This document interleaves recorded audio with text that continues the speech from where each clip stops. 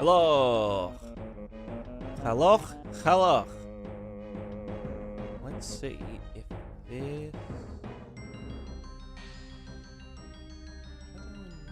Refresh browser when scene becomes active. I don't think I want to do that. Like the thing, but I'll try it here anyway. Refresh. When scene becomes active.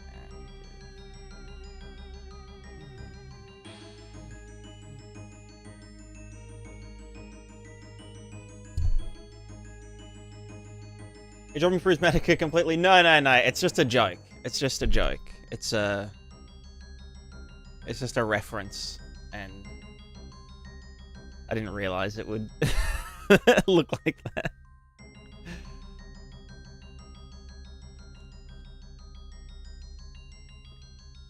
It means I'm here to dev.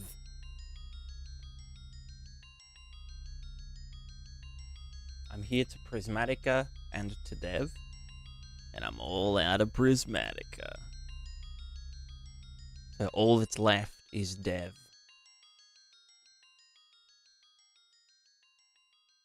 Alright. Let's dev. What about gum instead? No, I don't chew gum. My jaw's already sore enough. From, like, stress clenching. 2 streams in 2 days? I know, it's crazy. I'm here to you, and I'm here to tube. And I'm all out of you. Huh? What? What? Hey, kids, want to buy some Prismatica? Hell yeah.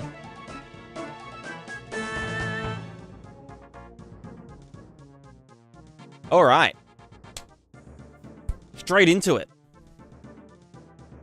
Let's frink this shint up.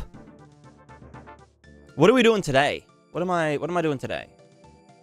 Any knowers? We're gonna look at some jaw clenching. Yeah, I've looked into it a bit. But, you know. Thumbnail.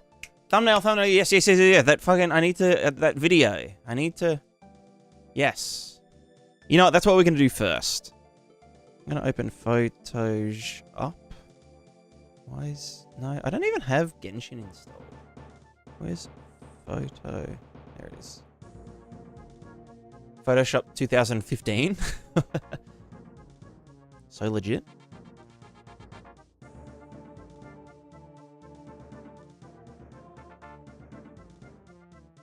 And then thumbnails.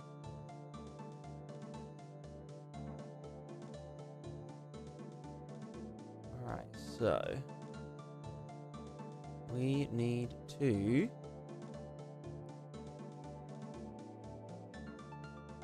what one am I doing again? The WPO disable distance? Or the DDX DDY? I think WPO disable distance, yeah. All right, we need some idea for the thumbnail. I think what we'll do for the thumbnail is have heaps of trees and then we'll have like 30 FPS on the left side, and then like 100 FPS on the right side. Something real drastic. But that means I need to find a world.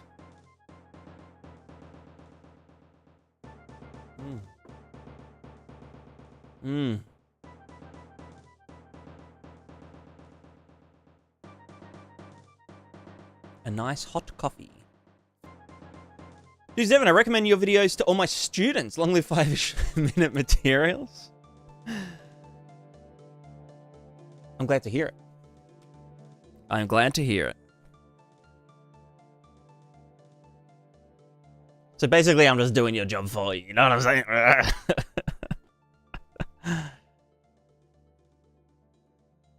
I hope they enjoy them.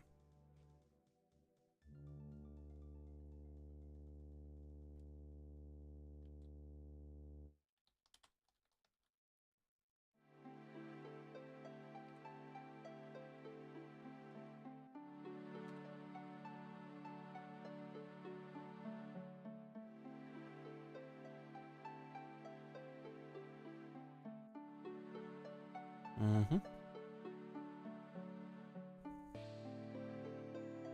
Is this the 5-minute materials video? Not really. I mean, it is, but yeah, you know, it's.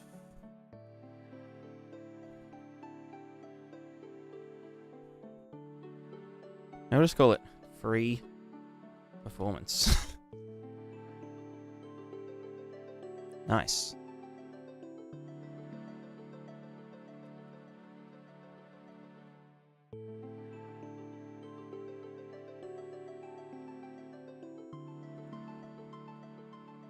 Right, I could use this forest as an example. Why is that one so sad looking?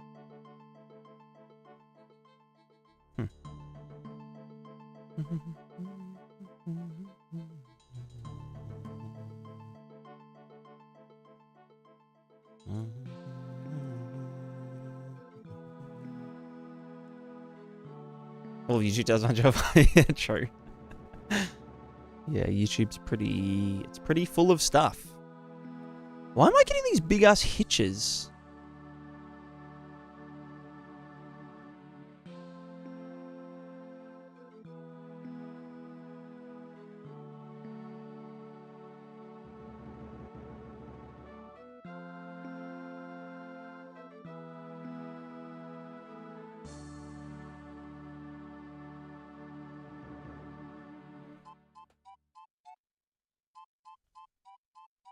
It's a very dark forest.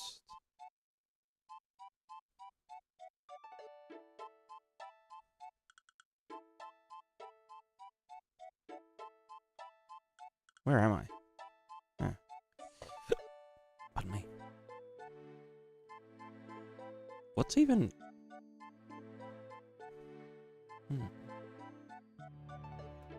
It's just a module with RVT tutorials. True. Could be doable. Let me just get, like, all these little penis parts.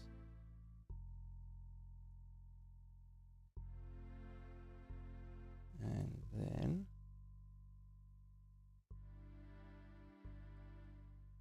Da-da-da-da-da. Brush size. Landscape.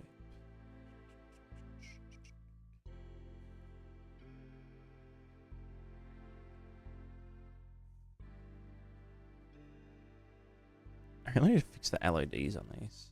It's like too shaded and whatever. And these are all sad because there's no RVT. How can I just want a damn thumbnail. Give me a damn thumbnail.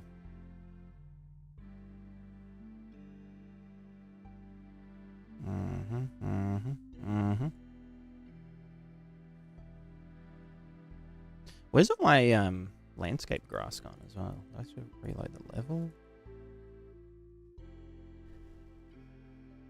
No? Hello? Build. Where's like build grass maps and shit? I keep moving everything.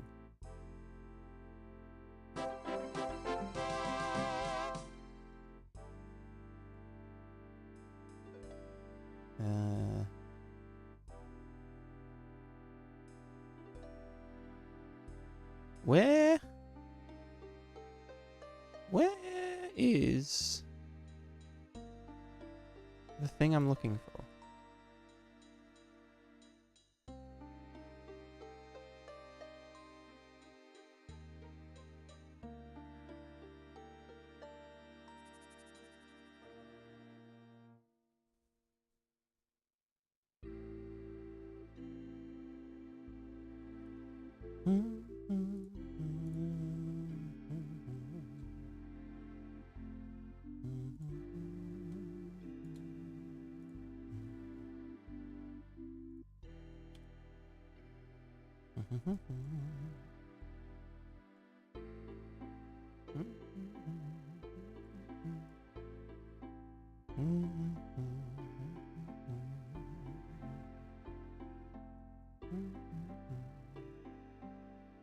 Yeah, Dev meme out? Yeah. That would be hella good.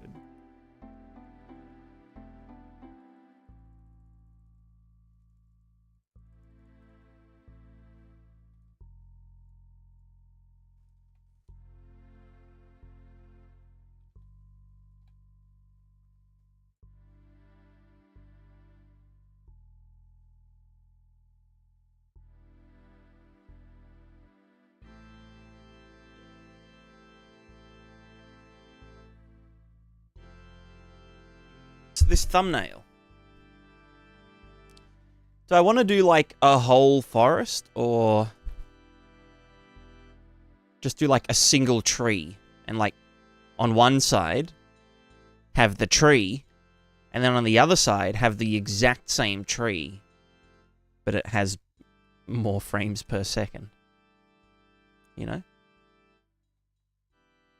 I guess splitting them individually would kind of make it clearer what the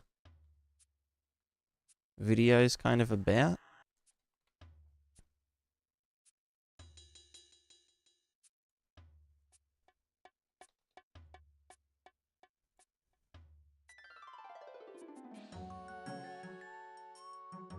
I'm sure the forest in the background. True, true.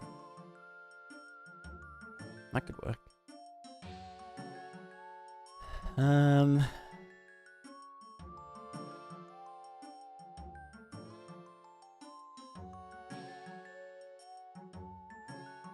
Seems with low FPS forest, but high FPS. Yeah, fair.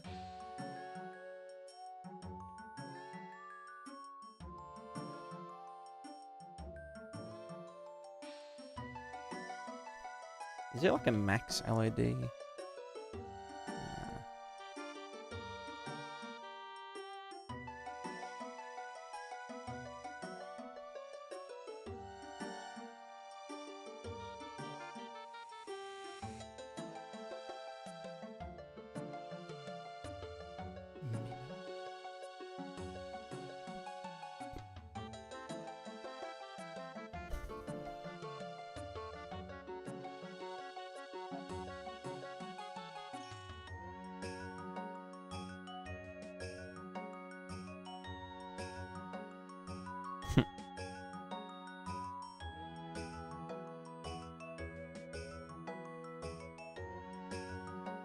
I wonder if you can just turn LEDs off.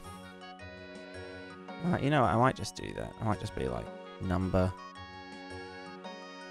LEDs. LEDs nuts. Or no, 0. Or I guess 1 is the main one. Yeah. And then just copy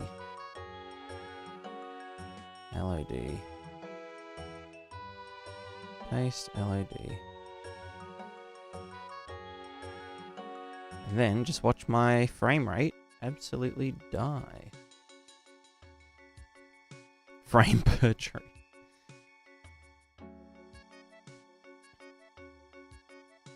Alright, look at that stutter. We can't even tell.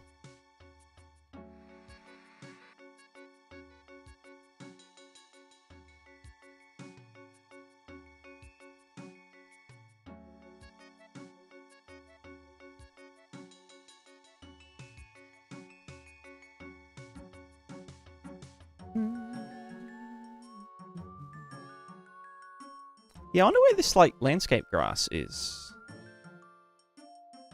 Is it just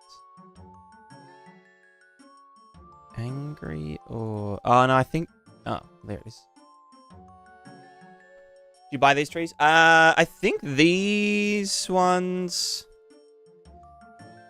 I don't really buy many asset packs unless they're like really on sale, but a lot of the stuff I use is just from like the free giveaway stuff. Oh, actually, speaking of free giveaway stuff, is there any free for the semi-month stuff?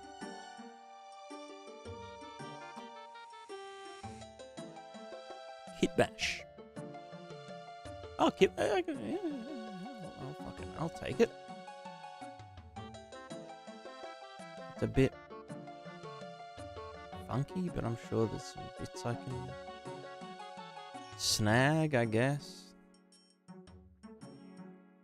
Sci-fi modular hover vehicles. Yeah, you know what? Fuck it. I'll buy that. Sorry, I'll bag that.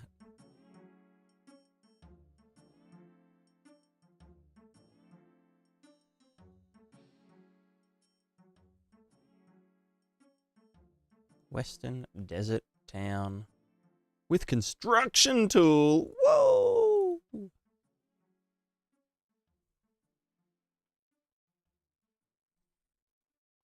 You know what I wish asset makers did?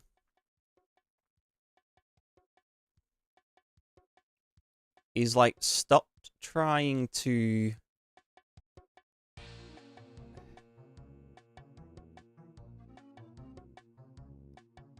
like add workflows to their assets. Because every single person that uses the assets is gonna like gut it and do you know what I mean? Like they all come with like a different way to change the color of the leaves and add snow and moss materials and blah blah blah. Everyone's just gonna fucking gut all that stuff and replace it with their own, or like, you know, it's just too much time and effort otherwise. Yeah, I guess so. People can learn from the pipelines. But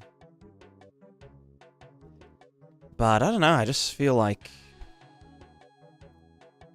some of them are decent, where it's like, you know, oh yeah, like here's how you can, you know, use this mask to change the color of just the leaves without affecting the branches, you know. Well, then some of them like have an entire, you know, like blueprint driving like seasons and whatnot. And like, but it's only for those assets. And so if they get like other people's assets or even assets from the same creator, it's like all of a sudden there's like 4 different things kind of competing.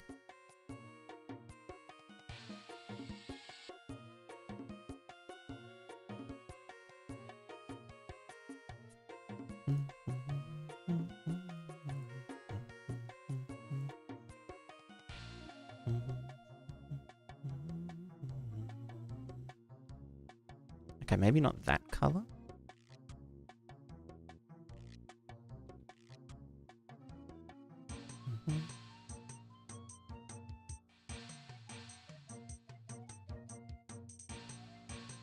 Amethyst, hello, hello. How are ye? How are the cats doing? Laser hurdle Java. Yeah, yeah. I mean, I guess, you know, people that are going to change it are going to change it anyway. But I feel like the asset creators could just, like, I don't know, save time and effort if they just, you know, just skipped that part.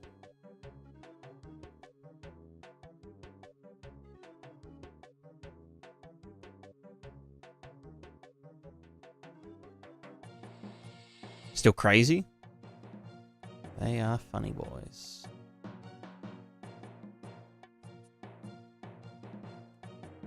Is this a tree? It is. Wow, a tree. Some big ass trees.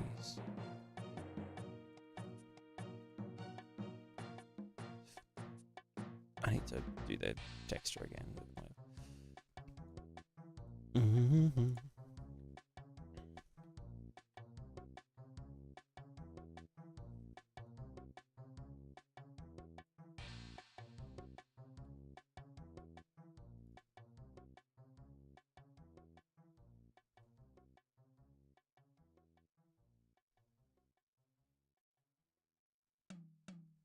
What are these using? Oh, it doesn't tell me, does it? Although, I can go to here.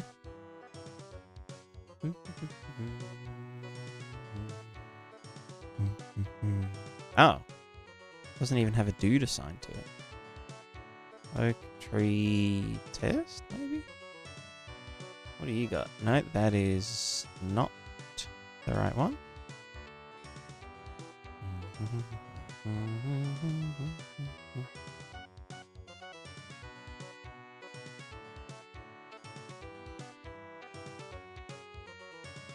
Why? You know what? Let's just go oak.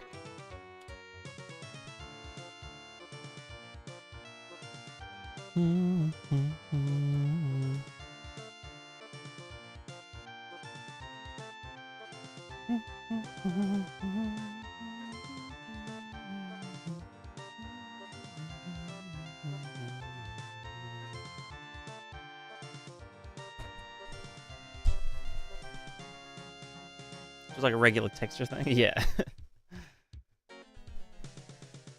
It do like that.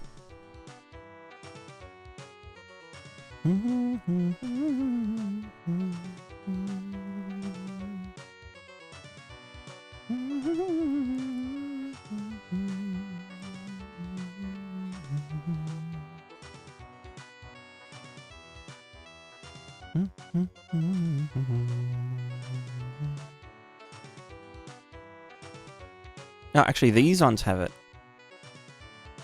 Tree test A.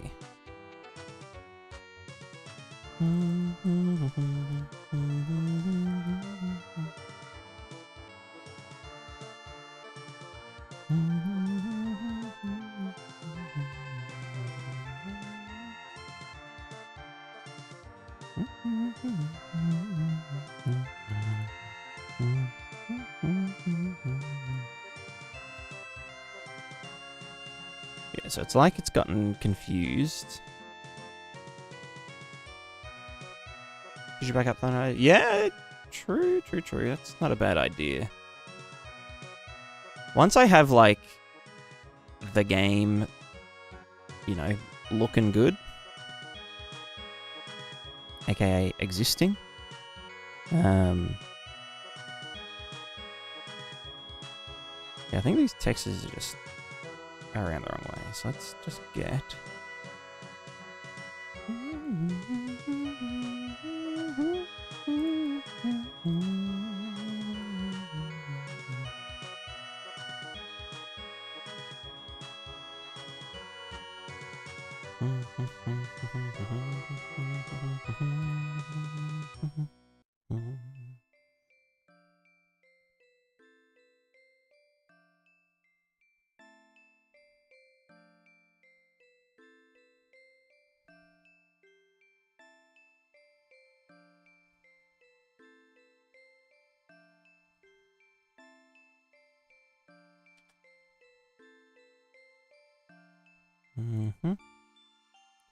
Hello, leaves. So what, this is the bark then? Yeah, I guess so. And then this is a leaf or some shit, but it's obviously not working. Classical. Oh yeah, look at those beautiful colors. They just work so well together.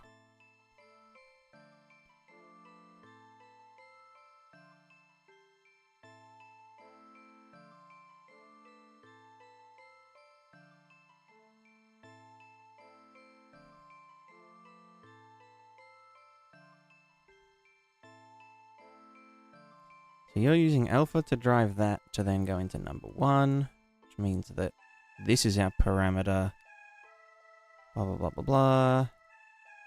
So then this should be going into the second one. Yeah.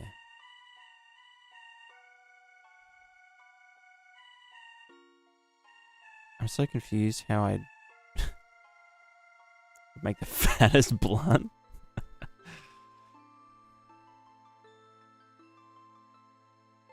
Right, let's just do this into...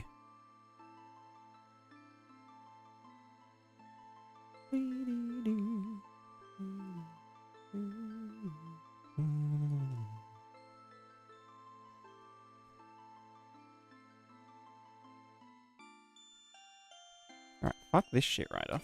Just get out. I don't even know what you're doing. You are just going to be the leaf color. Leaf color, blah, blah, blah, blah, blah. This is the trunk color. That's going into there, there, there, and there. We say compile.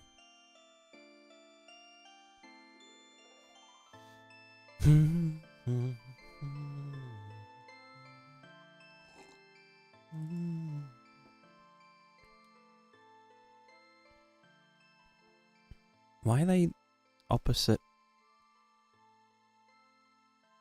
And why is that? You know what? Fuck it. Just YOLO.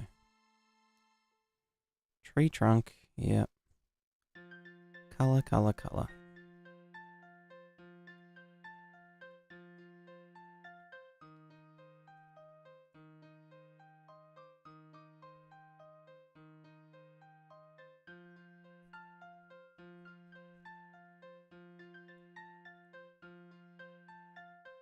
Alright, how on earth?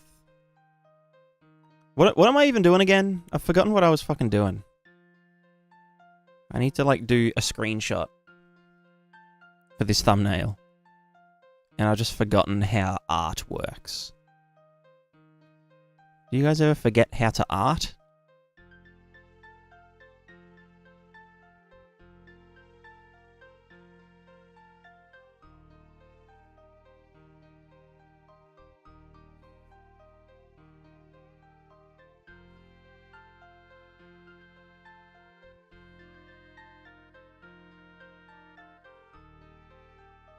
Maybe that's decent.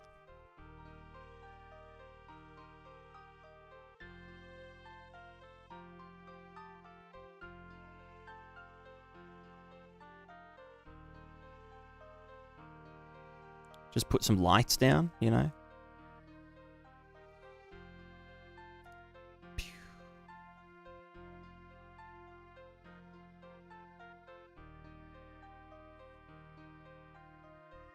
Some ambient light.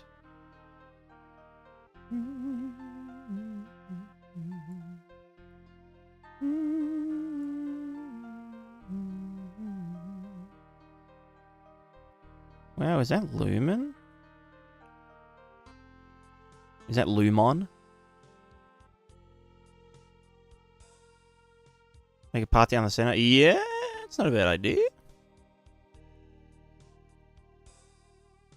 So you mean these two? Or that one? And then go kind of like zhoop. Maybe just zhuzh that to the side. I might also just chuck another pointy boy. Why am I... Oh, I'm in dick mode. Foliage mode.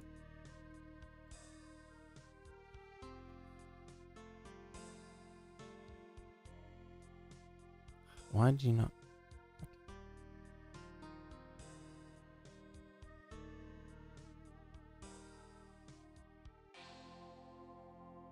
Just want to put it up. Just for a little bit of illumination. So yeah, so we'll do a little path down here. Just in landscape mode. What's this for? Just for a thumbnail for the well position offset disabled distance video.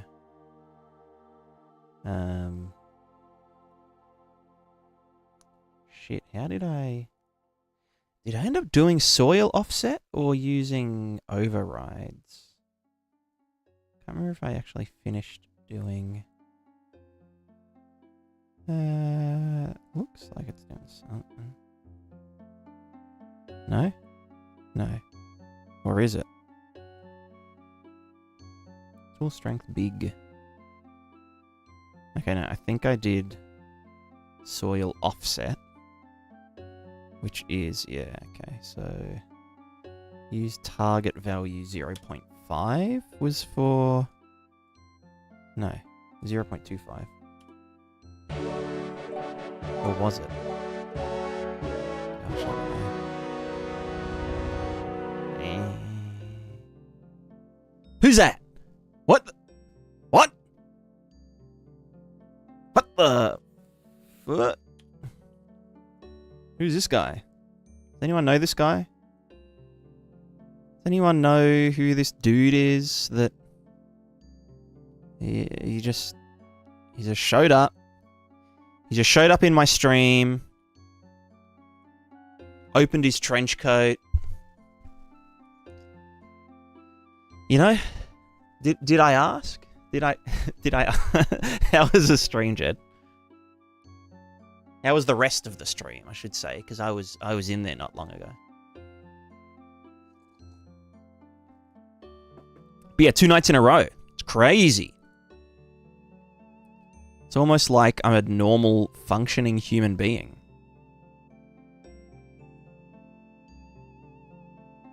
I'm currently just doing some thumbnailage.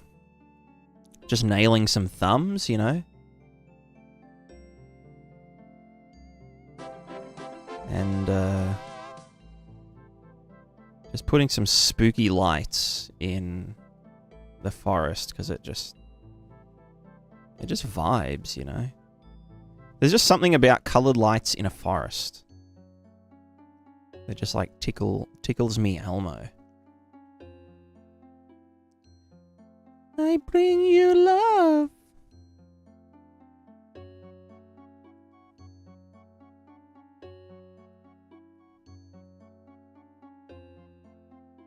I bring you love.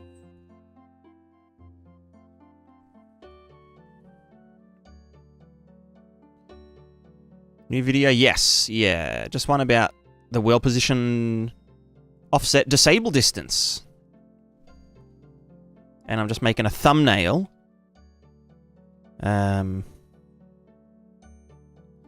Because, you know, usually videos need thumbnails, apparently. Videos tend to do a little bit better when they have thumbnails. Mr. Kearns.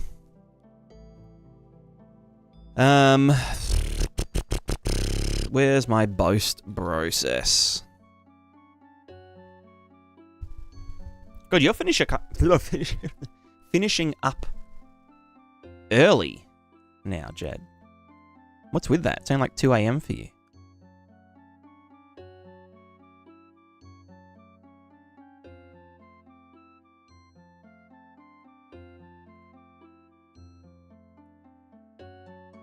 Post-process. Depth of field. Give me some of the squeeze. Wait, why are you not... Oh, because focal... Yeah, there you go. What the fuck? That's not how it works. Ah, right. Let's just make it really... Imagine having a camera sensor that was 2 meters wide. You know? I mean, why not?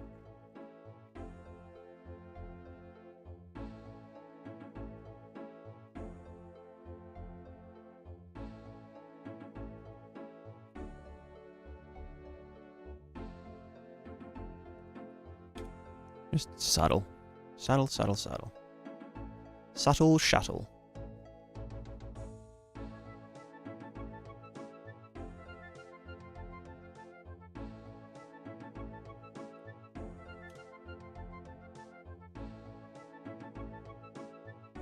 Hmm. Yeah. Where is my actual focal distance, though?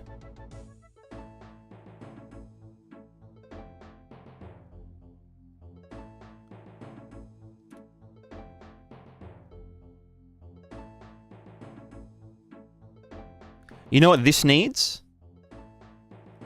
This needs floating particles. Obviously. What's the fucking point of having, like, any scene? What's the point of having depth of field if you don't have fucking floaty boys, you know?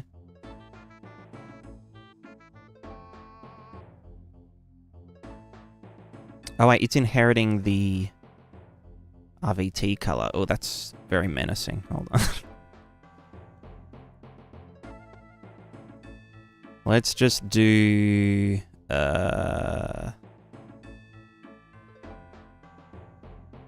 What's a good color? I guess fog color? Yeah, whatever.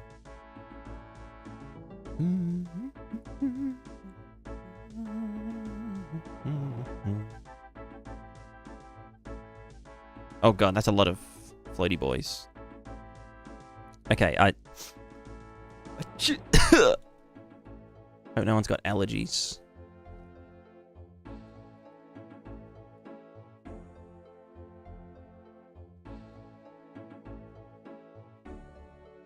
Let's go scale 2, scale 7, 7.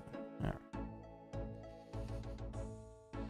What did I have for the RVT before? It was just for this little scene here, the Be Right Back scene. I just had it so that, see how all the grass and stuff is different colors and the trees are different colors? It was just inheriting that color, like the particle-y bits. The particulates. Okay, and that should be like 3 or something.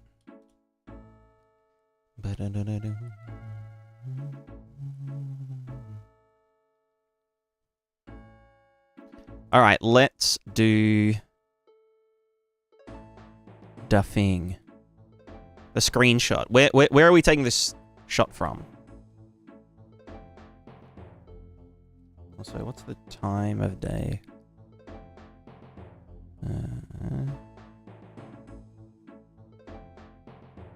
Ooh, spooky. Wow, so spooky. Wow, it's just like magic. It's just like magic. Want to catch a tree? Yeah, true. That's a decent point.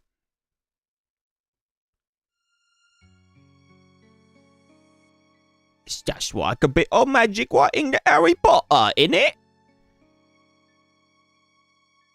Is that blade and play anything to make choice? No, these are just assets. I'm just an asset fiend. I see an asset, I take an asset. They call me the asset man? I don't know. What do? Yeah, I do think, yeah, we need the up. What's it called? The sky. The up dog. We need the up dog. Otherwise it, you know, has no context of what the fuck's going on. So, let's get down nice and low. Just put a value for WPO disabled distance, and this scene showed up wild. True. Asperger?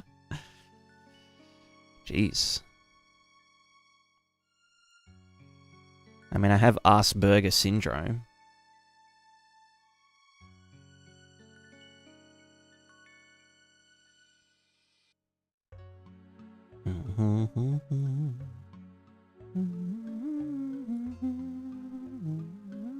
The asset ripper. Yep, that's me. Yep, that's me. You're probably wondering how I... something. You're probably wondering where all these assets came from.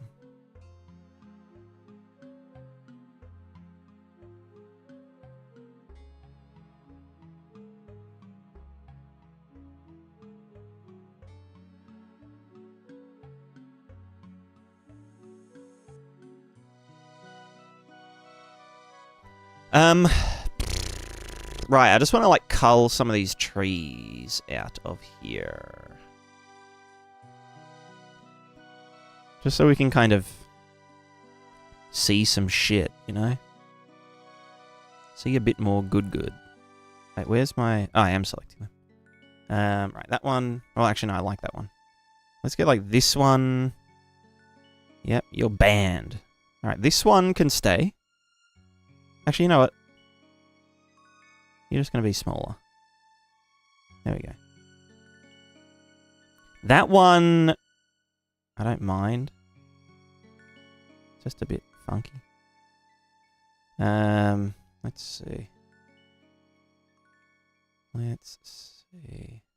Finding good assets became way harder after they moved to Fab. Yeah, Fab's just... I don't know. Just the whole thing is just... You know? You know. You know what I'm saying.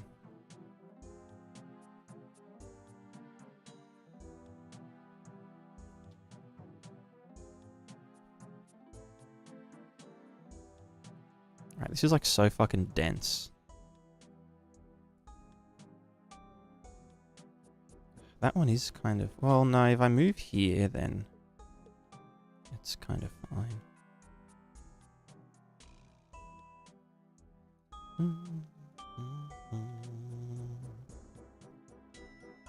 It's not that fab, exactly. I have not had a fab time with it. Haven't bought anything since fab release? Yeah. I don't think I have either.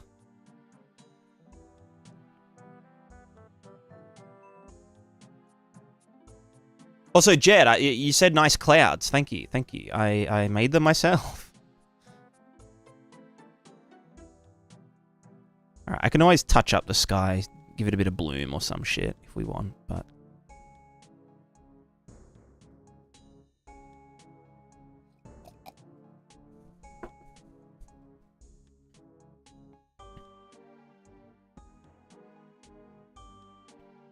No zoom functionality on screenshots. True. You know, I hadn't actually noticed that.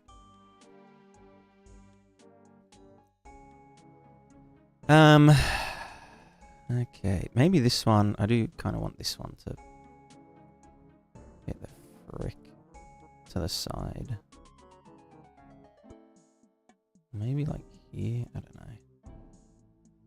Yeah, and then these little bits and bobs. You are going to live on the side of the path. Thank you. Get out of the way. You're clogging up the path. You're holding up all the traffic. I kind of want this to have a bit more of a bend. Oh, this is a lot of effort just for one little fucking doodad, you know?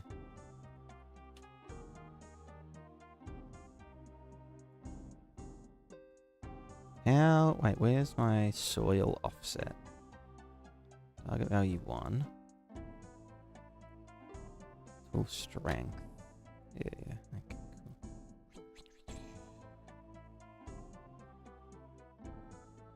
Target value 025.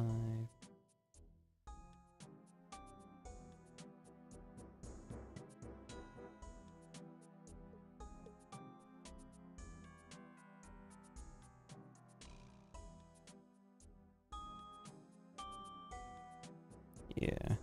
Maybe that's a bit too windy.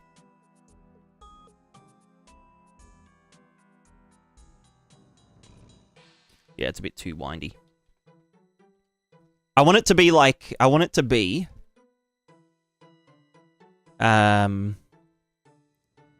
It's supposed to, you know, be like on one side bad performance. On the other side, good performance.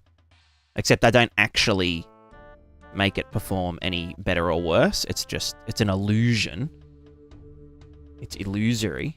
Also, I'm going to put more grass here. Can I? Where's my fucking... Come on, offset the fucking soil. There we go.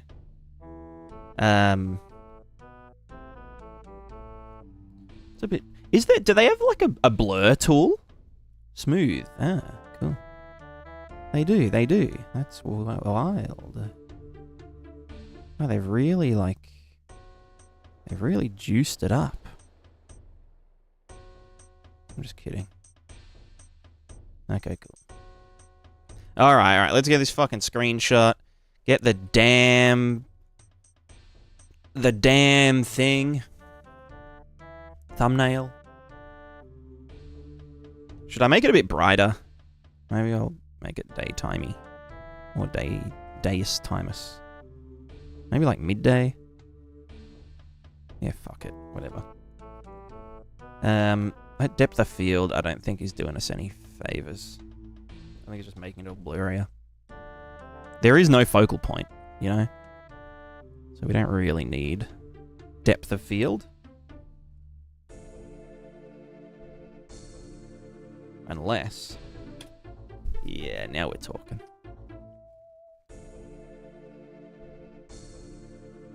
What's the squeeze? Oh, there. Yeah, no. Squeeze 0.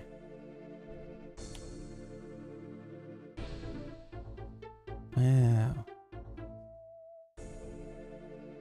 You know what? I actually don't mind the depth of field just because of the close-up stuff. Usually I just do a fake, like, tilt shift in post anyway. But, yeah. Get 1,000. Can you set the, yeah,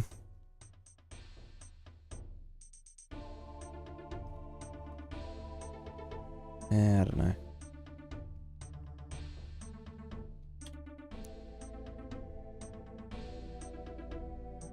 Emulate the properties of anamorphic lens.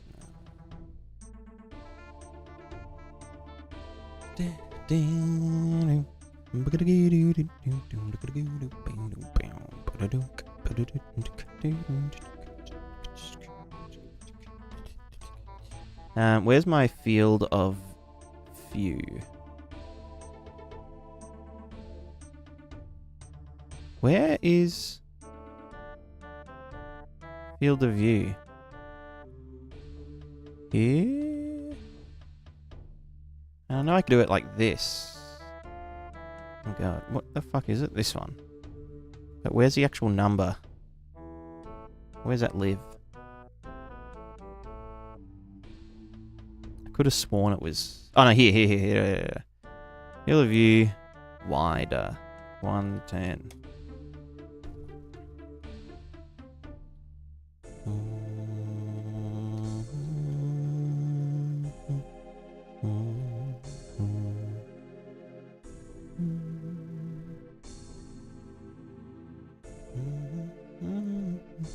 Alright, these floaty boys are a bit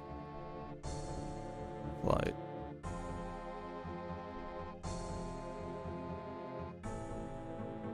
Oh, that.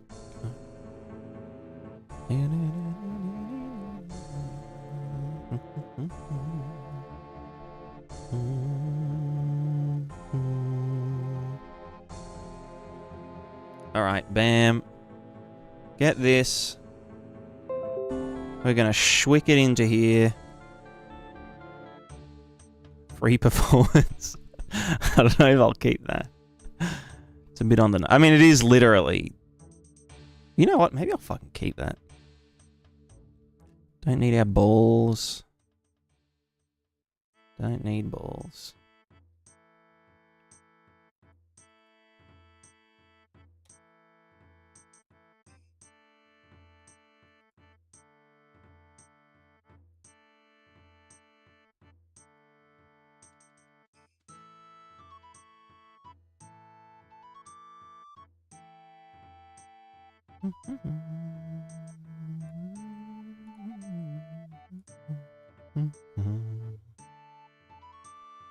Right, then what I want to do is just a new layer, a new layer.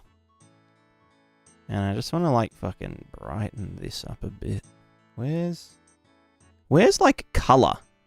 Where's like, how do I, and why is this interface so damn small? Like, what the fuck? Let me just like, is that, where's sky color? Yeah, I just need to like halo. Halo, halo, something halo. Chuck a little shadow down here. Lens flare, you know. I've got like 1 billion extra corrective layers from the last one going. You know what? I'll keep that one. And then we've got the hue saturation, yeah, whatever. Brighten it up, yeah. Add blues to the shadows, yeah. A gradient map that isn't necessary, but I'll just fucking keep it, whatever.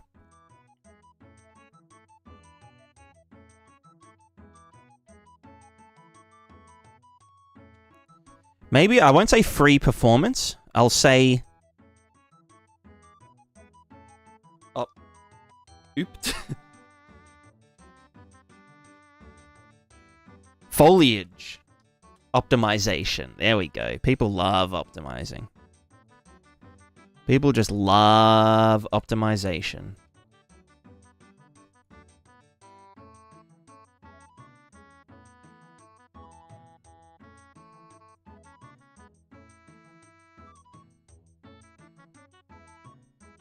Or should it be the other way around? Should it be foliage optimization and then WPO disable distance? You know what I mean?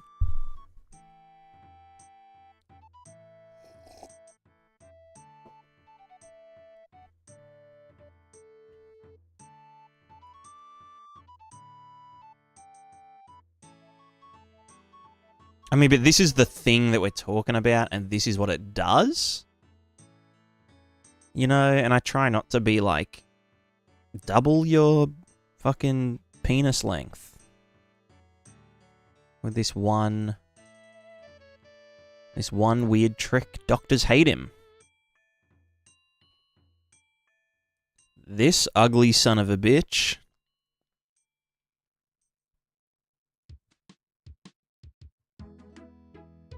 You'd watch that? Okay, okay.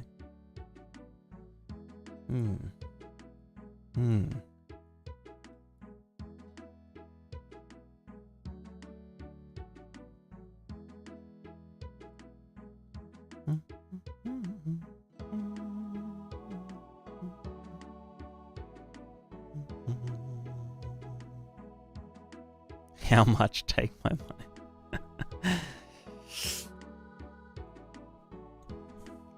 All you need to do is just get the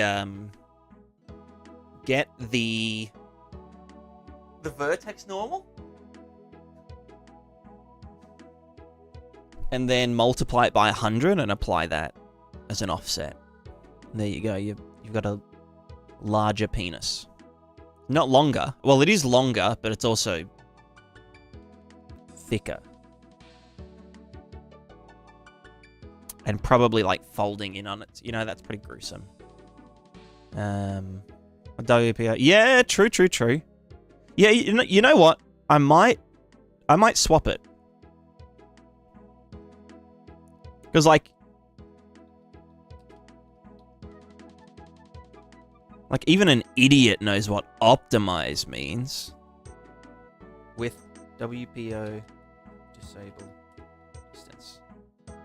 Yeah. You've convinced me.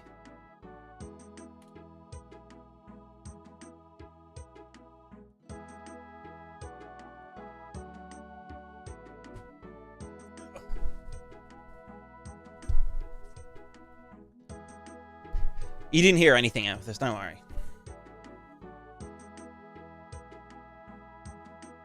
Alright, do I have like a little arrow stored here somewhere?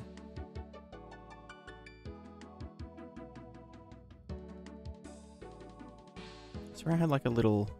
Oh yeah, here we go, here we go. There's one.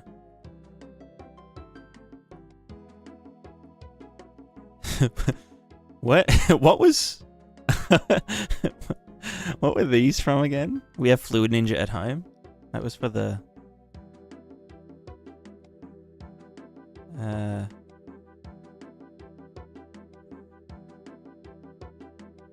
Where...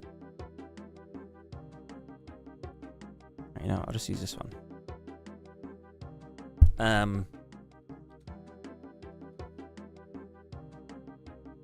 10 FPS. And then... Oops. Can I... How do I duplicate a layer again? Just drag you down to new. There. 10 FPS. And then over here, 1000 FPS. Do you think people have, like, a sense of humor? Or...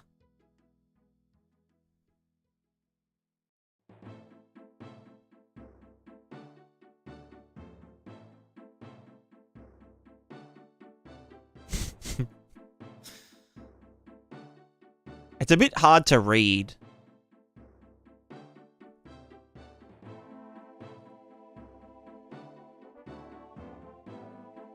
$696 FPS.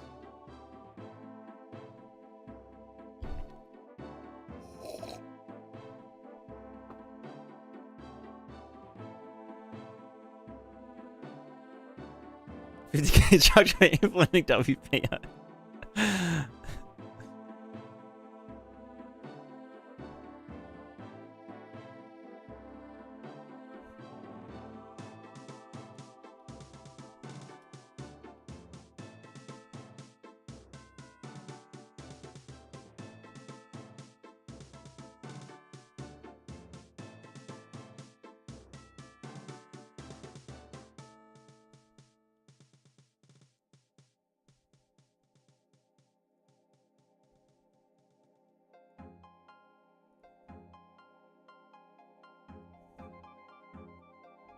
How's that?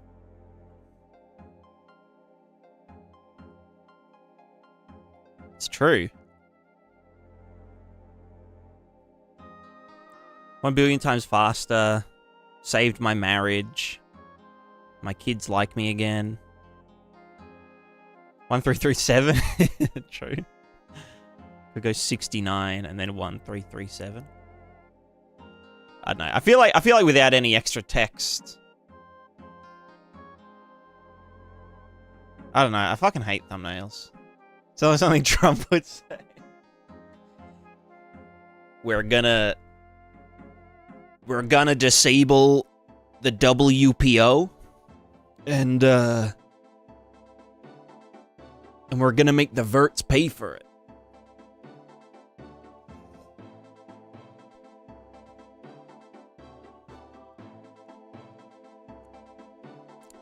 Putting tariffs on vertices.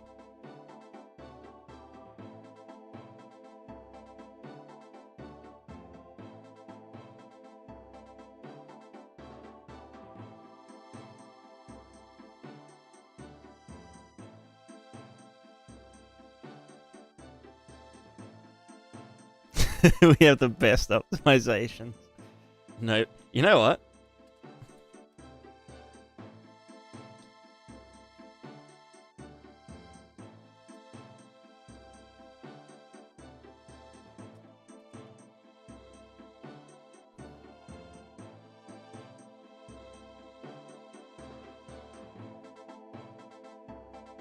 Maybe I'll put this.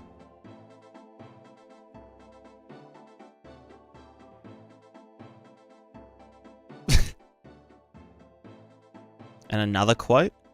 I mean, I don't know. You can't really do quotes in Thingo. Oh, so I just realized I kind of want to make this bigger now. But I think it's sort of too late because I already scaled it down and it's rastered. Where did I put that fucking screenshot? Yeah. I mean, I can probably... It's a fucking thumbnail. Who cares? Who cares if it's a bit blurry?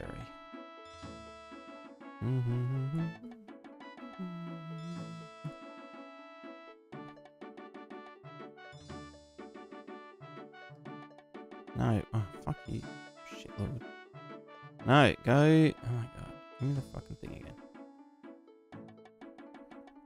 Don't make me come back there. A bit less than that.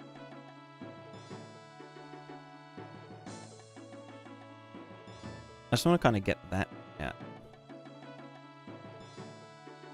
We're just going to like sharpen the fucking shit out of it.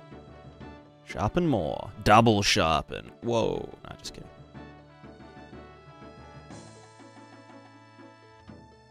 I don't know. Fuck it. I'll just call it there. That's fine.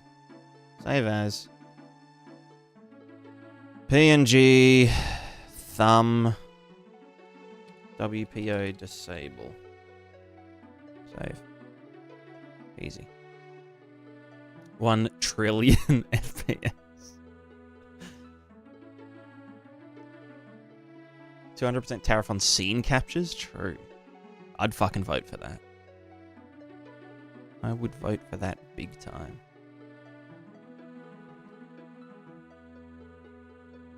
Alright, yeah, you know what, save that, whatever. Invert the background. Hell yeah.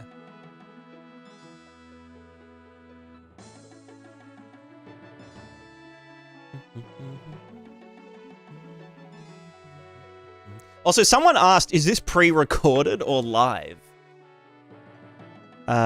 This is live. This is live.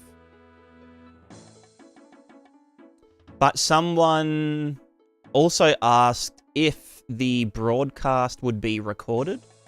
Or do they mean? This was like ages ago. Oh, will there be a broadcast recording, Anton? Yes, you can view all of the previous streams on YouTube if you go to my channel and go to the live tab. And there's like hundreds and hundreds of recorded thingers. Recorded things. Alright, WPO disable distance Ds. Let's get thingerin. Thumbnail, upload file. We go to our assets, YouTube finals, no, Prismatica assets, WPO disable. Yeah, cool. Optimizing foliage with WPO disable distance. Fuck, what are my other videos called? Is it a 5-minute materials? I guess it kind of is, maybe.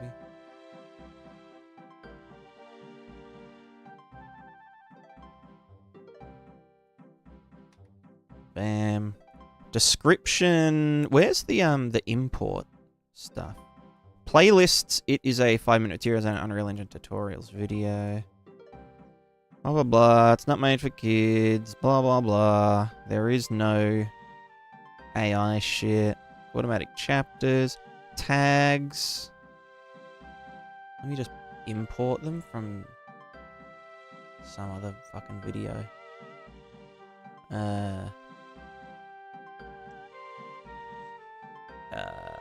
Foliage.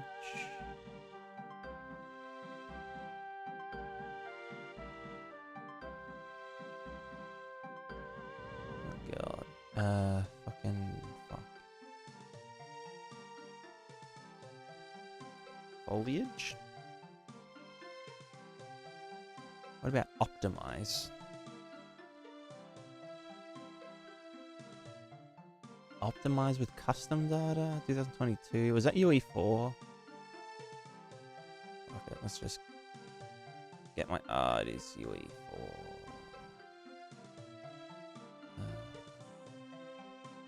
Copy them, smack them in there.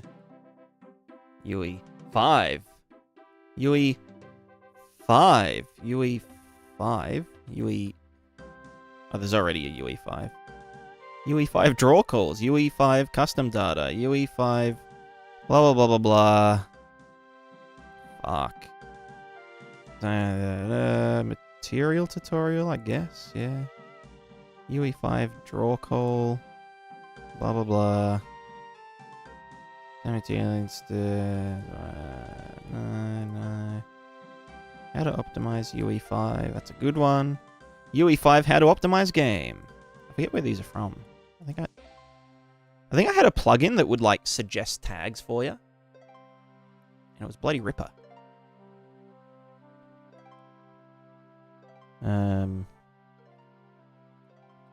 Whatever. Right, UE5 foliage. UE5 grass. UE5 trees. UE5 foliage animation. UE5 WPO. Whatever. Tags aren't really fucking necessary. Cool. Description. What's the description of this video?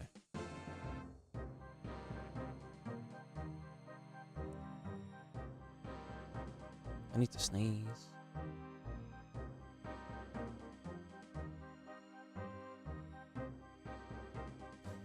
Oh, fuck.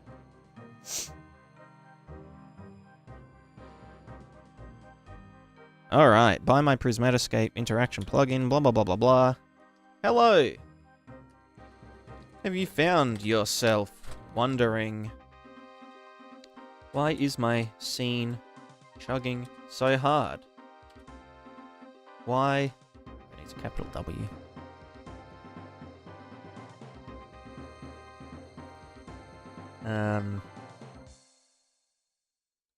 Why?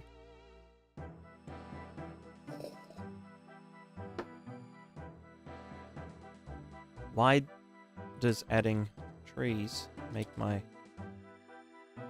set my computer on fire? Why did my wife leave me? Well, I have the solution. WPO disable distance function is a cool little feature in UE5 that can save your ass when it comes to performant foliage and foliage animations. I don't know, whatever. Enjoy. Sick. Alright, and then I'll schedule that for... I need to do end cards. Alright, save.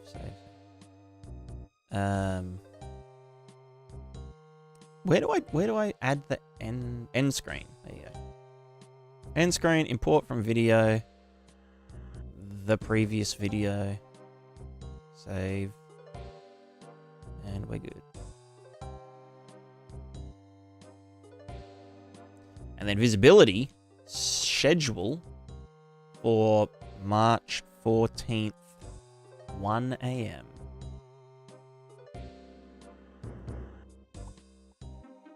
Why is my window not there? It is done. Save. Cool. Alright, we're done. We freaking...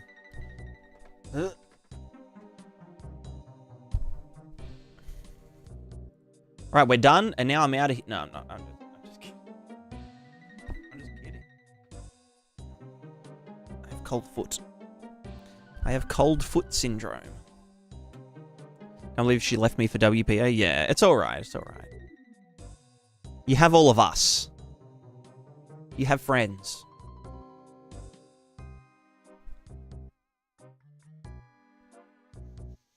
Why am I so sweaty? I had like a nap before. I remember saying to Amethyst, like, oh yeah, I'm going to stream at 9:30.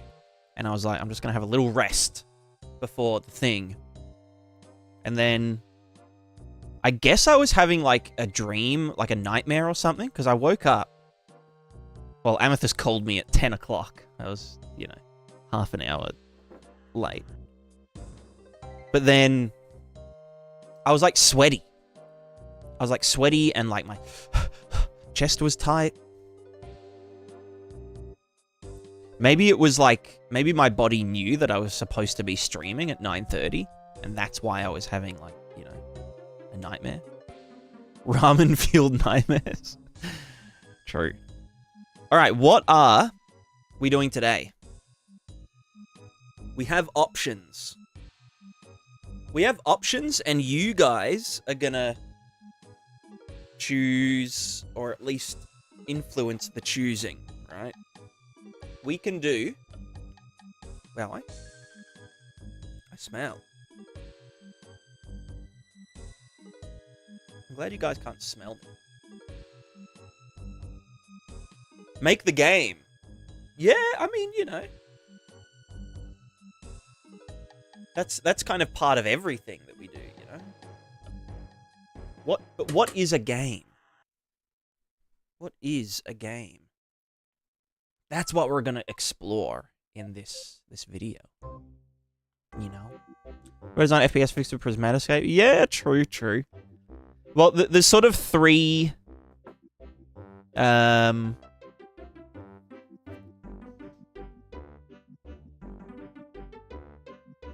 There's currently like 4 things that I do. Maybe 5 things that I do. In general. We have 5 things. We have Prismatica plugin. Over here. We have Prismatica world simulation stuff.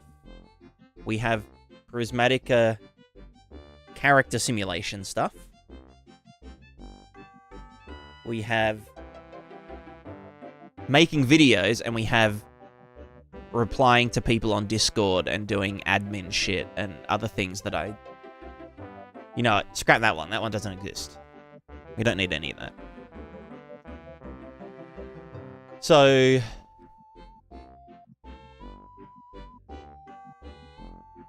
What do you guys want to see?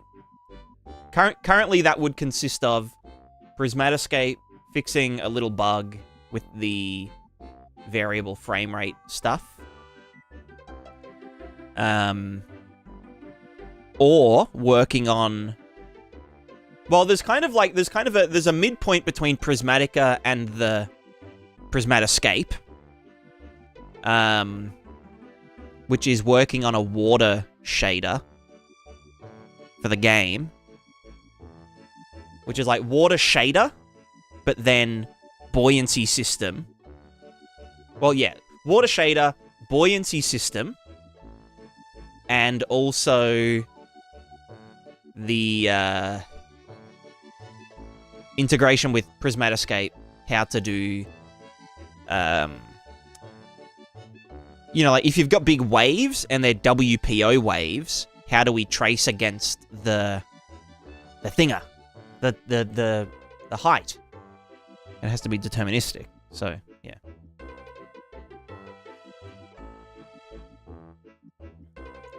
Interactivity, active with actors, active with NPC, active with players, with water, etc. Nice.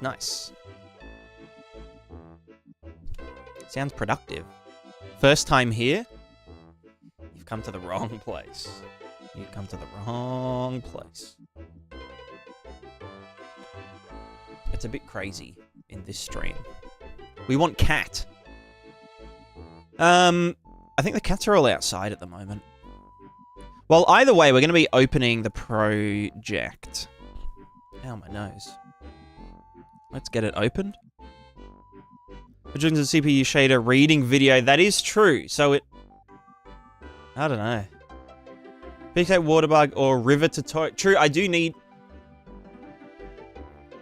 I might save the video about the rivers and stuff until the ocean stuff is done as well.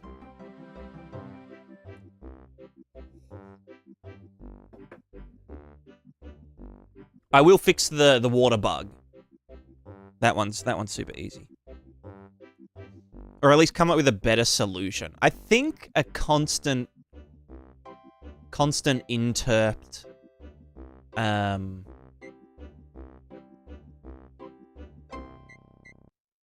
so like the bug at the moment, for those that hadn't seen it, is in the plugin. If I go over here, right, and I have water, and then I like, what can I do to like,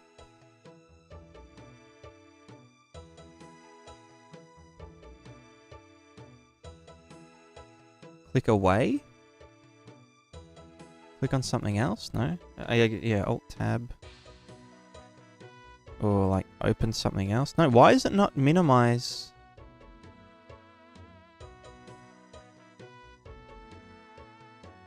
Oh, you know, it might only happen at really high FPS anyway. So I'll uncap FPS.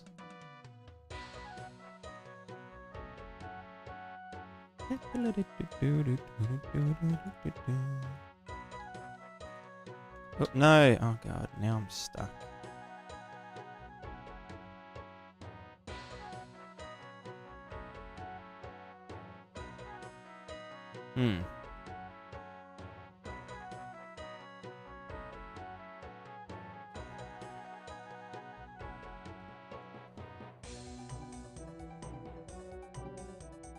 There we go, there we go. Okay, so if I, like, close and open again, it's just, like, super angry because, yeah, the frame rate temporarily dropped for a bit. And then our simulation render target looks like... I guess if I... So I don't know if you mean other levels. Alt-Tab for it to go crazy. Yeah, so I guess when it minimizes... And it right. So, because when you minimize or like not focused on Unreal, it will just run at a lower FPS. Whereas when I resize the window, it just pauses completely, which means it doesn't necessarily do it. So, oh yeah, sorry, the bitrate will be going nuts, but oh no, wrong thing.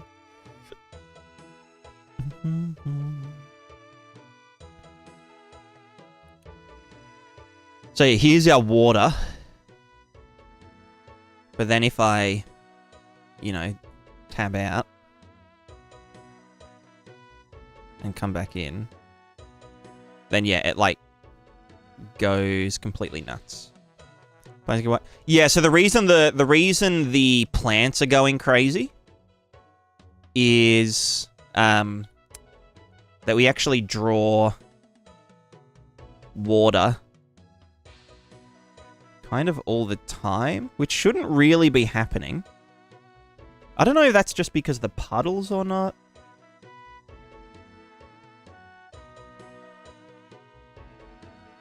You know what it is? It's because the... No. It's okay. It's because the surface simulation draws puddles, or you know, makes puddles bigger. So like, if there wasn't a puddle here, I can be like, oh yeah, like I stepped here and now it's puddleless, and that draws to the alpha. So what's happening is that where there has been like a, you know, some amount of water stuff,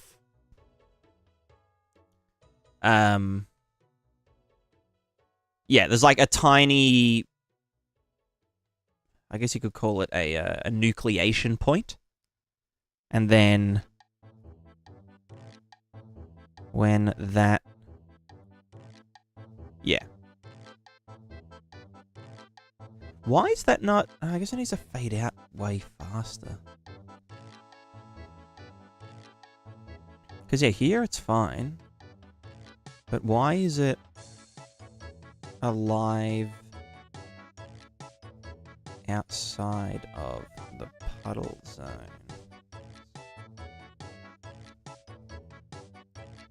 Because it definitely shouldn't be... I mean, that looks reasonable there.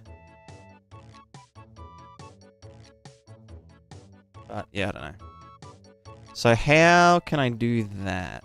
I guess I just need to do an add multiply. Well, let's first fix the bug. So we're going to go Prismatica Manager.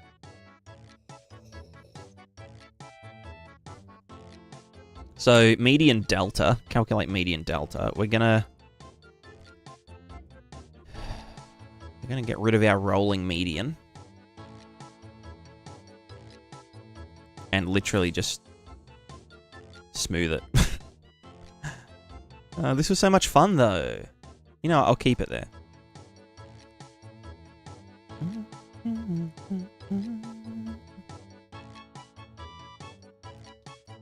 Alright, delta world seconds. Set median delta.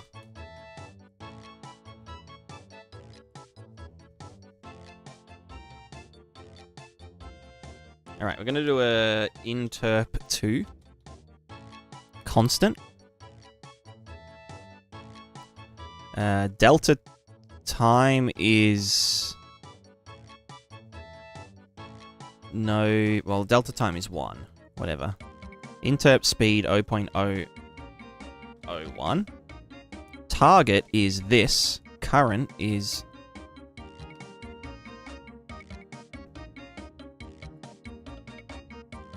Now I'm going to call this the stable. Stable delta. The other thing we need to do is...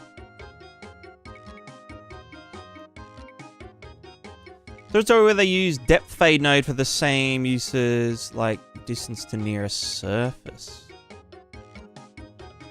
That would only work for translucent materials. So depth fade is like, if I had water, a translucent water, you could get the depth from the camera that the things behind it are.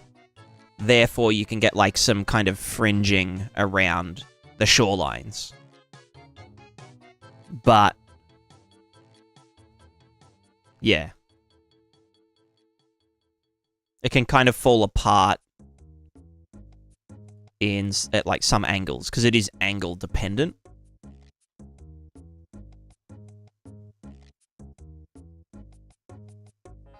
But, I mean, it's definitely cheaper than sampling the distance fields.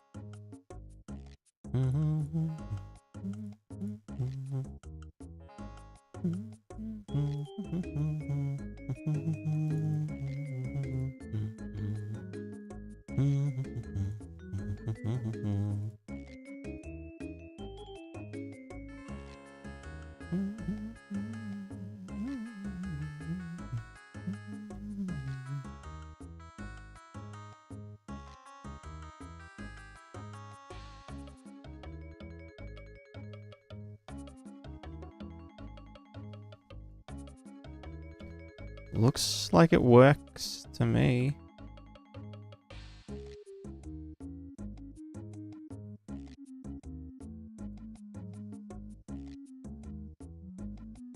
Yeah, that works. So it's just a constant interp. So that even if the FPS changes like from 100 to 0. What does it do at the start though? Okay, now it gets there pretty soon.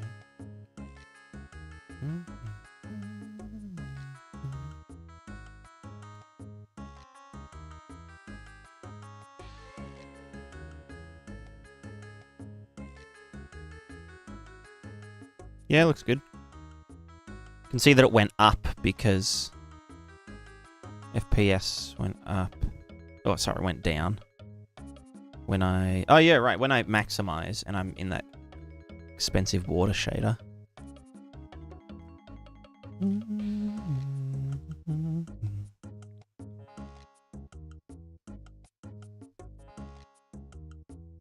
Yeah, that looks pretty good to me.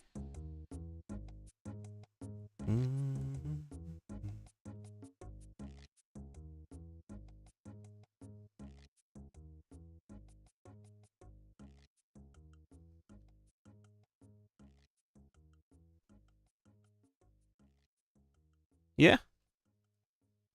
Yeah?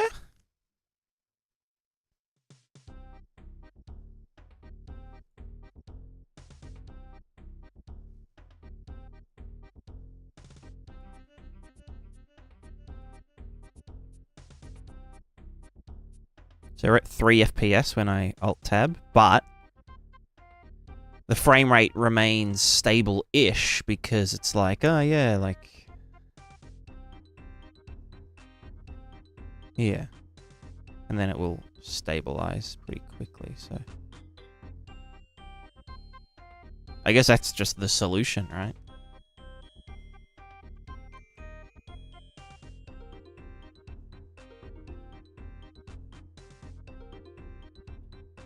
Background music, Magic Fire, Gnome Orchestra, Arrowbones, Star Wars. Yeah, true.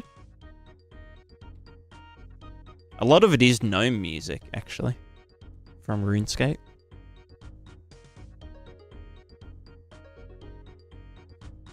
Alright, well that's one thing fixed.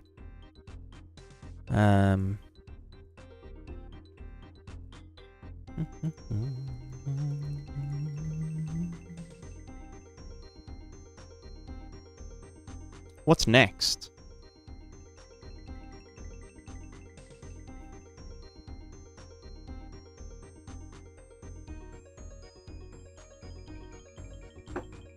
FBI, how's it going?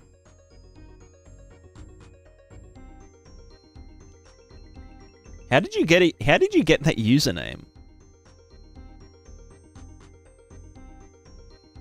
That's lit. When Prismatica still use UE4? Yeah, true.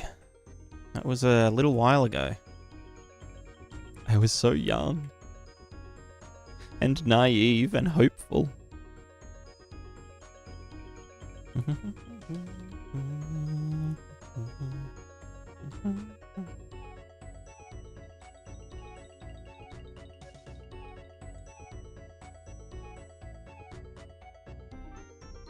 Okay, yeah, this is much more stable. Because I am... Nice, nice.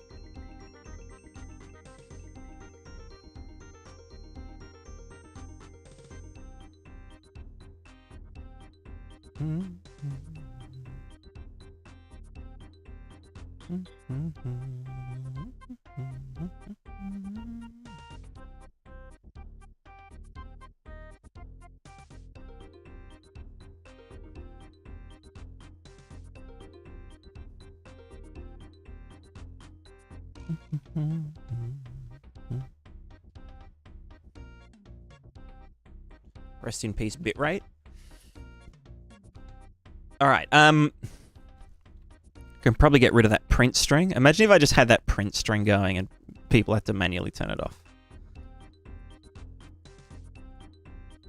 Alright, next.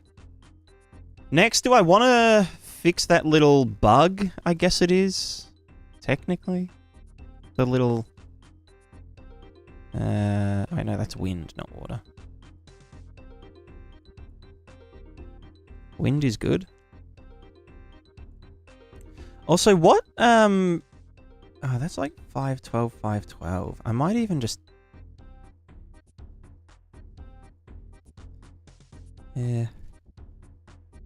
Maybe I should just do like an optimization pass.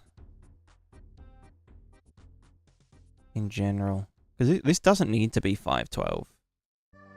Why is it 512? Oh, because it runs the same as the fucking water ripples. Runs in the same doodad because there's crosstalk. But that's so much juice.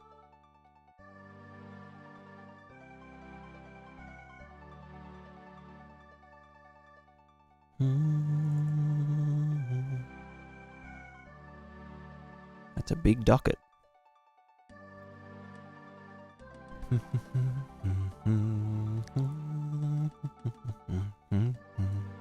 Yeah, so I'd have to split the water ripple sim and the water velocity sim. What order would I do it, though? So offset. Read water location worlds.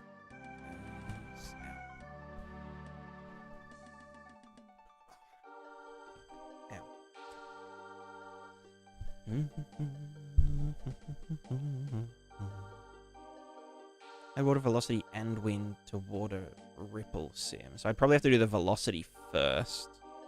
So we'd have to go wind, then wind draws to water velocity to some degree, and then water velocity draws to water sim. What's this? What's paint sim? What's paint sim? What's that even? Crazy. I was also thinking, do I really need to do... Let me see how derived normals look for the water ripples. I mean, I know some people... That's with blur as well. But... I don't know.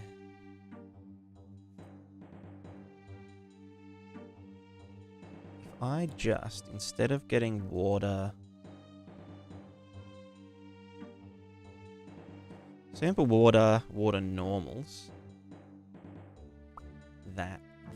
If I just got the water height map and just did a classic DDX, Pris normals from DDX DDY, chuck it into there, put that into there.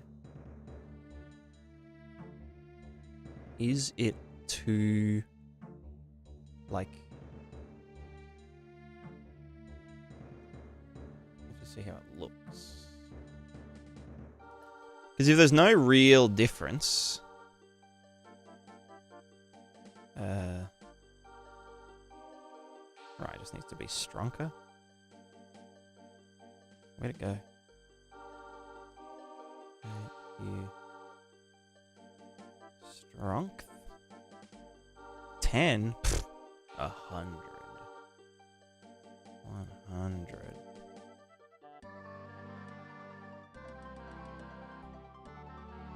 Because yeah, if DDX DDY derived normals look kind of, you know, as good. Okay, no, they don't.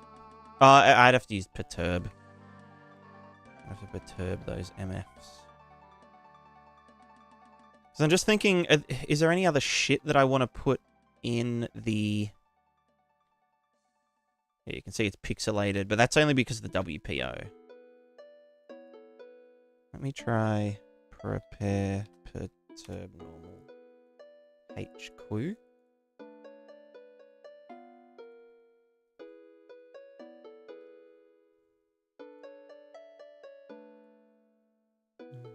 And then that would need to be transformed from world to tangent.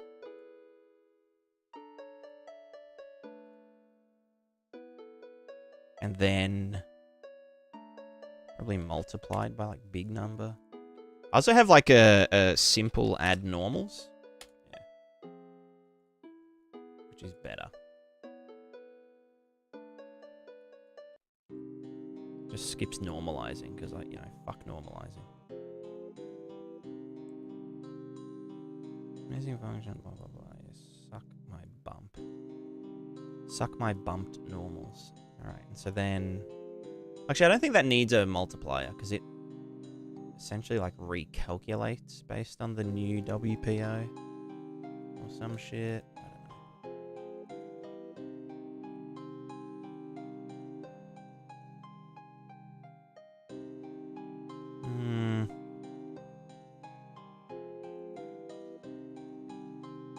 Let's just pump it.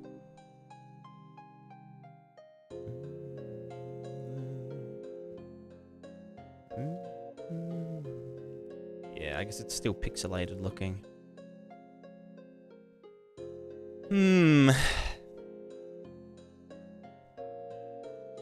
Right, well, I guess we continue to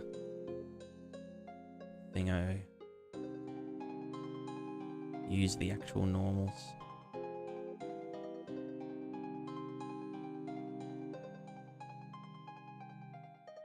I'm just thinking I could free up channels.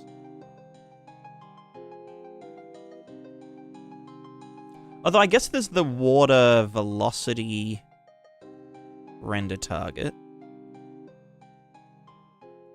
which is, I think currently it is velocity in the RG.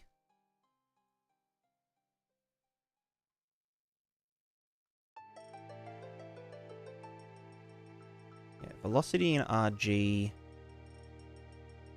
but then in BA, I think it is... Oh, fuck, I fell down. I think in BA, it is velocity over time, which is for, like, if you had moss growing on top of your water, you could, like, push that around. Yeah. It doesn't look like it's doing it here. I think that's literally just... Yeah, it's not even. Because that's just pink. There's no gradient between them. So there are two channels that aren't used.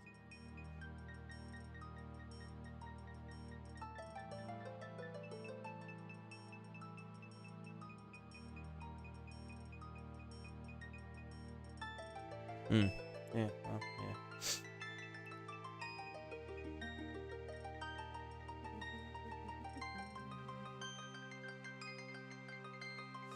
Ten Corrado, hello, hello, hello, hello, hello, hello, hello, hello, hello.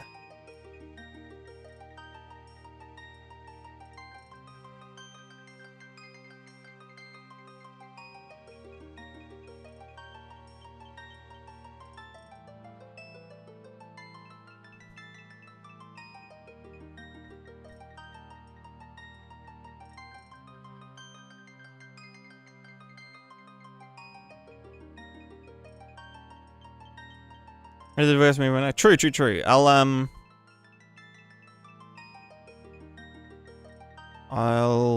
do a bit more work and then send it. Maybe I'll just do the ocean shit today.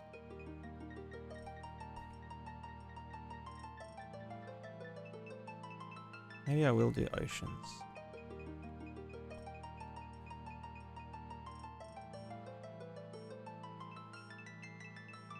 Maybe we'll go out this side. Oh no, I guess this is like water stuff.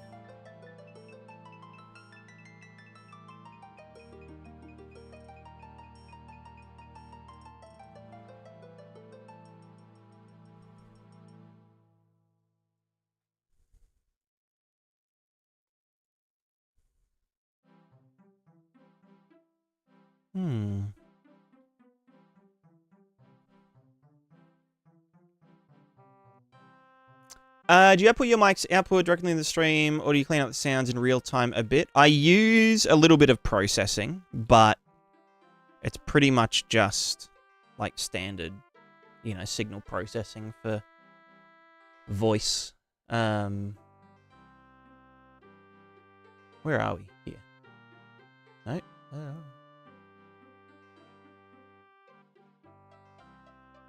Bam. So just in OBS.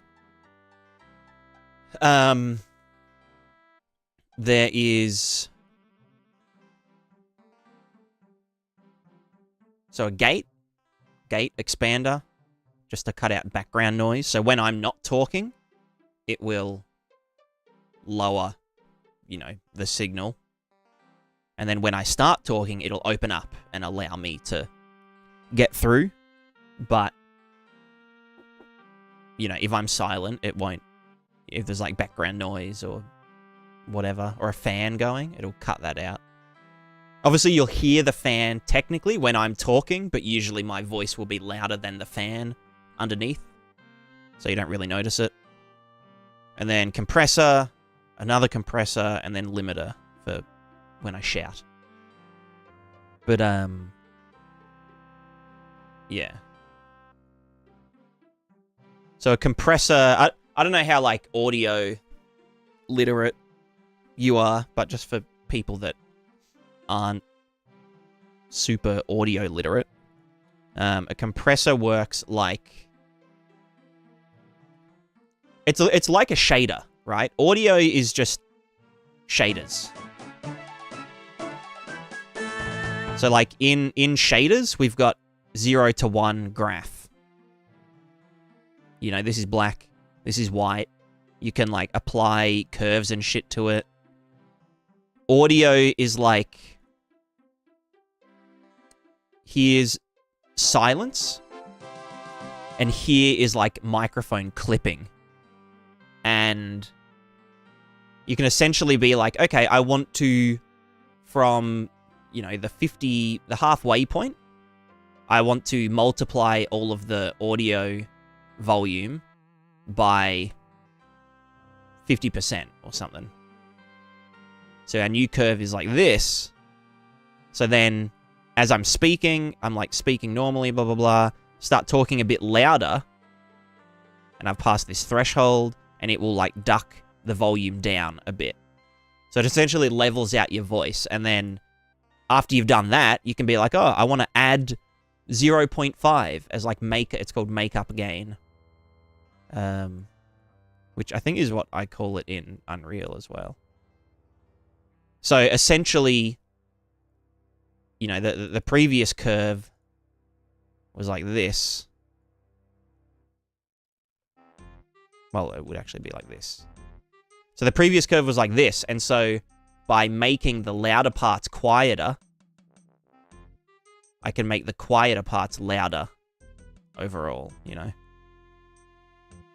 So that's just what a compressor is, and then a gate is the other way around, where you're like getting the darker values and squishing them down to be even darker. So that's all I do to my voice. I think there is, I think OBS now has an EQ. It's got a 3-band EQ, which is cute. But, yeah, this is like just bass boosted.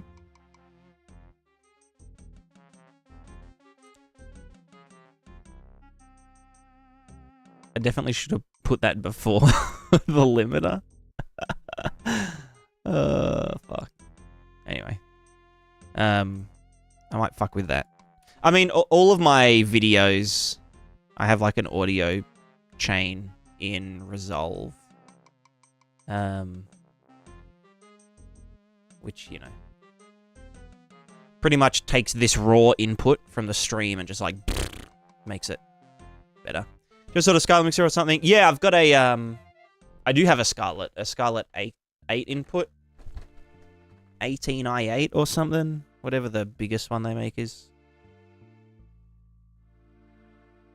But I mean, if you, if you're just doing like streaming and stuff, you could just get away with a single or a double channel interface. But I've got that to, like, record drum kits and stuff. Or that, and then chained into a... what's it called? A Sapphire, which is the Firewire equivalent of the Scarlet. God, imagine fucking using Firewire. Do you guys remember Firewire?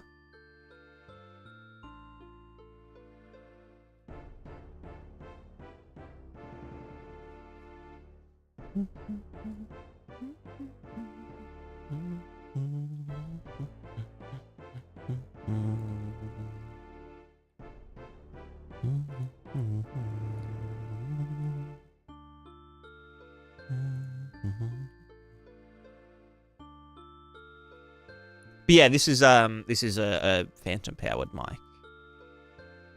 Phantom power. Sounds very fancy.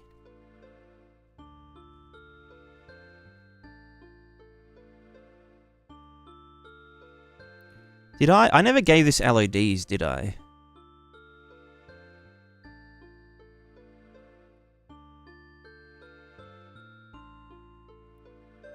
No.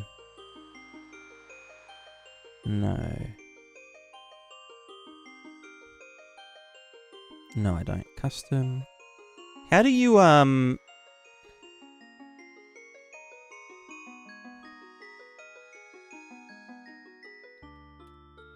Let me chuck this in there. I'm gonna move it.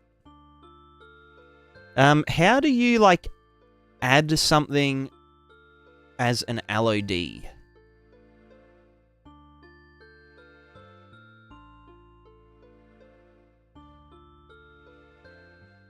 And I need to actually find all the...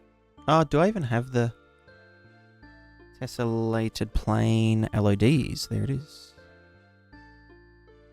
01 to 05. I will copy them.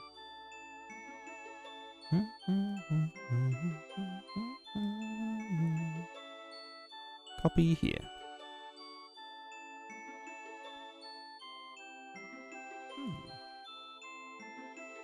Details of static mesh. Okay, yeah. Thank you.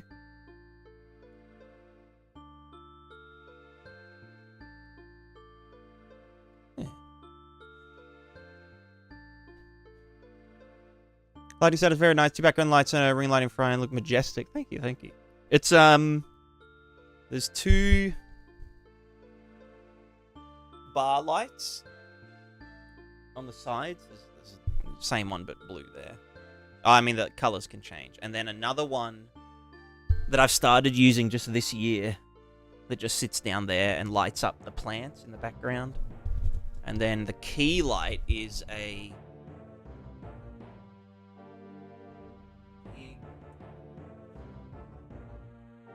softbox.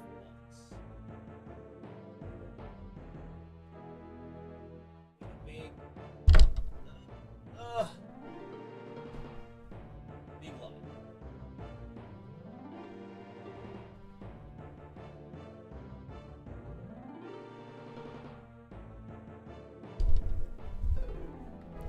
Pretty much a sun in my face all the time when I'm doing... That's why, like, when I used to stream, like, again, only starting this year, where I got, like, dummy batteries for that, because it's a battery-operated light that doesn't have a standard, like, DC input.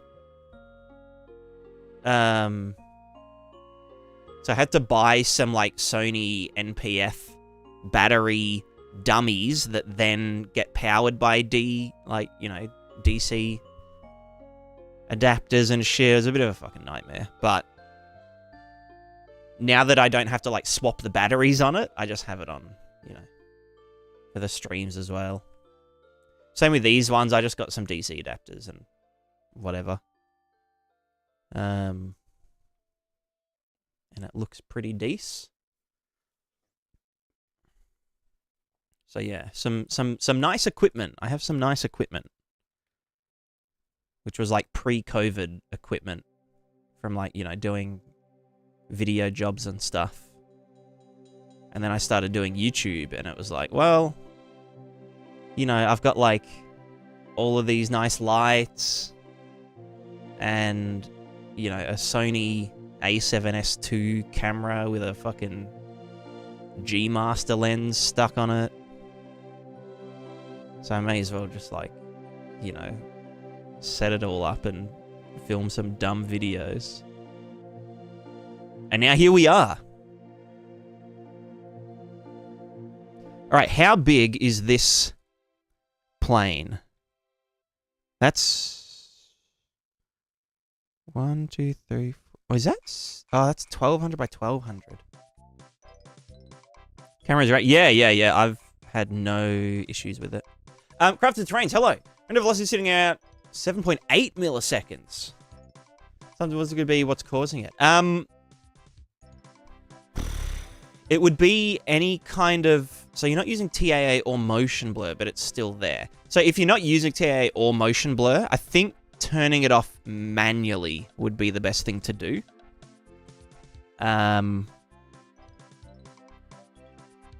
Or velocity.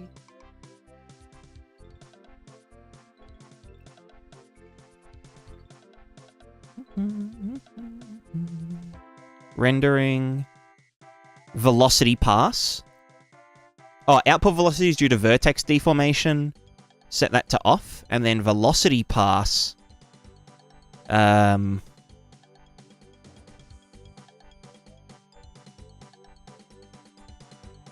don't know.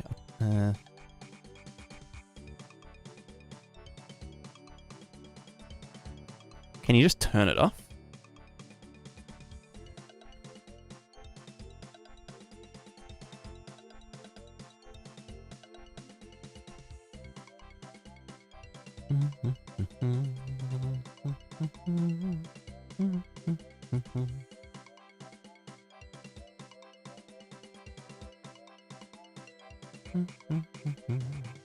What's CSM? Enable caching CSM to reduce draw calls for casting... Oh, cascade shadow maps. And probably improve performance. Okay, cool.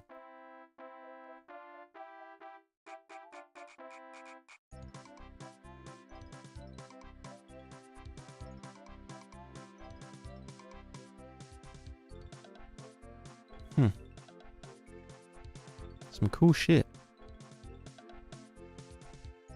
Enables not exporting to targets that are not relevant. Enables not exporting the gbuffer render target. Oh! So that means if I'm not using like roughness and shit, then it can just not even do a roughness pass? Cool. Local fog volumes. Bam, fuck it. Use GPU for computing morph targets.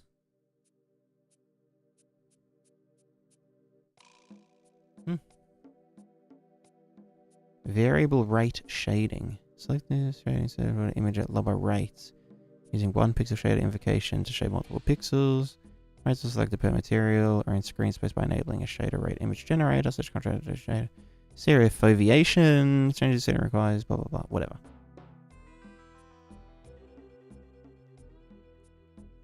Yeah, cool.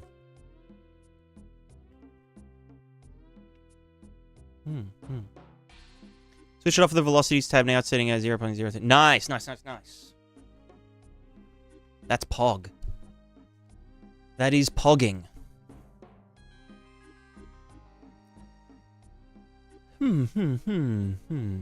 Thoughts on DLAA? DLAA. Which one's that?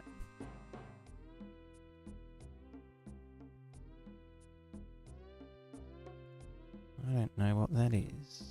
Are they the same? Oh, they are the same size. Cool. Deep learning. Yeah, I think that's Pog. I'd Pog on it. I'd get my Pog on that champ.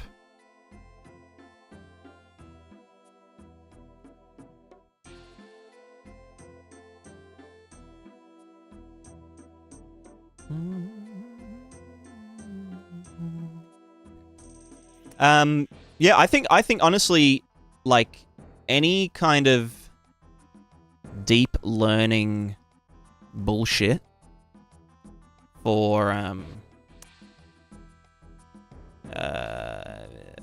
what's it called? For graphics and stuff is like a no-brainer. I know some people are so like, oh my god, like they're fake frames. Oh my god, fake frames. Like, give me real frames. I can't play games if they're fake frames. Or it's like fake resolutions. Like, shut the fuck up. You don't actually care. Like,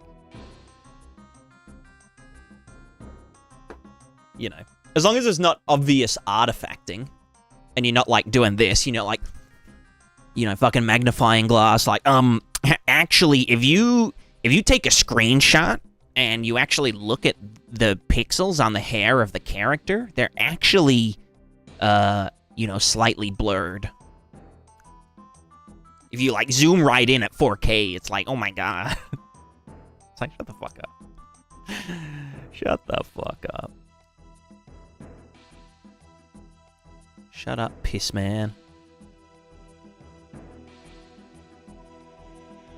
I can see the fake frames. I mean, that's the point. Yeah, those people exist. Exactly. I mean, like, okay, I understand with the, there's a bit of, like, drama with the new RTX card that's, like, supposed... they advertised it as being,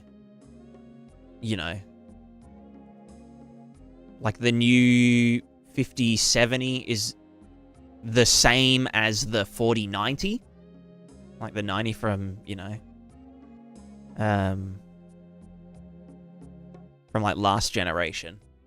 And it's like, yeah, you can get the same FPS when you've got upscaling and frame generation enabled, which I think is, like, bad advertising. I think that's not very... I think that's disingenuous. Because, yeah, like, people are buying something and whatever. And,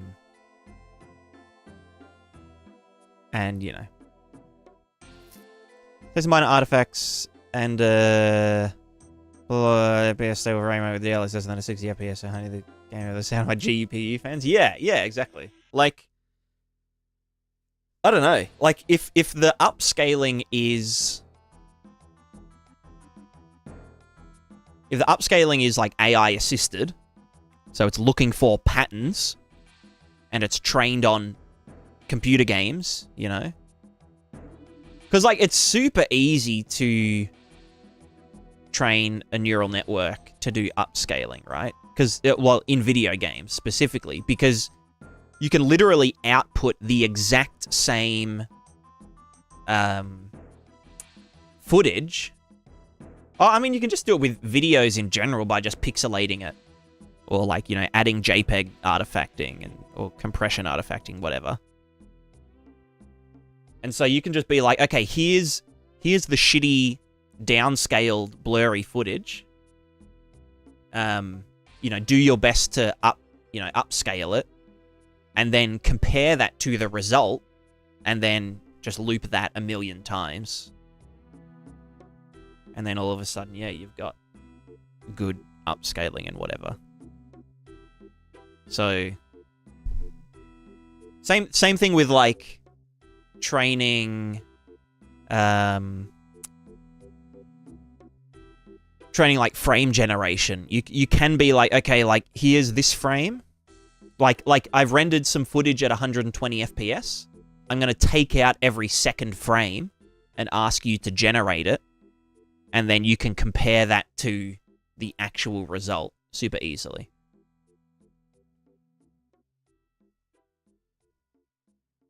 So, and that's why, they can do it so fast. Because, they can optimize it really well and shit. At least that's how I envision it.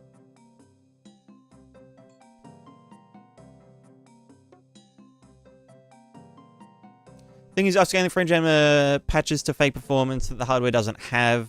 Technology focused on being able to run without patches. Well, I mean, if the end result is indistinguishable, then it doesn't actually matter, It's kind of like, it's almost like the, like, frame generation and stuff is like in the audio industry when people started using, like, or even just in music in general, when people started using drum machines and, like, electronic drums and, synthesizers and shit, and people were like, bro, like, you can't do that, it's not a real instrument, like, it's not real music, because, like, no one's playing the instrument and whatever, and like has no soul, and it's blah blah blah. I feel like it's just the exact same argument, but with graphics processing, you know. And like obviously, like at the moment, not everything can use upscaling and all that kind of stuff. And I don't necessarily think that I mean, maybe they're leaning a bit too hard into it. Because obviously the GPUs are they're just getting better. I guess because they're just shoving more shit into them. You know, the smaller chip, fucking transistor size, whatever. But the GPUs are still getting better and cheaper for the raw performance. But I think having the AI shit on top... I think, if anything, the AI stuff is just... I don't know. It could be like Nanite and Lumen and just kind of make people lazy at first. Because I think having the technology there is super valuable. But then obviously the people, you know, like, that are making games could just be like, oh yeah, you know, we'll just like force people to like run our game at 720 FPS and then upscale it. But then obviously if someone doesn't have a card that supports that, then they're kind of fucked. So I think in that sense, I agree. But I think in the sense of like, oh, we've made this graphics card and as an extra bonus, it can do, you know, it's got some AI cores and shit in it.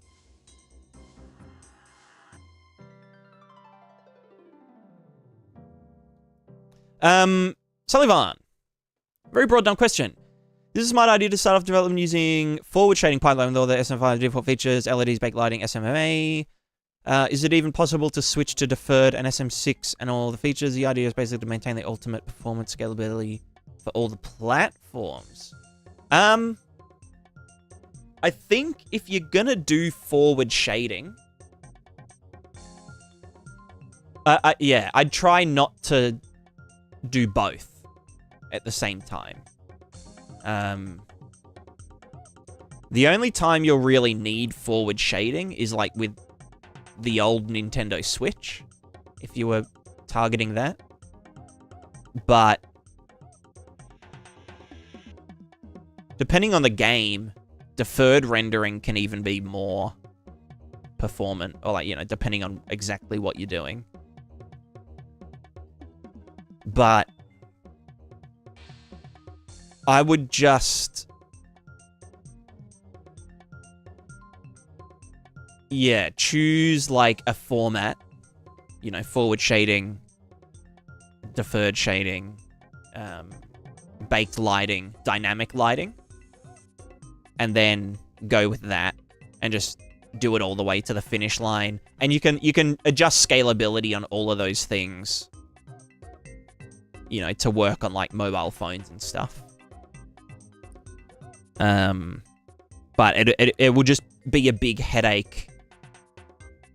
It's like an example of, this is like an extreme example, but if you, let's say you had a game and it was like a horror game and you were using all of your lighting, like the whole game relied on using Lumen for the lighting, because like it would bounce around corners and you could have like, you know, like this ruined roof with like moonlight coming through and hitting the ground and bouncing off and lighting up the room slightly.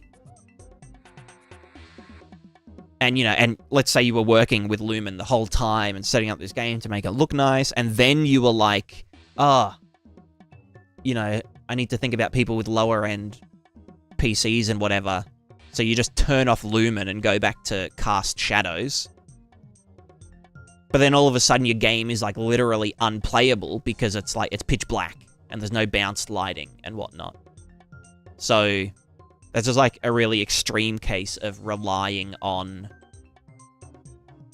technology that not everyone can run. And so, yeah, if you're trying to, like... And, like, again, if Lumen was just being used in that case for, like, purely aesthetics, not for gameplay, then it wouldn't be the biggest deal. But then you also have to...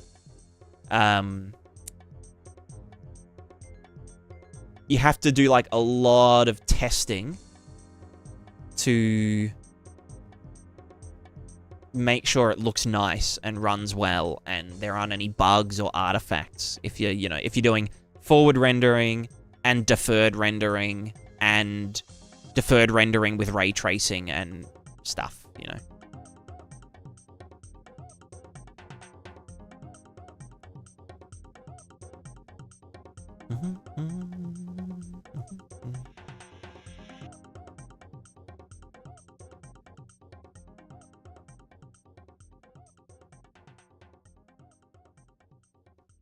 Crunchy uses forward plus, also they call it, same for id Software. Yeah, true.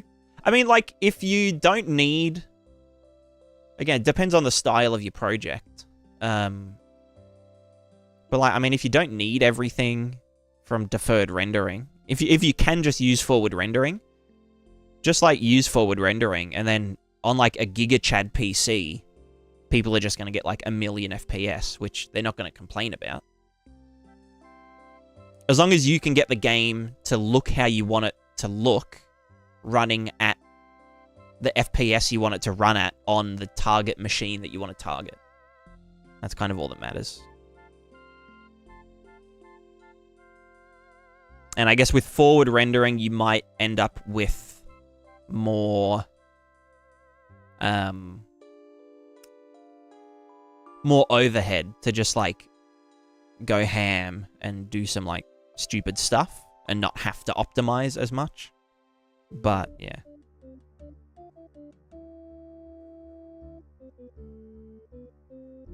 Alright, where is the... How do I do the LOD? The custom LOD thingers. Where is this?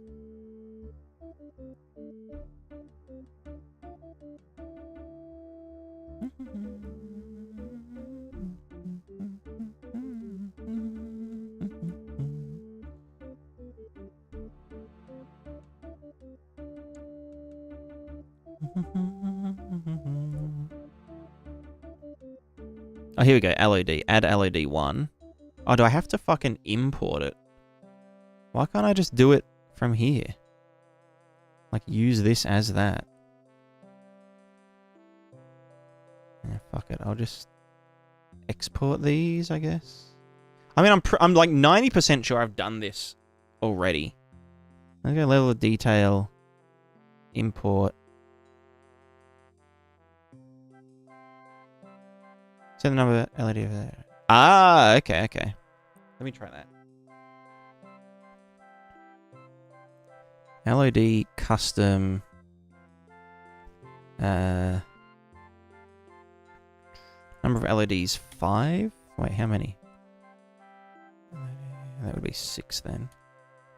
And then...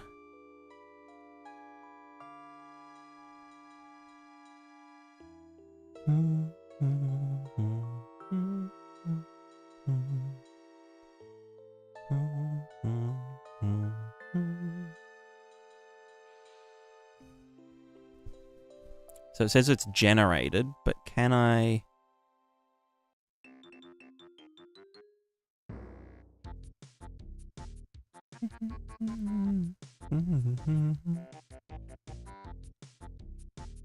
No, I might have to import them.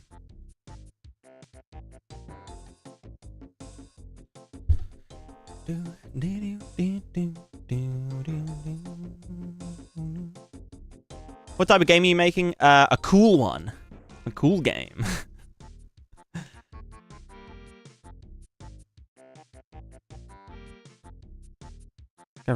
Yeah, yeah. Yeah, I might have to... Let me just go back to number Num LODs. Where is it? Num LOD 1. And then apply. Cool. Alright, so I'll just try and find it in here.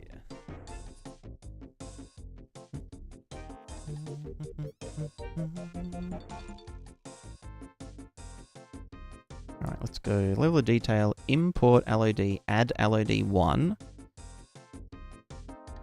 It'll be my external assets place. And then tessellated plane, tessellated square, textures, animation, meshes. Tessellated plane LOD 1. And then back to here. Import LOD, add LOD 2. They really don't fucking make this easy, do they?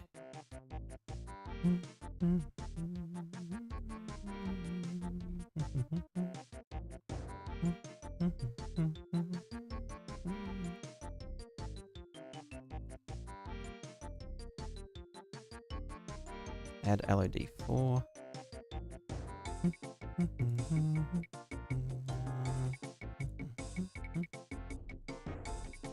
LOD 5 is the last one. Alright. Easy copyrighted plane does my Prismatica grid receipt not cover this? True. Officially copyrighted. Alright, let's see. Oh, what the fuck is this shit? Huh? What?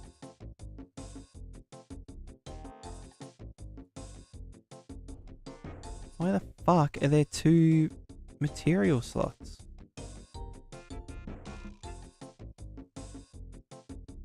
Ah, oh, fuck my ass. Alright, where's... It doesn't...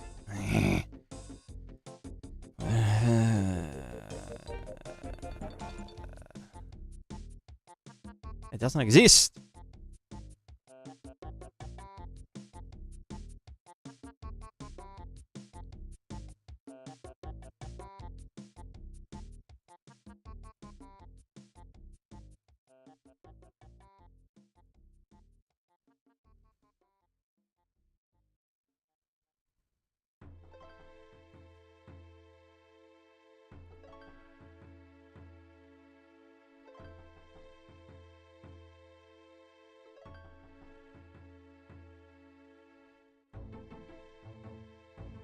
Wait, are they all the same size?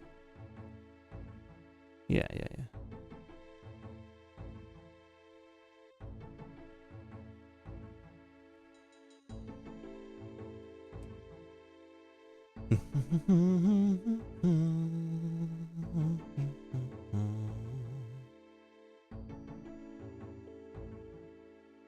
This plane who was no so guy. True. Can I just... Why is this happening? Do I actually have to fucking... You know what? Let's export it. Bulk export. Go to the modeling section. And I will call this the utility meshes. And then save. Yeah. Save. Yeah. Save. Yeah. Save. Yeah. Save. Yeah.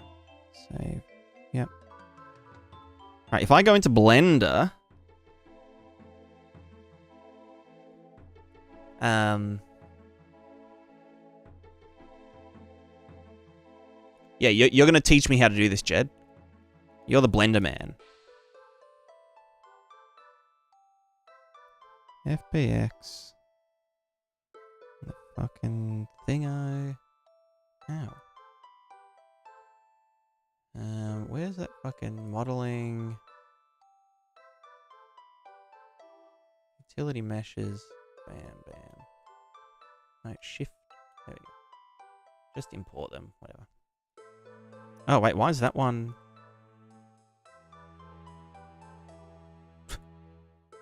Why is this MF so small? How do I work Blender again? Alright, well, you need to be that big, for one. Wait, 6 times bigger? The fuck does that even mean? Right, because it's 1200 across. Yeah, and that was 10, so. Cool. Let's apply scale to all of them, or apply all transforms. Don't need a light.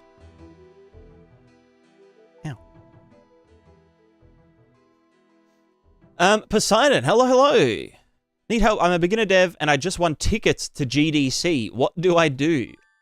Sell them, and then subscribe to my Patreon. Pog?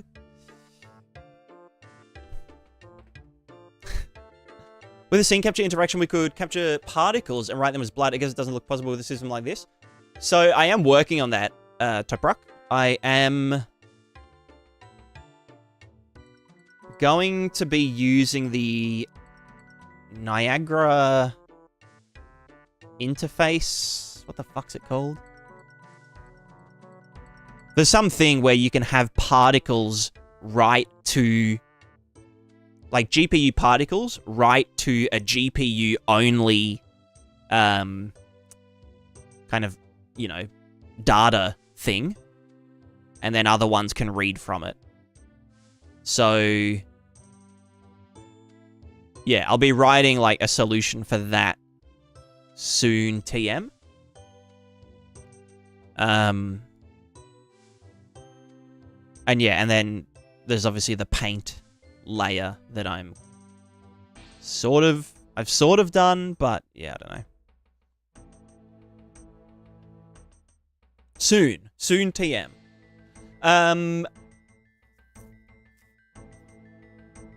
Is it possible to run animations during runtime with blend spaces at all? Like, I would like to swap out animations during runtime to anything I want, and the transition happens smoothly. Runtime with blend spaces at all. What's the what's sort of the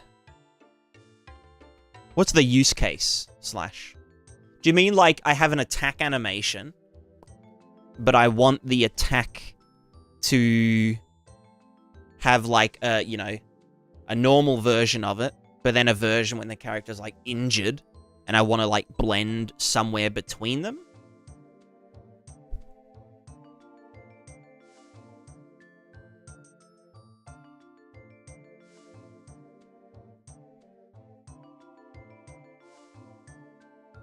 Or do you mean you just want to like play an animation and have it blend? I'd like to swap out animations during runtime to anything I want in the transition happens. Oh, or do you mean, like, I think I know what you mean. Let's say you've got, like pose, like, okay, here's the example. You've got poses for like having a weapon. And so you have this overlay pose. So you've got like the axe, whatever. And then you change to a dagger, and it's a completely different pose, but you want to blend from this one to the other one. Is that more what you mean?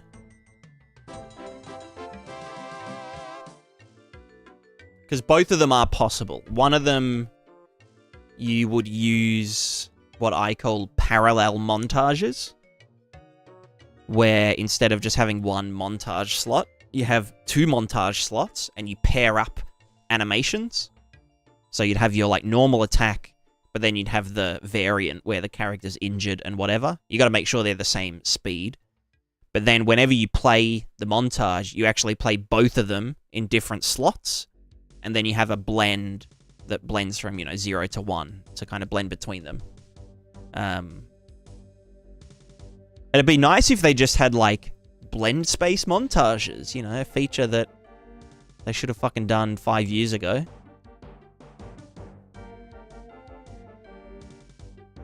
Maybe I should make a custom asset called like blend blend space montage. Because it would be good to be able to... I mean, you could blend between them in real time using the parallel method, but yeah. But yeah, the other way of doing the... Like the example with the overlay poses. There are two things you could do. One of them is a pose snapshot. You know, save pose snapshot. And then blend out of that with a blend time.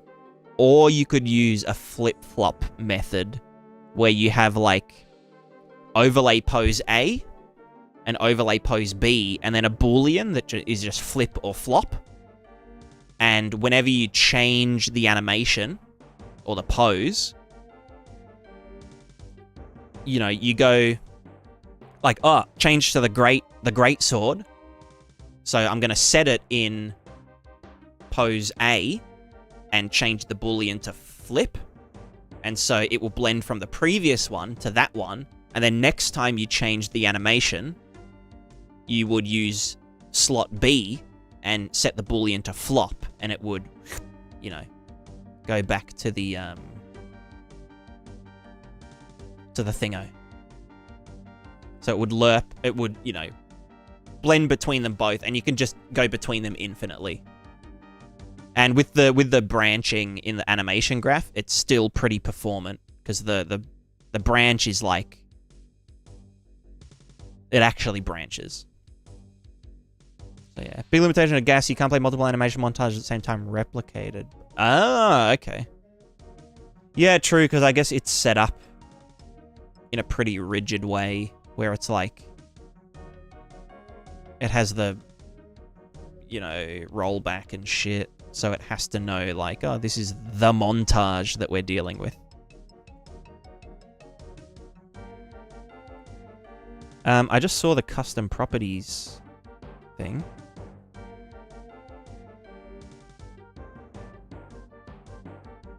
No, that's not. I don't know. Anyway, I am going to make another coffee, and then I'll be back. So, let me just run a 3-minute ad break.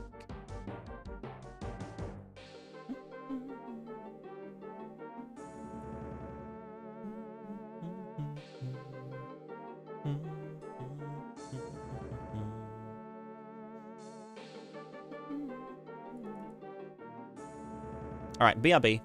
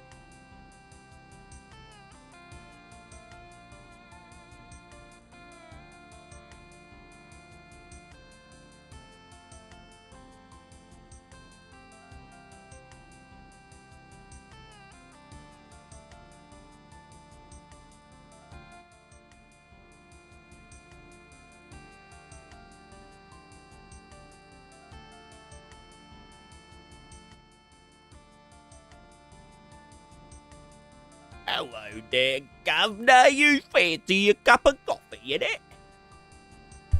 You fancy yourself a cup of coffee?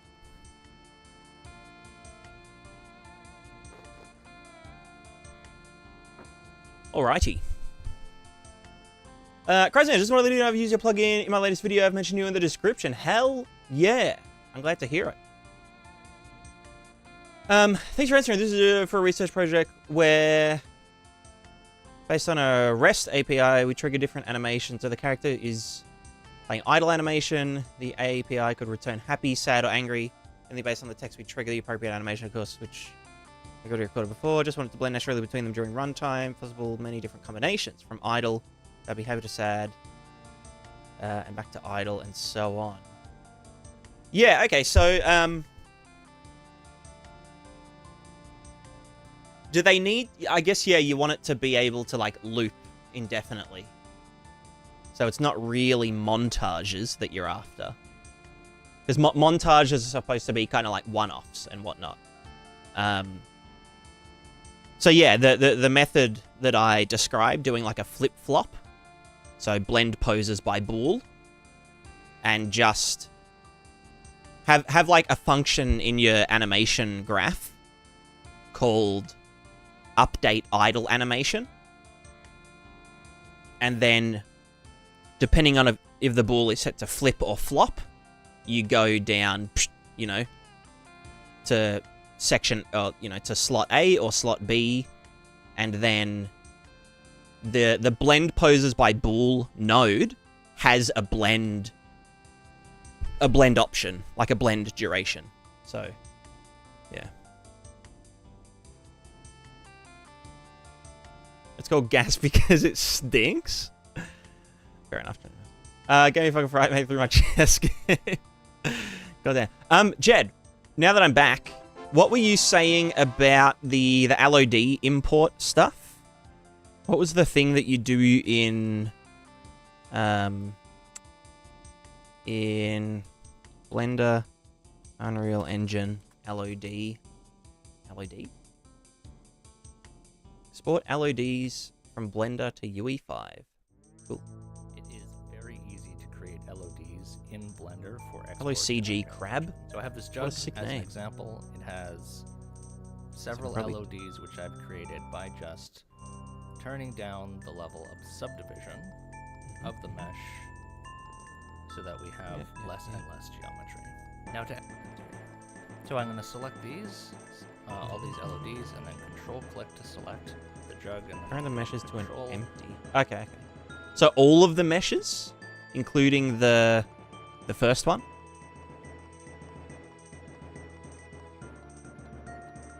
And LOD 0 and LOD 0, 1.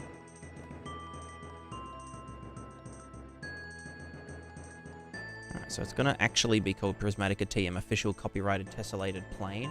I'm actually gonna rename it to subdivided plane.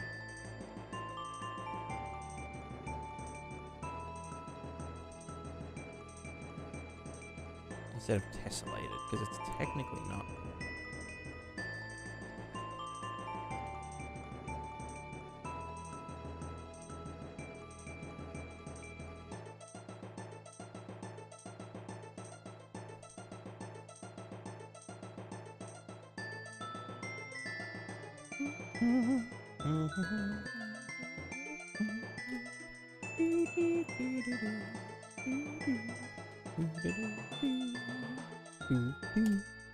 Alright, and then make a new empty, Shift A, add empty, whatever, and then yeet them all to that. Well, no, I have to, wait, no, fuck, that to there, and then, no, this, and then all them, yeah.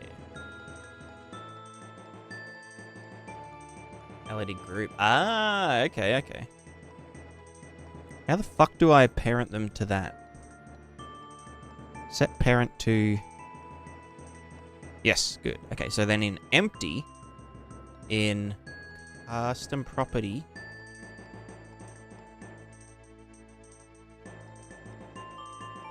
type Python. Value, property name? Property name LOD group? Or value? Oh, right, yeah. What's the property? The property name doesn't matter, I'm guessing. Oh no, property name is FBX type. Right, sorry. I'm dumb. Alright, Python, FBX type, LOD group. And then library overridable, or it doesn't matter. Python failed name LOD group is not defined. Interesting.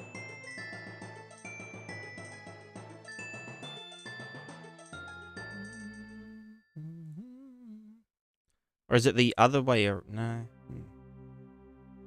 Why would that not work? You know, I'll see what this guy says. P parent object, and then select the jug, and then I hit Control P 0. So he's just saying parent them all to the. And to do that, you can go select the empty, and then down here under object version of blend, under this little gear icon here, change the setting type from, and we'll give. Oh, type is string, not Python. This guy says, at least.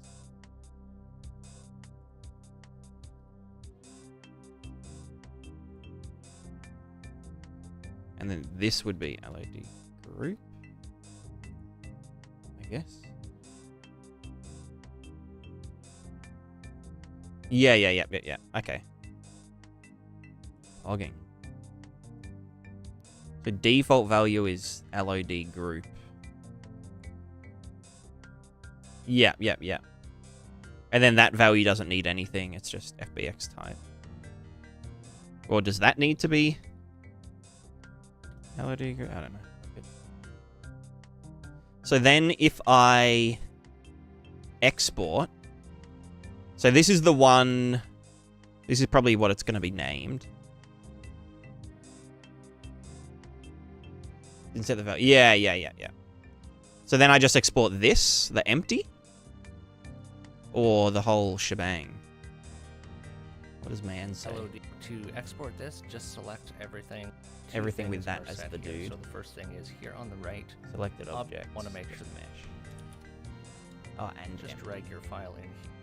Okay, so file, export, FBX.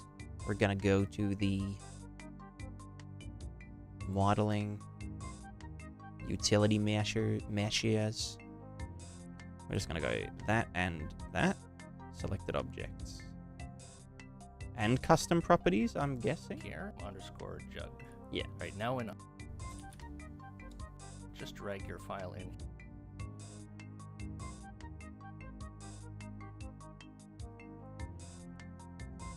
So then if I re-import with new file, and I go to the... Oh, there's a cat there. Hello. Utility meshes, this one. Oh no, it was this one. Let me just rename it real quick. Subdivided plane.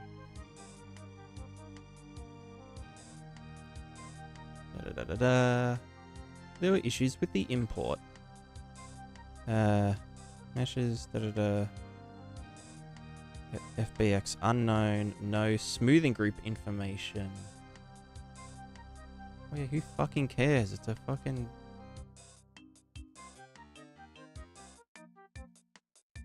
Oh, fuck it, I'll just yeet it into new and then replace references.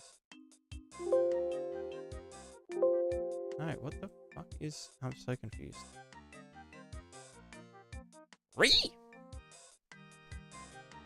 Interface on export. Yeah.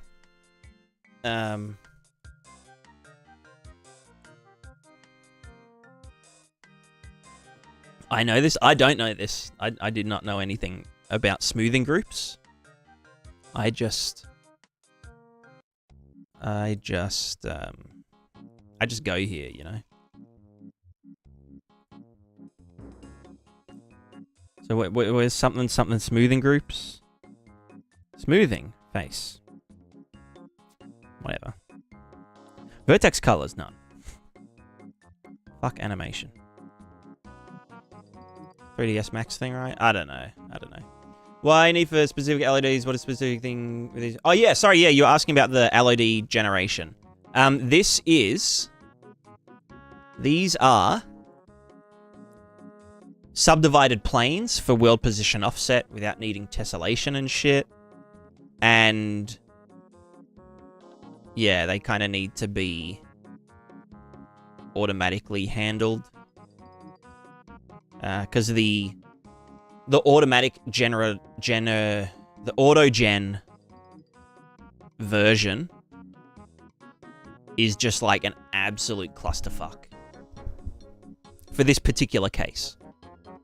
But the auto-generated ones, you can get away with like for a lot of stuff, particularly like rectangular things, like buildings and stuff. It's really good with. For things like trees, it like sucks fat ass because it does like some weird preservation stuff and it ends up just like getting rid of the trunk completely, but leaving all the leaf cards there and whatnot because it wants to preserve borders and stuff. But yeah.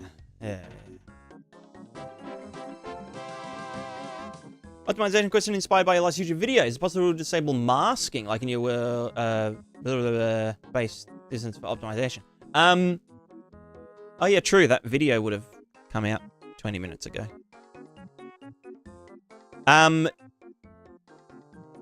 Yes, you can in your mesh. Oh fuck! Do these all have? I can easily just unfuck it. Right? Yeah, classic. All right, let me just delete all the materials and then redo this. You can specify a different material for the LODs. So in LOD custom blah blah blah LOD 1, where the fuck is it? Sections. LOD 1 sections. You can change the I can't fucking remember this shit.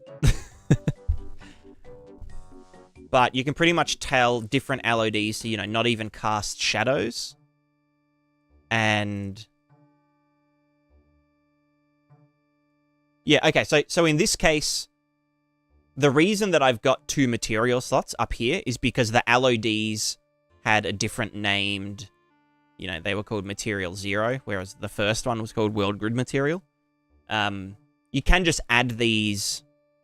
So let's say I only had one material slot, sorry. I can just be like, add new material, and this slot is called LODs only.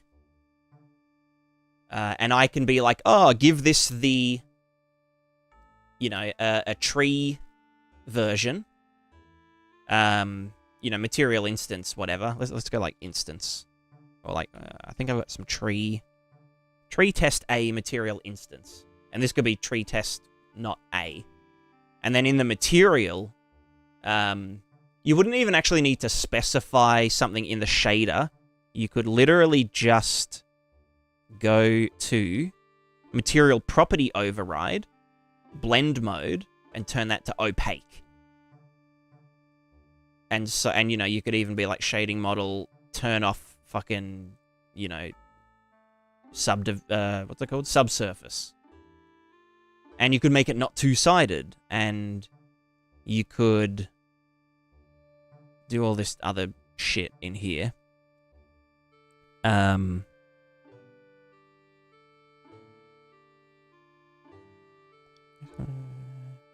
Yeah, so you can do all that, and then in here, you'd just be like, yeah. So the option for force opaque, that would do it. Where's that at? Is that in the LODs itself? No, is that in the material?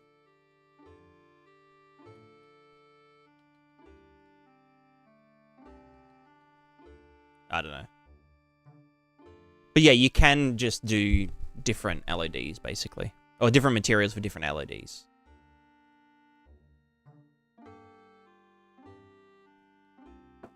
So, like, for example, you might have, like, a really expensive, like, rain effect. Raindrop effect. And maybe you'd want to turn it off. And, like, you know what would be really nice? Because, like, obviously, like, for really simple shit like this,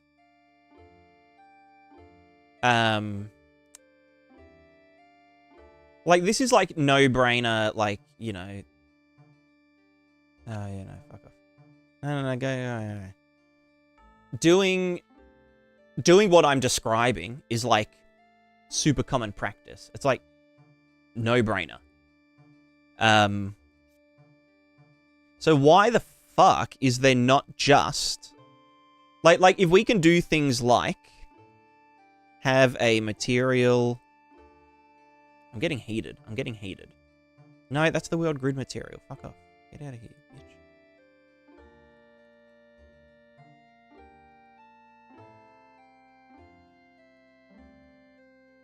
So, like, for example, right? When we do RVT output. Here. RVT output. It's compiling a new shader that is just, like, hidden from us. It's contained within this asset, but it's technically compiling a separate shader. Same with, like, the single layer water shit. It's compiling a new shader that it then renders in the single layer water material pass. So, like, why can it not? And like, you know, we can do stuff with, like, switches, you know, static switch parameter.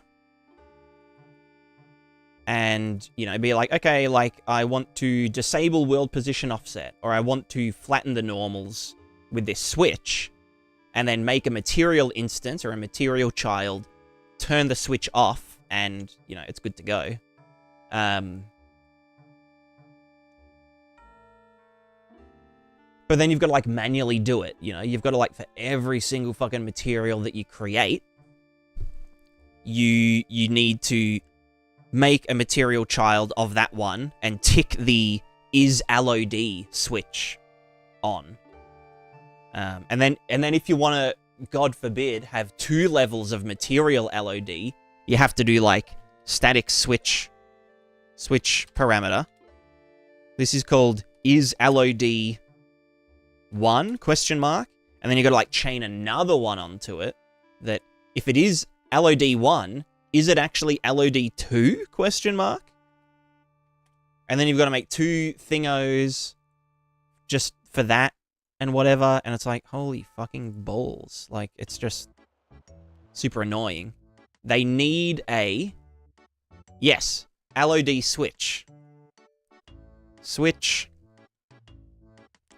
on LOD. And then, depending on how many parameters you put into it, it would just dynamically, you know, compile, you know, 1 or 2 shaders for every shader for the LODs automatically and hide them within this material asset so that whenever you have anything using this material, as soon as it switches to, you know, it would be like, here's the highest, you know, highest LOD setting, and then you'd have, like, LOD 1 and 2, and then anything beyond that would just use LOD 2's, you know, if you didn't specify it or whatever. Would just use, like, this one. And it's just like, why would they not, you know, why have they not done that? Because, like, they do it in other things. They have, you know, separately compiled shaders hidden within the material asset anyway. They can do it. Same with like the WPO disable distance stuff. I don't know if it compiles a different shader or if it just does it, you know, like at the draw level, where like everything has a flag that says do compute WPO or to WPO or don't compute WPO, or if it, you know, I don't know. I don't know.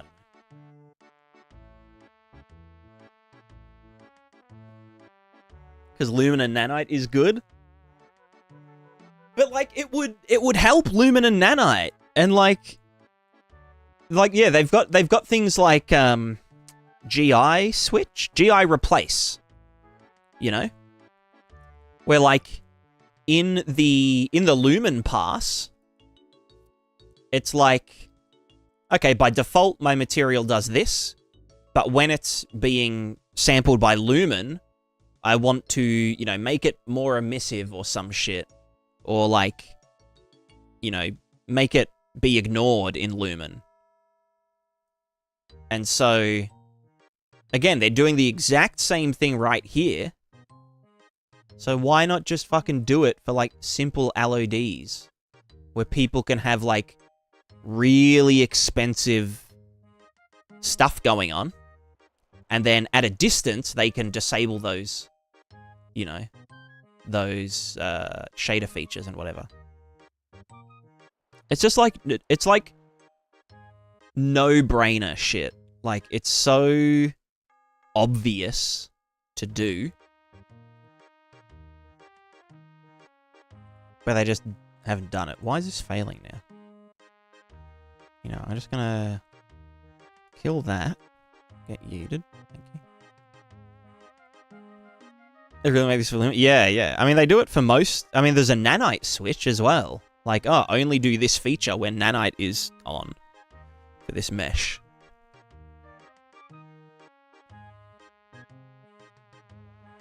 It's just stupid. Like, it would also really help Nanite. Because, like, Nanite has to, like, batch all of this shit together. You know, remove material slots in the modeling mode, attributes, oh, true.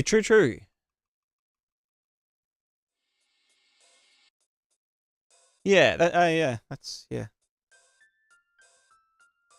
Ignoring the existing of LODs. Yeah, but, like, even with Nanite, oh, no, I guess Nanite doesn't, yeah, it generates LODs on the fly, so.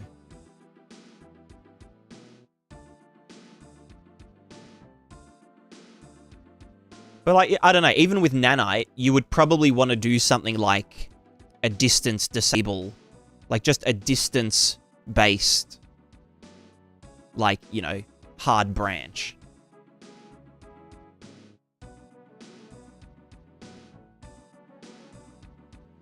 So that if you had something that, like, kills Nanite performance, like WPO... Okay, well, WPO is a bad example, because they already have a fucking switch for the WPO disable distance, where they just don't have, like, a LOD material switch. Like, what the I'm getting mad. I'm getting mad, and I'm gonna pee my pants in anger.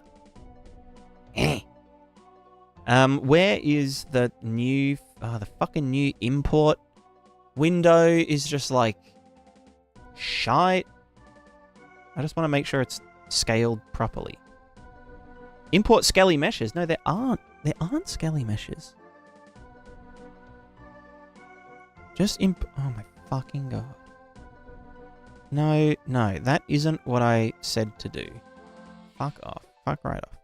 Get out of here. Import as collection. Tessellation would be a good example for nanite meshes. I think there is a tessellation disable distance. I think they actually do that. Like, yeah, they've got all these nice features, but, like, for people that are actually trying to make games that don't run like a fucking headless person. I was gonna say headless chook, but they go pretty fast.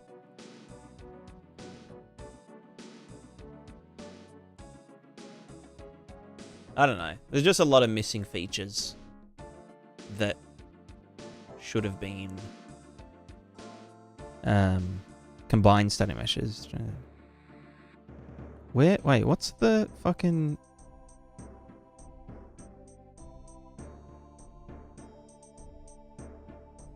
How do I make this import properly? All translated static mesh nodes will be imported as a single static mesh, but that's not it, right? That's not... That would just be like... Level of detail? No. Maybe I'll try that. I'm guessing it's just gonna like yeet them all on top of each other instead of actually LODing them. Yeah. What the fuck? How do I import it? Where's that man's video gone?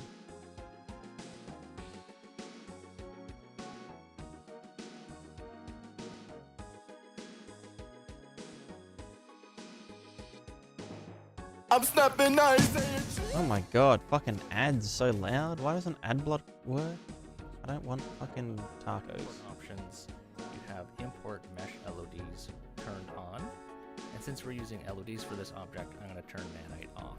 Also, if you don't want to import materials, you can just turn LODs. And let's call this SM_jug. Right now in Unreal Engine, you can just drag your file in here, and you just want to make sure that under import options, you have import mesh LODs. Import mesh LODs. Where is it? Where is it?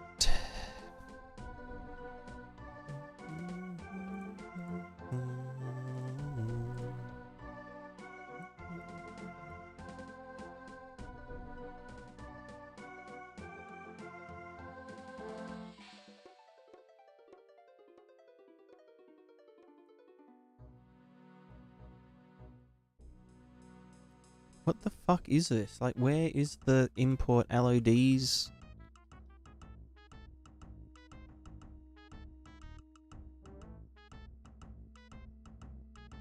Huh?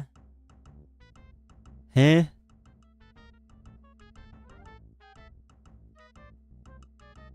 What's with the new importer sucks. Why am I raging so hard? Because it thinks it's a scally mesh. Surely not. Why? Rogue keyframe? Oh my god. What the... But scally meshes should have a... What's it called? Like LODs, you know? You know? So then you import it with a command. Ah! What is that command? Please, please. Please tell me.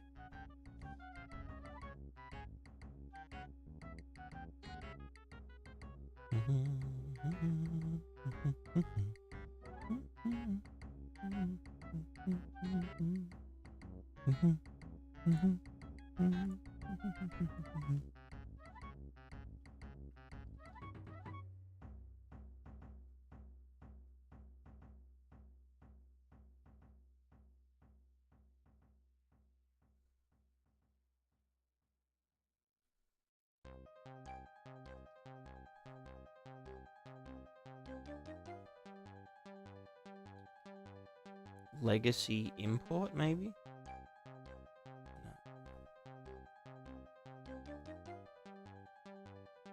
No. Well, yeah, I don't think there's no keyframes here. It's definitely just...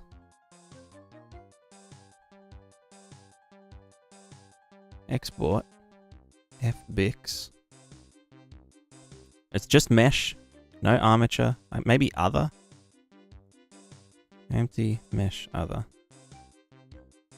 Limit to selected. Da da da. Feature flags import FBX false.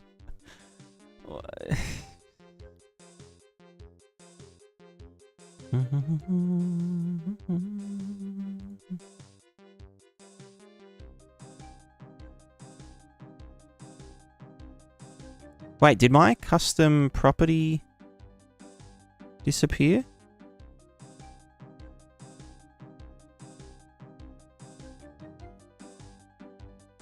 No, it's still here. FBX type LOD group. String, FBX type LOD group. Library. You know, it is still there. Yeah. Export. FBX. Other custom properties. Selected objects. Geometry. Smoothing face. Apply modifiers. Tangent space. Armature. There is none. Animation. No.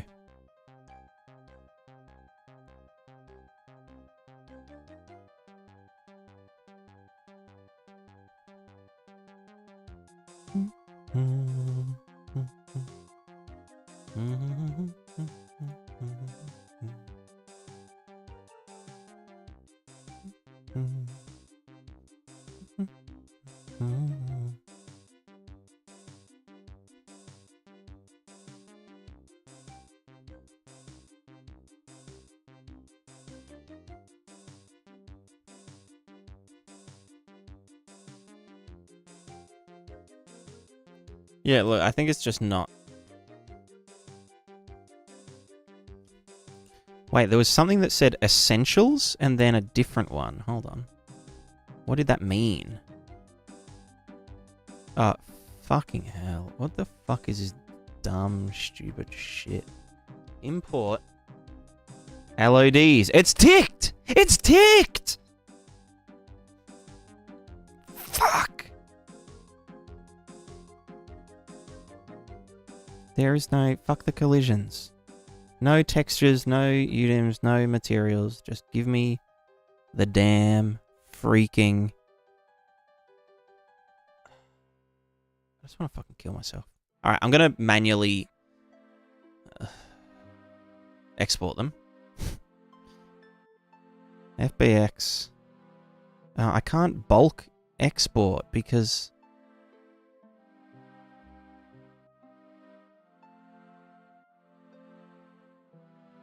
This shit's fucking infuriating. Oh my god, this is fully stupid, because... Do I have Mr. Mannequin's exporter? No. Do I have that script that enables it? No, because I fucking...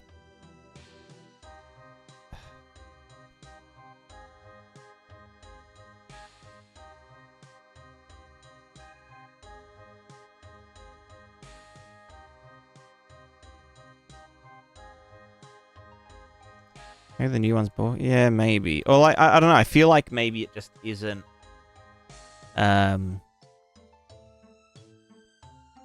Maybe the export isn't doing the thing. You know.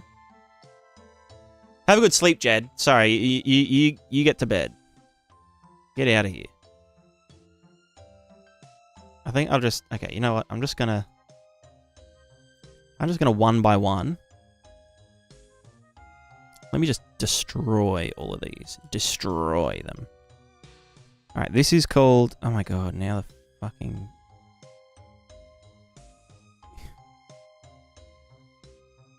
Yes, come here. Alright, export FBX, mesh only. And then we're going to go to this one, and we're going to export it. Wow. This one's going to be called LOD1. We're going to export that one. Then we're going to go to this one. And then we're going to go to export. And we're going to get to FBX. And then we're going to call this one LOD2. Oh my god. That's so crazy. And then lastly, we'll go to number 3. We'll go to export. And we'll go to this one. But wait, there's more. We're going to go to number 4. We're going to export FBX LOD4 FBX. What was I even doing this for again? Right, the ocean shit for the... Oh my god, this has been such a journey. And now I can go into here, and I can be like, oh, let's like tell you to fuck off. Delete. And then we're going to go to here. Wait, did all the materials get... Yeah, they got cleared. So then this one has the 2 things, but that's whatever. So then here, we're going to import this. We're just going to be like import. It's going to import. It looks good. Looks correct. No, it's really small. Wait, is it really small? Or am I just... No, it's the right size.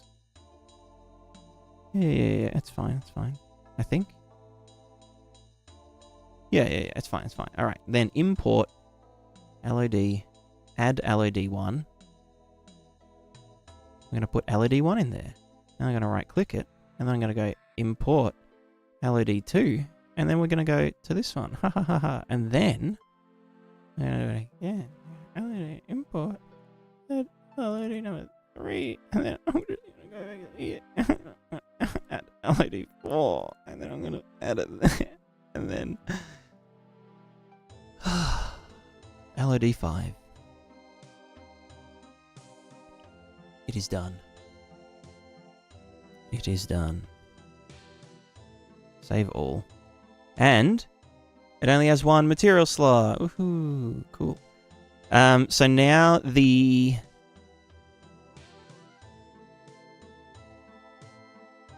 What the fuck is that?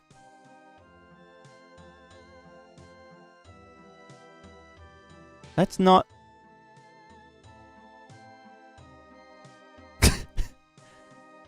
Eh? What? Huh? Is this like some nanite shit? LOD 0. Reduction settings. What is this? Nanite and... No, nanite can fucking suck my nuts. No, that's not it. Apply changes? Right, it was nanite fucking things up. That was the nanite fallback mesh. Classic. Reverse LOD, yeah. It gets like really shit when you're like close to it. Alright, let's tell this to screen size. Where's the custom screen size? Auto compute LOD distances, and then we're gonna go screen size. So this can be 0.9.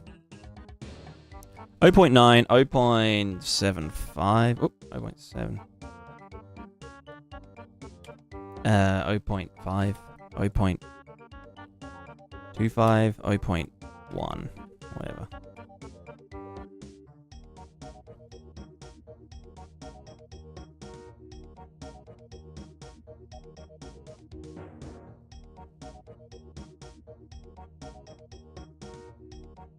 Yeah, decent.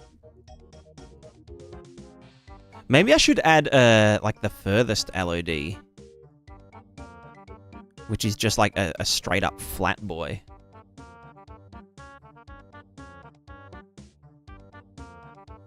You know what? Let's Shift D that. Oh no, in object mode. Also, how is everyone? Is everyone doing well?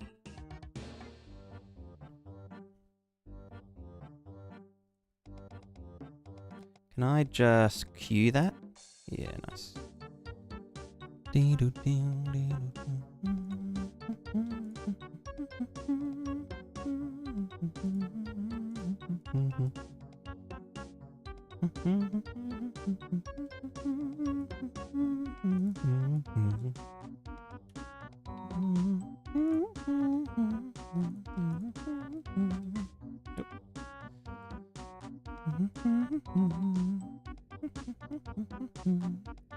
Why do I have a dense mesh? For world position offset effects.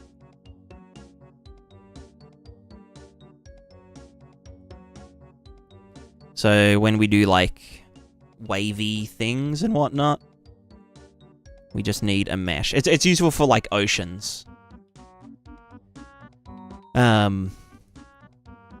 The main point being that export FX. This is LED7.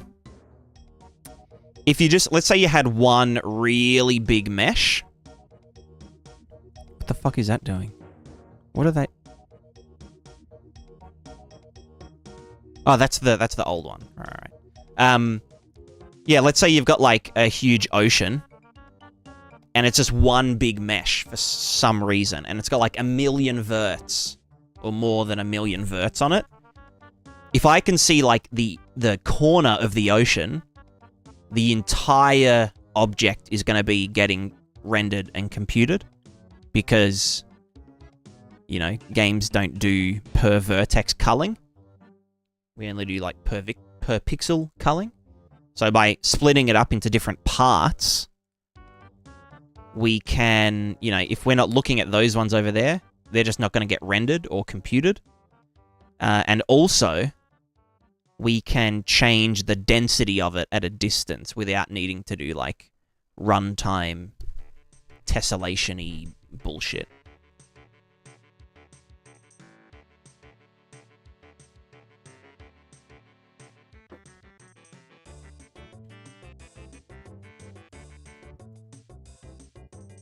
Is this the real one? Yeah. Let's add number 6. There's number 6. Cool. And then we'll go and do number 7.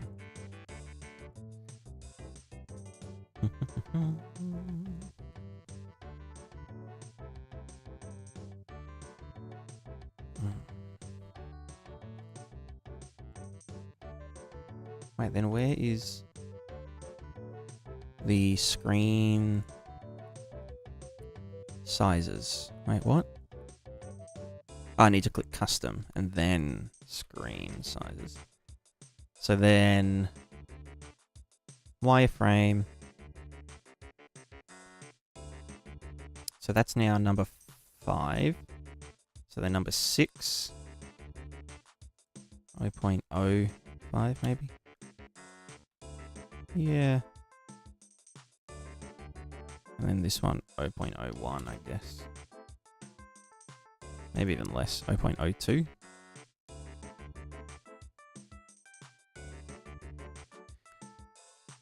Yeah, so, and obviously I can... I might even do that down to a bit sooner.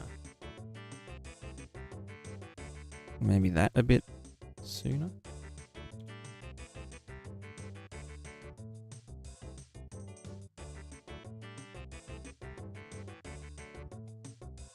Maybe that one a bit sooner. So that's number 3. No, actually I want to push them all. Mainly just that one. Yeah, that needs to like... sooner.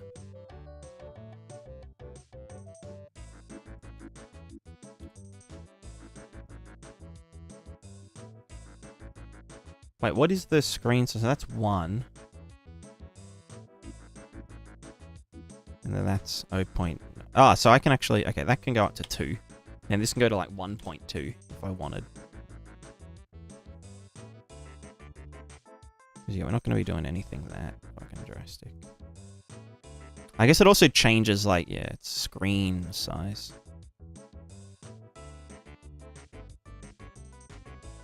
So this is LED 2, LED 3, LED 4.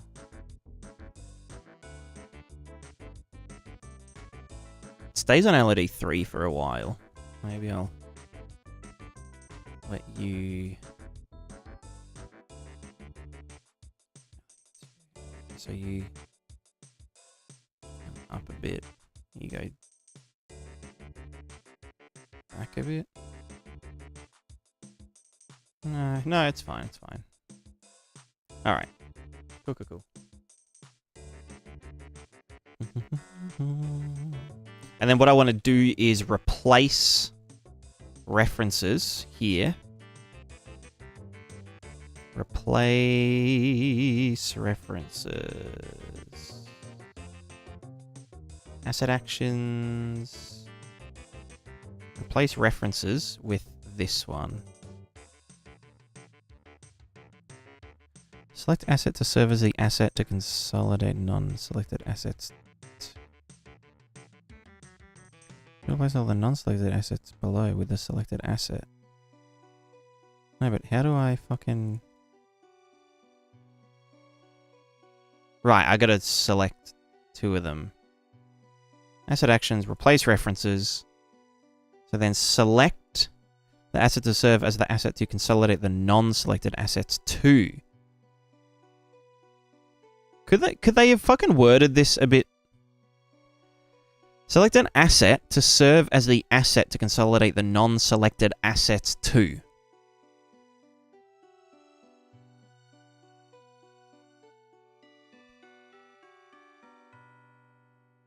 I want this to become this. I think that's right. Following asset will be deleted. The tessellated plane. Yeah. Okay, cool. So now this should be our cool LOD one. Yep. And the wireframe does work. We got some juicy overlap going on. I probably don't need that much overlap, honestly. Maybe I'll cull that a bit. To be just a 1 meter. Because obviously there's two of them that are overlapping each other.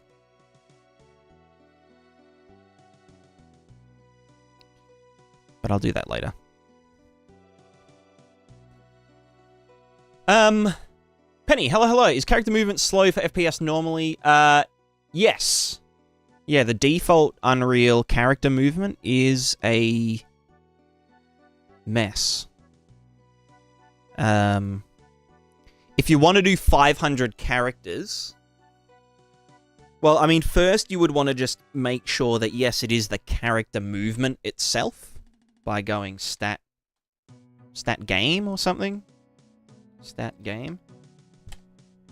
And it should have, like, character movement in here somewhere. And see if that is actually the thing. Or, yeah, if it's the animations. Or I guess you could disable animations and see if that, see how much impact that has. But yeah, if you want to do, like, massive numbers of characters moving, you'll likely want to look into mass. Which is like, think of it like every time you want to update the position of the character, you need to ask that character, who are you? What are you doing? Go through all of its data, move the character, check its navigation, blah, blah, blah. Then move the character, then move back to this character, load all of this character's data, and repeat the whole process, and do that 500 times. Whereas with a... what do you even call it? ECS? Entity Component System, DOTS is what Unity calls it. You essentially, like, group all of the data. So you say, like, okay, all these characters are just going to reference this one big container that contains all of their data that's needed for their movement and stuff. And then it's just going to compute it. It's going to load all of that in one go, compute all of it, and then, move the characters or whatever. That's like a really shit example. Like, really badly explained, but you kind of get the point. Also, the bounds of this needs to be... bounds extension. Let's go like 50, 50, 50, 50, and 50.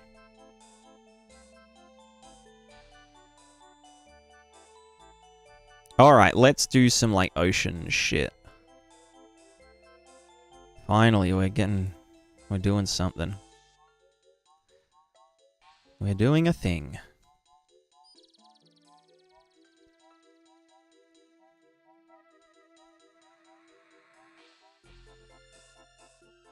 Nope, wrong way.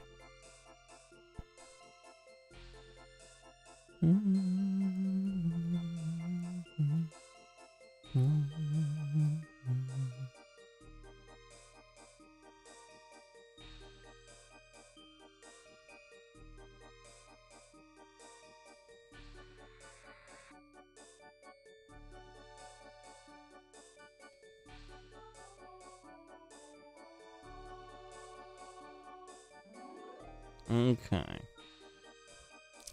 Alright, what is an ocean?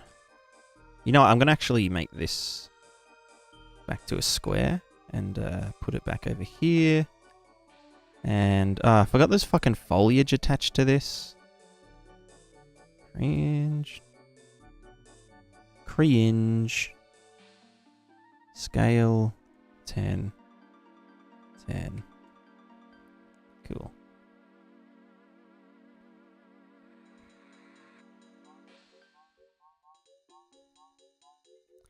Alright, let's make a new one.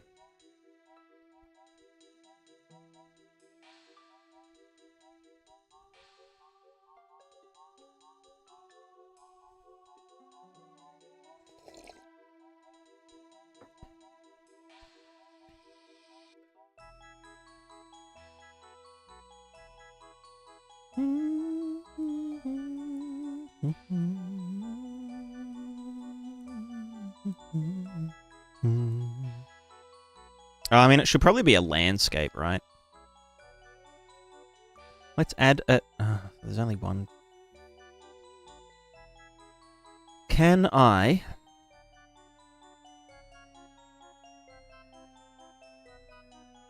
New landscape. Okay, cool.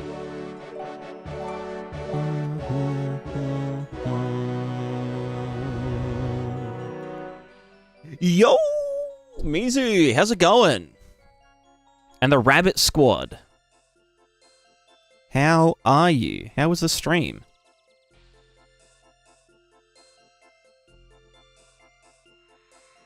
Sorry, by 2? Yeah, whatever, that's fine. Just chuck it there. You know what? Go 2 by 1. 2 by 1. That's, yeah, nice. Juicy, juicy. Overall resolution, blah, blah, blah, blah, blah. Just create, that's fine. Nice. Polishing, repolishing character for the 500th time this week. Yeah. I've been there. I think we've all done that. I'm constantly doing that. I am currently... Oh god, where's that freaking... There we go. Currently working on some water stuff. Why won't you... Oh, fuck, wrong thing. Jesus.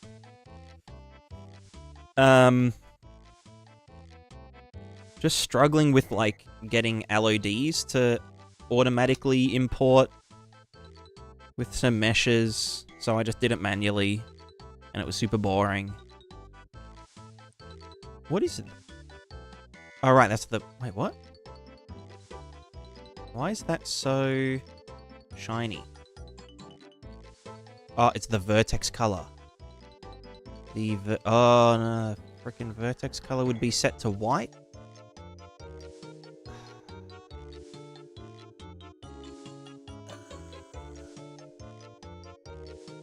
I mean, it's fine for now, but...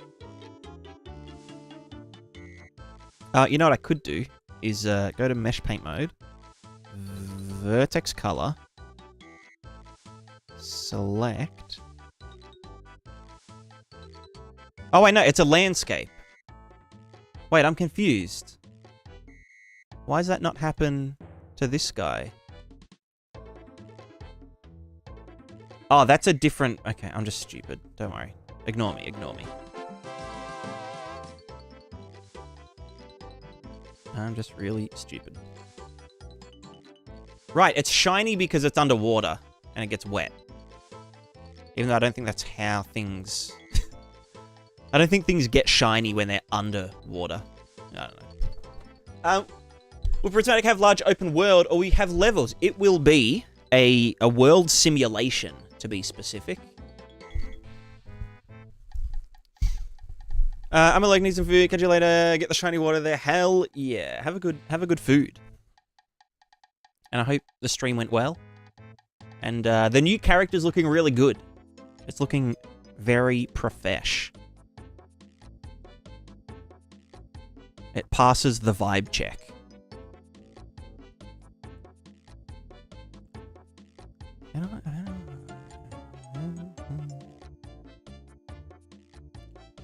Sorry, let me get back to your question in a second. Yeah, I'm just gonna smack you down. And I'm just gonna move there. And then I'm just gonna like, and then I'm just gonna like,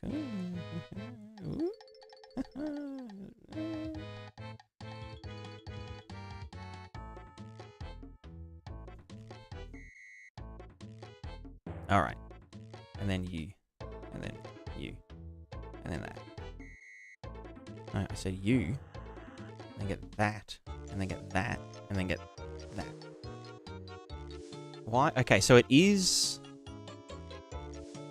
the vertex color, right? I'm not... Because it thinks that's a puddle. It's definitely the vertex color. Can you set well, actually, no, you know what? I can do it here, and I can just be like... Now I'll do the thing that I was saying, which was mesh paint, vertex color, paint, no, fill, paint color, 0.5 everything, including the alpha. Okay. Fill. And then, paint is applied to all LODs, and then I applies instant vertex color to the source meshes. There we go. Yes. Yes. Cool. Very swag. All right. Yeah, Davey, I am working on the ocean stuff. The ocean things.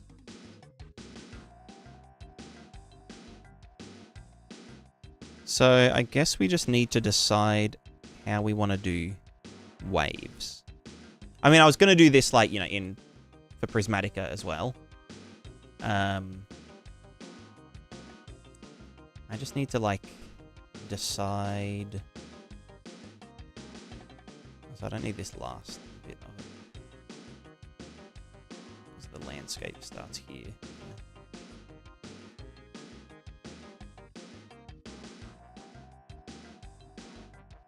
Wait, now why is that not drawing to RVTs?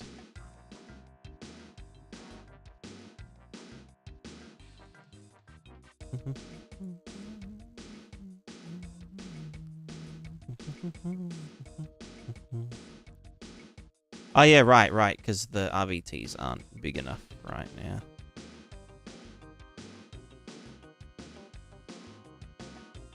God. Can I just like 2, 3? What do you mean multiple values? Why are you slightly... Okay. Lock that. No, don't lock it. This should be 20,000. 25,000. Whatever. Wait, can RVTs be rectangular? I mean, I guess so. That doesn't make sense, though. How does it handle that?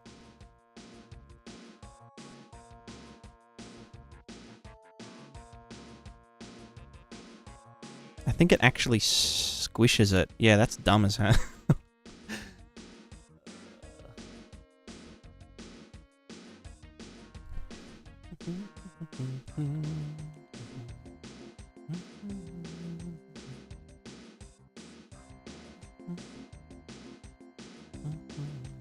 First one will come in handy with ocean shores. True, true.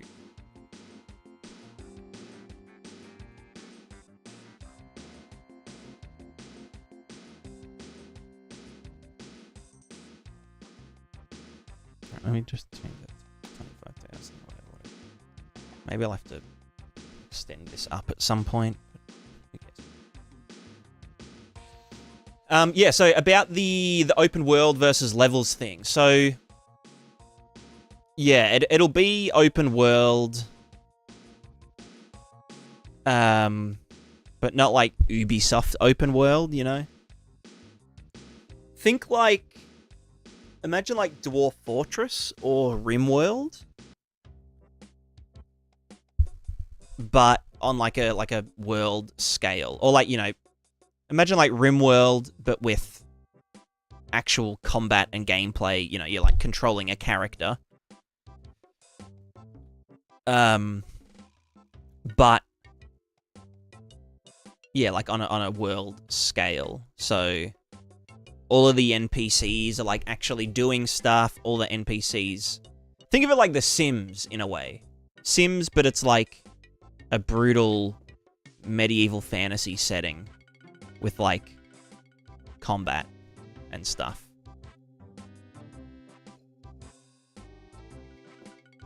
So there's like all these NPCs, they're all doing stuff, you know, even if you're not near them, which is our like virtual NPC system, which is still yet to be built, but you know, it's in the works. I was seeing what I think it's Project Zomboid call them meta entities. And I was like, oh yeah, that's like a good way of putting it. But then I was just thinking like fucking Epic call everything like meta. Everything's meta. Like meta-human. Or I think that's it actually. So I just call it virtual entities. Which is descriptive enough. But yeah, we're kind of building it all from the ground up again. So everything that I was doing in the devlogs was kind of like a test run or like a learning project, you know, I guess just prototyping, right? I like the original Stalker. Yeah, kind of.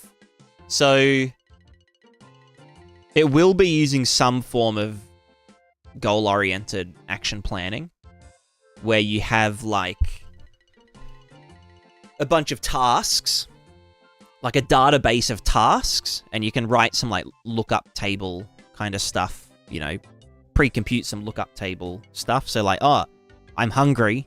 Here's a list of all possible things that could solve, you know, being hungry, and then evaluate them. And then if you find one that's like, you know, perfect, then just choose that straight away. Or if none of them are, you know, above some threshold, then just pick the best one or one of the best ones. And essentially, like, you use a pathfinding algorithm to choose which actions would result in the desired outcome. So, for example, a character is hungry, and so they could go and buy food, but buying food has a really low, or is impossible, because the character doesn't have money, you know? So the character could instead steal some food, or the character could steal some money to then buy food, or they could go hunting if they have, you know, but they might not have a bow, or they might not have a weapon to go hunting with. And so there's like heaps and heaps of kind of emergent stuff that can come from that, which can result in player-facing interactions. So, for example, maybe someone is really hungry, or they want to make some money, so they've decided to go hunting, but they don't have a bow, and so they're asking people, hey, does anyone have a bow that I can use? Or let me borrow it, I'll give it back to you tomorrow. And then,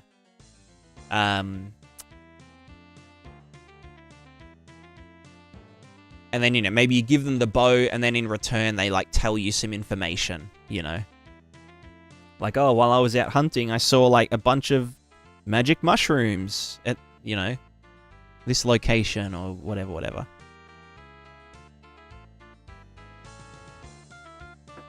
Or, like, a lot of stuff will be, 'cause I don't really like wikis in games, or, like, I don't like games where you feel the need to look stuff up on the wiki. So I was thinking of, like, doing, like, let's say, like, food and potion and whatever ingredients. I was thinking of maybe, like, randomizing them to some degree so that it's unwikiable, but then your character actually learns things either from, like, eating the stuff, and if you look it up in your kind of encyclopedia thing, you sort of, if you eat a mushroom and you vomit, it will be like, is poisonous. That kind of stuff. Or NPCs can just tell you something about a thing, Like, oh, thanks for helping me out. Thanks for gathering these things to cure my dying son. By the way, if you're ever in, the forest and you see a thing that looks like this, it's like, don't even go near it because its spores will kill you. Mozart, is there a demo? No, there isn't. There is not. It's very early development. There is, like, a combat prototype.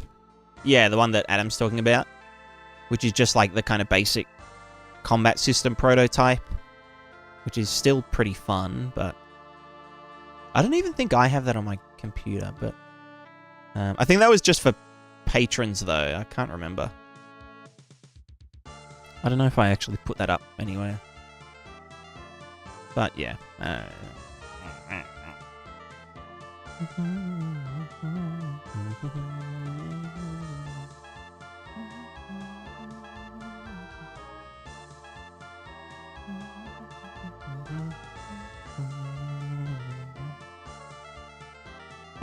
Redhead Tama. Hi there, just been watching a Threat Interactive video. I won't pretend to understand much of what he talks about, but from a player point of view, it seems to align with my experience. Thoughts?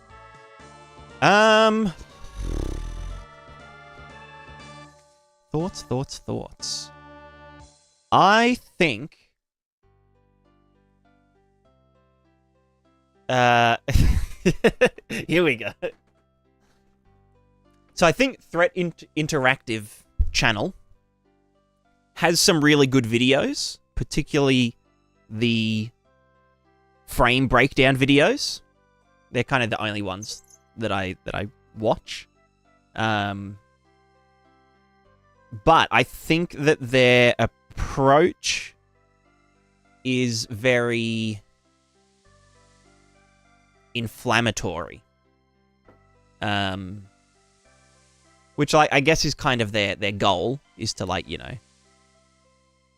whether or not it's for, like, financial gain, because essentially their spin is that, like, game develop or engine developers and stuff suck, and hardware developers suck. Therefore, me and my development team are gonna make, like, a branch of Unreal Engine that's, like, really good, which, like, I'm all for. If someone made, some like compiled source code for Unreal Engine and added, like, a material LOD switch then I'd be like, yeah, fuck yeah, like that's sick as hell. Like I'm gonna get in on that. But they're, you know, asking for money through their Patreon and promising, you know, that they're gonna do this thing, blah blah blah blah blah blah blah. So I think there's like a bit of a ulterior motive behind, you know, being inflammatory and getting people riled up and trying to, you know, do this, you know, Unreal Engine 6 or Unreal Engine 5B. So that's something I don't agree with necessarily, and I'm obviously like very communicative, not communist, very communicative with my, you know, channel.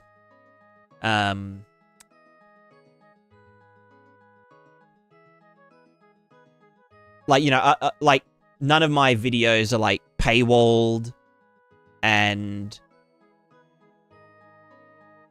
you know, I just like release all this knowledge for free, you know, so that people can use that, expand on it, and then maybe I learn something from them in return. Whereas I think like, I don't know, it like even if they did this fork of Unreal Engine and then like charged a subscription for it or something, I'd be like, yeah, like fuck yeah, like you've put in the work, some people want this, and you know the proof is in the pudding. You've got this fork of Unreal that does these things and it optimizes and blah blah blah. But I think like the kind of like, oh yeah, like, you know, give us money and then we promise that we're gonna do this thing and we're gonna do it to a certain extent, or like, you know, to a certain standard, is a bit funky.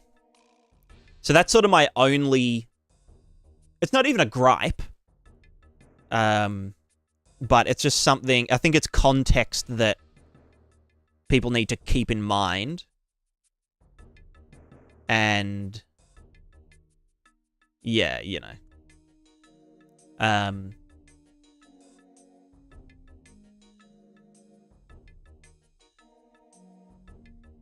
is, yeah, like, I don't know. He's obviously a very passionate individual, which is good. Like, the industry and the scene needs passionate people that, like, you know, hyper-focus on a particular thing, like optimization and XYZ. Because that's the only time that we ever make progress in society is when someone autistic comes along and just, like, fucking dives real deep on something. Like, you could probably argue that 99% of any kind of breakthrough in any field was done by someone that's just, like, autistic as fuck, you know? And, like, I'm not saying, I don't know him personally, but he, yeah, like you were saying, he seems young. He's young and passionate, and I don't know. Whether that's kind of like an act, or not an act, but like, you know, when you're on camera, you become someone else. Whether it's like completely similar or completely different, you know, there's always something going on there. And obviously the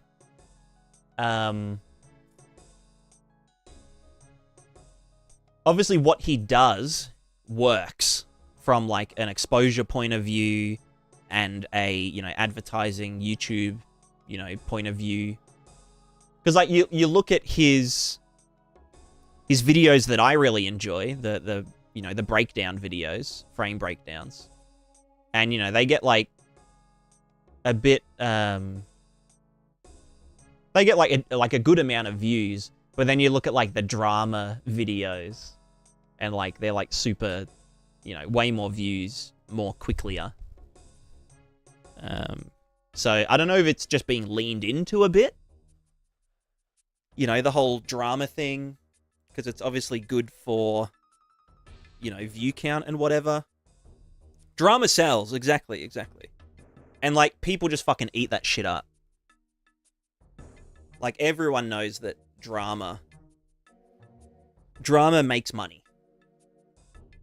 And if you want to go down that path of, like, selling drama to people and getting them all riled up and, like, inciting people to, I don't know. I mean, obviously, I'm not saying anyone has, like, told anyone to harass anyone, but, you know, when you make sort of inflammatory videos, some people are going to be like, oh yeah, I'm gonna, like, fucking send a bomb to Nvidia or something, so that they, like, fucking wake up sheeple. Like, I mean, obviously that's not the creator's fault at all. Like, it obviously lies on the individual, but maybe that individual wouldn't have, you know, harassed someone if there wasn't. I mean, there's always going to be stuff that gets people riled up for whatever reason. So I don't know. I'm not into, like, drama and stuff.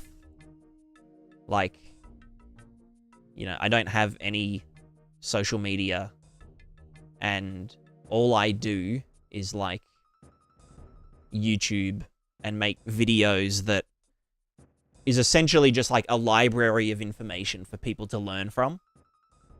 It's like all my videos are, like, you know, you could watch them 10 years later and still they're useful. So it's a very, like, slow, methodical. Like, I have videos, like, from, like, 3 years ago or 2 years ago that are, like, you know, coming up on 1 million views. Like, the physical animation video has, like, 500,000 or 700,000 views or something. And that's, like, kind of by design. Whereas I think Threat Interactive is more like a business in a sense. And, you know, they kind of need the views and blah, blah, blah. So, I don't know.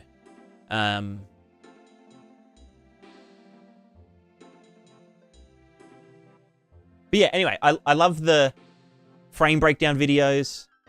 I wish he would, like, do more of them. But yeah, it is very sort of, like someone said, combative. Which I don't necessarily think is, like, productive. I think it's productive if you want people to give you money to make a fork of Unreal Engine. But I think for the overall community, it's not really achieving much other than kind of, like, dividing people, you know?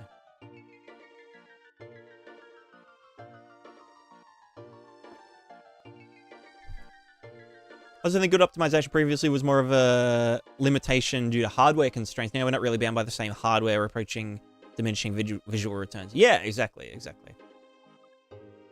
One excellent thing you suggest is very neat is AI geometry optimization. Yeah, that's something that I've been saying as well, is, like, if we could just generate, like, essentially, like, perfect LODs in engine, you know, with one click,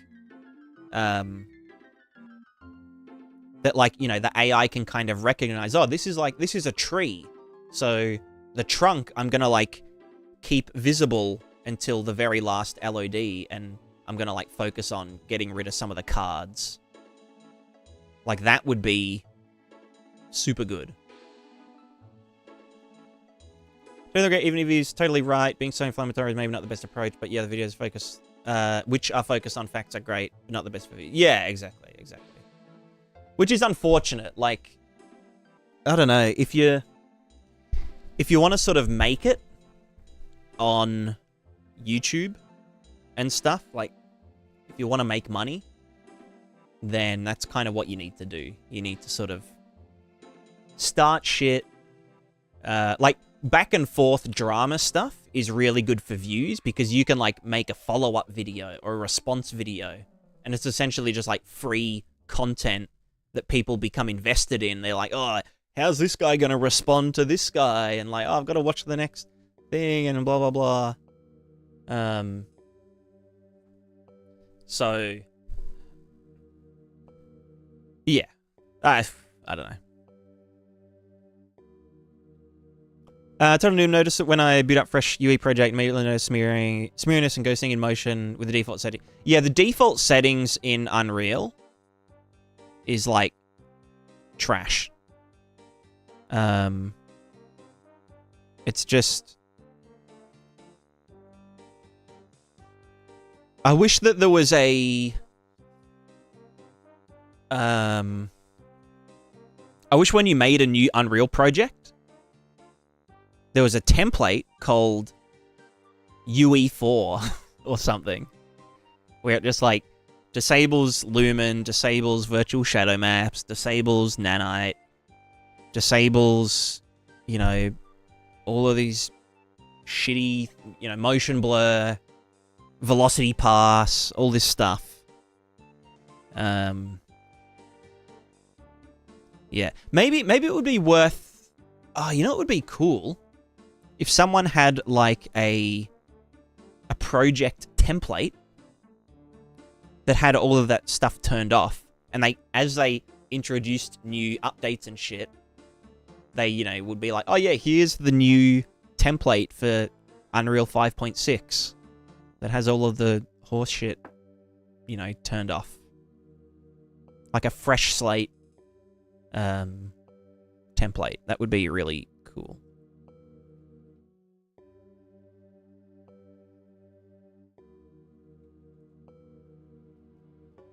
All right, let's go to official water stuff. We're gonna go material. This is called Pris Ocean Testo. Oh, we're gonna have to... Fuck, I should have grouped all these, shouldn't I? Why am I so dumb? Oh my god, why am I so silly?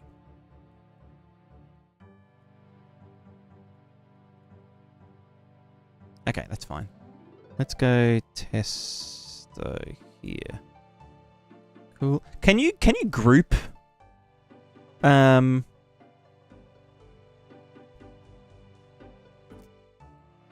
hell. Oh, is that move to new folder as in like... Yeah. Nice. I didn't realize they actually implemented that feature. That's so good.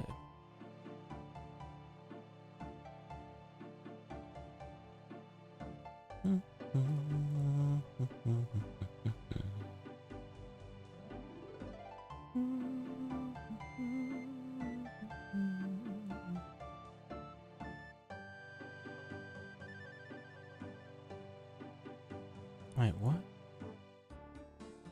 Move to ocean. Yeah, nice. And then you move to ocean. And then you guys get the dude as well. There we go. Okay. See later, water tutorial is great. Notice when you jump to the conclusion of the video, your material has like a play detector that makes a water ripple, probably manipulating the normal map.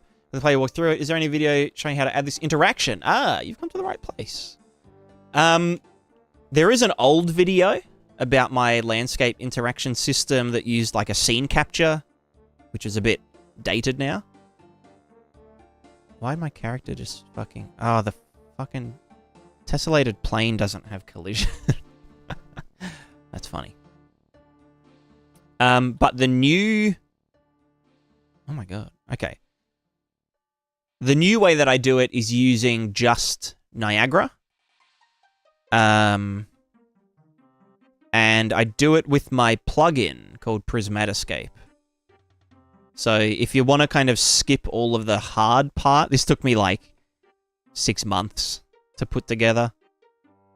So 6 months of my work can be yours for as little as $34.99. I was going to say per month. It's not a subscription. Don't worry. I was thinking of my Patreon line. But yeah, Prismatica plugin. I'm actually working on it again now, doing a bit of an update. But yeah, it's just the juicy version of that system that I made. You could, you know, follow the old tutorials, but it's sort of not worth it, almost. And it's not very performant compared to this, you know.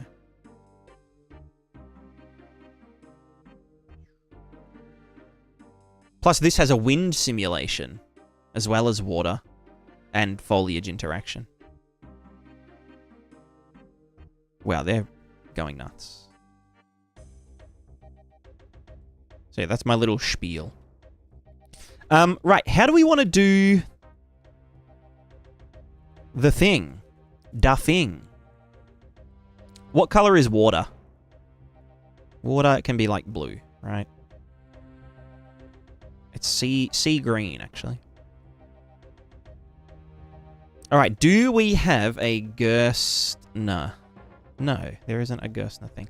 Let's look up Gerstner waves. Trochoidal wave?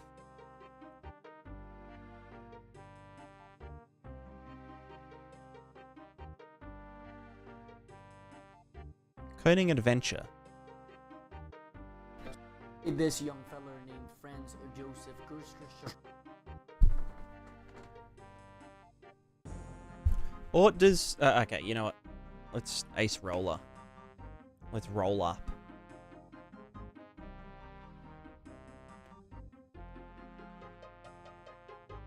Is Gerstner waves just like a sum of sines? Also, my new video dropped. I forgot.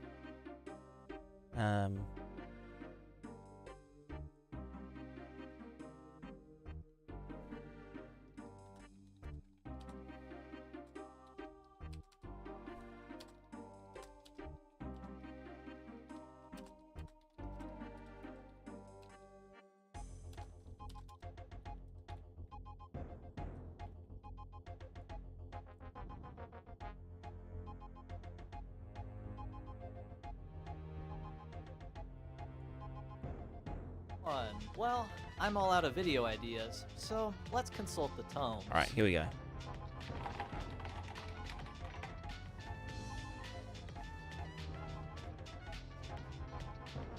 Alright, I guess we've got music. I guess that works. Sine waves, blah blah blah blah blah blah blah.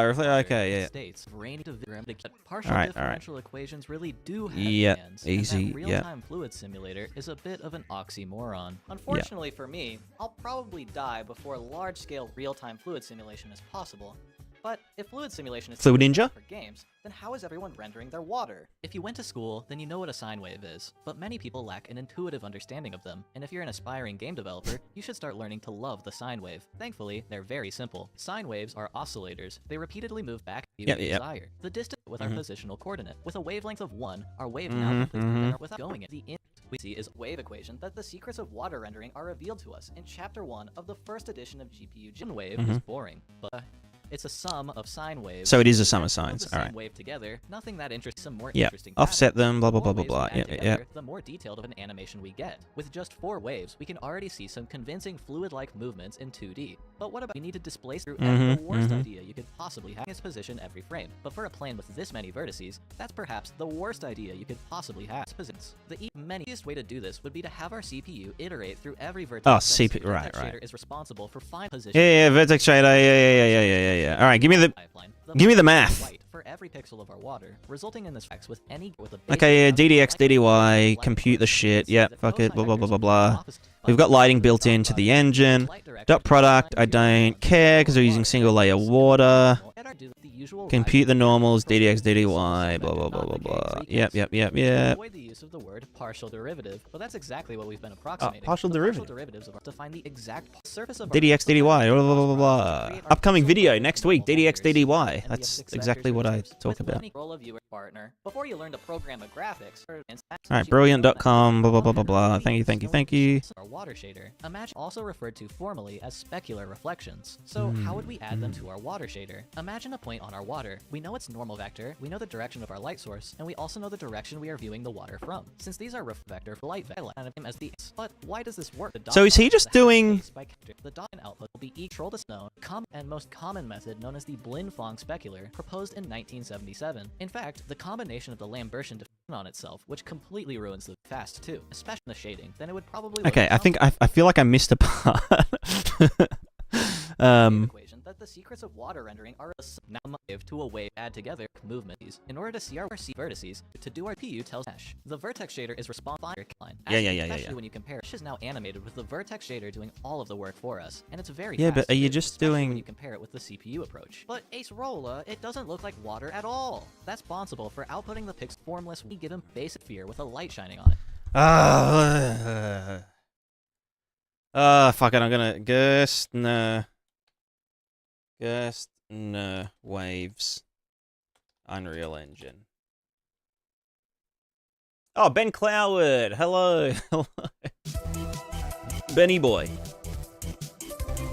30-minute materials, hell yes. I mean, to be fair, that's my videos as well. To our water. Hello, Currently, we have ripples, but these are very small. And if you look at the edges of the water, where it intersects...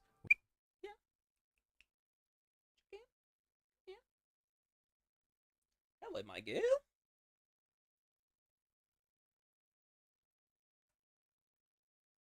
Change it later because he says it looks... Ah, right. Maybe I should wait then. Okay. Come here. Come here. Come sit. Come on. There's another cat here as well. Hey, big chicken. We're all catted up. Anyway, sorry, let me go back. Provide the... Oh, wait, no, here she is. Provide the... Here. animation that we're looking for. So I'm just gonna give it like a constant of 0. Alright, depth fade, don't care. Tessellation, don't care. What this is gonna do is it's gonna Geo deformation. Alright, the next thing that we need to do is start working on our geometry deformation. And in order to do that, usually you would use world offset position or world position offset. But you can use tessellation. Yeah. We're going to use world displacement instead. Okay, cool. Geometry relates the girthly big online. Yep. So I'm just going to add a bunch of constants. Starters is that's constant. So the value of pi that we want is actually 2 pi. So I need to make 2 pi's value by the gravitational constant. And the gravitational constant on Earth is 9.8, but generally we're dealing with multiplying. Now the other thing that we need is position and direction. So I'm going to world position that for the make a default to this. Now we can subtract. Oh, is that for the speed? Right. And then feed that into a cosine. And this is what's going to give us that's the direction. The waving movement sine and act like a cosine function. And we have one more constant to multiply by, and that is the amplitude or the wave height. So I'm going to add one more constant, and this is our wave height. And for now, we're just going to use a height of 2, which is 2 centimeters. And we'll go ahead and wire. Take a look at what we get a little bit. Let's zoom down here and take a look at what it looks like. It's really subtle, but you can see that we've got our water moving up and down. And this is pretty cool. It adds a lot of realism to have our water moving. And I really like what this has done to help the water feel even more like water than it did before. And we haven't things that our house. So the first thing I need to do is kind of move these nodes up just and just so that here are apply that by our wave code. Yeah. Just like I did with cosine, I need to copy this 2 pi value and put it. All right, this bit of wire and take a look. As our wave goes by, there's a little bit more of a sharp point to it. What I'm gonna do is and just. Is it literally just sum of sine? So now you can do, I don't know, maybe 200. Yeah. All right, so now you can see that instead of the waves being nice and soft and smooth, the Gerstner formula is that you can control like how choppy your water is. So that's a pretty neat characteristic. Now, this doesn't really look like water. There are a couple of things missing the surface, but we're not actually changing the direction that the surface normal is facing. Value and multiply.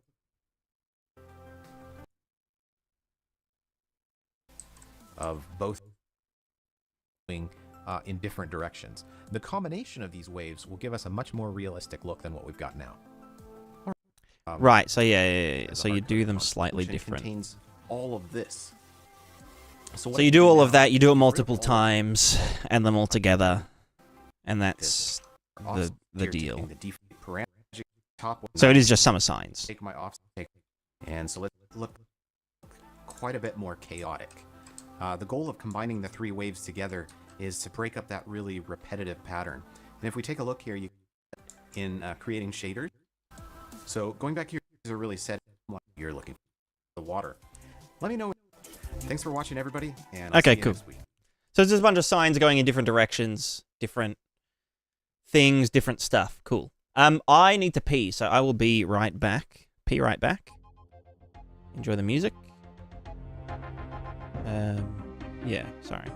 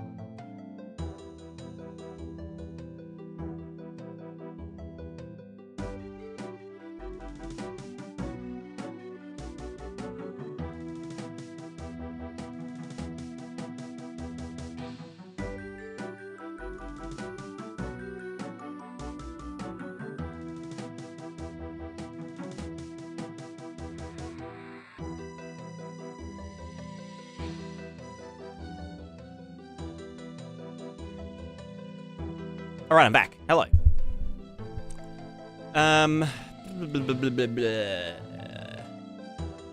True. I guess that would be in the water material.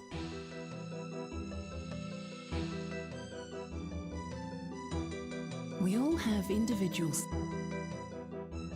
Yeah, I think I remember this video.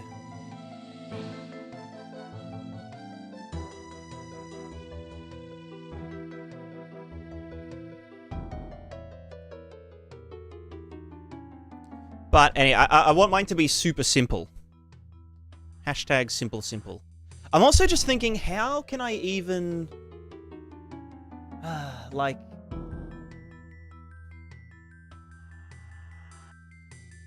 Because obviously in my game, right? It's a bit easier because all the waves are gonna go...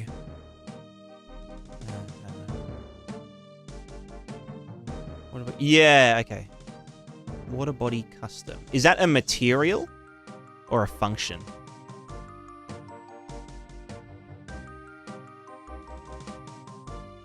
Okay, it must be a material. Also, the music's a bit loud, isn't it? All water body. Water space body? Or is it a plugin you have to enable? Engine plugin? Object, right. Yeah, okay. Water.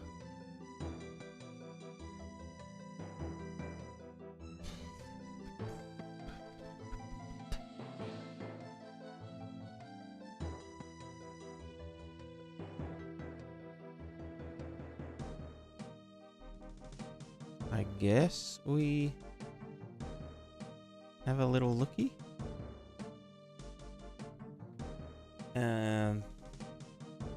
Yeah, whatever, restart.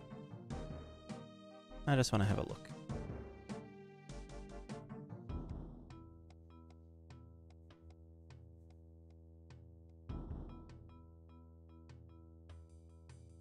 Do they, with all their, like, rivers into ocean stuff, Do they use render targets per intersection, or do they use a runtime virtual texture?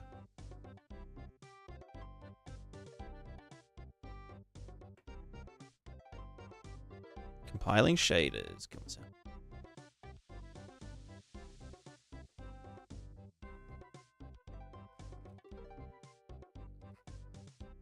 Render targets, okay. That's the same thing that whatchamacallit does. Fluid flux.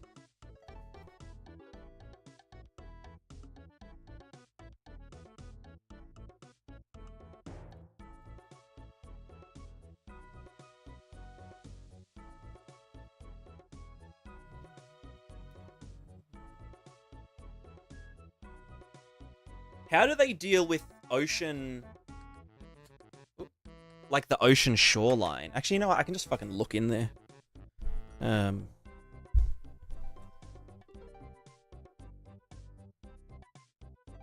Like, does anyone that's looked into the water plugin?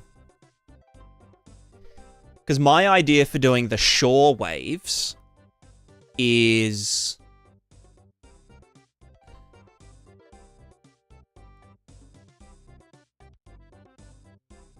like... how do I even put it?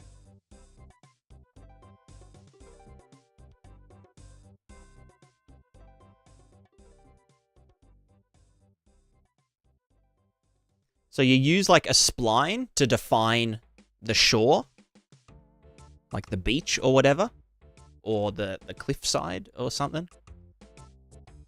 And that would both act as a volume to tell, you know, your buoyancy system, oh, by the way, you're actually in a shore, you're at a shoreline, therefore the shader is going to look slightly different because the waves will crash towards the thingo. Run along shore, causes landscape chunks for optimization, and does influence material waves, etc. Does it hook into the buoyancy system as well? Custom SDF from splines that define the shoreline. Okay, yep. And then how does the shoreline...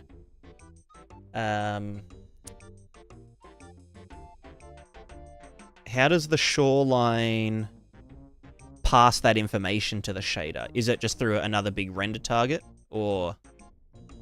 I just don't know why they wouldn't use RVTs, you know?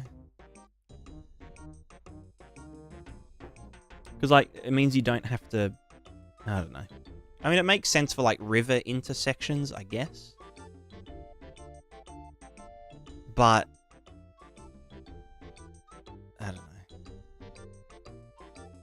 I don't know. Why not just use the system that they've already implemented and use for, like, everything else? I think my terrain is somehow bad, but custom body is fine. I think a lot of people have said that the landscape river splines just suck. Because you can't, like... something about, like, you can't access them for, like... or they're not easy to access. Like, if you wanted to be like, oh yeah, have this boat follow this river spline. Like, it's just really hard to access that data.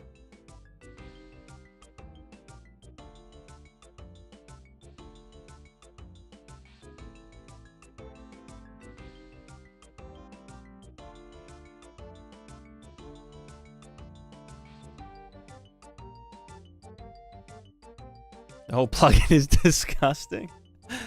I mean, I've only ever heard negative things about it. Like, yeah, the water shader looks nice, but the rest of it's just like a clusterfuck. So, I'm essentially writing my own version of it. That's just easier to use and can handle things like water that isn't a plane. Like, what if you wanted a world where, like, the water is on a slant? Or it's like a ball of water. Or, like, zero gravity water droplets. Big ass, like, floating ocean drops, you know. Can't do that with the Unreal plugin thing. Oh, maybe you could with a custom body thing, but I don't know. Can you have spherical oceans? I guess it's probably hard-coded for buoyancy to act in the opposite direction of gravity.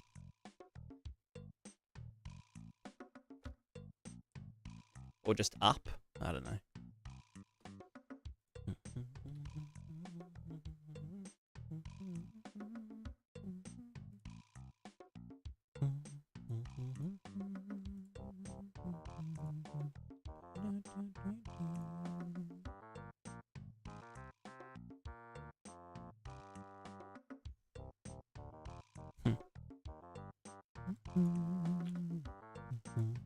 Right, so I go water. Oh, actually, does it have a WPO function in that plugin? Oops, wrong material. That's a bit often disappointed with them. Yeah, yeah. Compute Gerstner waves. Hello. So you just do normal WPO. Water body index. What the fuck does that even mean? 1? Time?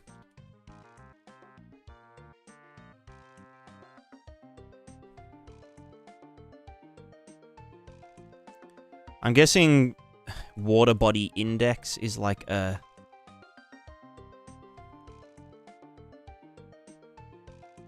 Yeah, okay. It's a custom parameter that's what, looking up from the render targets, I'm guessing?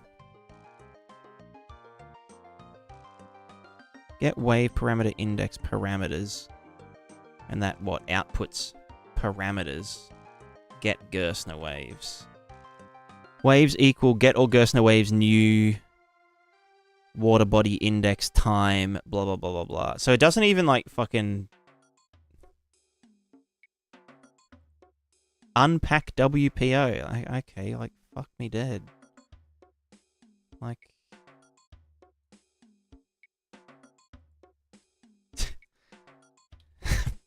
you know? Like it doesn't have anything that's usable. It's not even fucking plugged in.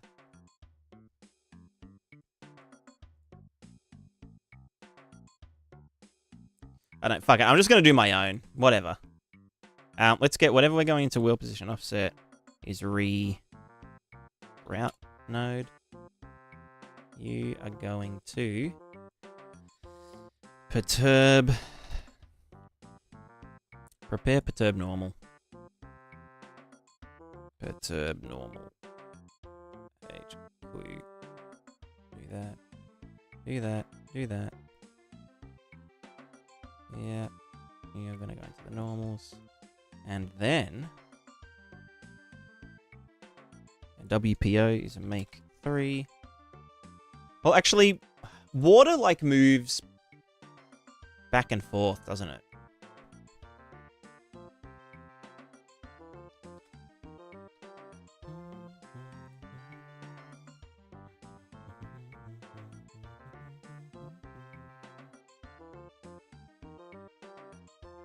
So what was Benny Boy doing?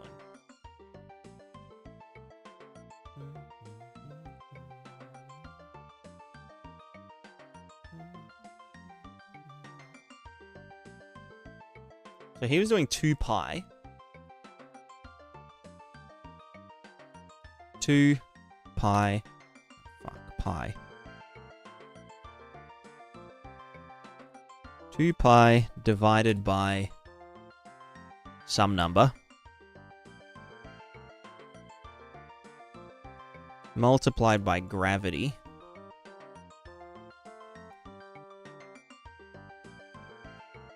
And then squirt that. And then time. Multiply by time. Multiplied by time. Why? Right, right. So then he had direction, which for him was just that. Don't need to normalize it. Well, I should, but whatever. And then the world position dotted against. Like, why though? Why would you dot world position excluding material offset?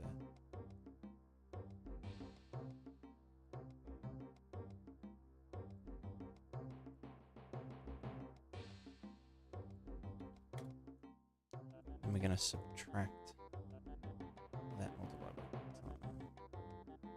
And that goes into the cosine.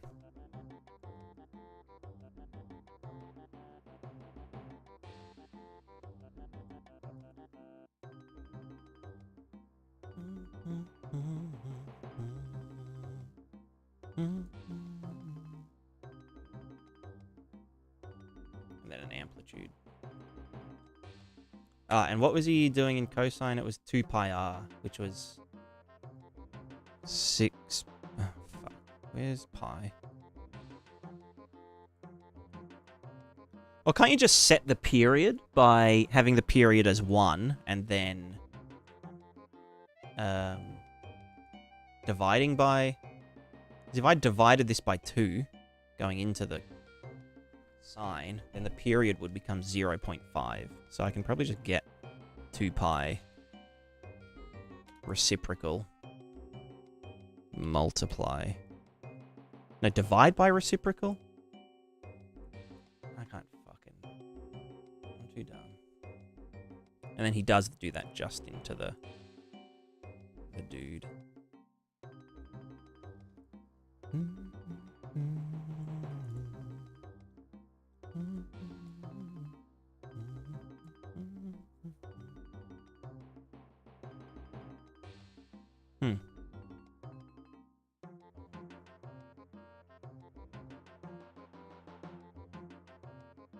Look at those sweet LODs.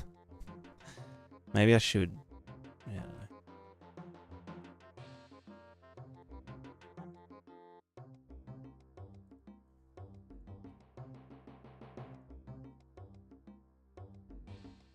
So what was the constant he put into the cosine? It is like 6.25. Let's just see if I'm in the right ballpark. Multiply by 1. 6.25. Yeah, yeah. That's it. That's the one. Although I guess it's cheaper to do it hard-coded.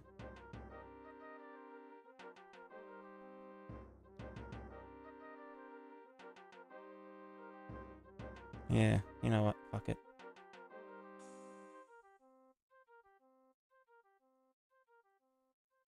But then why even... Why? I guess pi is just what? Yeah. It's just that. So then why don't I just do this times 2? And we have this. Because we're never using 1 pi.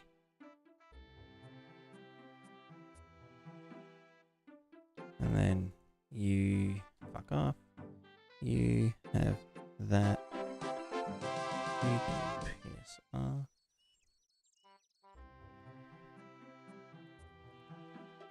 Blah, blah, blah, blah, blah. And then we add a sign on top of that.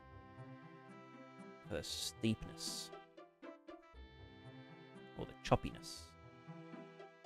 Which goes into... That's amplitude.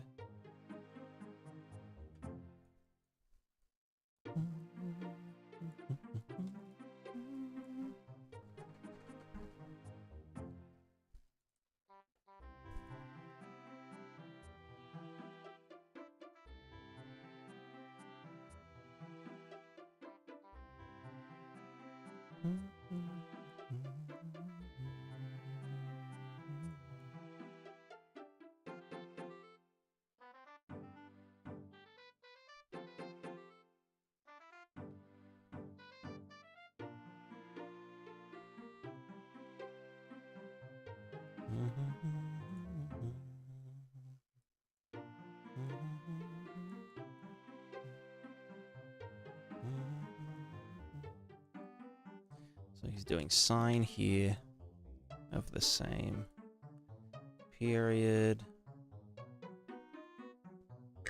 Oh, pardon me. Alright, go back, Benny. Alright, so that's our, what, amplitude here. But amplitude, so let's just go like 10. That gets amplitude multiplied by... Right, because as it becomes more amplitudinous, it becomes steeper.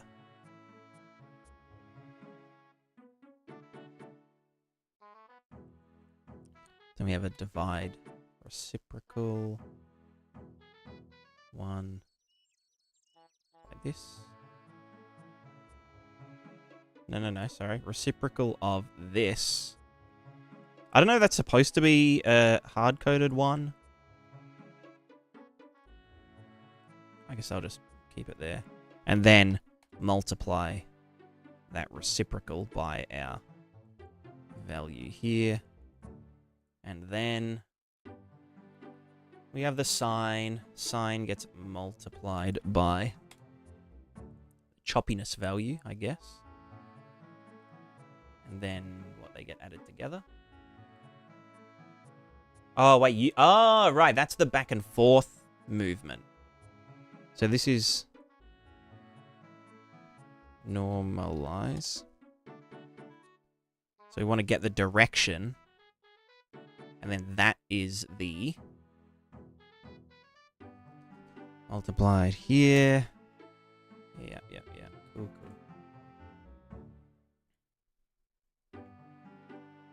And then we subtract it from... Is that post? Amplitude? No, that's direction. That's amplitude. Post amplitude here.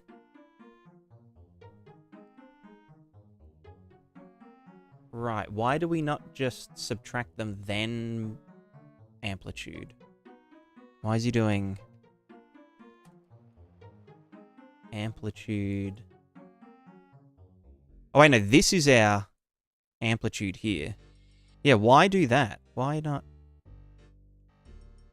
Oh, because I guess that's getting done down here. Blah, blah, blah, multiply, then direction after that. Okay, yeah, no, it makes sense. Subtract. And then, right, so instead of up and down, it's a back and forth.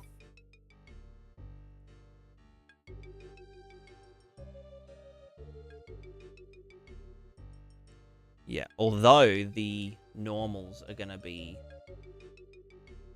dickled. The normals are going to be dickened.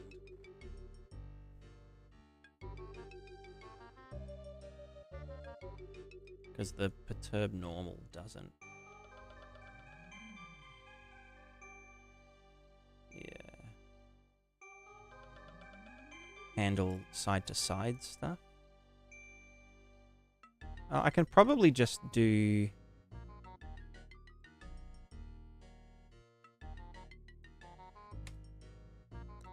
Just get the up and down of this. No, because that does matter, doesn't it? Ah, that's fine for now, whatever. That looks like a wave. YOLO. Alright, cool.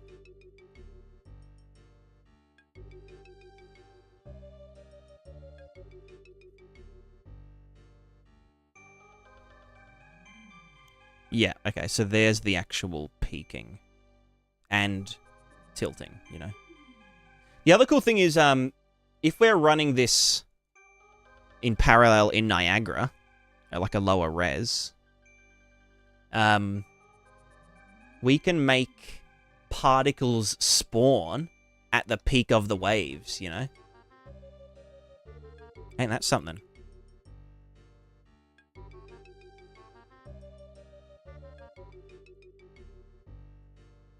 What are your thoughts on AI-generated music for indie games? I mean, if you gotta, then you gotta, you know? If you gotta, then you need to.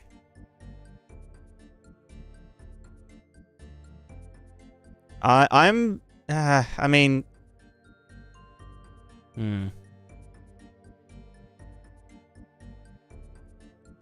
I don't know. AI's a funny one. AI is a funny one.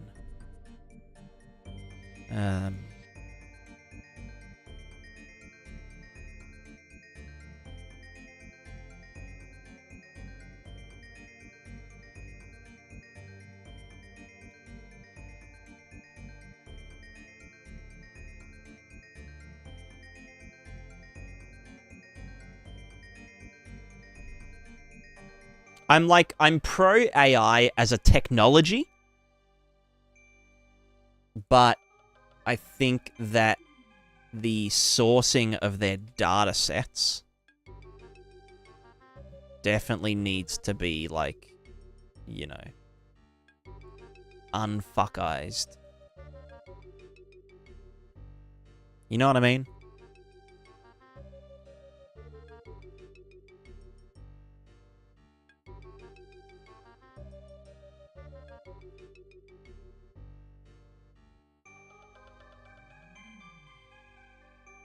Was an AI designed game.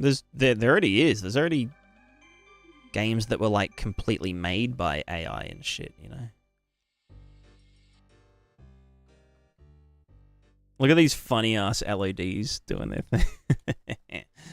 Oh, the fucking cast shadows. Let's get this entire thing.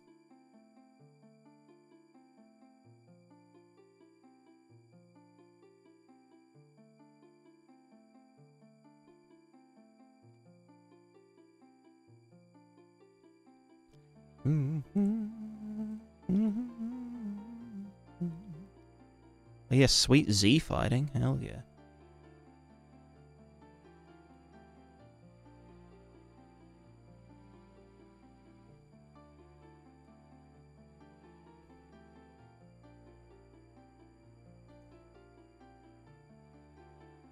Why are we getting that kind of skewing? I don't know why this is.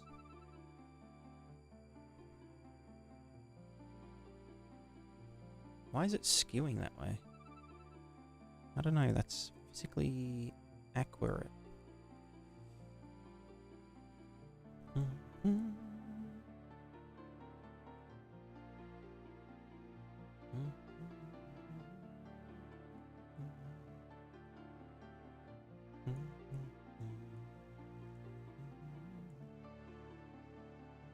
Is that from this?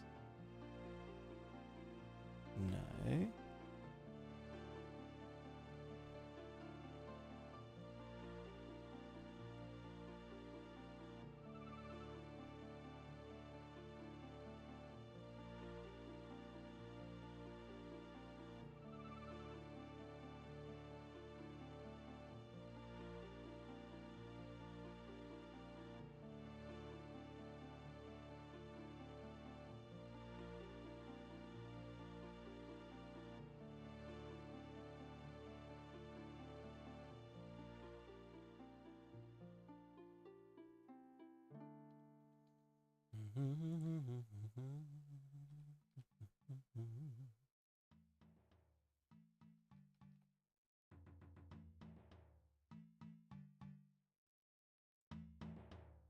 Yeah, why are we getting that dotted against the world position? That doesn't make sense, because, like, doesn't that mean it changes on the other side and stuff?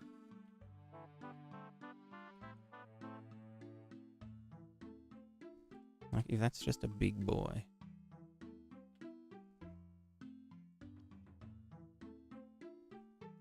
Why is it dotting against...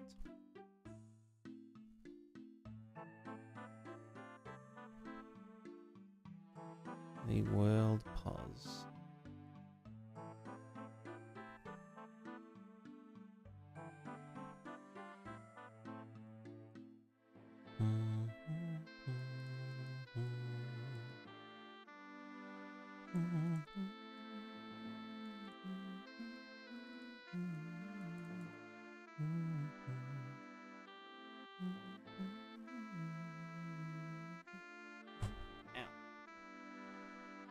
bumped my knee. So that is just a reciprocal, right?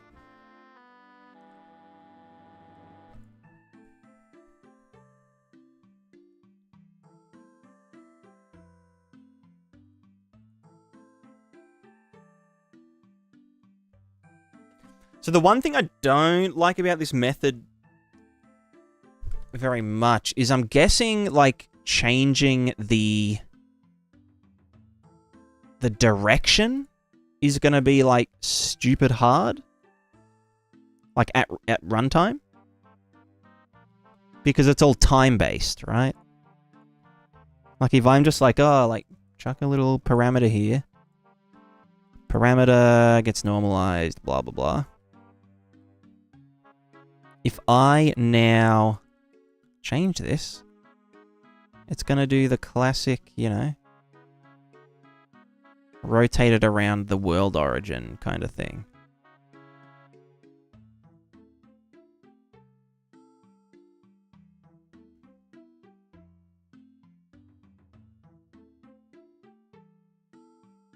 I mean, that's not terrible. I thought it would be way fuckier. And also, why is this always going back this way? Is that intentional? Is that how this is fucking supposed to work? Like, why dot product? I'm just so confused.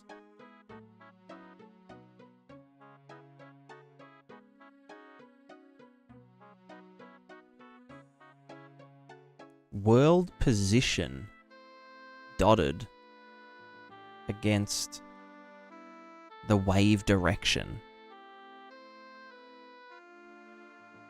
World position against direction. What the fuck does that even mean? And then subtracting our signy dude. I'm just so confused. I'm too dumb.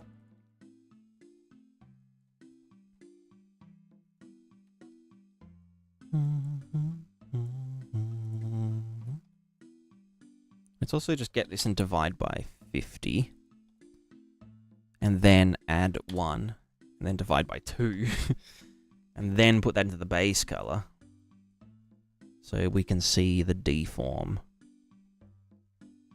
happening. Maybe a bit more. So it's just a bit. Add 2, divide by 4? Would that squish it all in a bit? Yeah.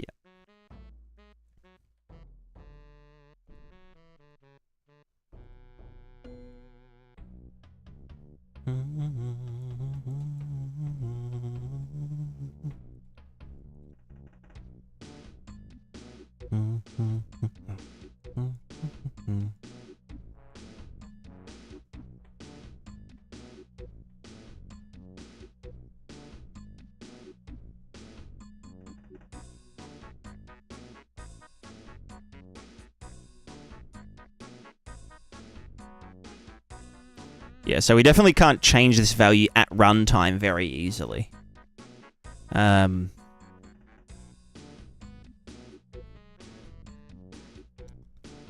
mean, like, the thing that you could do is, let's just, like, fuck around, find out, you know? Is just, like, layer a bunch on top of each other, right? So if we had, I mean, actually, you know what, this could work.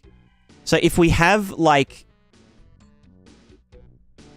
you know, some number of dudes. Do I need one? Oh god, I don't want this to be, like, giga expensive, though. And I guess that's what I get for using fucking Gerstner waves instead of simple signs.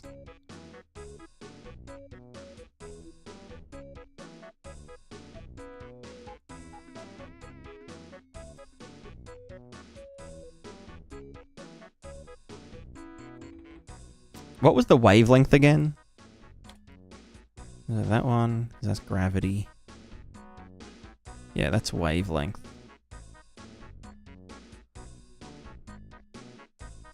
Wow, look, we're doing all this funky shit.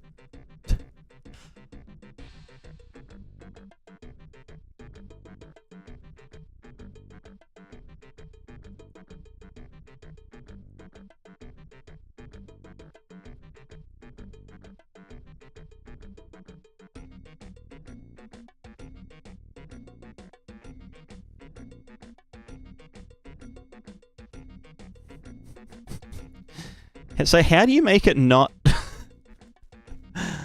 I'm just too dumb. I mean, like, I know how, but I don't know. Fucking... I just...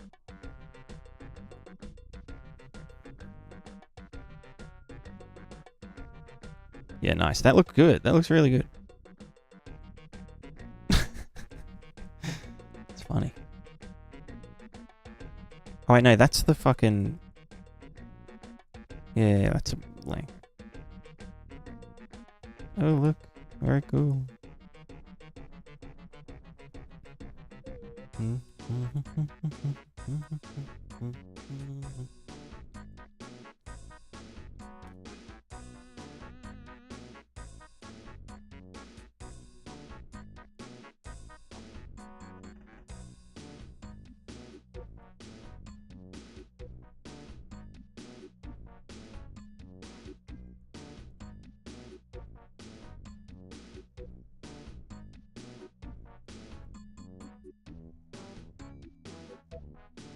It's getting super angry here.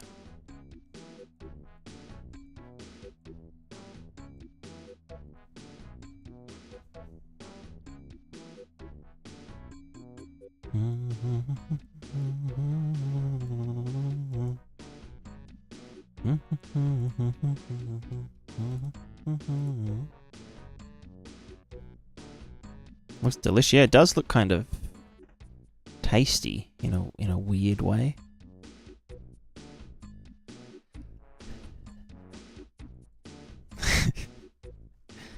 Yeah, fair enough. I agree.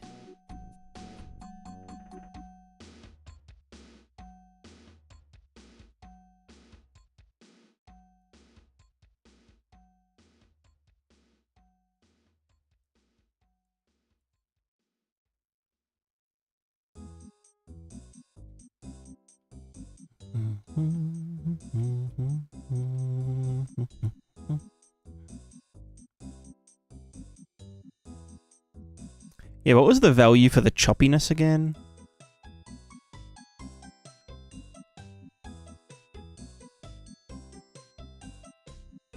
Or is this the choppiness value here? Because this gets fed into here as well. So should the amplitude be like a final dude?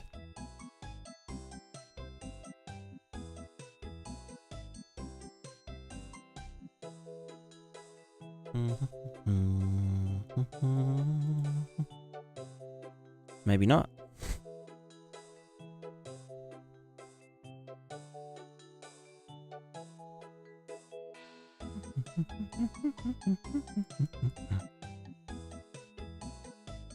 All right, Benny boy, you're up again. Steepness control. Show me the juice.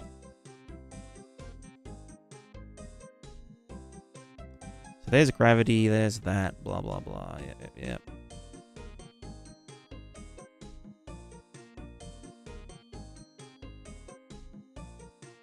Wavelength, gravity.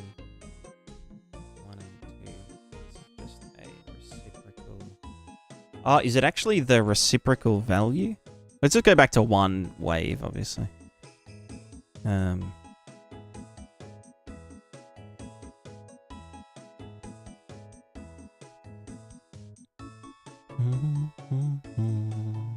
Yeah, is this maybe not actually a reciprocal?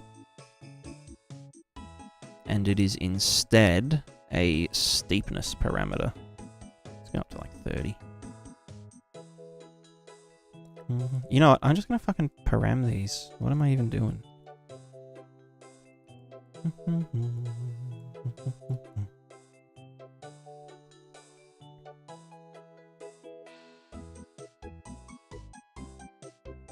Ooh, negative Gerstner waves. Wow, that's funky.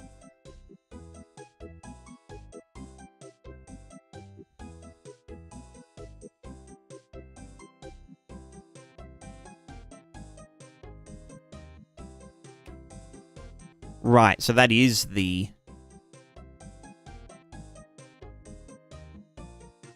Yeah.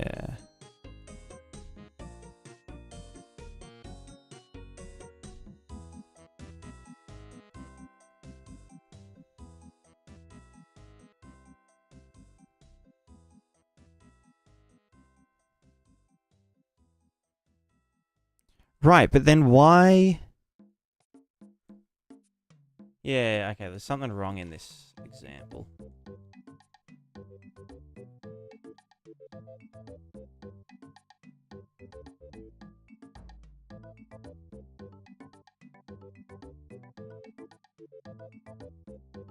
Like this part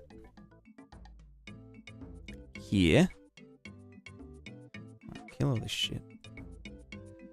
This part up here is supposed to be... So that's its, what? Bigness. This should be multiplied by just up.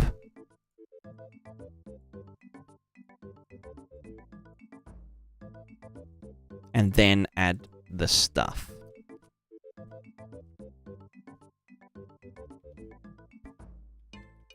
So then there's no kind of sideways stuff going on. But then does this...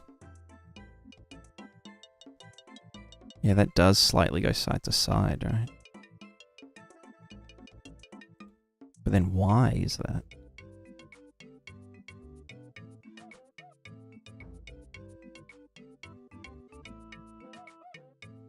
So our peaks are going that way. Is that different here? You know, they're all going in that direction, which is the Y direction. So why is that?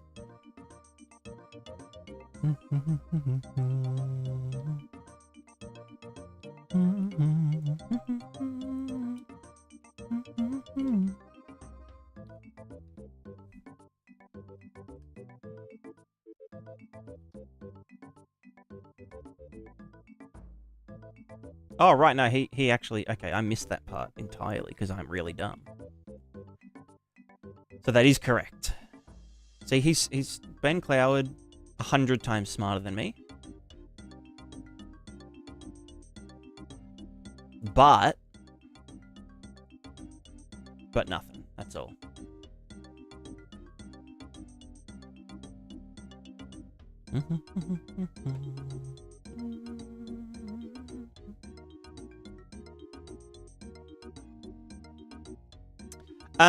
Basiero! One question about a game. If it's an open world, how we limit the player from going outside the world's borders? A huge amount of individual walls. Entire world surrounded by ocean. Sailing tech is disabled.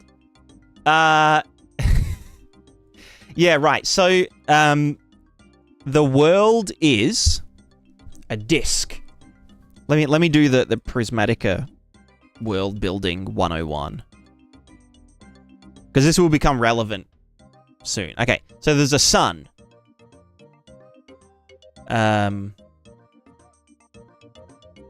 It's actually a giant floating shining rock. Very bright. Not as hot as our sun, obviously. But it's still pretty big and bright. And then the world is, yeah, it's pretty much a disc world, right? Like this. Bloop. And so it's really hot in the center. It's nice and temperate, you know, in the habitable zone. Then it gets really cold and dark. And then it gets like, you know, pitch black because the light doesn't reach that far. And then there's the edge of the world, I guess. And if we look at it like from a view you know, this side, whatever. Let's just presume that there's nothing on the underside of the world. That would be silly. So we get like some cool stuff, like anything behind a mountain. There's a hole in the middle, right? So the sun goes up and down. It like oscillates between like the kind of the middle point of the universe. And it goes up and down, and that's a day. And then the floating continents, plural, singular, whatever, they go up and down, but like slower, right? And that's how like seasons occur. Because obviously if we're up here and the sun's only going from here to here, it means our days are shorter, it gets colder, blah, blah, blah, blah, blah. All the floating continents, they might have different seasonal, periods. And also like different seasonal amplitudes and whatnot. And that'll all be simulated. Ooh, simulation. Yeah, so that's kind of a thing. It's one of the things of all time.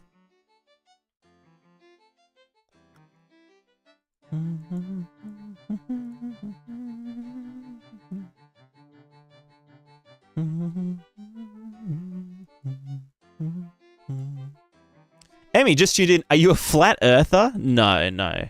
I'm a disc earther. No, I'm just explaining how the world in my game kind of functions.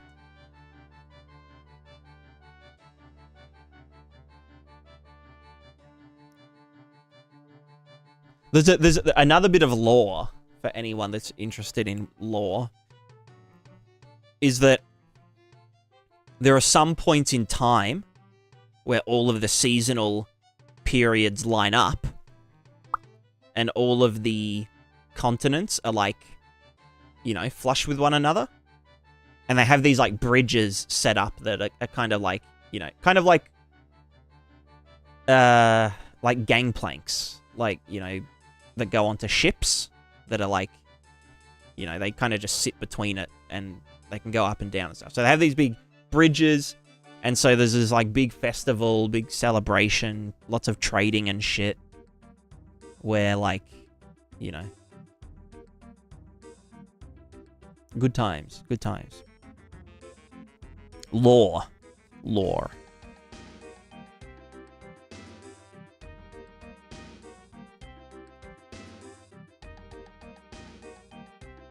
Flat Earth is using your theory. Hell yeah.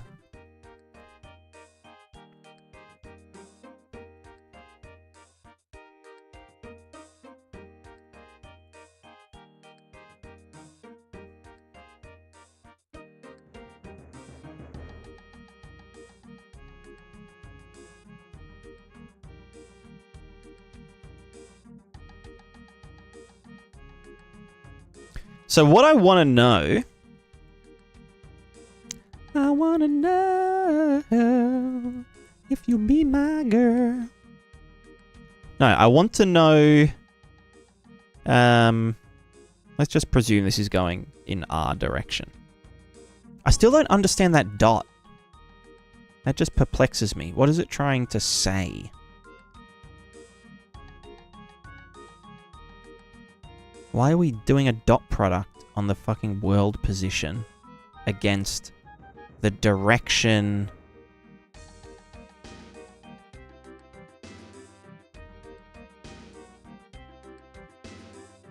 What does this return?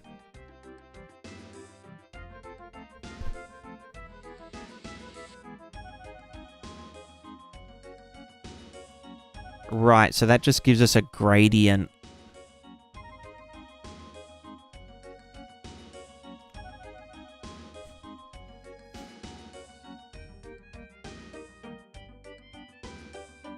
Right, so negative blah blah. Then when we subtract time, it's going to move in that direction, I guess. It's kind of weird, but,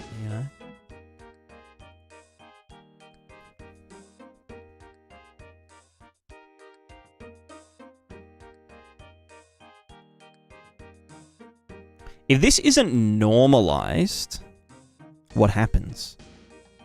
Do we get like big fuckage? Because if I could use a... Oh no, because yeah, it's... cringe. Yeah, it gets all fucked up. I see. Yeah. Yeah, I'm just thinking, like, how do you change the direction at runtime without needing to, like, you know, do really stupid things such as have two sets of waves going and flip-flop between them, you know?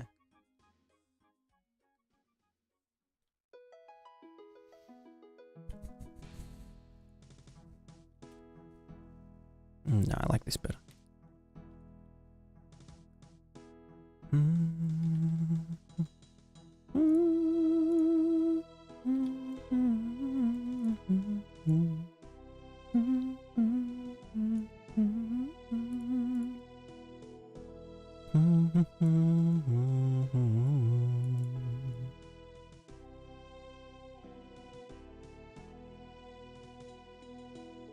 Alright, let's do our Pris Gerstner. Prismatica content, material functions, Prismatica material function, Prismatica single Gerstner wave.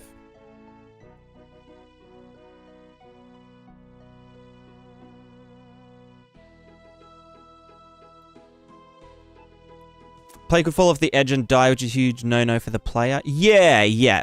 And falling down so, like, everything else you can explain by, like, oh, the character just got really lucky. You know, like, oh, they got mauled by a bear, but they got really lucky and they were actually alive and then someone picked them up and, you know, took them back to town.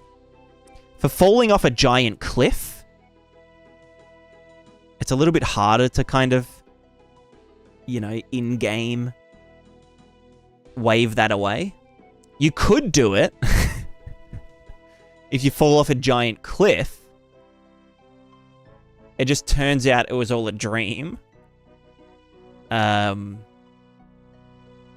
you wake up, but you're super traumatized, and that's kind of the penalty, you know?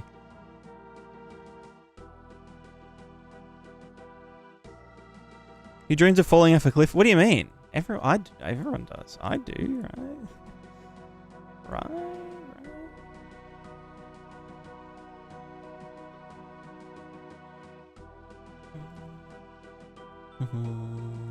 Eagle swoops between pigs and light. Yeah, exactly.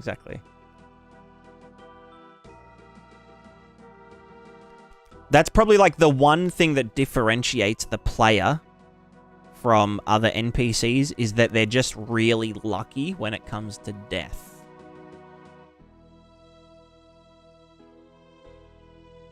Hey, Barry's no explanation or valid reason. Yeah. I mean, I want to do a lot of, like, soft gating in, like, the game design. So, like, you know, you can go to the desert at any point. You could, like, you know, wake up on the first day and be like, yeah, I'm going to the desert. And you could go there. But, you know, you would burn to a crisp because you don't have the right clothing, or you don't have something that can hold enough water without it evaporating, or, you know, you don't have good shoes that allow you to walk on the sand faster.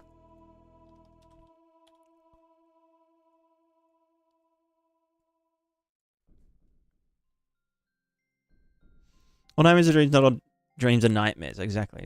Or your meat wrapped in cloth would rot. Exactly. You would need a cool stone in your airtight backpack.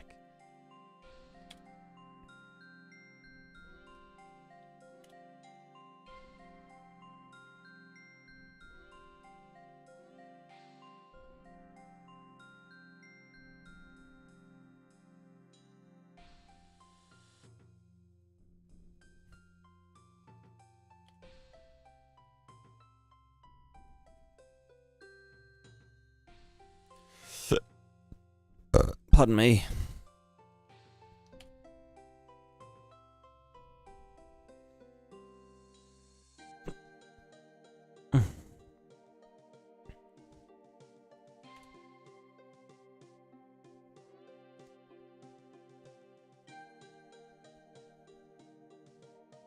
The only trait the chosen hero has to keep getting extremely lucky and not quite fully dying. Exactly. Exactly. That's a good way of putting it.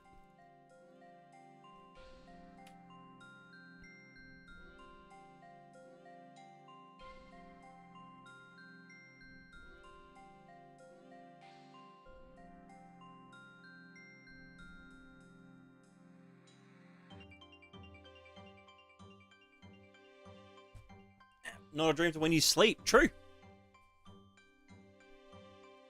I have a dream. I dreamed a dream of times gone by. When something, something, something, something.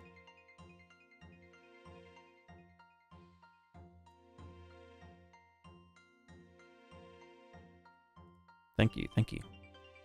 Input. Vector 2? Yeah, vector 2, whatever. Oh, I guess it wants a 3 for. So we'll just, you know what? No, you know what? We'll, append a 0 to there. There is no normalized 2D for some funky reason. Actually, does that mean I can have... Let me test something.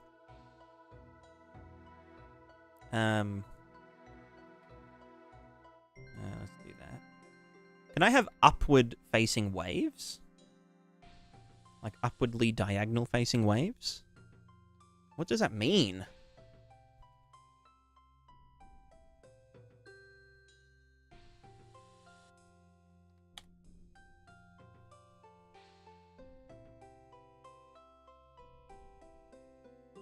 I guess it's just like...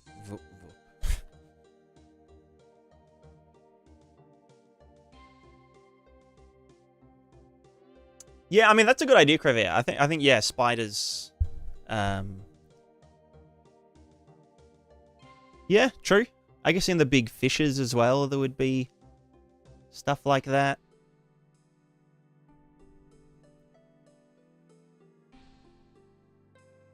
It's more like oh, I'm at the very top of a big cliff that's overlooking, you know, this big place. And I chose to just fucking yeet myself off of it. And it's kind of like, well, how did you survive that? You know? Like, okay, maybe you landed in a bush and the bush broke your fall. Or a tree. Or, actually, oh, no, I've got it. There was someone... there was someone walking by, or there was someone driving by with a wagon full of hay, and you fell in the back of the wagon. And then you wake up at the town, and you got, like, broken bones and shit, but you're just, like, in the back of the wagon. You know? As long as it, like, as long as it blacked out before you hit the ground, then you could hand wave that away. Didn't they disprove that Assassin's Creed hay theory? True. Very true.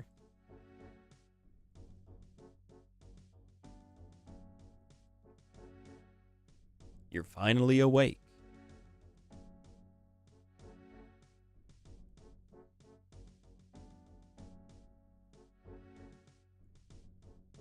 Here's my question. Can I do... So wait, this is a direction. I could give this a vector field, couldn't I? This is called direction. But what if I just do something like... The direction is... World position XY. Ha ha ha. Then we're going to get some circular boys. Yeah. Cool, cool, cool. Cool, cool, cool. So, although they're going the wrong way.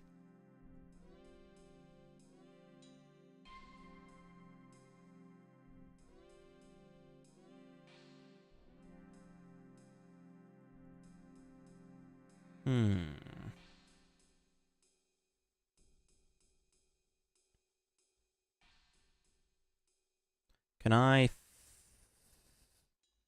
Flipping that isn't gonna... No, that would do it, yeah. So they're all gonna converge. No, that's not right. I'd have to fucking... Negative wavelength? No, it'd be negative time, right? Wow, that is not happy. I guess I have to put in time as an input. Or like a speed, I guess.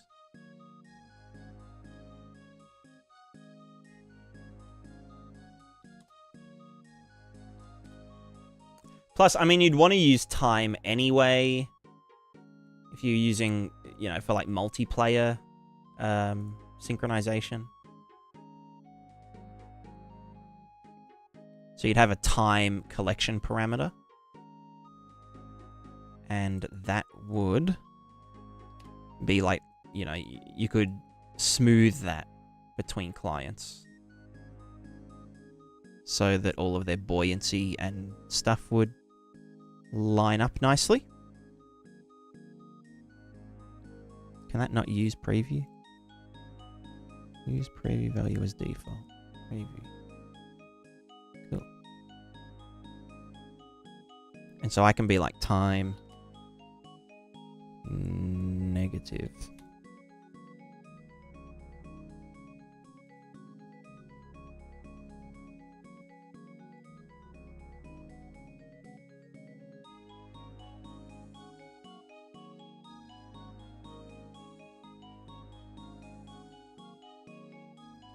But he fell in the river at the bottom, he washed up on the shore. Down. Yeah, exactly.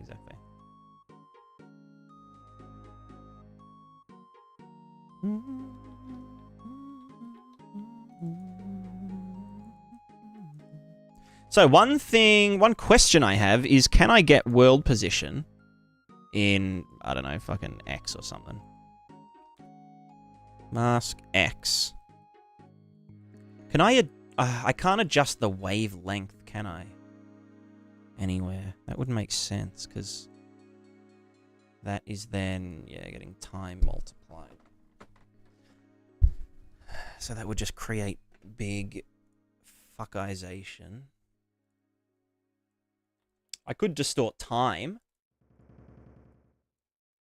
Let's just try sine. Period, I don't know, 300, whatever. If I said lerth, well, not lerth, what would I even, I guess multiply by some value. 50, add that to this fella, chuck that into the wavelength. So we're going to modulate the wavelength. Yeah, not a good idea. Yeah. So what we could do is modulate time.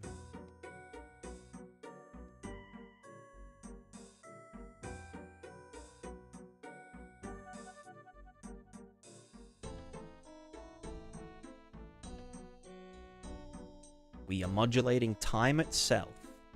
That's probably a bit extreme.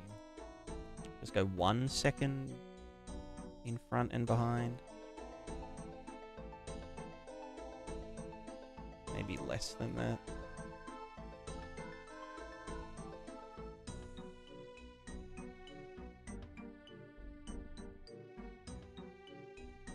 Multiply -1, same as -1. No. So 1 minus will flip 0 and 1, like that. Whereas multiply by -1 will flip -1 and 1. Does that make sense?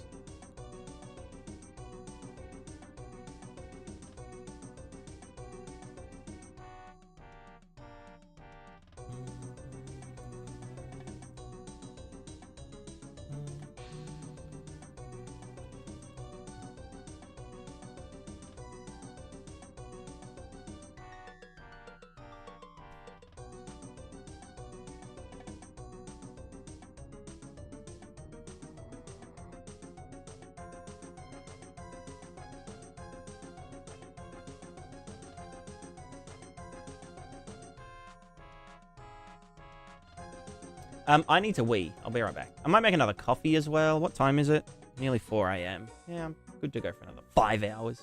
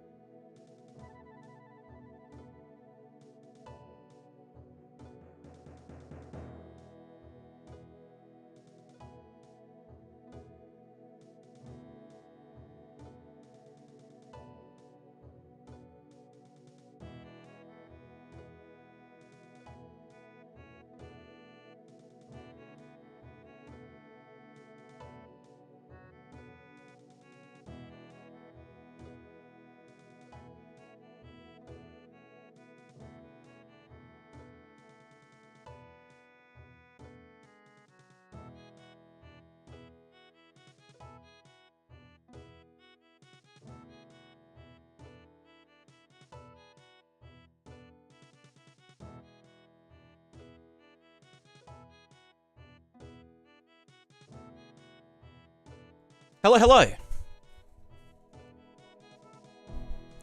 1 minus node multiplies the input by -1. No, so the 1 minus node subtracts the input from 1. So if we look in like Paint, what? So here's our graph. Here's 0. Here's 1. So if we multiply by -1, 1 becomes -1.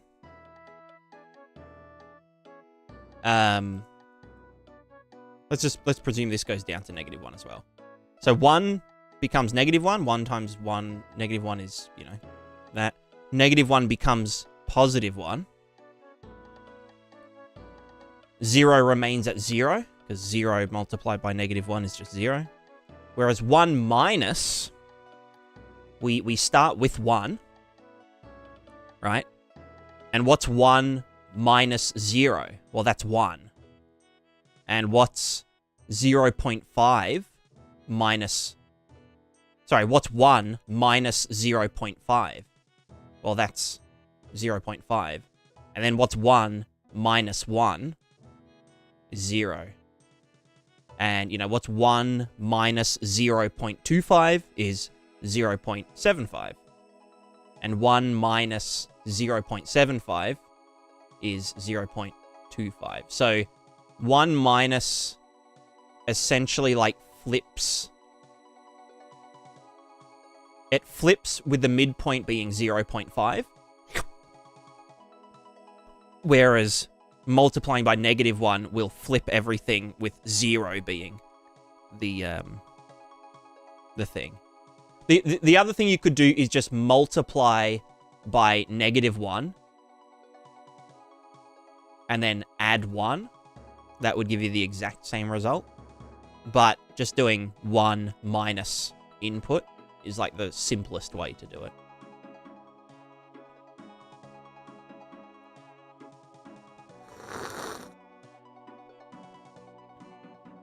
Multiplication with everyone is positive becomes negative, negative stays negative, right? No, so multiplying a negative number will make it positive.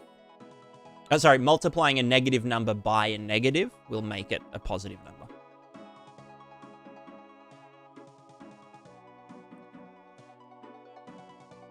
So 1 minus isn't an inversion. I mean, it does end up, you know, pushing some values into negative. But think of it just like flipping everything around 0.5 instead of flipping it around 0. So going from this, where the black is black and the white is white, we then flip it so that the black is white and the white is black. Whereas multiplying by -1, we can't usually see negative values anyway. They just show up as black.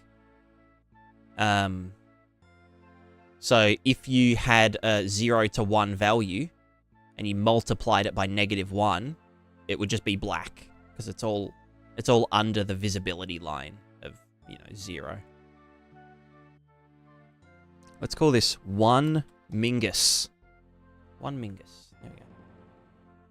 All right, I'm thinking about ways to do these thingos. 1 minus 9 on a 3 vector, say 1, 0, 6, 0 equals 0, 0.41. Yes, correct. Which would invert the color.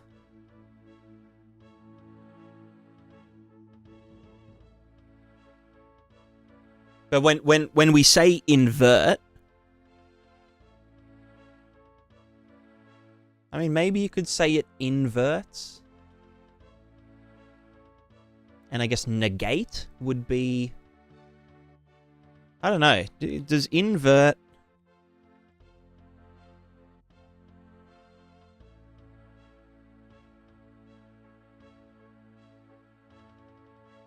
Does invert imply...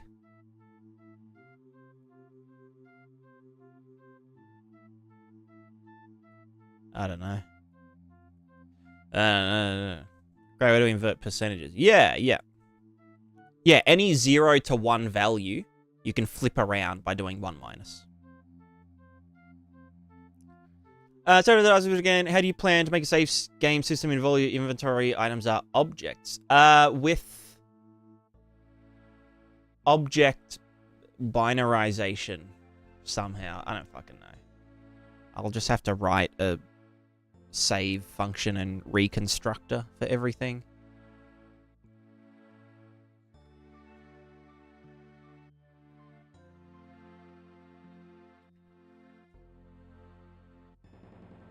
Blue inverted is yellow for X3. Yeah, yeah, yeah.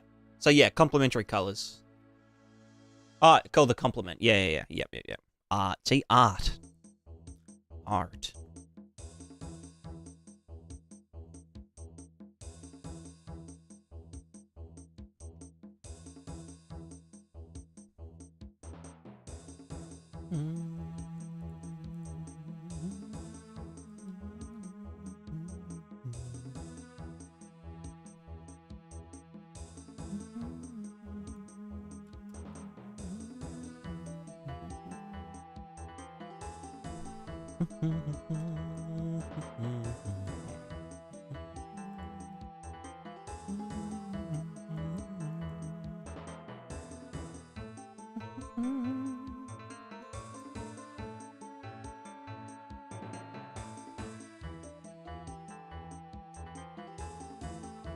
Okay, so how do we want to do our Gersties? Any Gersts in the chat? I guess we could do our radial waves and then add maybe, you know, one in each direction.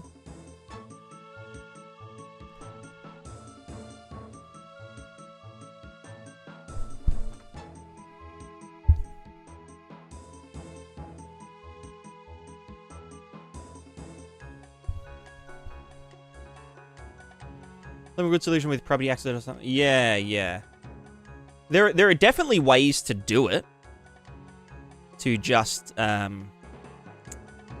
serialize objects as well as their references.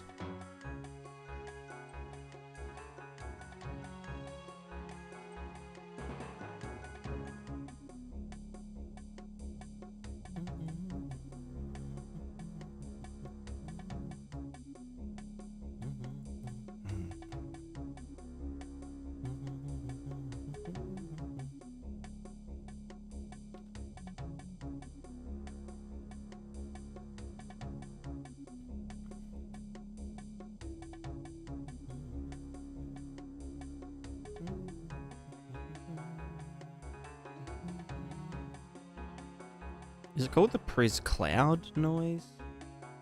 What's the one I use in P-Scape? Was I say cloud noise? Was I say cloud noise? Yeah, I'm just thinking, do I want to just like do a texture sample of noise? Because again, I would be able to do that in the CPU because you know, I have CPU texture lookup thingo.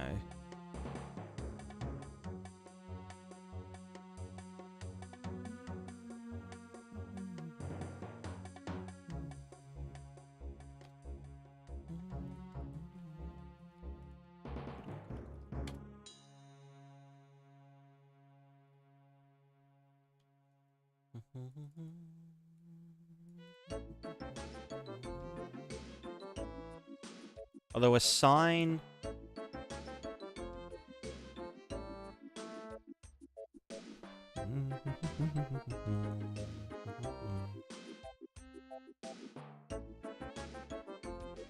I guess, yeah, this runs into the issue of it being, well, pixelated.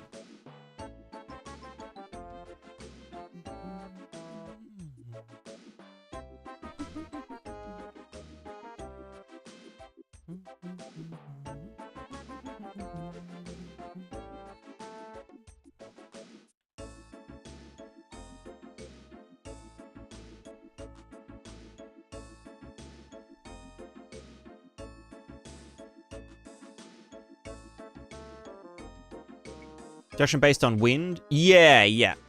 Well, yeah, in my game at least. That's kind of how it works. Maybe I need to... I mean, that wouldn't really work. Maybe it does just need to be sine. Or just less, you know. Or higher res. But either way, it's just gonna turn into a bit of a shitstorm.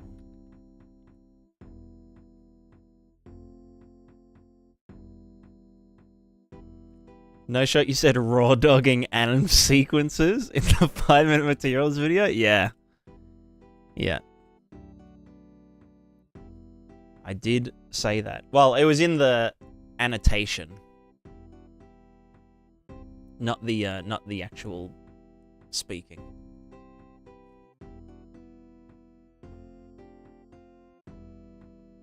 I thought some people might enjoy that one.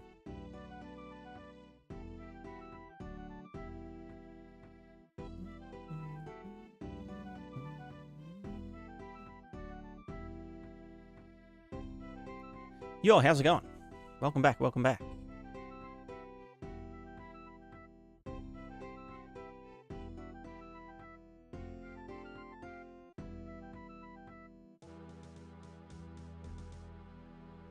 True, that's gonna get really fucky down here, isn't it?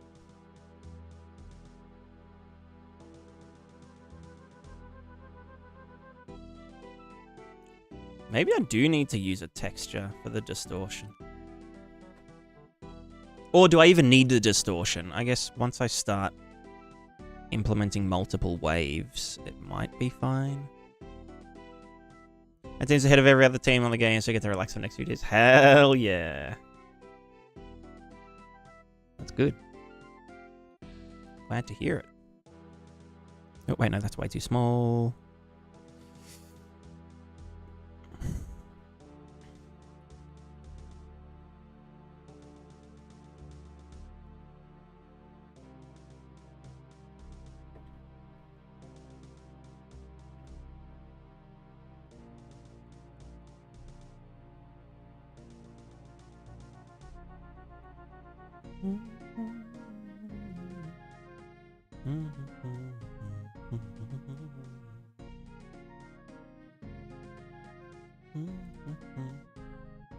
Maybe I could keep this one smooth, and then when I do additionals, because like here's the thing, right?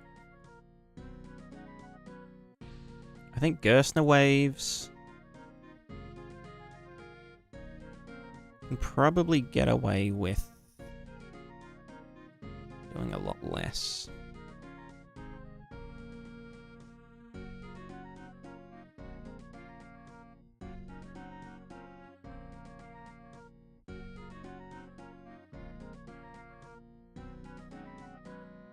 You know what? Let's look at that Ace Roller video.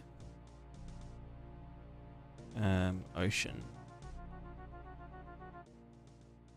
The non-tiling ocean thing.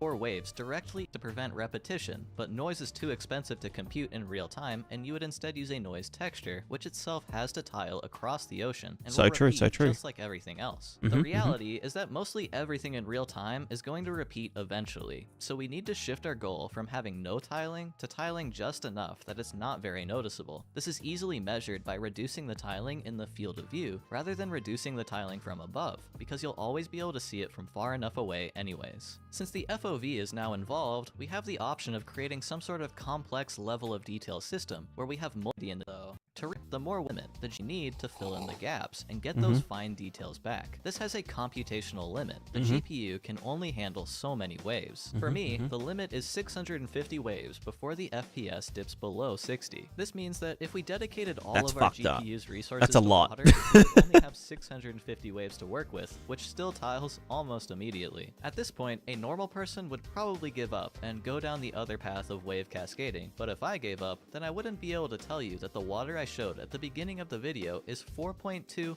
million waves at 150 FPS. To understand how this could even remotely be possible, let's think about our water in reverse. Imagine the surface of our water is described by some unknown periodic function. We could then say that the sum of every trig function in our fluid simulation is an approximation of that water surface function. A series of trig functions that approximates a periodic function is called a Fourier series, but that's a bit of an oversimplification. Taking a signal and decomposing it into all of the frequencies that went into it is known as the Fourier transform, and if math were the D&D magic system, the Fourier transform would be a level 9 spell. To understand just how magical it is, it's like if you took a piece of matter and decomposed. You use Fourier transforms in audio as well for like equalizers and stuff, you know?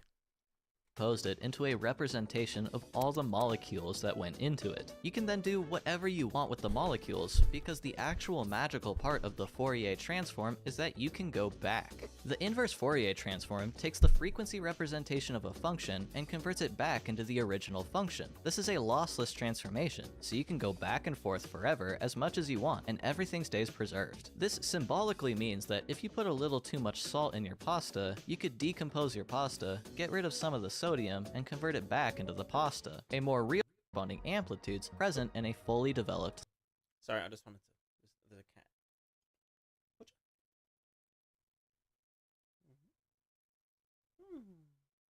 Aren't you good?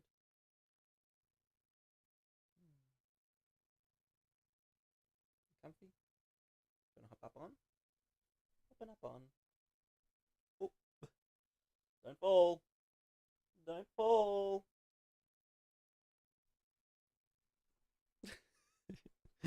You're funny. You're a funny girl.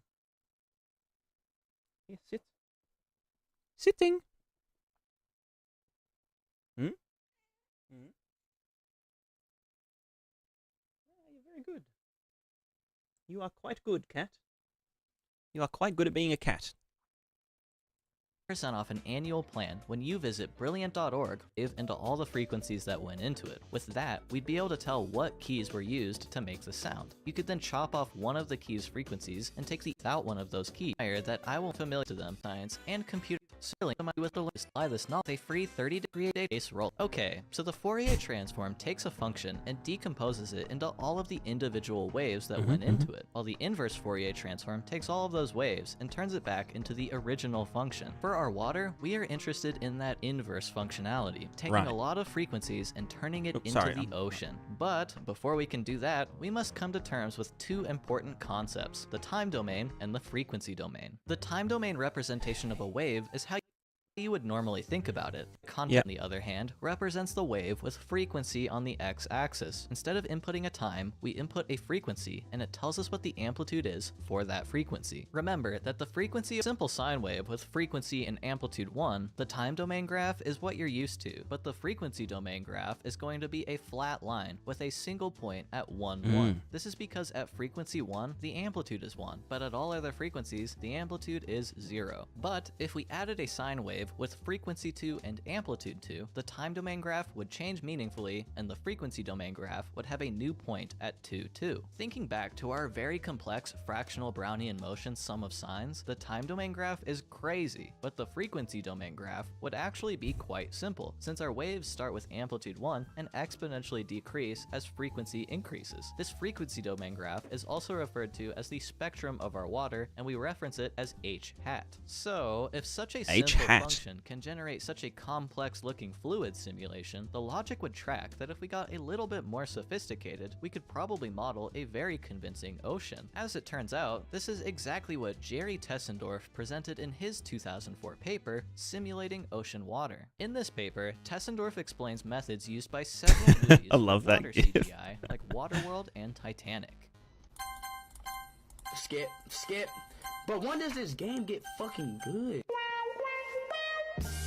Tessendorf states that oceanographic literature tends to downplay Gerstner waves as a realistic model of the ocean, so just know that my opinion of Gerstner waves in the last video is now backed by the oceanographic literature. Moving on, Tessendorf informs us that oceanographers have basically done all of the work for us. With data taken from buoys, photographs, and radar measurements, researchers have defined several spectrum functions that can encapsulate all the possible frequencies and their corresponding amplitudes present in a fully developed sea. sea. We define a fully developed sea as a sea produced by winds blowing steadily over hundreds of miles for several days. Tessendorf makes use of the Phillips spectrum, which takes a single parameter as the wind speed. The greater the wind speed, the greater the largest possible wave. As far as I'm aware, Sea of Thieves also makes use of the Phillips spectrum. It turns out the Phillips spectrum kind of sucks. The developers of Atlas in their GDC talk presented their experience with the Phillips spectrum and instead proposed the use of the JONSWAP spectrum. JONSWAP stands for Joint North Sea Wave Observation Project and has a lot more control over the state of the ocean, such as wind speed, wind direction, wind fetch, the peak of the spectrum, directional distribution, an artistic amplitude override, and a low-pass filter all built in. So it's basically better in like every conceivable fashion. Our goal is now to build a random ocean wave height field directly in the frequency domain by randomly sampling our spectrum function and storing it into a texture. This sounds complicated, but actually it just means generating two random numbers and multiplying it with the JONSWAP at every pixel of the texture. An example output looks like so. We've only looked at one-dimensional spectrums, so how do we interpret this two-dimensional spectrum? The origin is in the center of the texture, the pixel value is the amplitude, and the distance from the origin is the frequency. The direction of the pixel from the origin is going to be the direction of the wave. Notice how this logic sort of lines up with our observations and to be very short. Capable of realistically simulating every possible kind of ocean state we'd like. But in order to Fourier train, how scary the Fourier spectrum the sum is the gives to it act Fourier I will be doing in the vertex and the data is stored in textures. All our water shader needs to do is sample the height map at each vertex and the slope map at each fragment, and we have our ocean.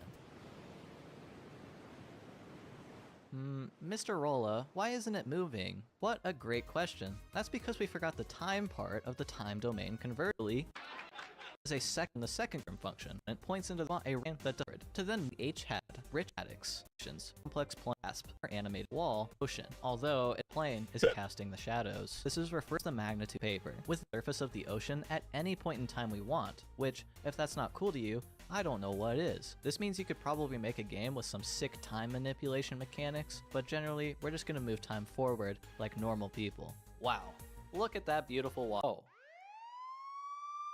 Simulation course, which is 65,000 waves, and it's taking almost 40 156 simulation, which is 65,000 waves, and it's taking almost 40 mil problem works. And clearly, in order to transfer, make our ocean simulation fast and effective of achieving the challenge and the shooting forward.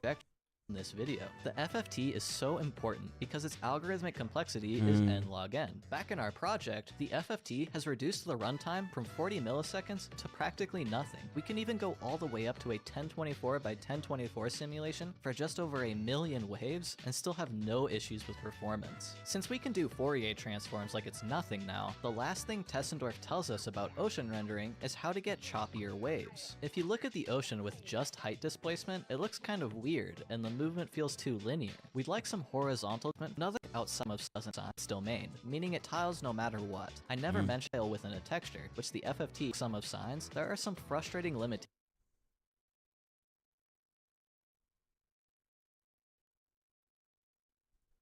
to get it to tile within a texture, which the FFT doesn't have issues with. Let's also take a quick moment to optimize our ocean mesh now that we're getting I think Gerstner. Gerstner with distortions. Just with like sign-based distortions, I think is what we'll go with.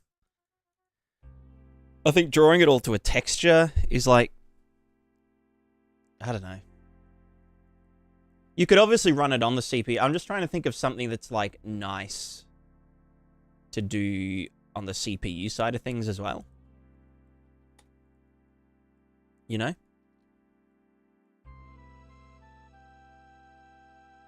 For the sake of whatchamacallit. And look at this painting, no one we got brrr, yeah. I was like, how you doing, Krim? Welcome in. Welcome in.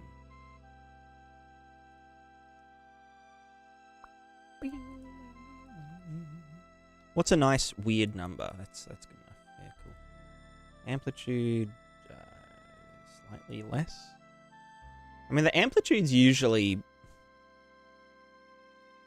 proportional to the wavelength, right?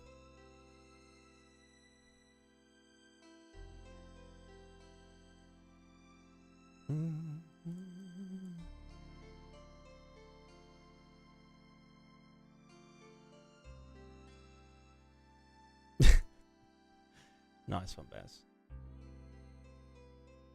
Yeah, let's just like smack a bunch of these bad boys together.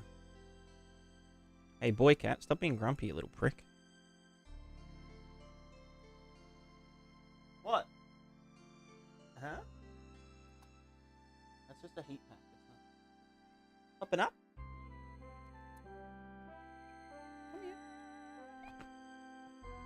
Okay. Come here. Here. Okay. Come here. You wanna hop?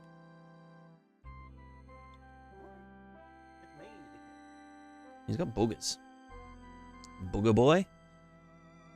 Boogery boyus. Oh, so this can be negative, can't it? Negative 1. Time. Who fucking cares? Amplitude these nuts. And then we'll just smack one more in. With a negative this value. I don't know. Wavelength slightly less. Yeah, this slightly less, I guess. Yeah. Cool, sum them all up. And then, you ready? It's gonna look like horse shit. Wow, it looks so good. Looks so good. Wow, it looks so good. Let's lay a WPO back in.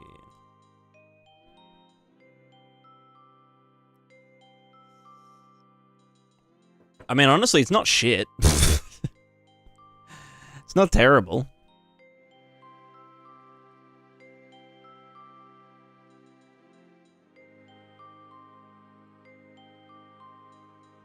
Let me turn this into a dude. Single layer water. Single layer water. Material output. Let me also... Yeah, I know abort. Yeah. Let me just go to the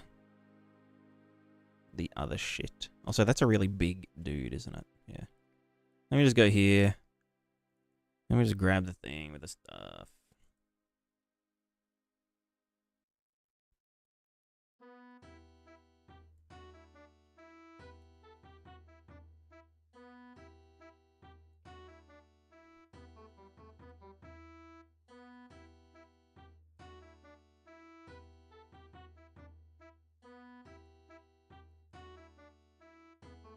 And then refract these nuts.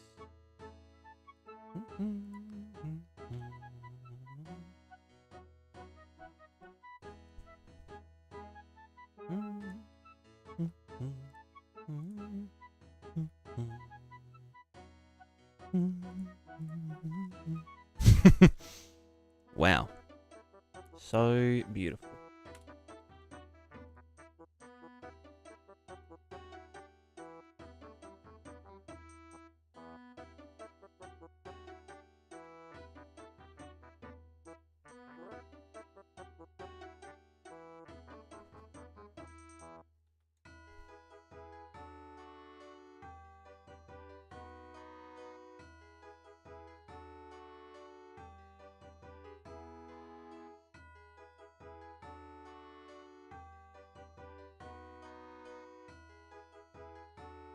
Yeah, why is that?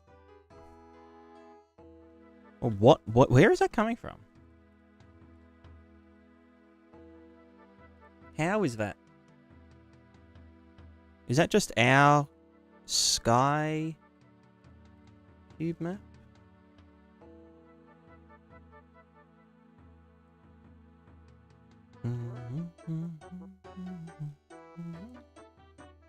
Oh, I'm so dumb.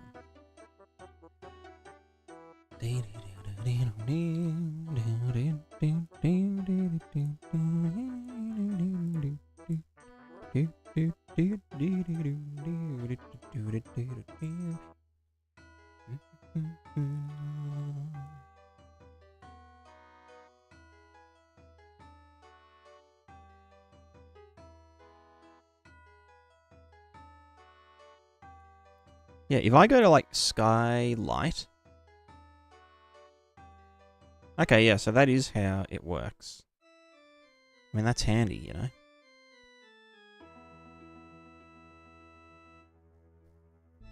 Although, why the fuck aren't the normals updating?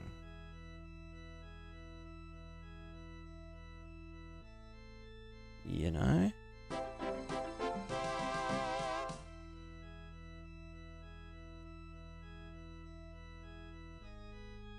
No, normal. Normal. What is it? What's the buffer? Normals. World normal. Why are you not computing? Huh? Eh? Eh? Compute these normals. My dude. Marbus, hello, hello. How's it going? Welcome, everyone. Welcome, welcome. Welcome in, welcome in.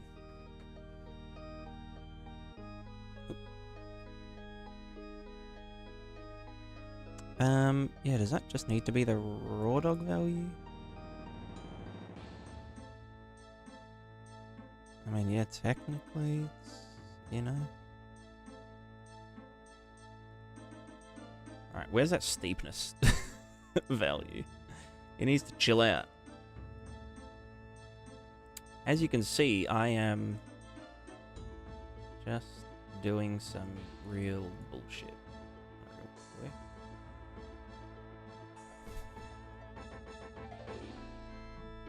Okay, but then that doesn't do anything. What is going on? I'm just confused as to why the perturb normal. Oh, because I'm dumb as fuck.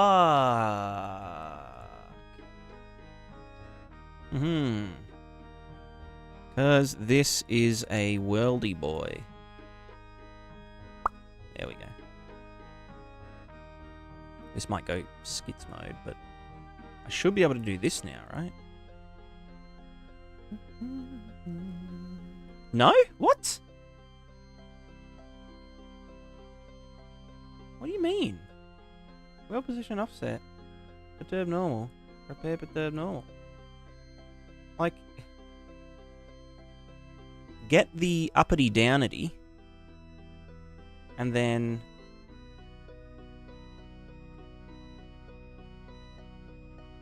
is this just something to do with the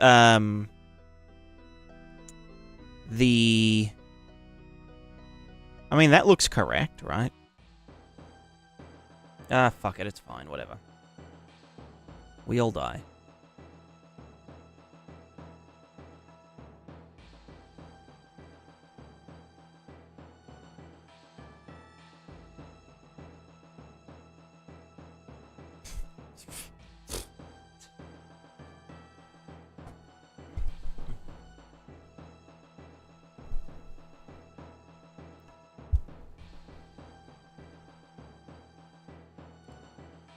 How was the stream? Sorry, I'm just it's like 4:30 a.m. for me, so I'm just a bit scatterbrained.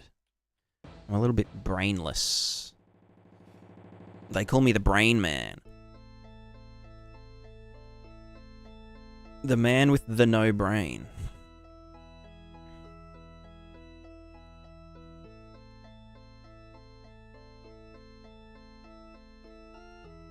So yeah, it's a bit shit, but I feel like we could, well, one, we could break up the tiling a lot better.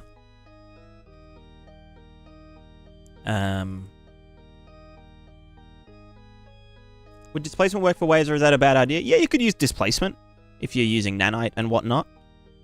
I'm doing world position offset, which is like, you know, kind of the same thing, question mark. Sort of. Not really, but whatever. Okay, let's get a global wavelength Mult. Multiplier. Then we want a global amplitude. Multiplier. Multiplier. We also want the... So this is our main dude, right? And again, we could have multiple main dudes. I just don't know about distorting the main dude. You know what I mean? What's this again? That's our steepness. You know what? Global steepness. Global steepness multiplier.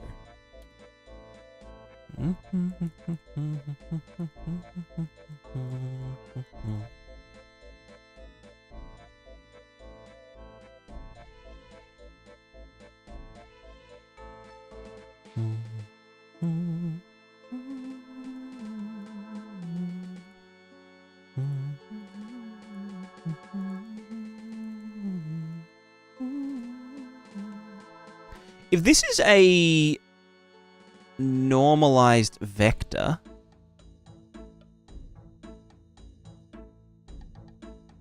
no, but it can't go up, obviously. Obviously. Unless... Let me just try something real quick.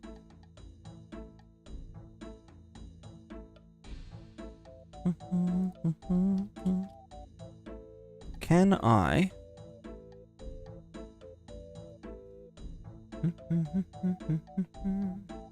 About setting up cinematics for my next asset kit demo video intro. Hell yeah!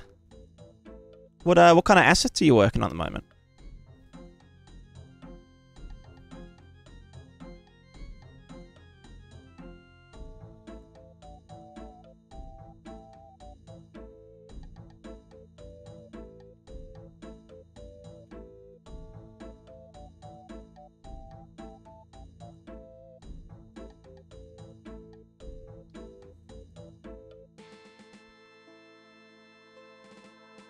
Modular modes for RPG type games. Nice, nice, nice. Yeah, I do love modular weapons. I'm doing like a big modular system-y kind of thing at some point for my game.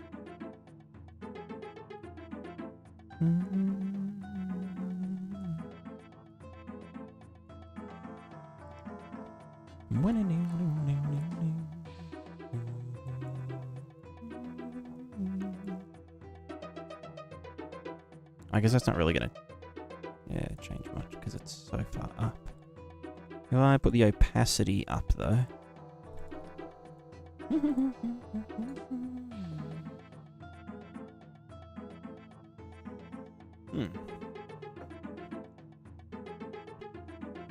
You know what? The small one's fine. Whatever. Look at that. Just put the wavelength down a tiny bit.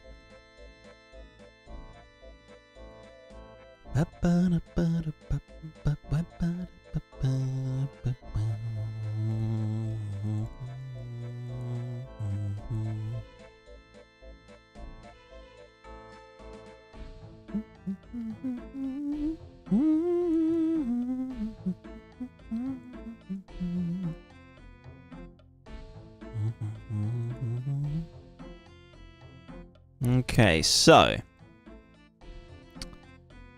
I wanted to see if, so given a, we could do it, you know, I can do a vector noise. The trouble is that it gets normalized, right? And if it's not normalized, we get difference in thingo. So no, this wouldn't work anyway. Because it would... You know, we can just fucking try. Let's just do a curl.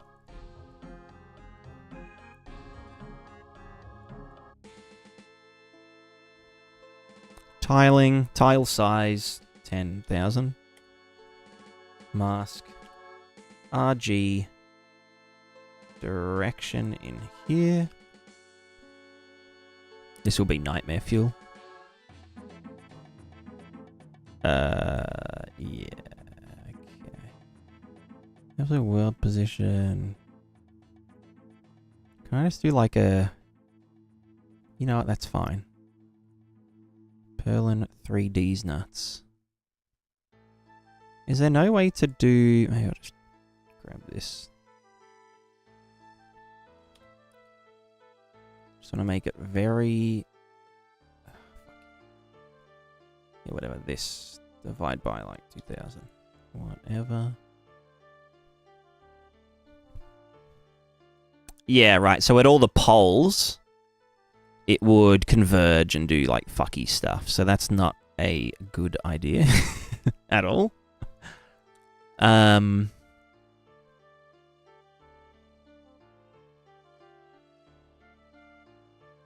We could do a two-dimensional time distortion. Because time in here, multiply, blah, blah, blah, blah, blah.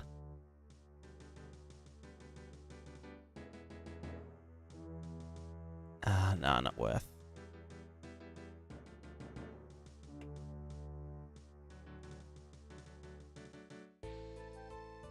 Well, let's just presume we've got, you know, single direction. Wave. Okay, Babus, have a good sandwich. Why is this now gone into the fuck zone?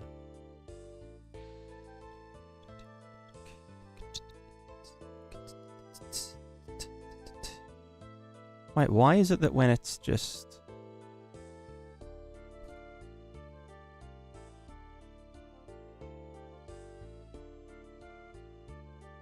Okay, but when it was this, why did that make it flat? What the fuck is going on? Huh? What? Huh?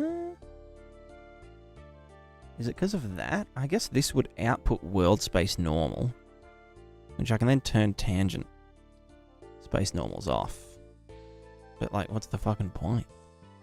It's not going to fix anything.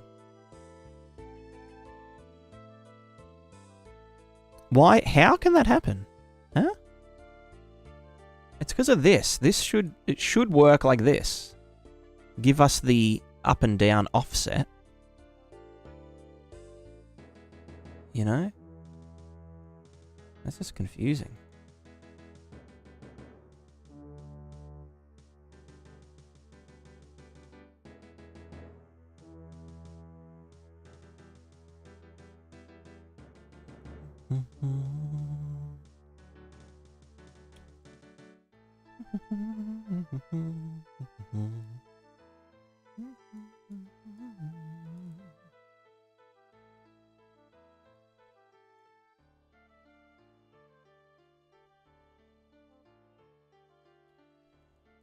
Anyway, YOLO. Let's just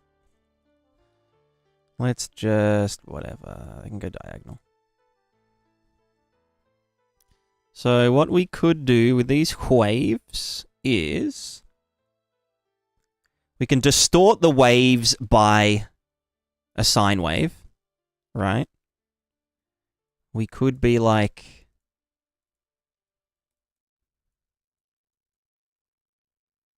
get really big dude.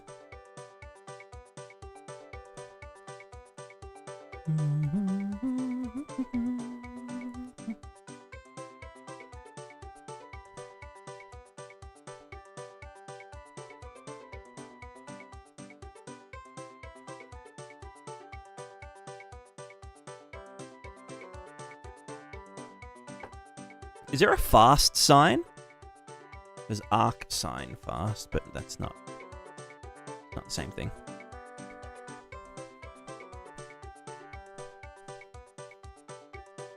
But how many awesome abstract VFX are just a result of people making water? Yeah. Yeah.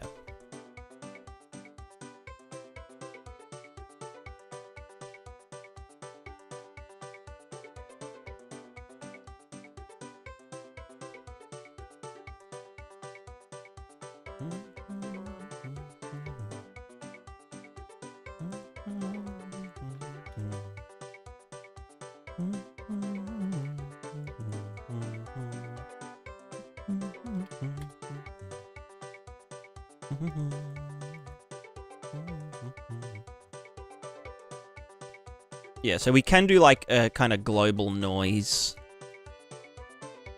to kind of, you know, do this. Although it does introduce some, you know, speeding up in certain locations and whatnot. Which isn't ideal.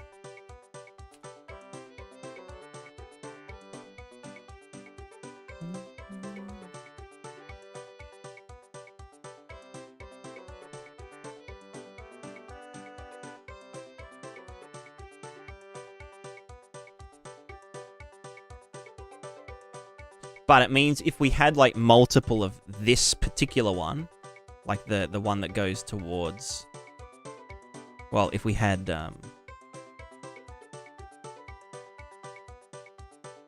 if we were going to world origin, because the direction can't change at runtime, unfortunate. Wavelength, you know, something non-recurring, whatever. Add them together. You're going to there.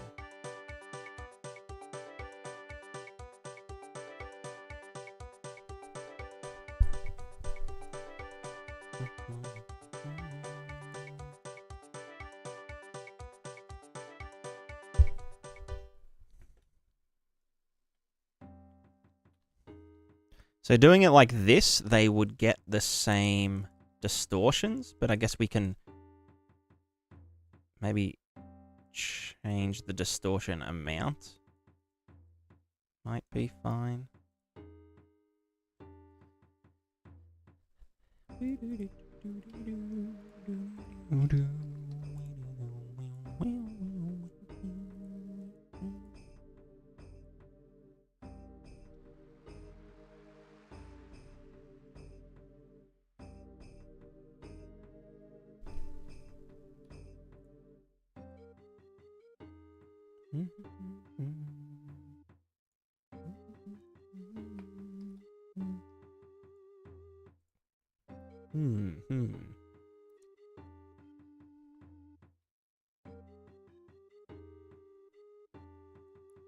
Like, technically, if we just, like, keep adding more and more, it will look less dumb. But it's also gonna, like, you know, tile kind of funny. I mean, the thing is, right, I'm doing a top-down game, so the tiling isn't that much of an issue. Because we're not really going to be looking this way very much. But I'm just trying to think of a solution for, like, the people, you know? The people.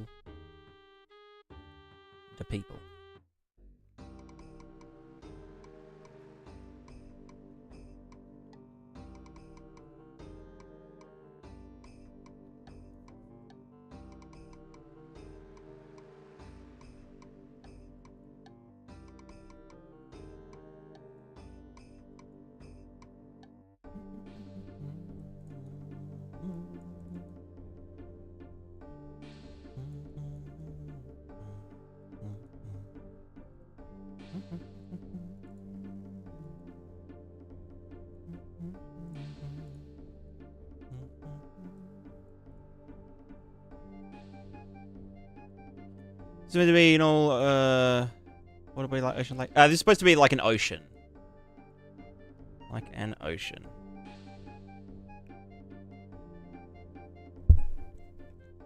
So if they had, yeah, if they had different distortion amounts, then we do get some Gerstenization.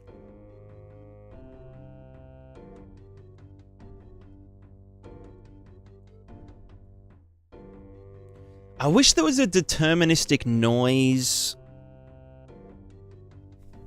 I could just use a fucking texture and then do a low res one on the CPU.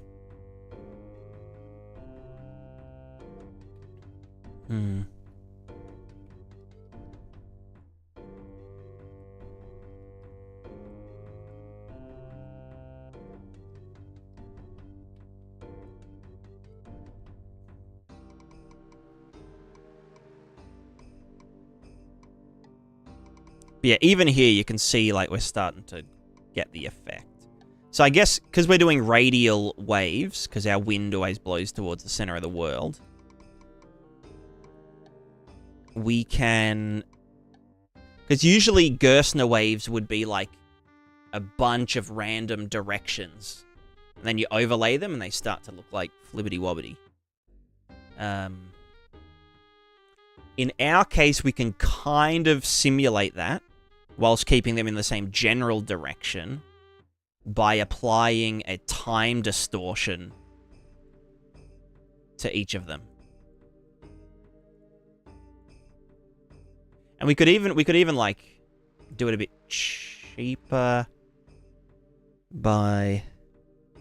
No, because then we start to get weird shit there. So we probably do have to do an X and Y.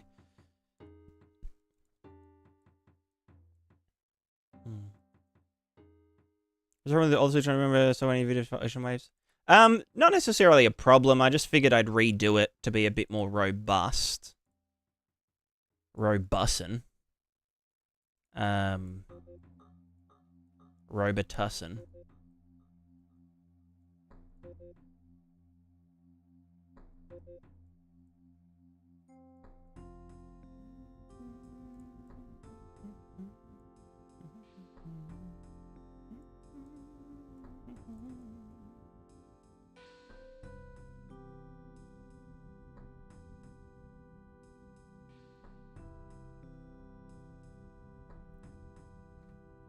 Doing the reverse of the waves are moving away from the center island instead of towards the center. Yes. Yeah. We can do that quite simply by just reversing time, basically. So I just want to see if the steepness was up. Oh, we don't have the WPO going, but yeah, we can just be like, oh yeah, time goes outwards. Or now they're moving against each other. But yeah. Now they're moving out from the center.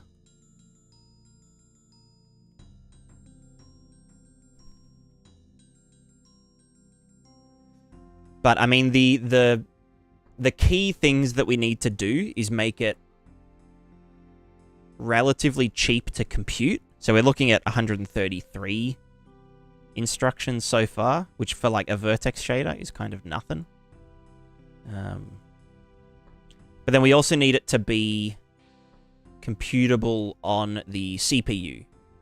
So it has to be deterministic.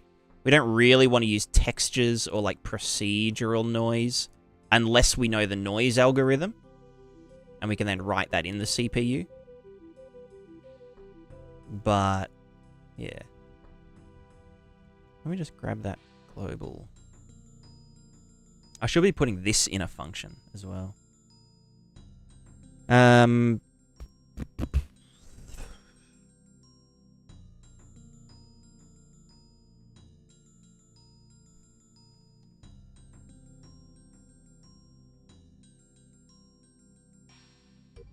you fix that normal bug? You mean with the waves? Maybe? I don't know. Did I? Oh, that's funky. Is that just perturb? Yeah, that'd be perturb normal stuff.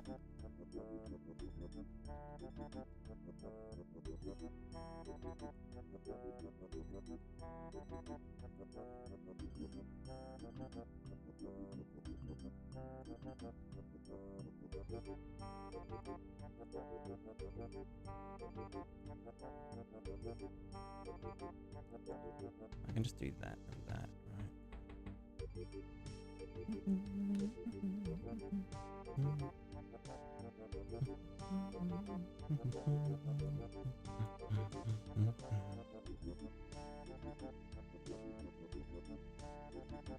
The other thing is we don't have to Gerstner wave all of the kind of micro ripples. We can just do the panning normal maps stuff, you know?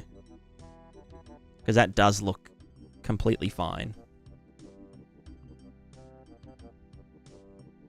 We'll do a kind of shorter wave, like, or shorter distortion.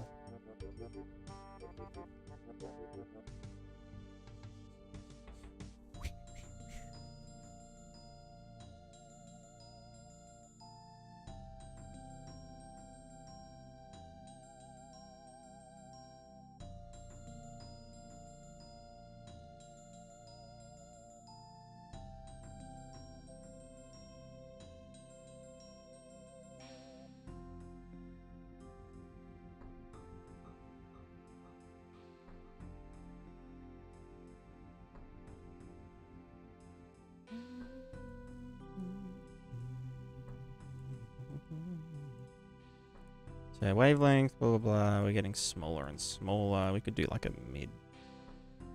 I don't know. Is there like a... I don't know. I guess we could look at the spectrum. Wavelength.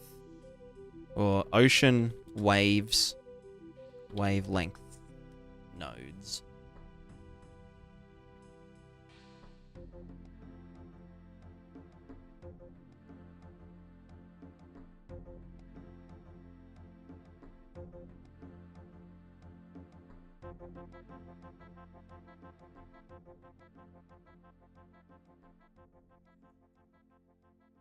I don't fucking know. We wing it. We wing it. 369. That's a good number. And then just gonna add down here. Smack you into there.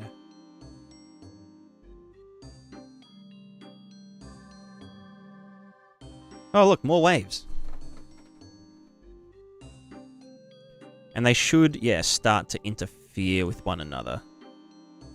Maybe that's a bit too much distortion though.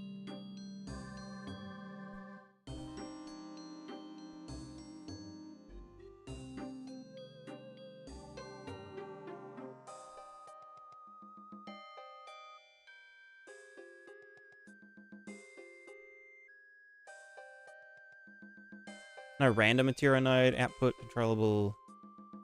I do have a random volume range.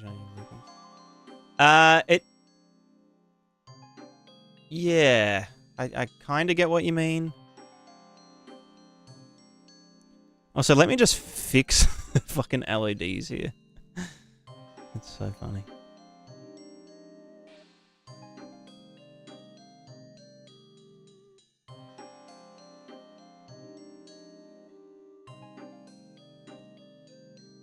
I should just be able to get, you know, the...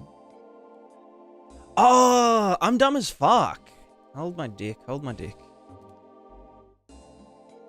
I was multiplying by 001. I meant to... It was taking the... I'm full spaz. Right. Alright, that's, well... better, but also worse, but slightly better.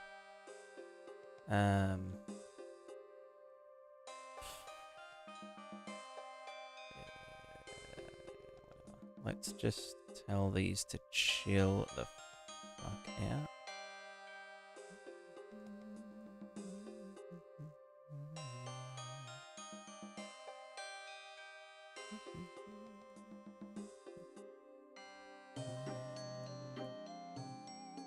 Any books you recommend to learn how to do the shader shenanigans like these? I've never read a book before.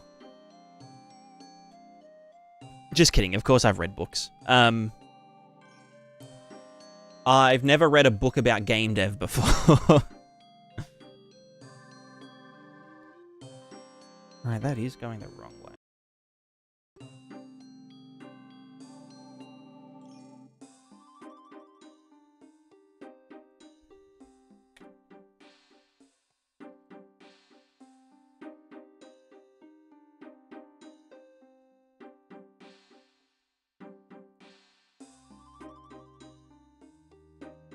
So yeah, I'm probably not the person to ask. Yeah, that's a good book. That's a good book. Ben Cloward's channel. That is the book.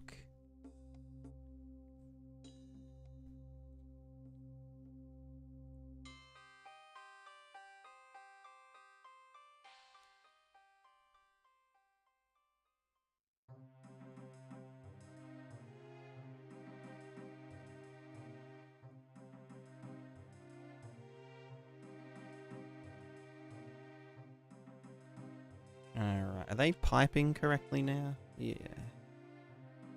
Yeah. But we're getting rolling and stuff.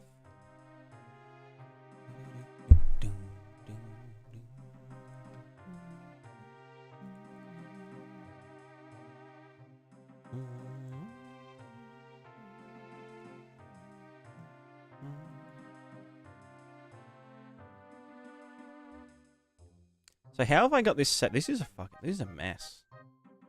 This is disgusting. Let's All right, it should be okay. You know what? Let me just fucking. The biggest one should go at the top. Big Gerstner boy. You're at the top. Wavelength. Like. Oh no, you're the wrong one. You shitlord. You're the smallest. You go down there. You are the big boy. So the time distortion should be going there. You're gonna be regular. Well, no, okay. Go back.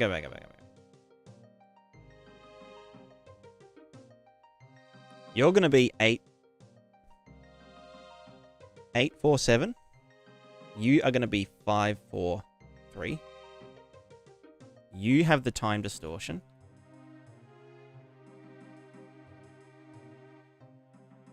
Fucking nightmare. And then you're just regular time man.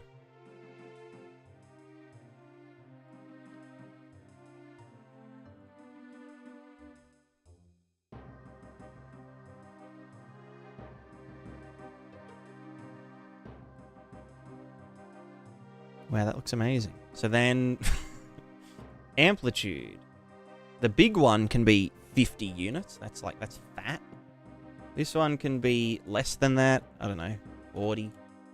This one down here, you can be 30.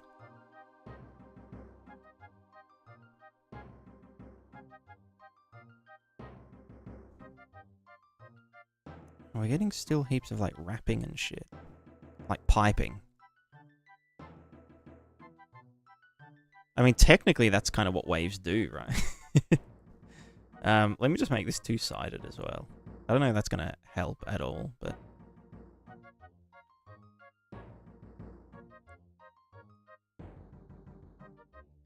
I mean, that's kind of like... oh, fuck my life. It's kind of like what waves do, right? They pipe.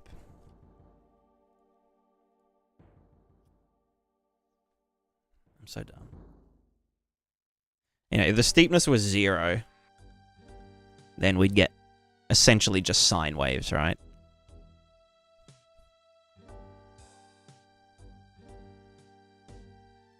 I'll give it a bit of chop.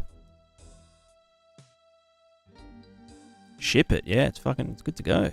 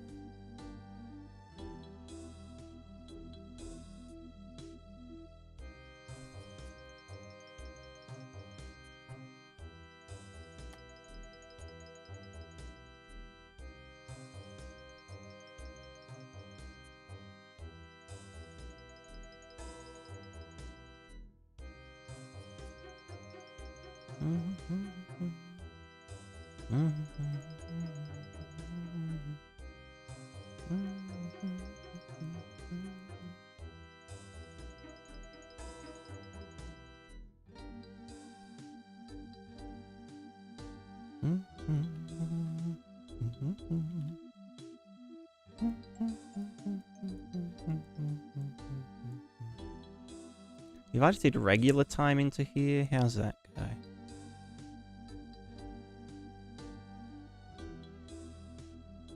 Yeah, I guess moving them in different directions does work. So subtracting from one, adding the other. That way we only have to do this bit once. And then let's just do one more wavelength that's like really big. Like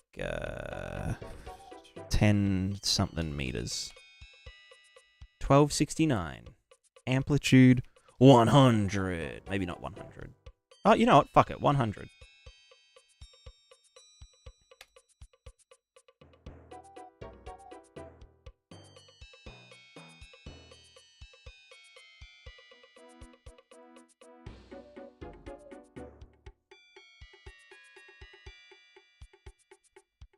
And I mean, so far, this is like relatively cheap to compute as well. So it is like computable for buoyancy and shit. Do you later at some point replace time node with a collection param? Yes. Yeah. Because you would want to have time synchronized between all players.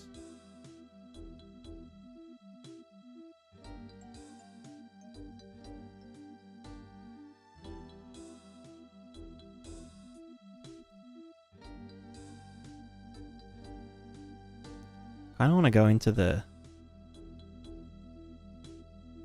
this one and just adjust the dudes. Screen size these nuts. Where's custom? Here, screen size. Let's just make this like a lot more forgiving. So this should be like at 0.9. Then this can go to 0.7, 0.5, 0.3, 0.1. No, let's keep it. We want it to be like pretty much as soon as it turns solid. Like that. That should be...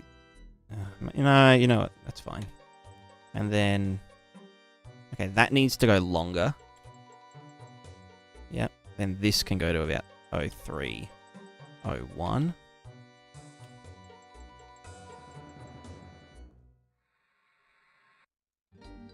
Even that's a bit fucking... Oh, no, that should be sooner, sorry.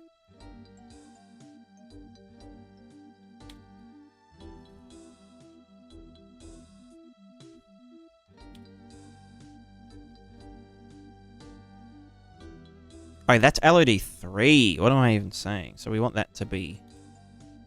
Yeah.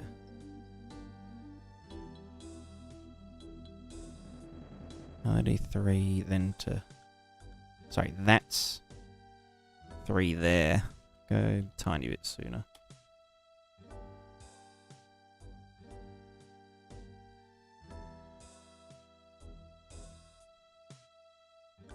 That's about where 4 should... Size 0. Oh, well, that is 0.1. Wait, why the fuck did we skip? Oh, right. 4 to 5.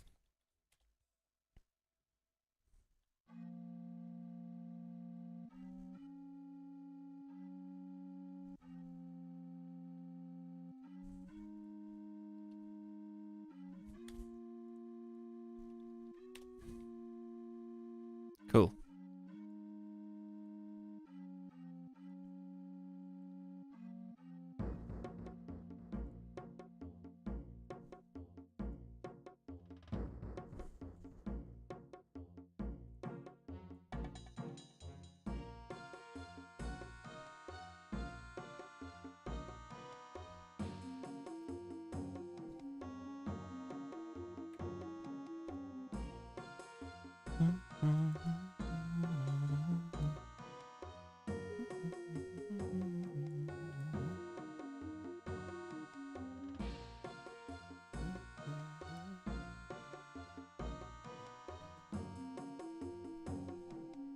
What's the specularity of water?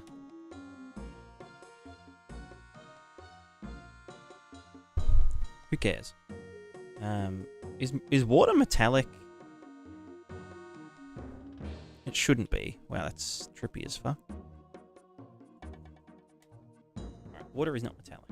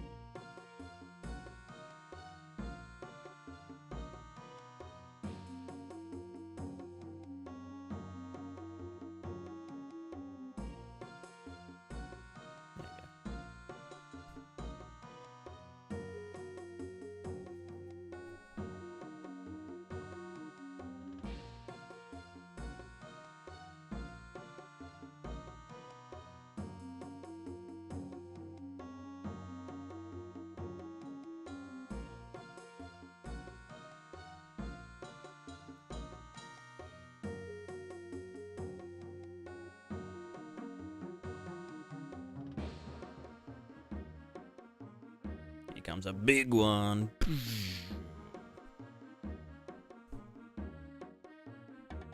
What is like the maximum wavelength of like waves, you know? I mean, yeah, I guess that's like a big boy.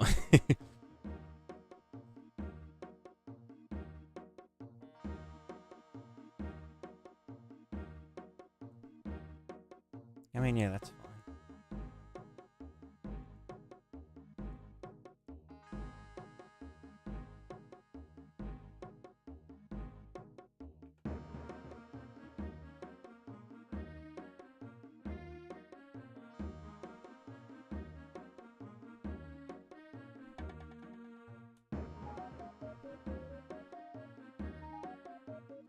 Also, I forgot I can like split screen this.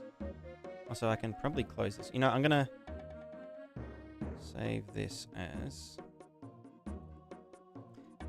Tessie Plains. Save you. Speculative 0.255. Okay, 0.255. We are physically based and rendering. We are based and rendering. Yeah, this is looking like decent enough. Like, you know, not terrible. This can go full screen, can't it?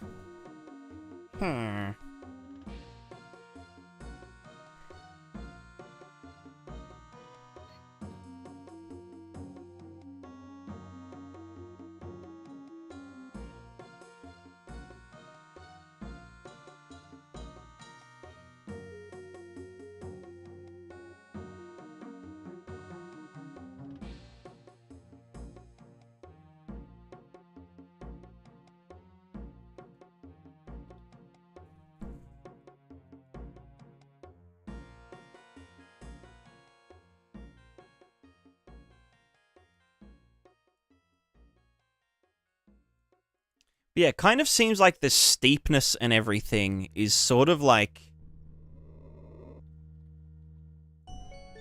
I don't know. Almost like determined by... Like it's all linked together. Like the amplitude, the wavelength, etc., are all like tied. Do you know what I mean? Like the smaller waves are like, you know, a higher frequency, usually. So I wonder what that ratio is. Ocean waves, frequency versus amplitude.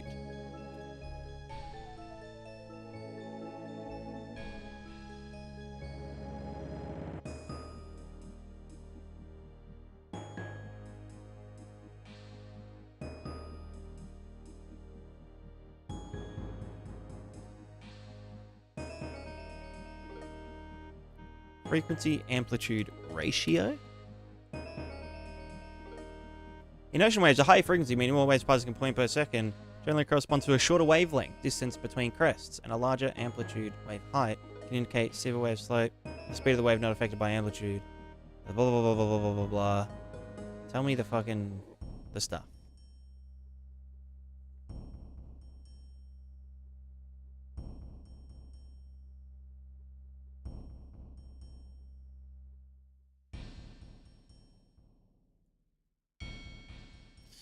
I don't fucking know.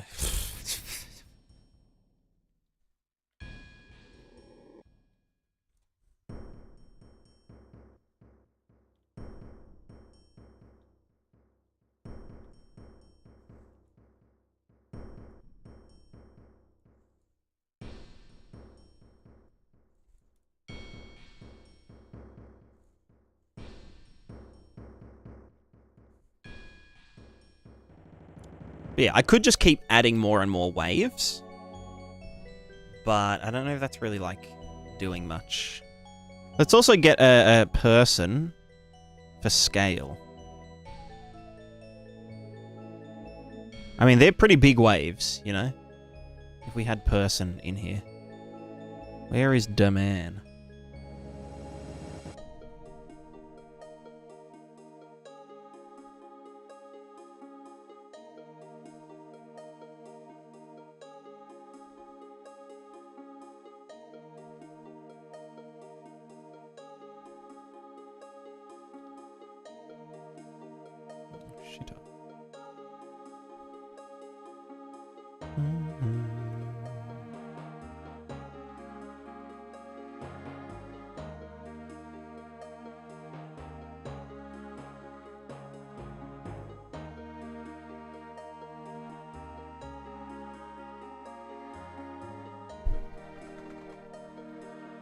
Alright, I need to wee again. It's the coffee. It's the coffee.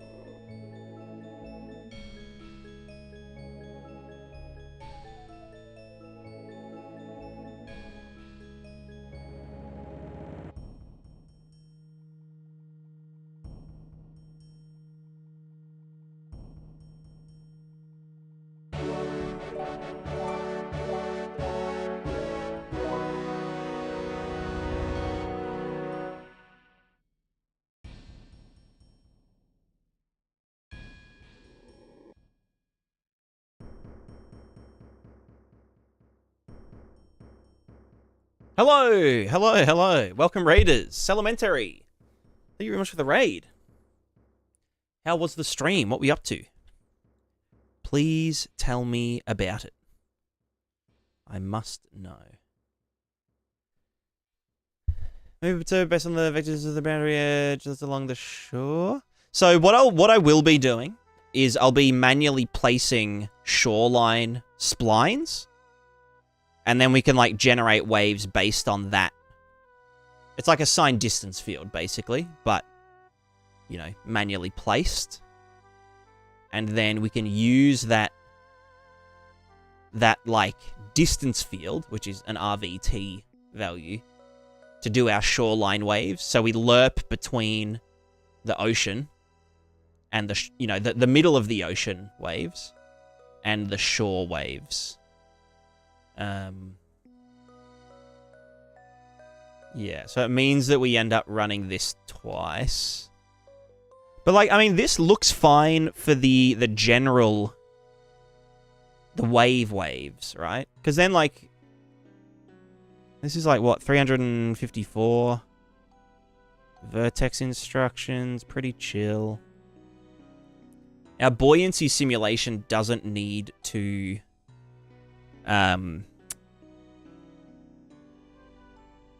it doesn't need to sample at every frame, you know? We can always do, here's the current thing, and then, you know, just apply that force over the next few frames.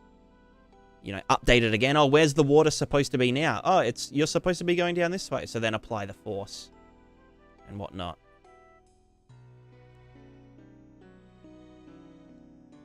Based on shallowness. Yeah. So I can do, like a depth-based, you know, I can read from the land RVT and do, you know, do it so the waves are bigger, you know, down there. Or I could, like, filter out the larger wavelengths based on the depth of the water. Which would probably make more sense. And again, the depth is calculable on the CPU and the GPU. Because we can get the depth from the collision, you know, box down to the RVT. And we can do some stuff based on that. Or we can, on the CPU, do a line trace until we hit the ocean floor. Or get to our maximum, you know, low pass filter value. And then, you know, we're kind of good from there. So that, yeah, that does a lot of funk, right? That's the kind of side-to-side stuff as well. So what we would need to... So that's... Yeah. Yeah, let's just do... So this can all piss off for a sec. Unless we wanted to, like, add... Let me just, like, get all these, right? We just got all these. And just, like, chucked this into it. And maybe these are just like, maybe it's whatever, multiply by small number. Elementary, sorry, I don't know if you were in here when I said hello, but yeah, what were you working on? I'm doing good, thanks. I'm doing quite good.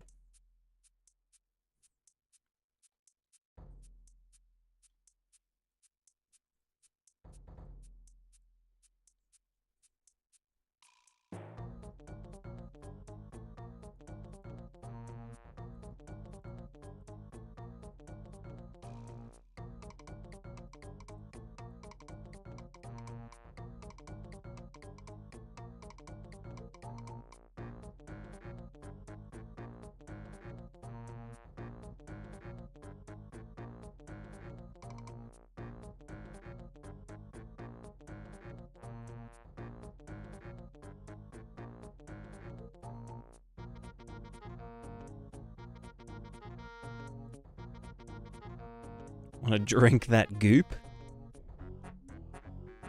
That's not sus.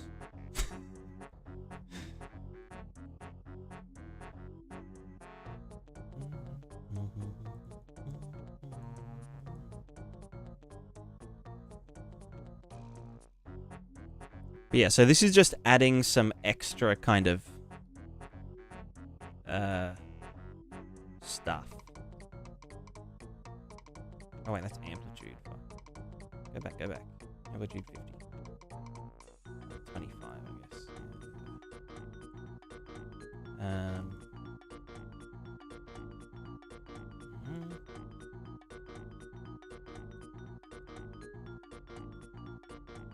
it is.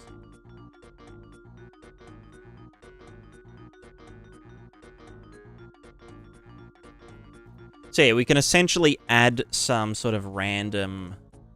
I mean, it's not random, but... You know, some up, down, left, right waves as well.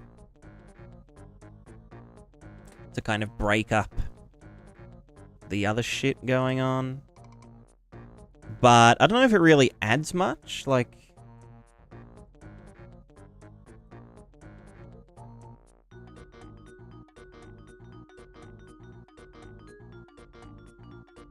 Like, yeah, it creates a bit of interest, but it's not... It's not worth exploding our dick over. Where's that steepness value gone? Fuck, where are you? Here.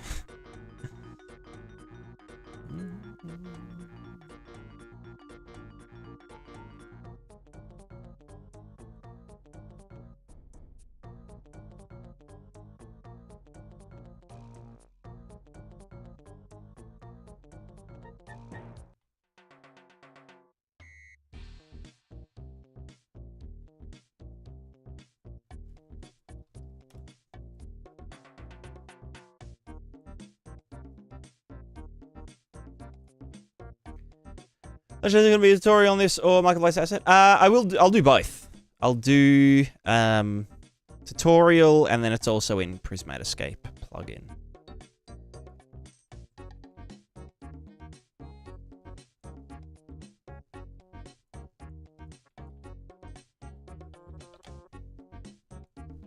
So we just do the classic old double texture panorino.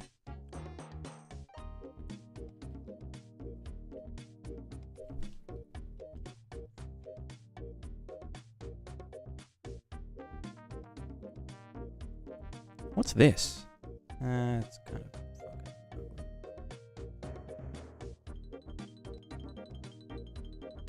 Water. Normal map. Data smooth, no. Water textures, no.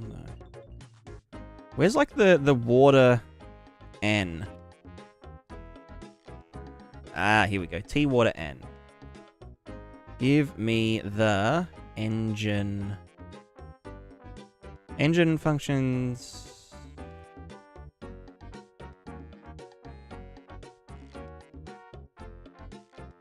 That is the Engine function. Example content textures. Is that included though? Oh wait, what am I referencing in here?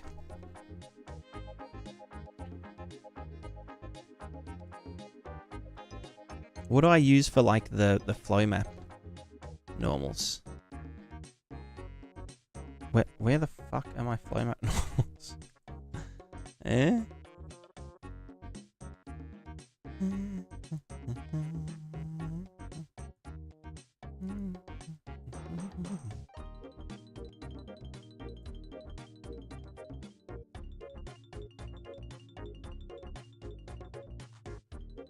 Water and... Okay, it is that one.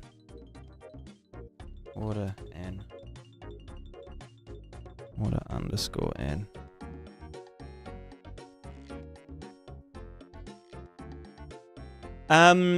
Is it possible or a good idea to have a parent spline that generates a couple sub-splines for a system like this? Yeah... Maybe? I think... Because... Yeah, for like culling's sake, I guess, is why you're asking.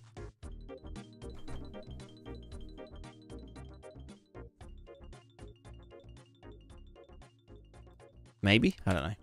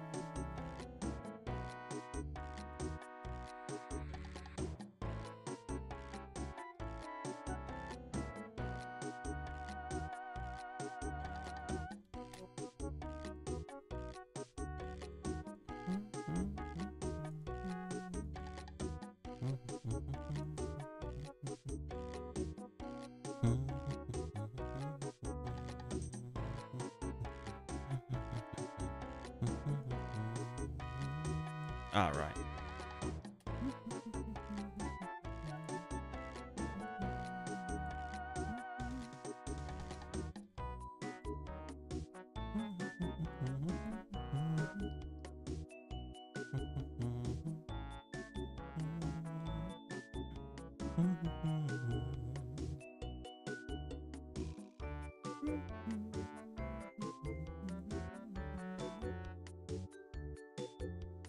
And that looks like ocean, right?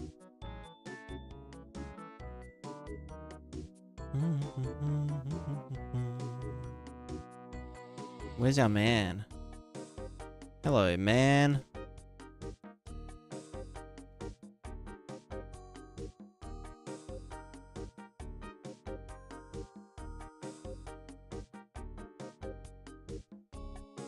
It's not terrible. I mean, it looks, you know, passable.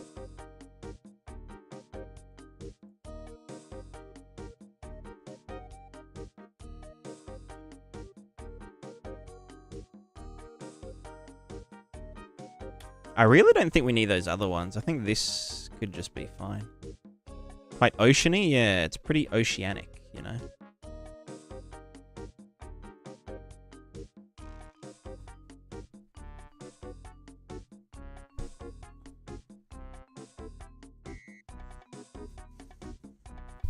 We have a swarm of spaghetti. I mean, at the moment, I'm just like... I'm just prototyping.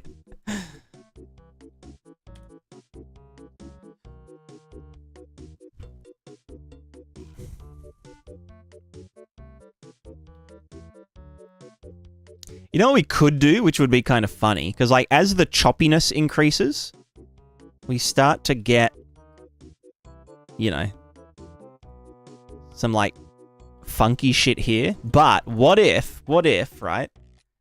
We said two-sided sign, lerp. Oh, I don't have to, whatever. Two-sided sign, saturate. Lerp between opaque and transparent.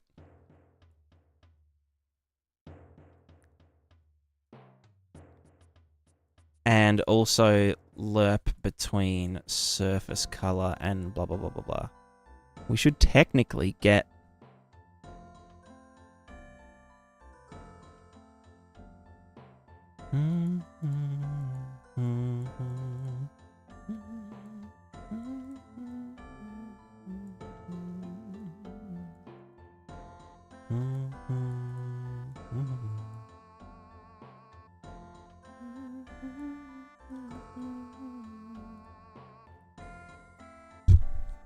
Hold on, I'm cooking. I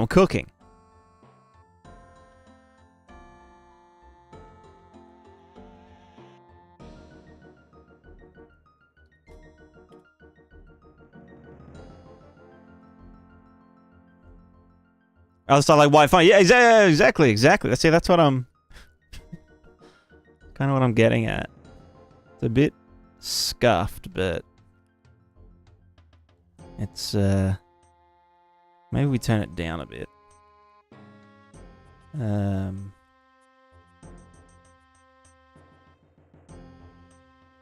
Wonder if it's possible to make it go the other way. Do you know what I mean? Like, because it looks like it's, but I want it to, I don't know. If it was a lot more subtle, it would be, you know, like this. It's almost like an emergency fallback, you know? But what I was thinking is in the Niagara system, right? It will be replicating this, you know, this system, this shader, and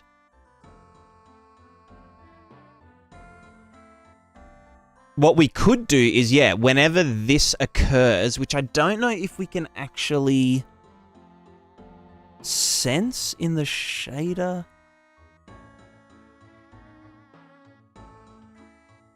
I'm actually trying to think, because we only get height data. We can't tell when it... because I'd just be looking at it from above. Well, it wouldn't be back-facing, because, like, from above, what's happening is... because we wouldn't be doing we're not doing a scene depth check, right? We would just be computing this, but for 2 dimensions only. Or, well, 1 dimension. You know what I mean? But no, I guess we would... Let me check what the color is of the WPO. Because if it looks a different color, then... you know what I mean?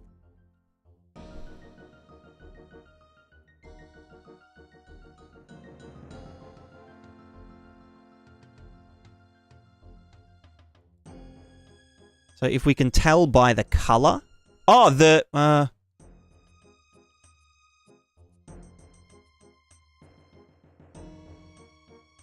yeah... we could maybe tell by the contrast?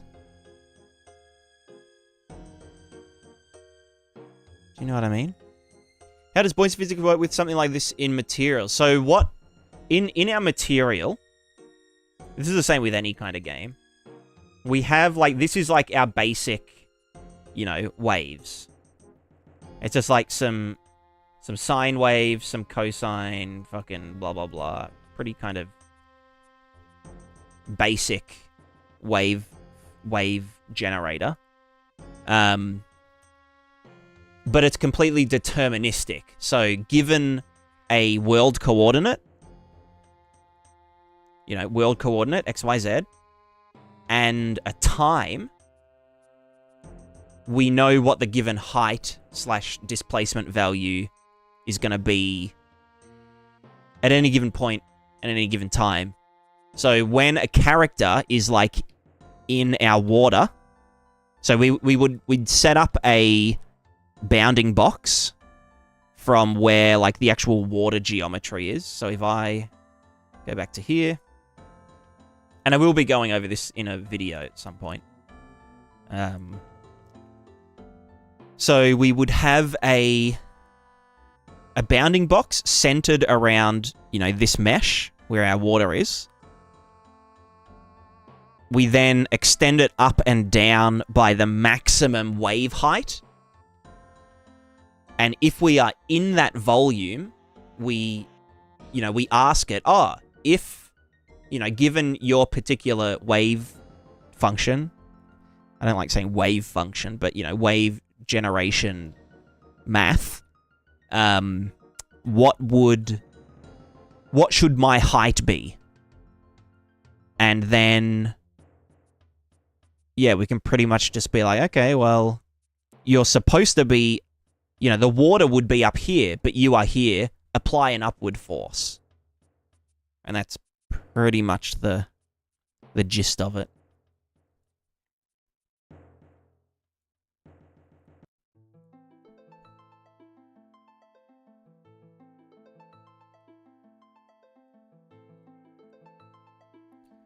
You have to go the ways in Blueprint 2 similar to material? Yeah, exactly the same as the material.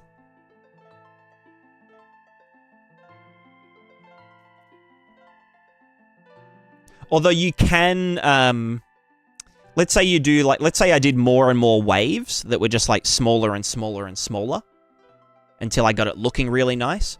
I'd really only have to, compute the first 3 or 4. Because those tiny little waves don't really matter for most things. You could even choose, based on maybe the size of the object, whether it, how many layers it computes. Yeah.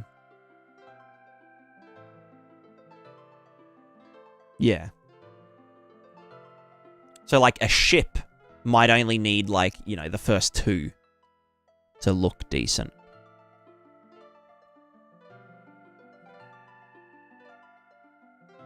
Alright, where's this? I guess that needs to be, way more biased.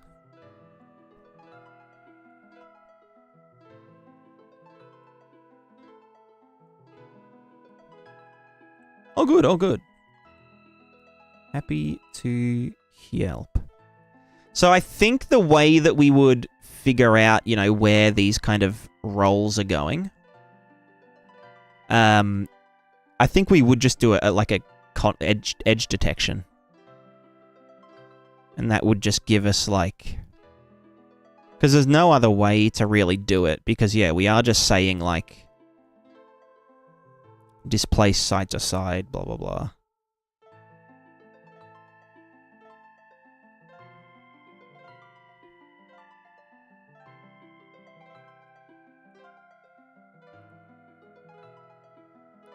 But, I mean, it is kind of cool that this happens. Because, yeah, I don't know.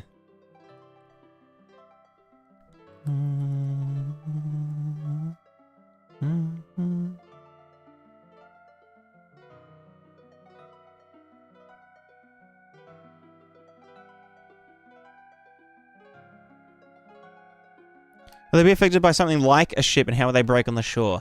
So, kind of yes and no. We can oh my fucking god, I forgot that there was some here. So yeah. So we can do ripples and stuff. I keep forgetting this doesn't have fucking collision. Let me add that collision back.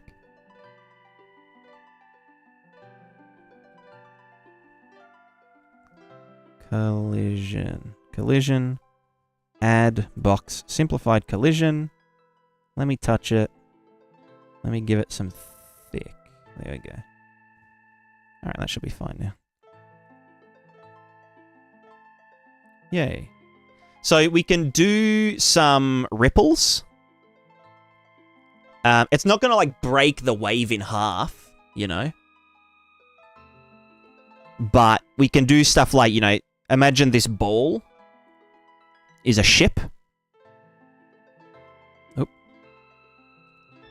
And we essentially, like, layer our water simulation on top of the waves, you know?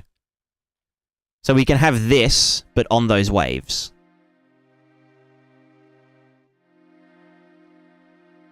A round boat, exactly, exactly.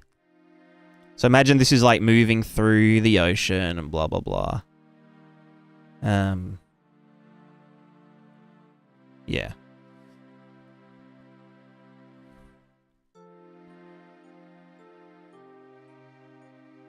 So it'll kind of look like it is, you know. I mean, that looks pretty fucking good. So yeah, that would be how it works in the ocean.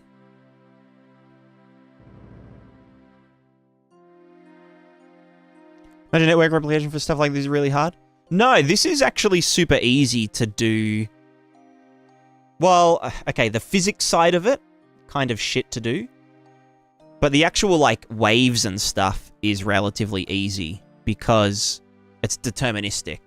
So if we have, like, the server and we just send over, you know, what is the current game time supposed to be, then the clients can compare that to their game time variable and, you know, speed up or slow down, you know, really smoothly so that they're all, like, in sync all the time. And that way, like, yeah, the waves will always be in the same place for every person.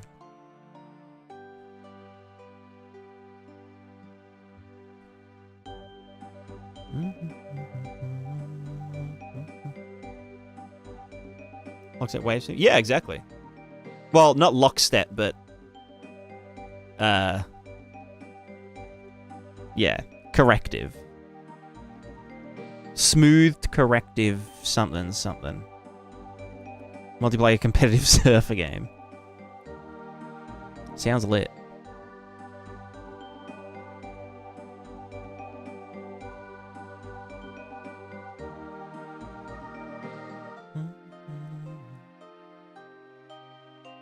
Must be why Sea of Thieves ocean waves are always in the same direction. I think Sea of Thieves... Well, they do use, yeah, like a synchronized doodad. But yeah, I think Sea of Thieves probably uses this same method, like Gerstner sum of signs. But yeah, it's hard to make the what's it called? It's hard to do the thing. I don't fucking know what I'm talking about.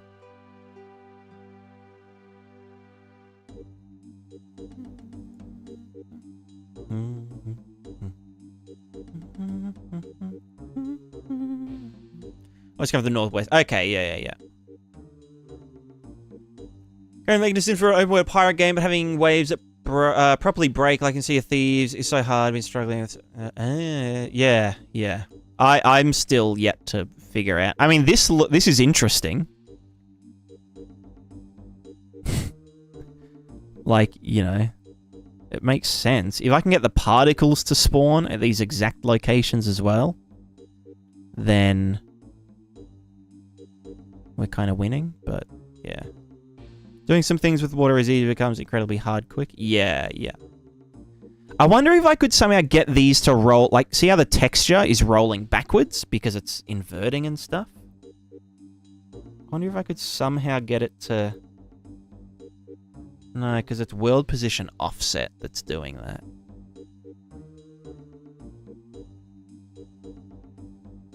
Unless this wasn't two-sided, but then we're just gonna get funny bits. We're gonna get like hollow... Oh god, you see that? I was in the pipe.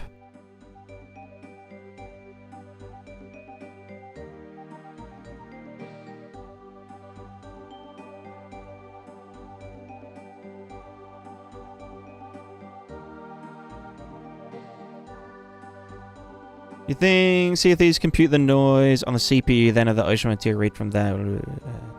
No. So it's a deterministic wave function, and you just compute it on the CPU and on the GPU, and they never have to actually talk to each other.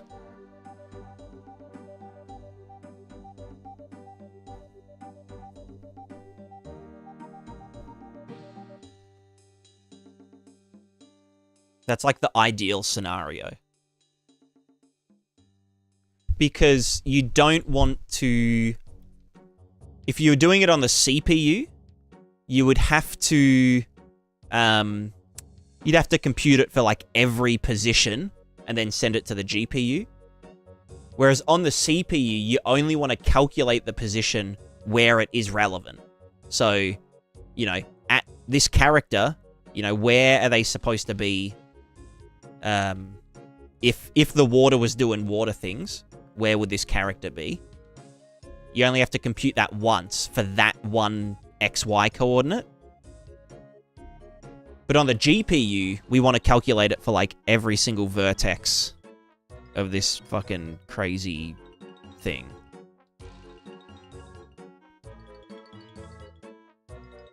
So you want the CPU to be doing what it's good at, which is like, you know, fast single calculations. And the GPU to do what it's good at, which is like mass parallel bullshit. But it's notoriously hard and inefficient to send data from the GPU back to the CPU. Technically, you can with like a 1 frame delay, but even that, I think, introduces some, like, you know, some fuckery.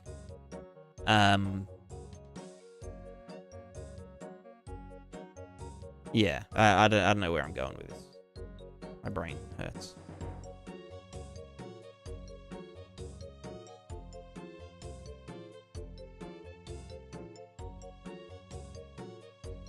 What was I doing again? Two-sided.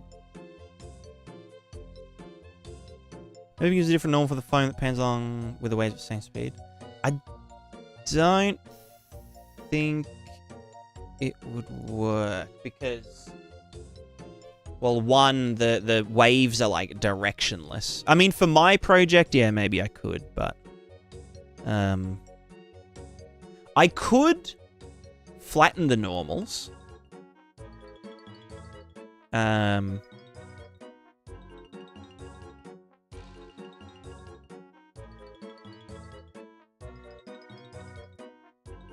So that on the backside, they are dudes. Actually, I wouldn't even need that then. That could just go into there. And that could be -1, I think.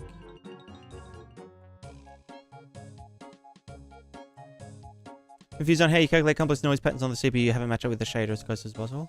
Well, this isn't actually like a complex, you know, noise function. It's just a bunch of sine waves added together.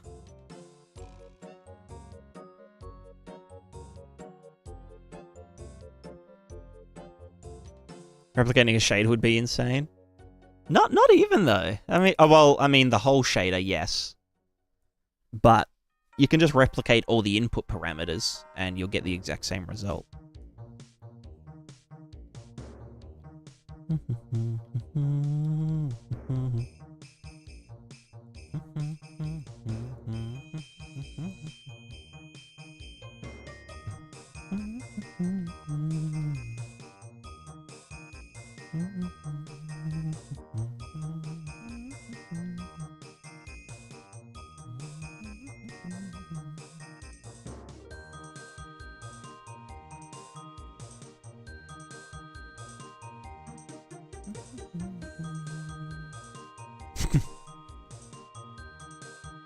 Yeah, that's crazy.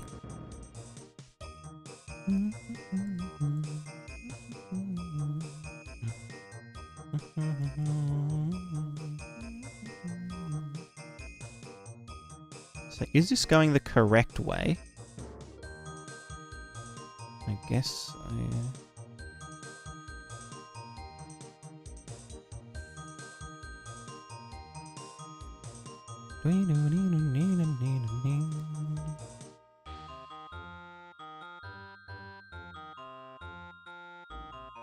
I feel like that taper is going the incorrect way.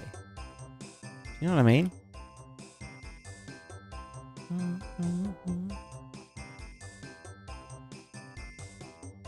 Or is that correct?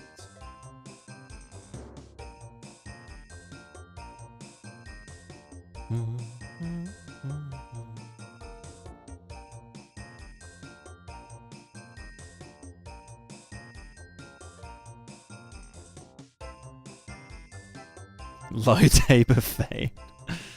Pog. Yeah, I guess it's not like... Well, if the amplitude goes up, then it should, like, scooch itself over, right? Or is it literally just peaked? But it also, yeah, moves in that direction. I guess. Or does it? I can't even fucking remember. You know, there's definitely some side-to-side-ish. Yeah. Yeah, the peak of it, right?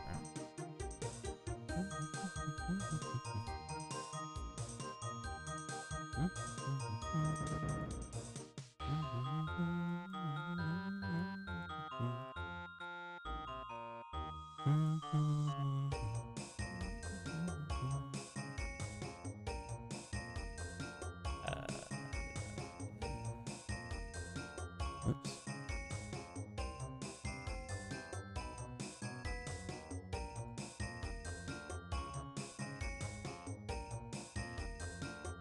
It's like those waves in Interstellar.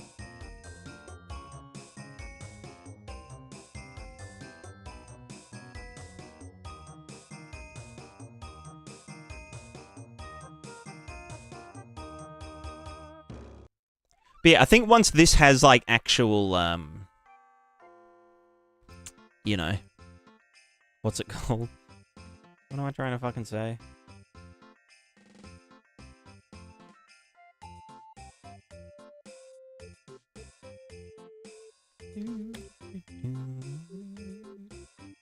Has like foam trails behind it, it'll look good. But then also, so what were you saying? Sea of Thieves, water, waves.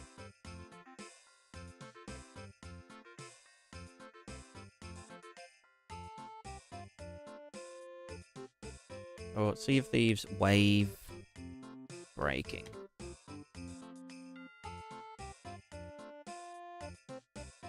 Oh, well, here's a video about how waves actually break.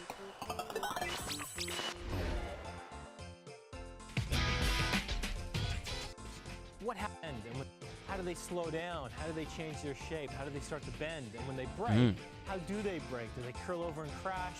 Do they roll in gently? These are some of the answers that we're going to explain today.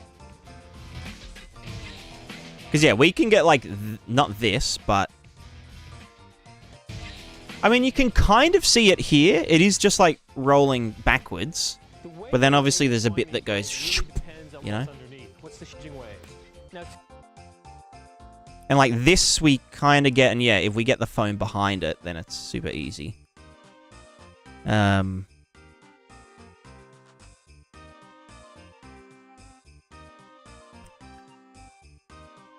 say, like, yeah, where we get the overlap, we just fucking spawn particles that go, you know? that just shoot out forward while that kind of, you know, loop is in there. This is a bit harder. But again, maybe you could do it with particles. Because you can use single layer water on particles.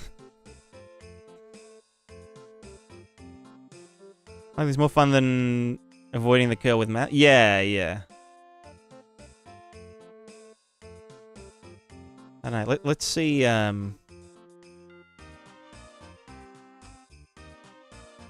Sea of Thieves water. Shore water.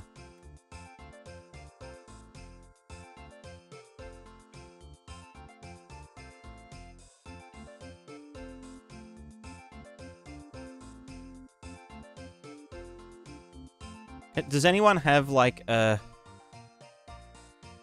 let me just fucking... Let me see. Alright, stylized station. You get my view. Yeah. Blah, blah, blah.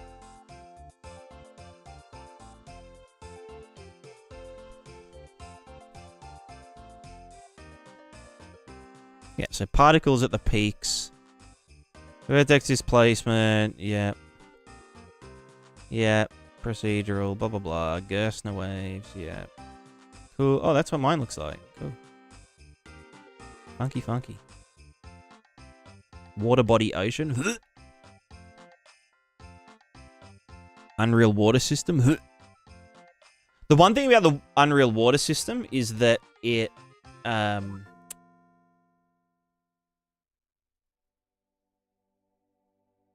it has that like dynamic mesh bullshit, you know, which is kind of cool. I could probably copy that and chuck it in, you know. Yeah, do we have any like shore waves? Not really. And then the other thing you can do, right, is with this stuff, you can use flow maps to like... Yeah. Merge rivers and oceans too, which is nifty, but doesn't make it. Yeah, I mean, that's something mine can do pretty easy. Like river merging into, well, this is a lake, but, you know, and then you can just like create funny little flow zones. Like a spring or a sinkhole and whatnot, because it's all just RVT based. So I draw the flow map to the RVT. Oh, you can see it down here actually. So like here's a river, and then here's the thing that it's going into, and then that just gets read by the flow map.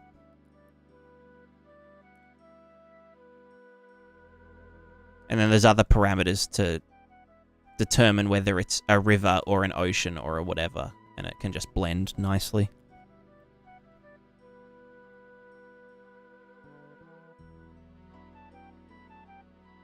But yeah, I think this is decent. Because yeah, there's no way to actually know whether it's clipping in on itself. But yeah, we can do a contrast check, which might get the peaks of the waves occasionally, which is fine, because that's kind of, you know, what happens anyway. There would be foam up there. But then when these kind of breaks occur, there'll be like a lot of noise in the edge, you know, contrast edge detection in the Niagara system. So I think we're looking pretty good on that front.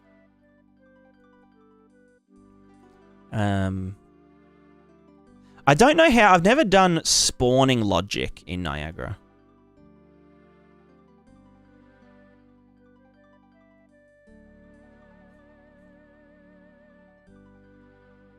Poop water?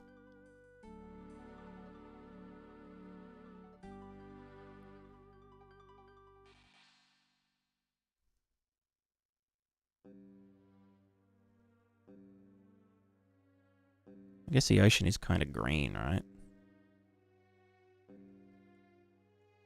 Supposed to put like some fucking scattering shit in, aren't you?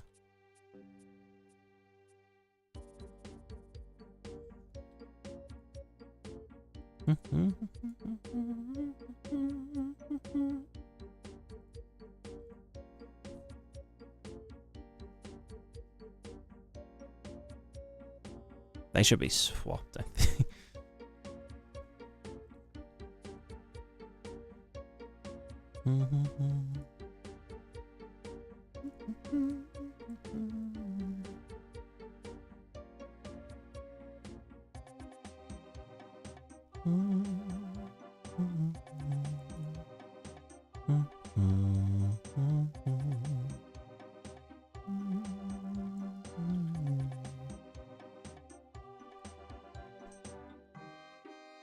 I don't know. I'd probably just do like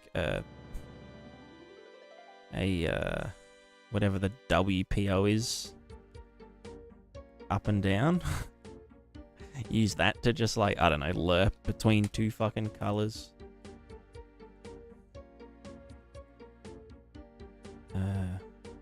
Peaks should be. Oh, fuck, I don't know.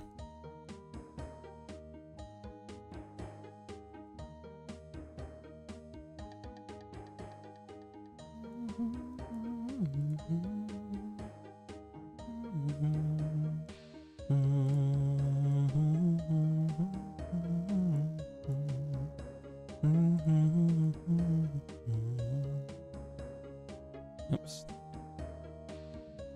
Oh, right, that needs to be divided by big number. Whatever the maximum displacement is, probably 1,000-ish. Who fucking knows?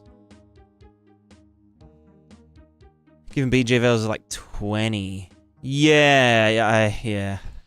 I don't know. It's all a bit fucky.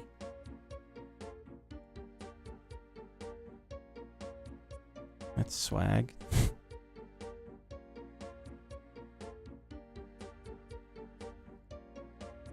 No, but that's getting hue shifted. I mean, that needs to saturate. So we don't go into the negatives. Oh, wait, no, it is going to go into the negatives because we need to add 1,000.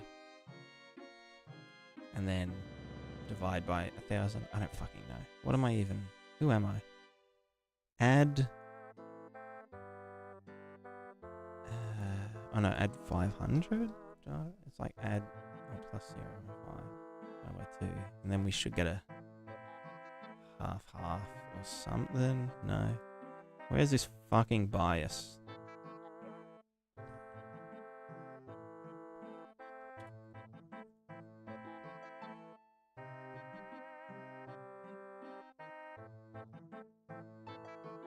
There.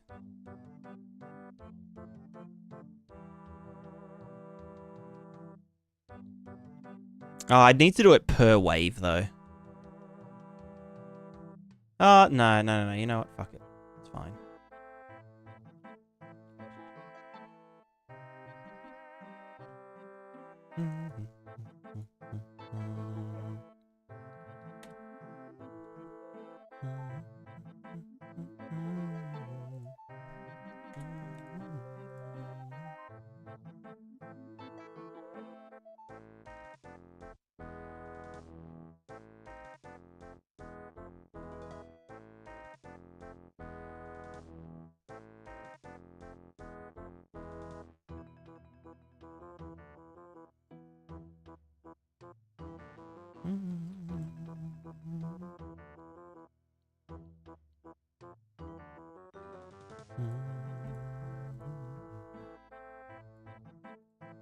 I don't know, that's fine, whatever. I don't really care that much.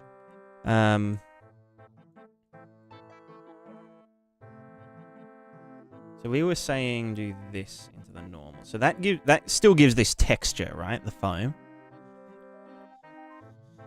Probably better than nothing, but yeah, let's do. That's already. All right. So we probably want to clean up, right? Let's get all this shit. And we are going to put it in another function called Sugma. No, called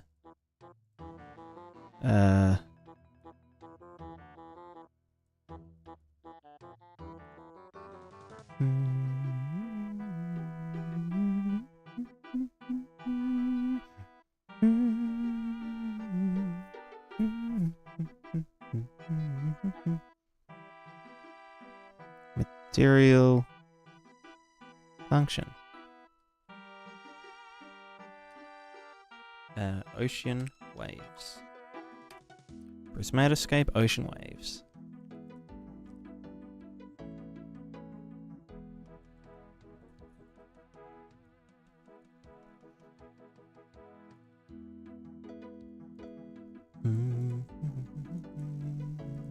Yeah, I'm still going. However, it's 7.5 hours. I don't know. I'm feeling like pretty good.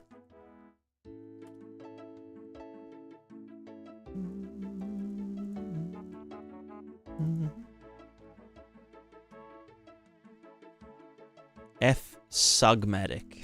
Sugmad? It's good. That's good shit.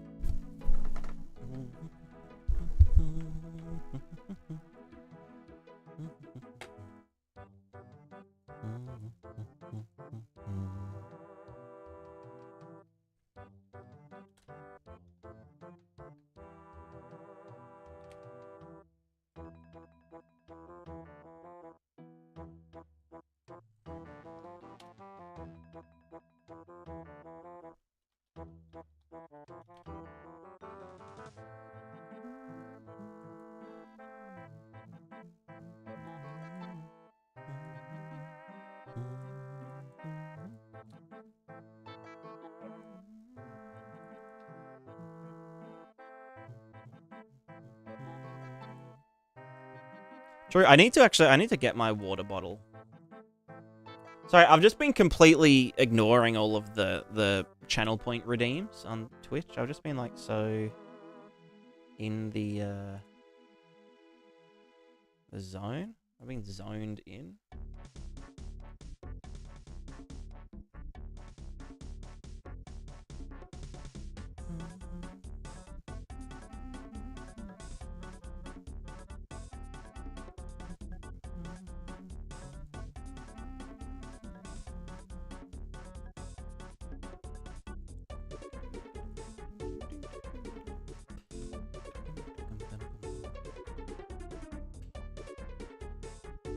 Yeah, I'm in a flow state. Get it? Because like water flow state.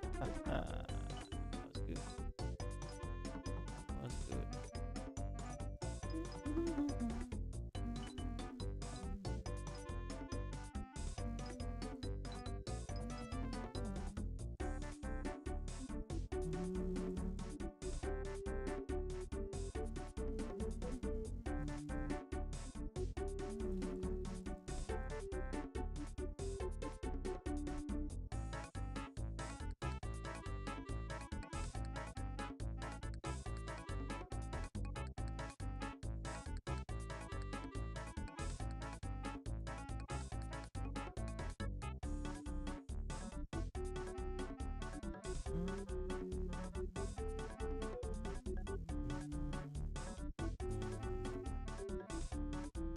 Yeah, these all have to be like kind of hard-coded values.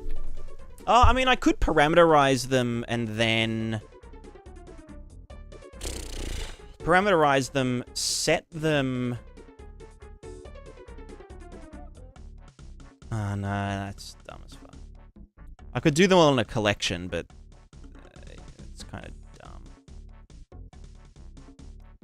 But yeah, it just needs to match between the CPU and the GPU.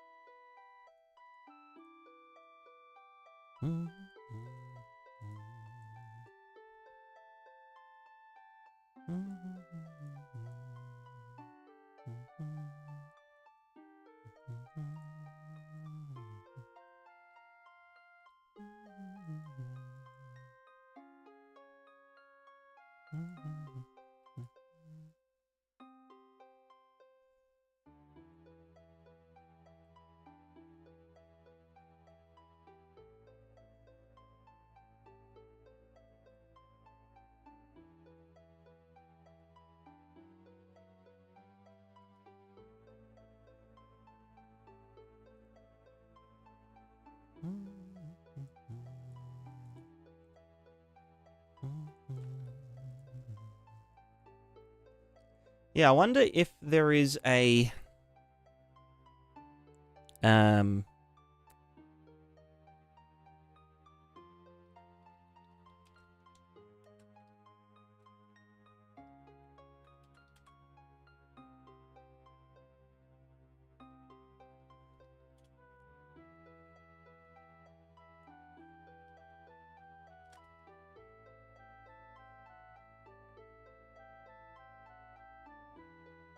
amplitude is 3 to 4% of wavelength, while larger waves amplitudes over 10 meters have much steeper slopes. Amplitude is 6 to 7% of wavelength. So there's some kind of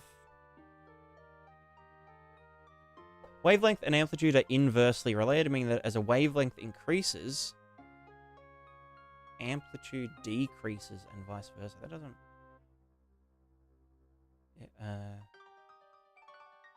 as the wavelength increases.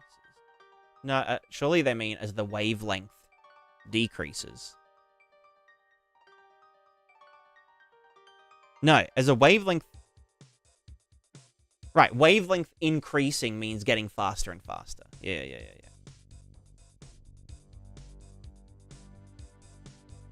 Because, like, yeah, I don't want to have to just, like, fucky code these. So, like, if the amplitude's 100... let's just do, like, I don't know, fucking 10%. Whatever. Multiply by 0.1. Although, yeah, it's definitely some kind of exponential horse shit.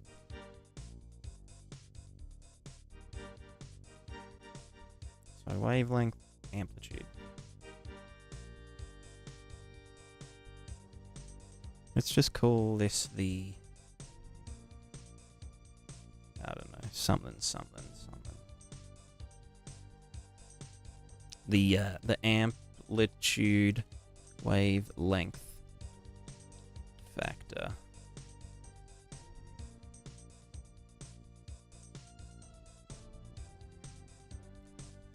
You can add to the size of the wave dynamically if they intersect with each other. Well, yeah, that's what we're doing anyway. That's how we kind of get the choppiness, or the kind of randomness of the waves, is just by adding them all together like this.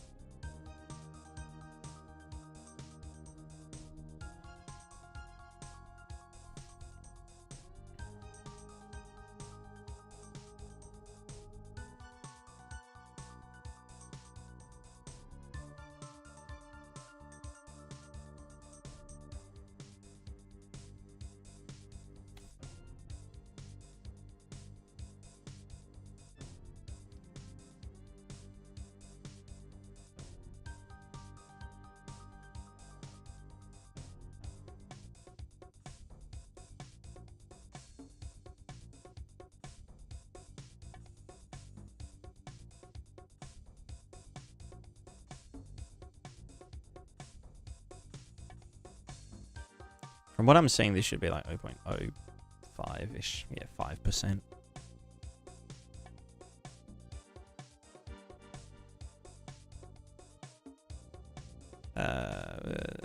That's good. You got the...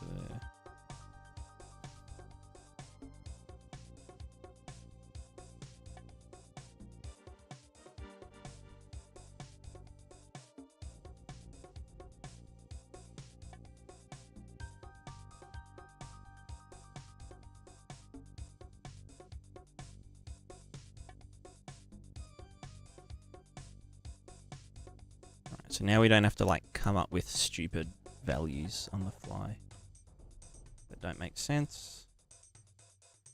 Cool.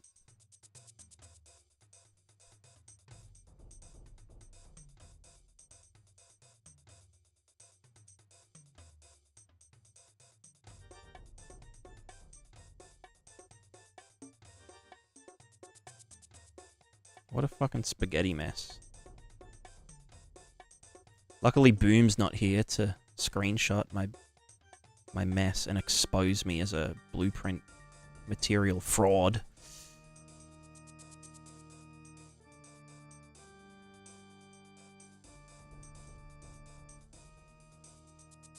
can't keep my material graph tidy. Alright, that's fine. 1, 2, 3.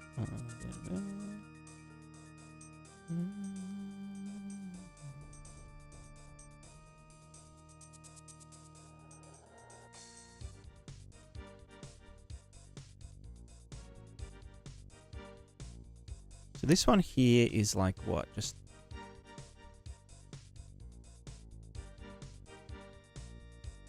oh wait, I'm not even fucking using this function.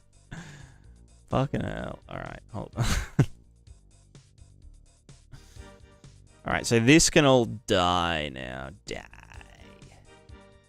Die. Time to die. Die. Time to die. Die. This is yours.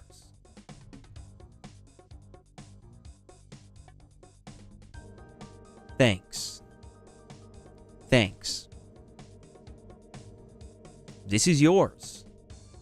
For you.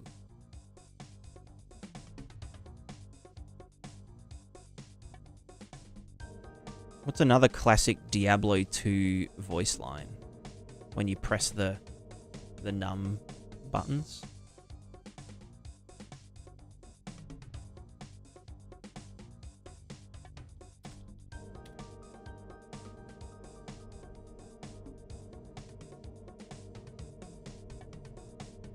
Holy ballsack. Right, that's because this. Yeah. Calm down, calm down. So what's happening here? Is that just because I'm dumb?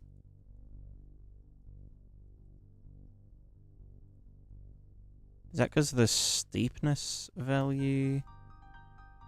Input choppiness. Oh, it's at 1, right. It's not supposed to be that extreme. I think 0.2 was like an... Oh my god, fuck's sake. Get out of there, Dick Lord. Wait. No, what are you doing? What the fuck?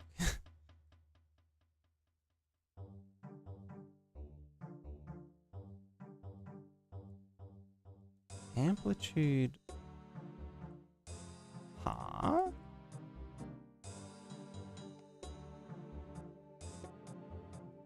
What the fuck? So confused. Why is this one going like skits mode?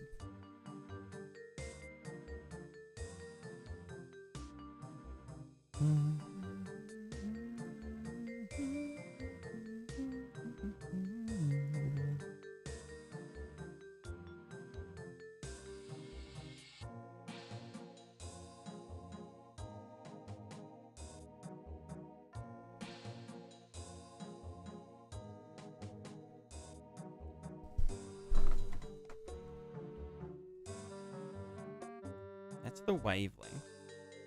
That's the amplitude. What are you...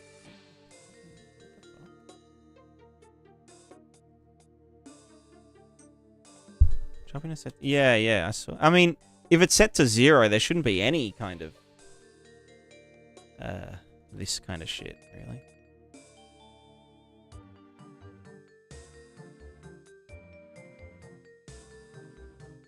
Well, what's that multiplied by? So 369. 18. Oh, you know what's happening. You know what's happening. This parameter has the same name as some other parameter that I'm using. That's why when I use this as the amplitude, it's doing real fucked up stuff. Like... Yeah.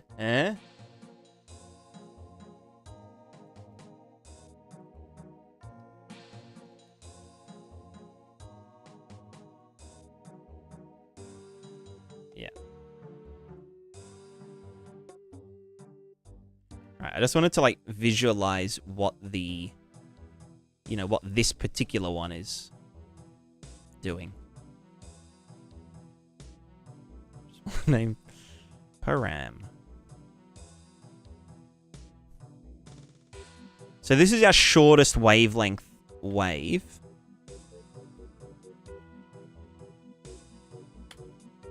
which we can't really even see doing much. Well, I mean, it's obviously doing something, like, you know. It's the sum of the signs that creates the fuckery.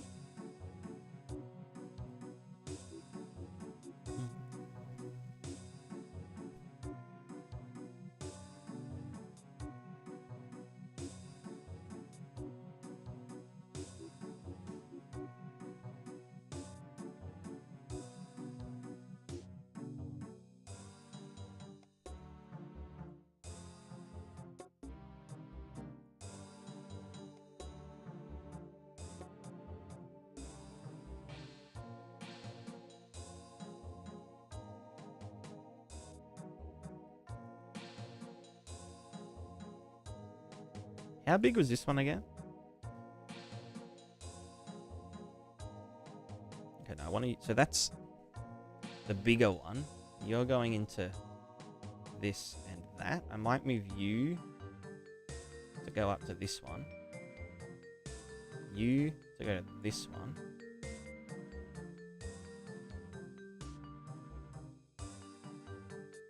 And then one more above this. The one to rule them all.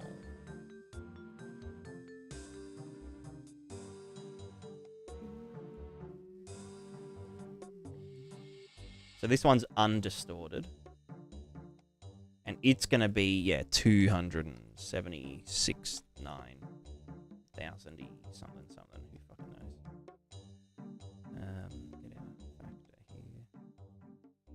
Piss off.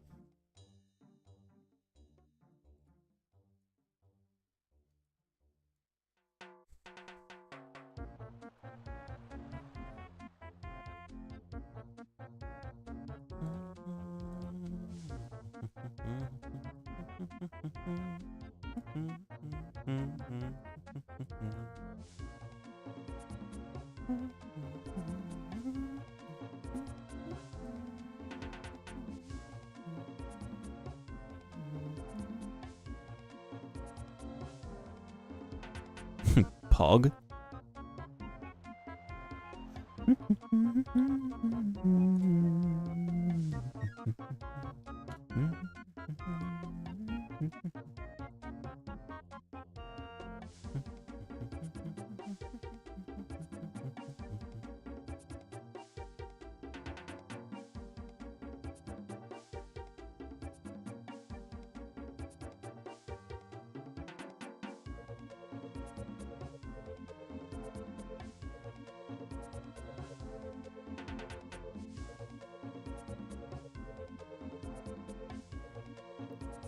Okay. That's looking quite girstical.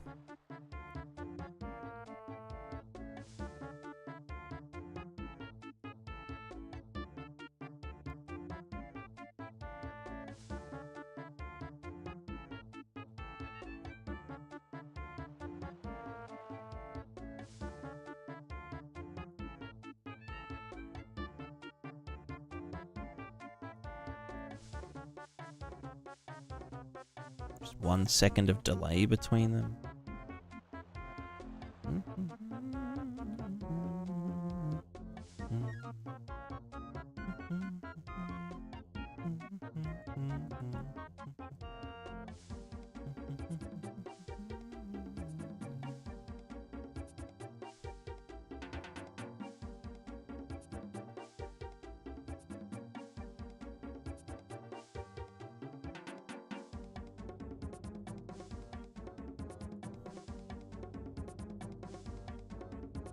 Use the GDX DDY's displacement map for water in my game. Works like a charm. Hell yeah.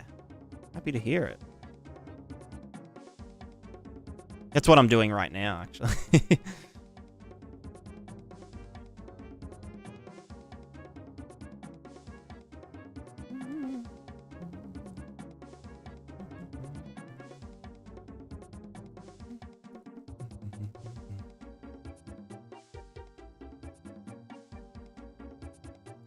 So if that was 0, then our waves just look like, well, they're quite menacing, but...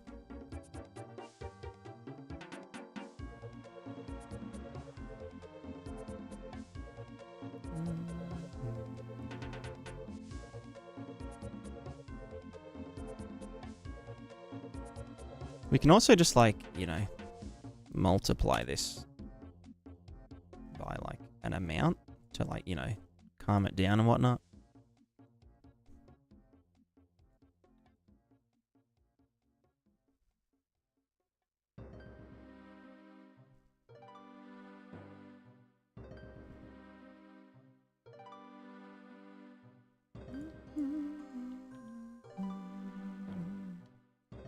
I guess the choppiness should probably, like, scale inversely with the global amplitude, because, like, yeah, that looks a bit fucking weird.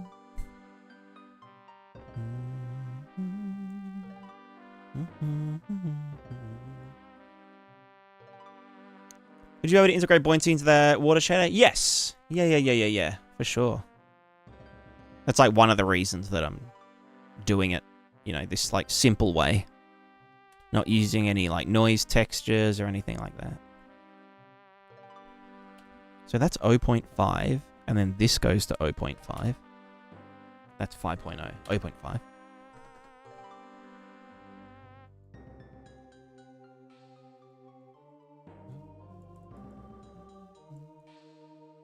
So then if this goes down more to 0.1, if that goes up to 0.9,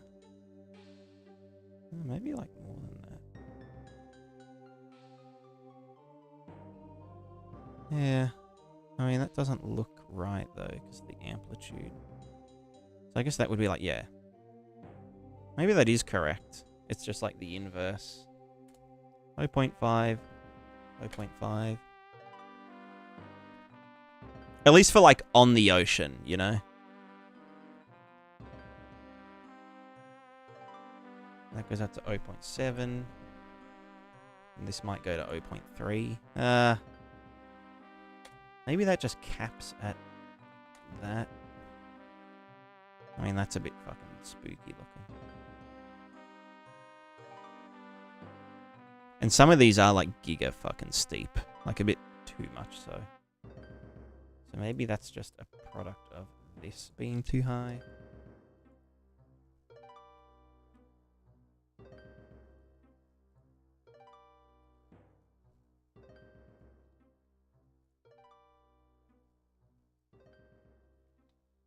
Yeah, it's looking pretty good so far. Here's our dude. Hello, man. Hello, my man.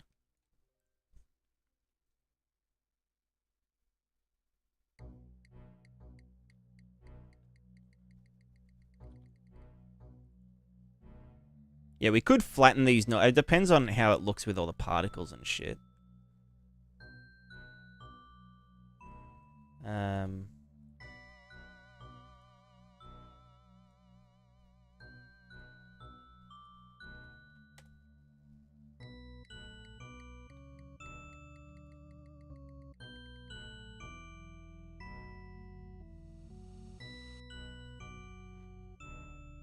I guess, though, what really happens is that rather than the overall amplitude going up,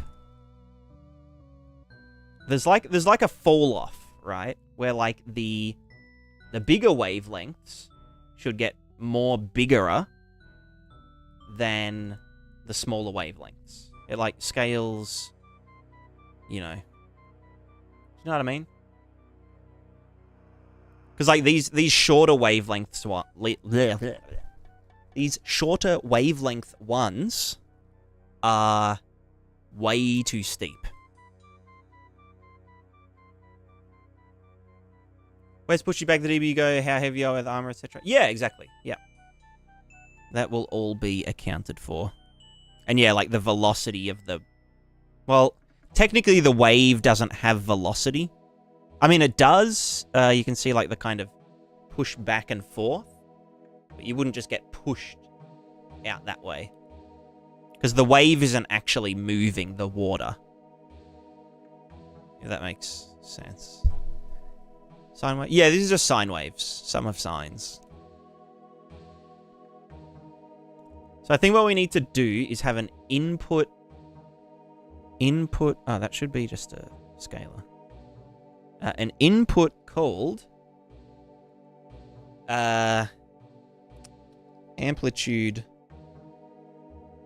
Amplitude. And then we need to scale. So our amplitude would need to...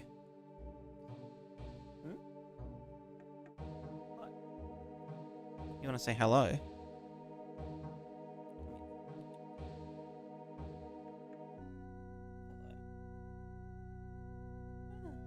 I have a smoochie? A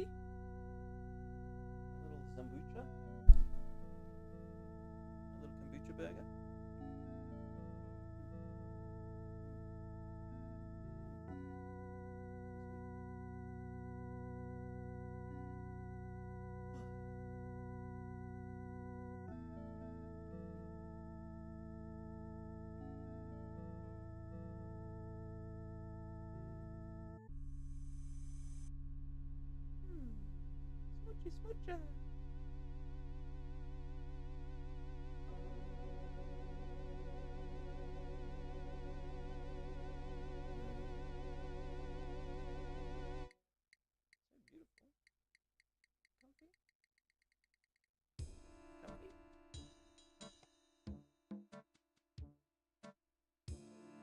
Smoochie.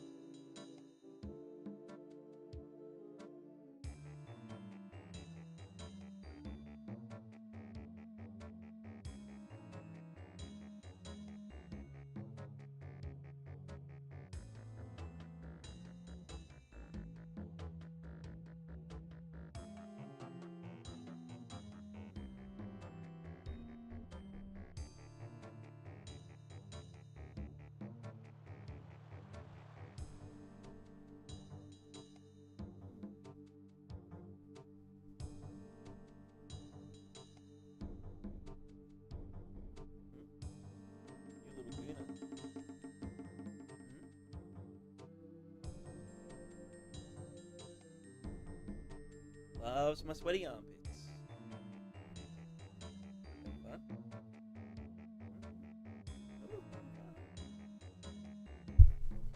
What a funny girl.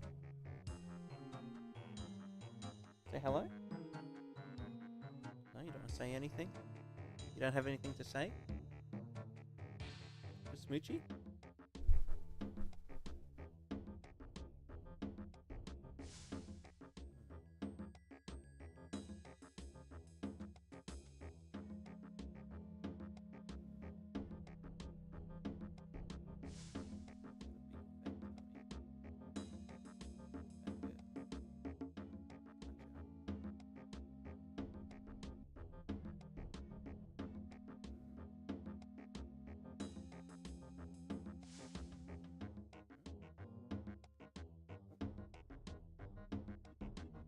Where are you going? You just sitting here? Or do you need to go outside? Do you want me to put you out? No, you're just chilling here. Susan said you made for grass when you're simple-ish grass in video. A lot of the same kind of concepts, but not necessarily the exact same.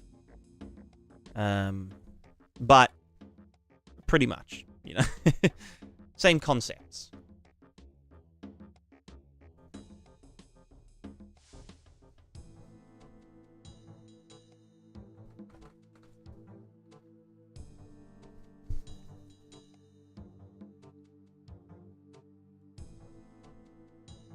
Oh, the amplitude stuff should just be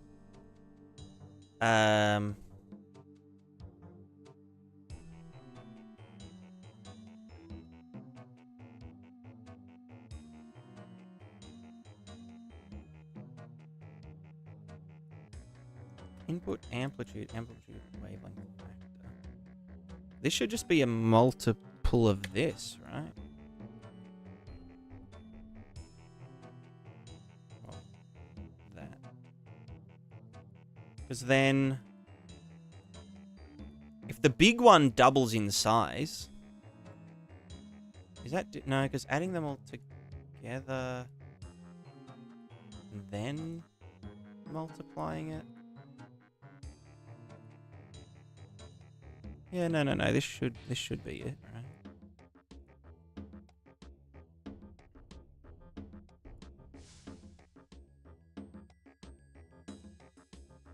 we would want the big waves to get bigger.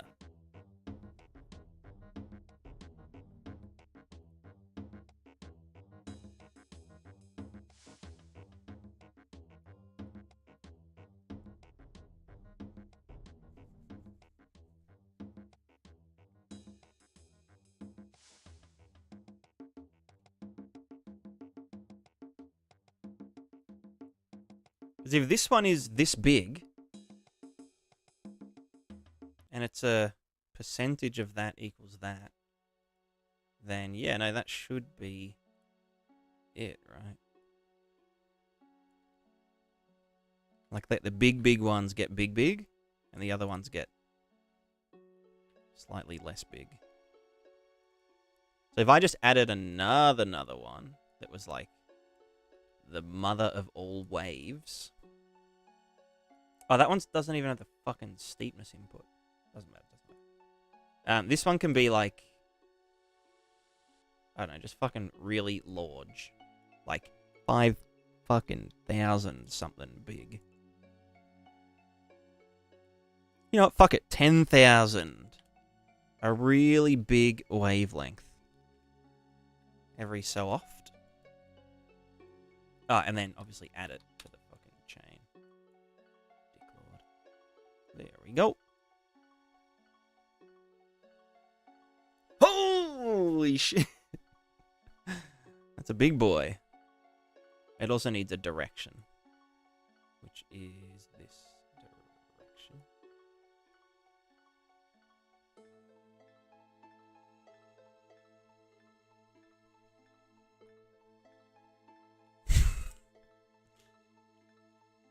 Yeah, so it definitely scales proportionally.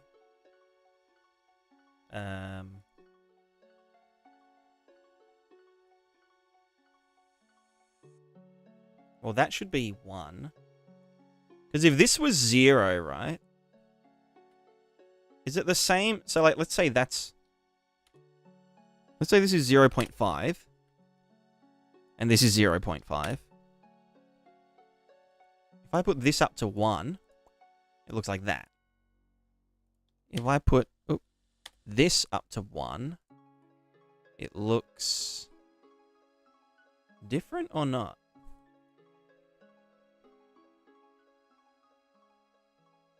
Maybe big waves could be a static mesh moving on top. I don't know how you would put a static mesh in there, though. I like determine how it moves. Or do you mean like big ass waves? I don't know.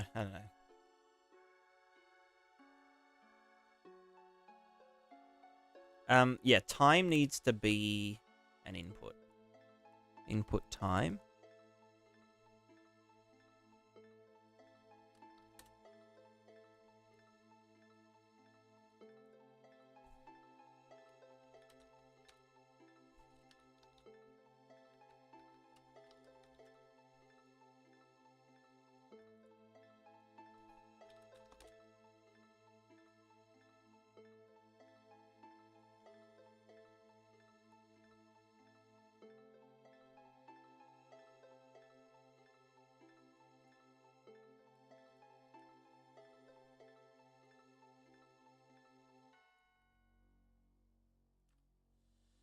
No, what the fuck? Yeah, wave time. Copy, paste. Fuck you. That's valid.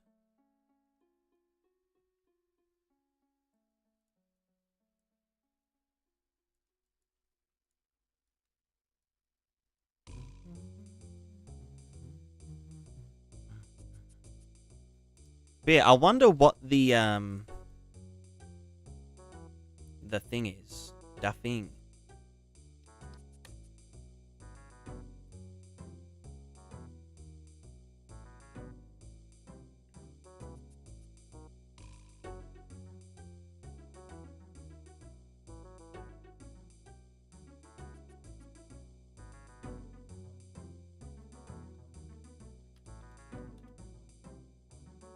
Wait, where's the time input? Scalar. Save. Excuse me? Oh, did I fucking... No, what are you doing? Get in here. Is it because it's...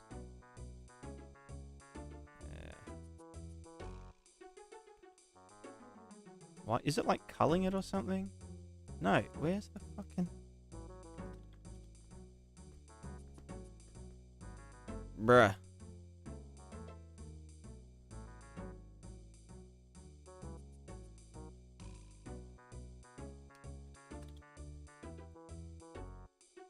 Is it because it's named time?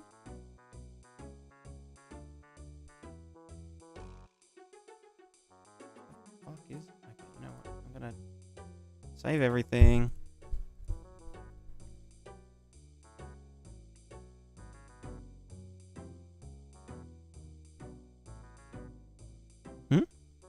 All right, yes. We'll do outside.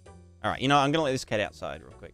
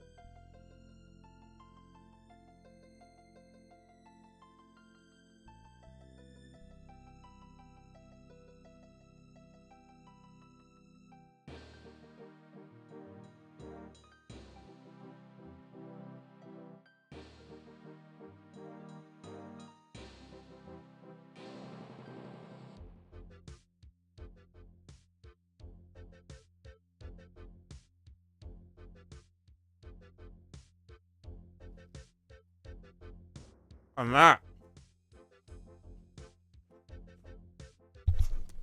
I'm back with a bicky. Oh, in it, we got a little bicky, in it.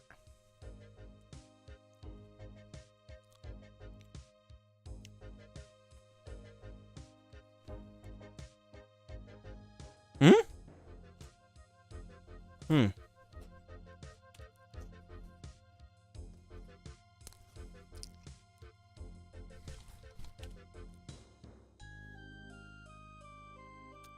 It must have been when I Control Z'd that it went all fucky mode.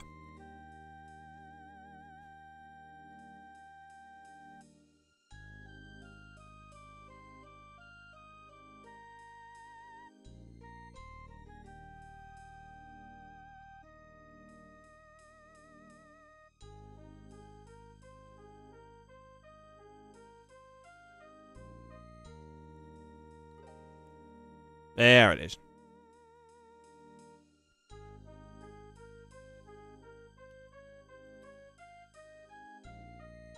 Alright, so we can now freeze our water.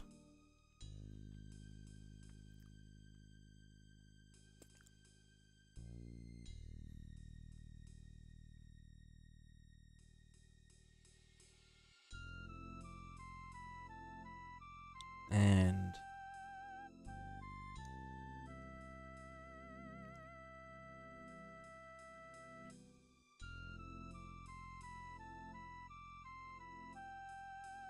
yeah, that's a big ass MF.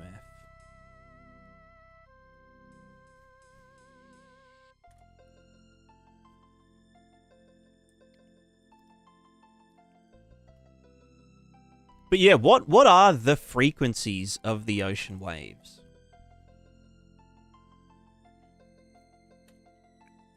Surely there's like something, you know?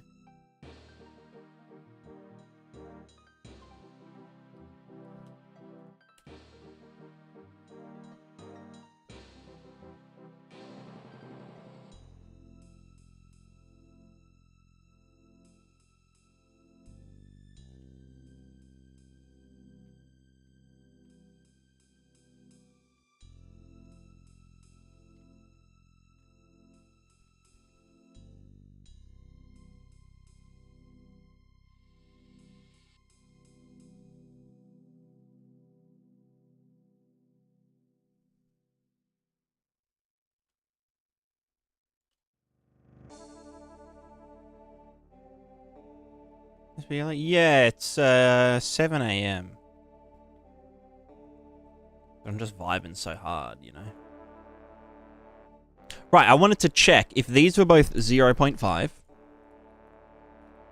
0505. Well. More. Okay, maybe 0707. 0808.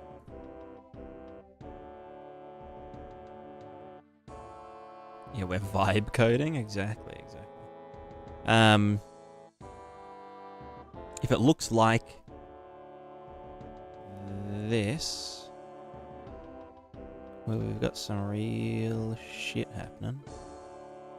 Then, wave frequency probably has a lot of variables. IR. Yeah. I mean, obviously, like wave, you know, the depth of the water, the wind speed, but there has to be some kind of harmonic series to the waves, right? Otherwise, it would just look like, you know, it would all just be noise.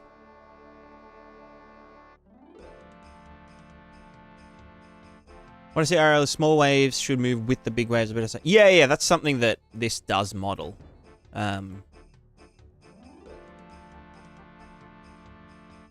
Like if I just tell this one that its wavelength is like 10,000 units, so it's like a 10-meter long wavelength. You can see if I like scan through time that it kind of, it's pushing all these smaller waves along with it. And then, well, if we could fucking see down there. Let me just add.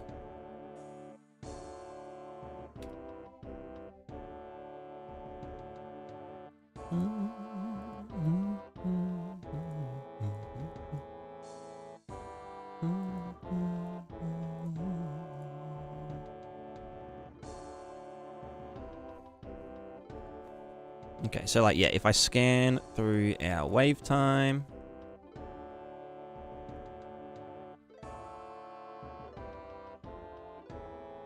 Yeah, so you can see it like actually pushing the waves back and forth.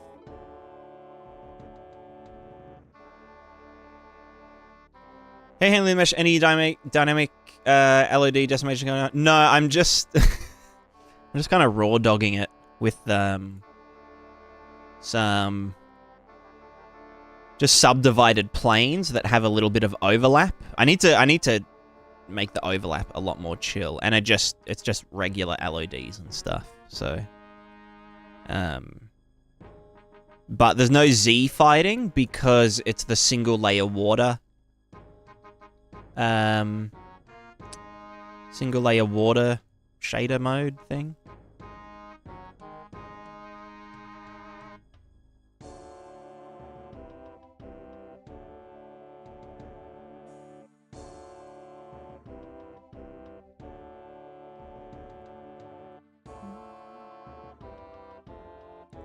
Do you know what's your instruction count limit for ocean material?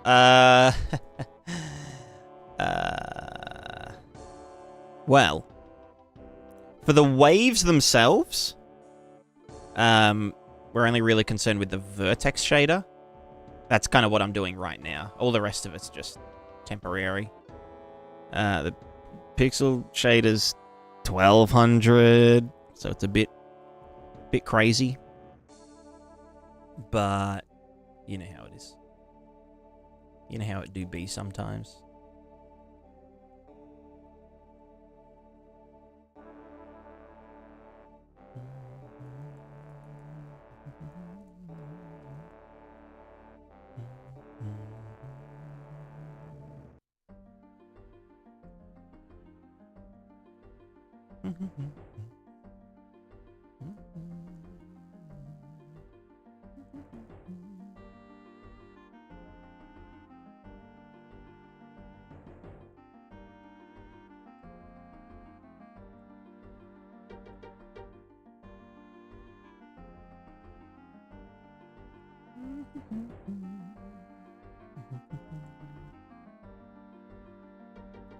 How come all the meshes sync correctly? World position as UVs? Yeah.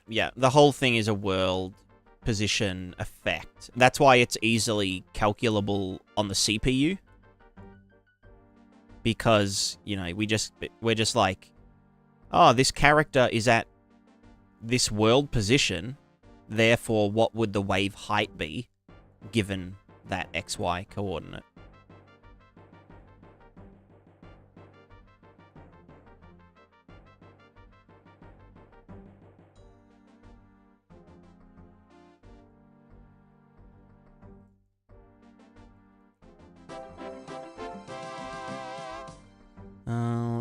Right. I mean, this is all a big fucking mess. Who cares? Who cares?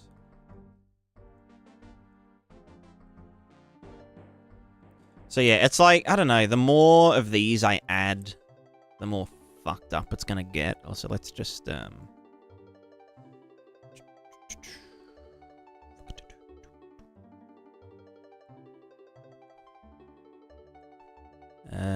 time, wave time.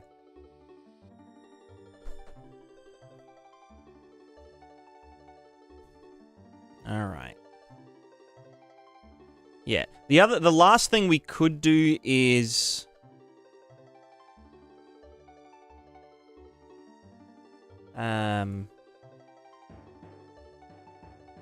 like if I get rid of the last wave, let's say I get rid of the last 2 wavelengths, right? How does it look from like a buoyancy point of view? Like, is there much difference going on?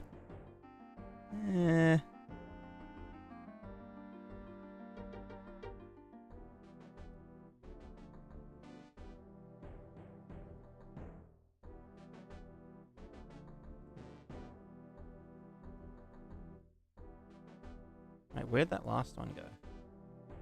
Oh, wait, that was... Fuck my life.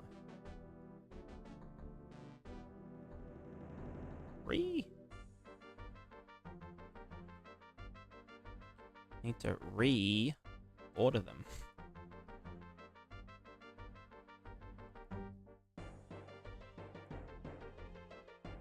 Because yeah, obviously in the CPU, we don't have to calculate every single wave. We can just get away with, like, you know, the largest few.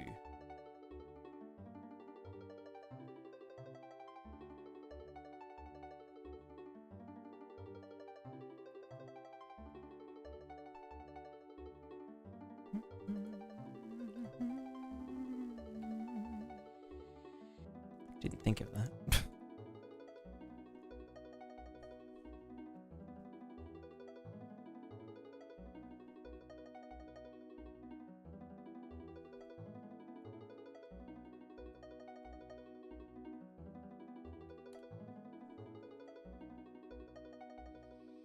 Oh, I mean, in like kind of more ways than one. So you could,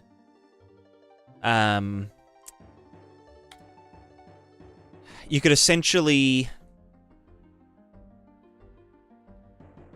how do I even describe it? You can, let's say I've got like some detritus on the ocean. And it's just like a kind of static effect and whatever. You could just run this ocean shader on that object. And, you know, it would kind of look like, yeah, it's on the waves. If you wanted actual, like, gameplay relevant stuff to work, then it's a little bit more complex. You essentially have to run the same simulation on the CPU, which is doable because it's pretty simple wave calculation.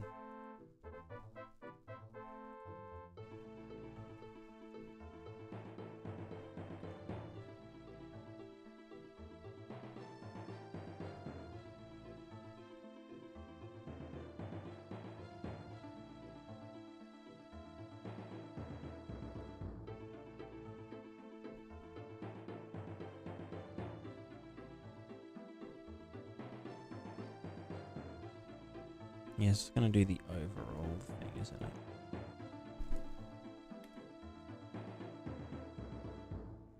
Hmm.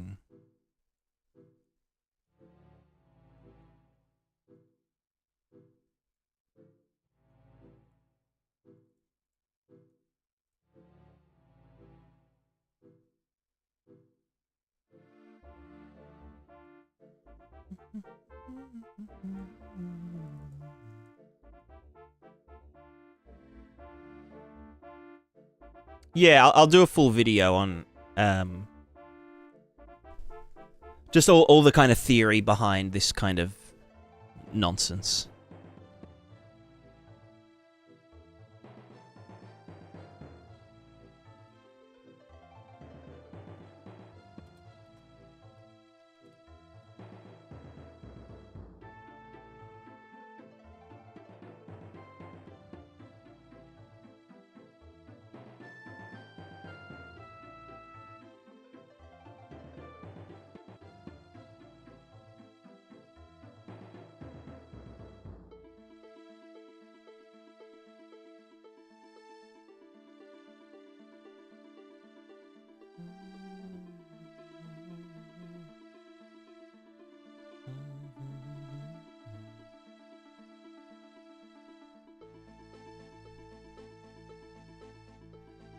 Here we go. Most of the wave speeds calculated from the wavelength divided by the period are proportional to the square root of the wavelength. Thus, so for the shortest wavelength, the waves follow the deep water theory, blah, blah, blah, blah, blah. Oh, but that's like, that's this bit here. Da, da, da, da, da. Gravity square root period.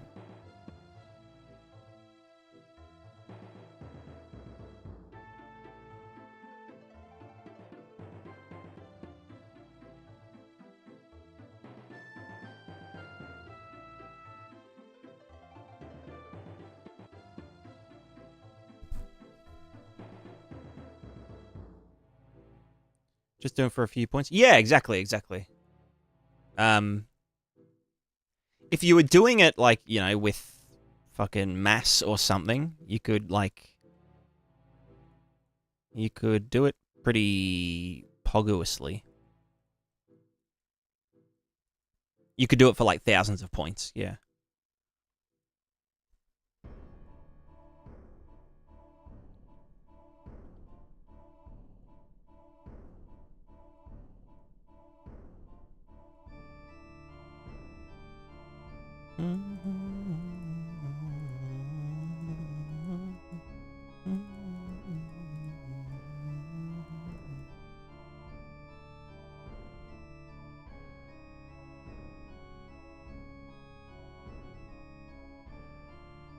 Just trying to think how to do, like, a low-pass filter.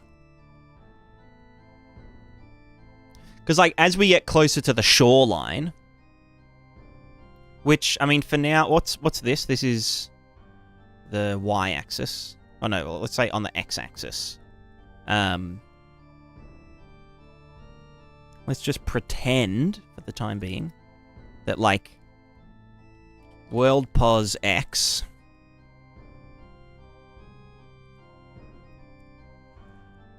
World position x... divide by... How long's our shore gonna be? Well, as we get to shore, maybe like 1,000 units. Maybe longer, 2,000 units. I don't fucking know. Saturate that MF. And then multiply our dude by that.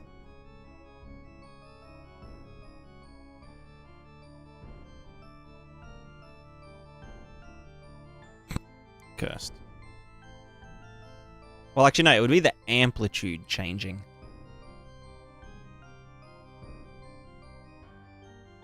So amplitude can be like, you know, fully chillin'. But it would actually be this multiplying the input amplitude.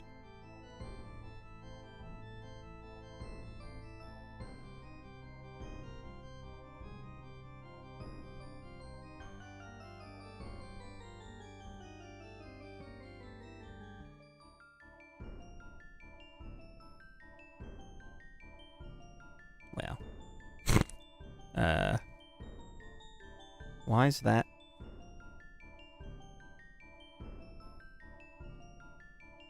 The input amplitude is 0. Wait, that should fucking work. Why does that not work?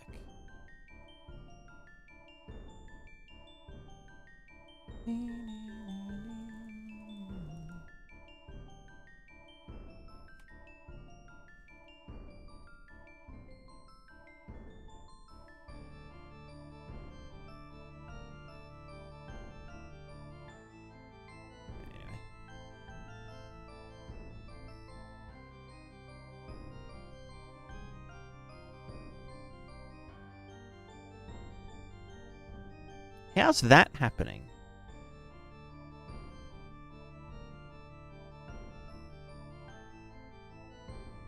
Oh, also, does this, including shader offsets or excluding shader offsets? That's more like what... no. Wait, how the fuck does... Thingo work?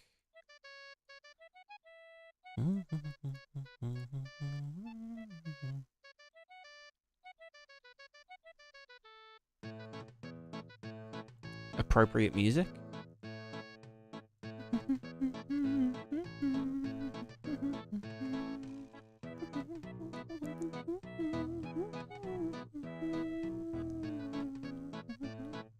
I think this is more correct. Right? Yeah, no, 100%, 100%. That shouldn't be including. That's more like, yeah, the shit waves you'd see. Because that almost looks like a fucking fat tube, you know? Fucking riding that MF. If we had some particles going, then we might be pogging. Although, yeah, this weird kind of disproportionality is lame. I think choppiness needs to be multiplied by our amplitude. By our, like, global amplitude. So, choppiness input. Phrasing, my dude. What did I say? What did I...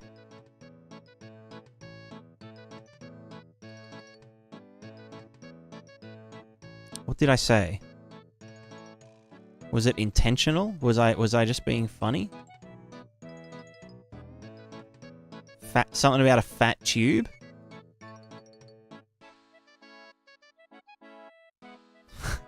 So confused. Choppiness, here we go. Choppiness should be... This is choppiness factor. And then amplitude.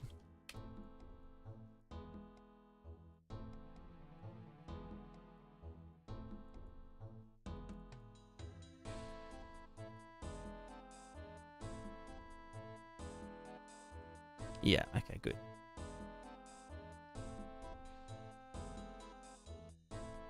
So if the water is still, it shouldn't be, you know, doing the shit.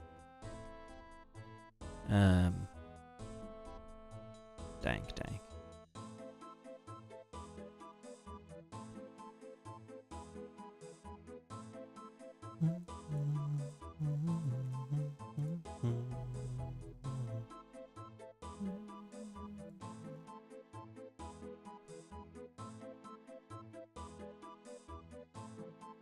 So we've got what? Choppiness factor.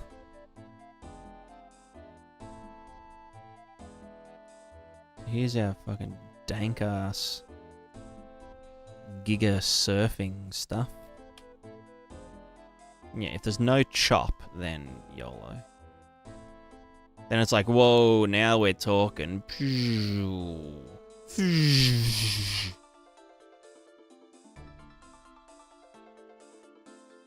Fucking riding that.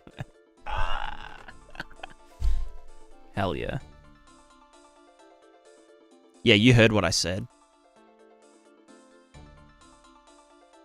I'm thinking, like, you know how the backside of this looks dumb as fuck? We could do a dot product and kind of like unfuck it, you know, so that it doesn't come out from behind it, but we still get the forward-facing dudes. What if I that looks fucking dank. Let's. So this is gonna be masked material. Bit of a masked material, innit? So if we have two-sided sign, let's get the dot of the. Let's go world position because we know that we're facing the kind of fucking whatever the wave direction would be, right?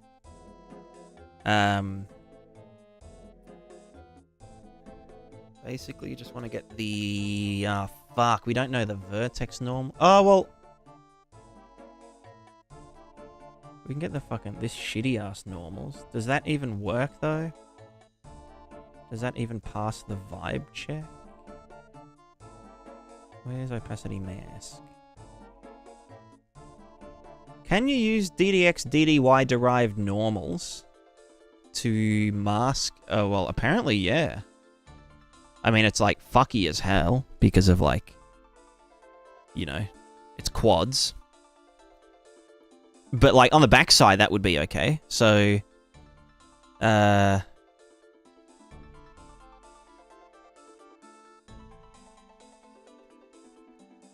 does that even... How do we get that?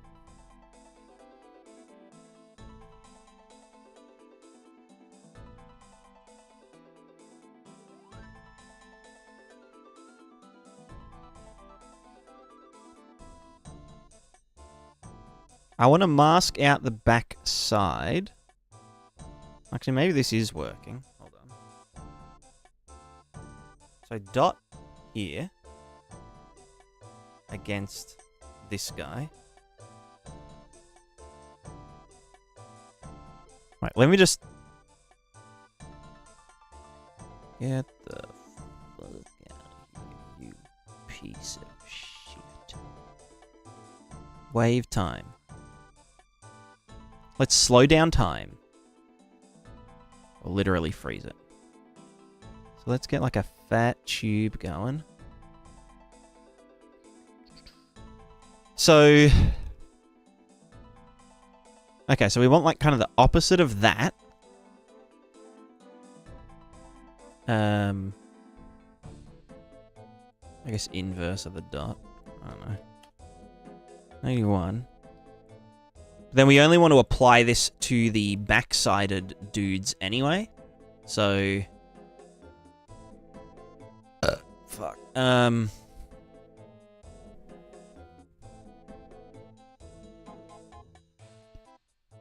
Yeah, so now our sweet forward-facing fella is like rolling.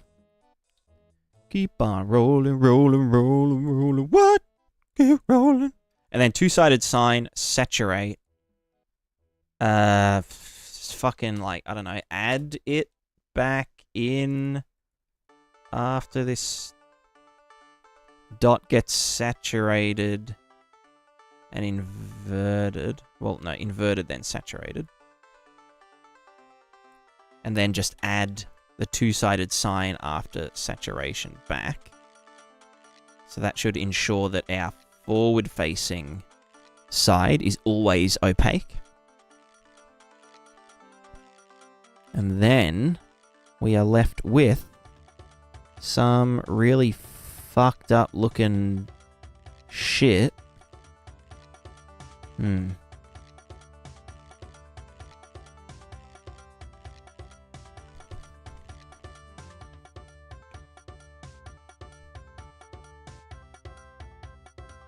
How can we mask bits of this out, you know? Well, so let's dither it. Why not? Fuck it. Dither these nuts.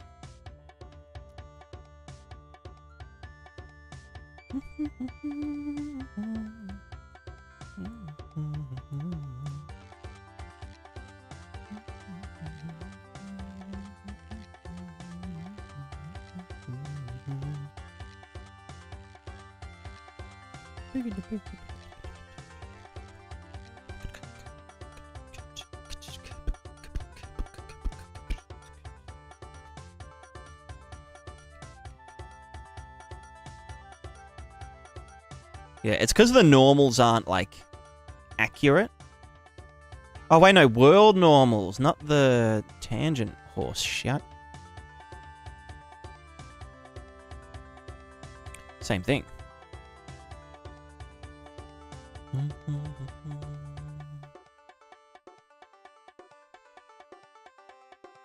Otherwise, slow too. Yeah.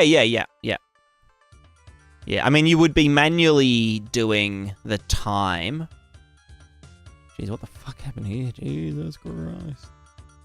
You'd want to be manually doing the time so that you can synchronize it across, like, multiplayer and whatnot. So that all the multiplayer, you know, all the waves are in the right positions in multiplayer.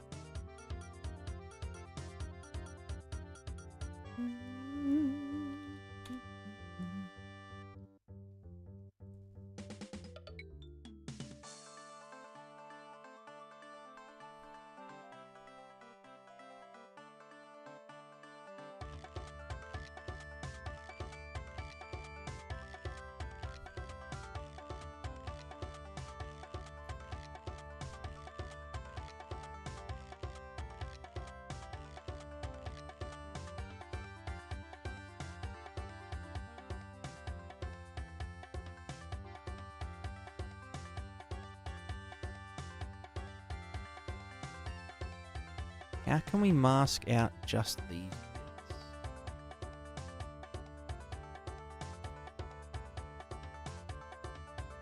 I mean, we can't really.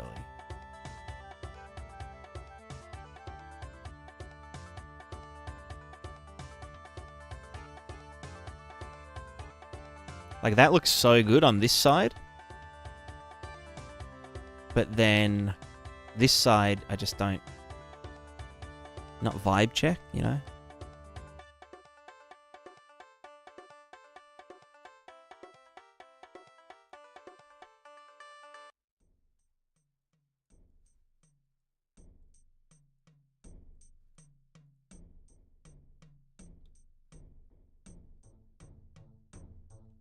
Why are we not getting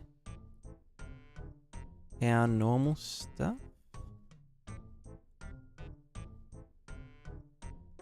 WPO. Does that have to be RGNB to perturb blah blah blah blah blah?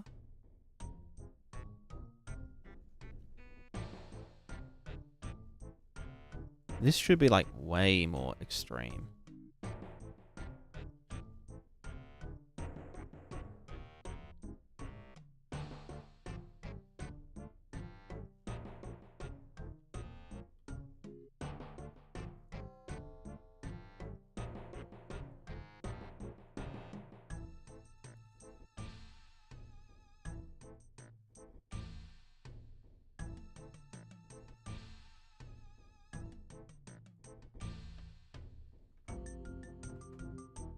Yeah, yeah. So if we do this, we actually do see the negative normals. But we get some fuckization here. This is in tangent space.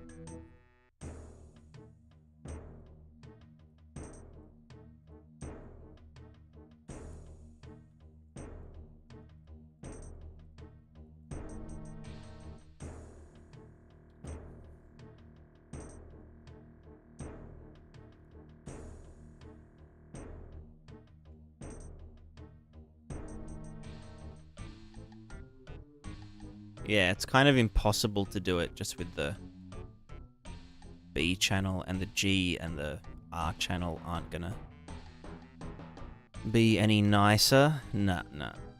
Hell no.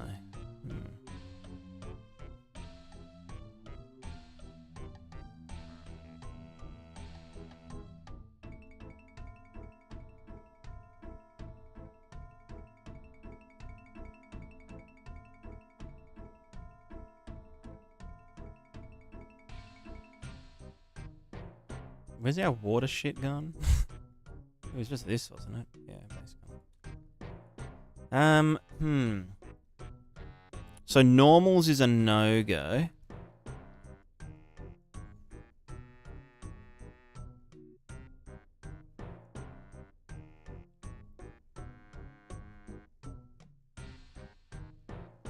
What about the WPO? What's it telling us?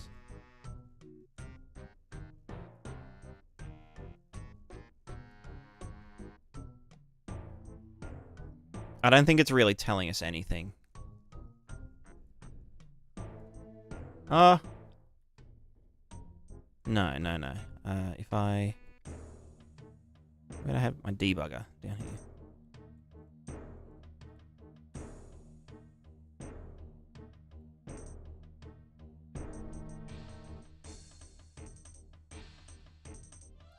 Maybe...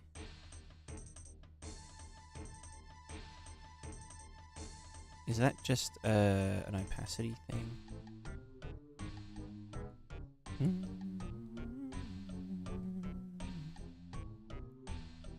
Yeah, no, there's nothing to actually... Nothing that can actually tell us, like, oh, this is the foam, and that isn't.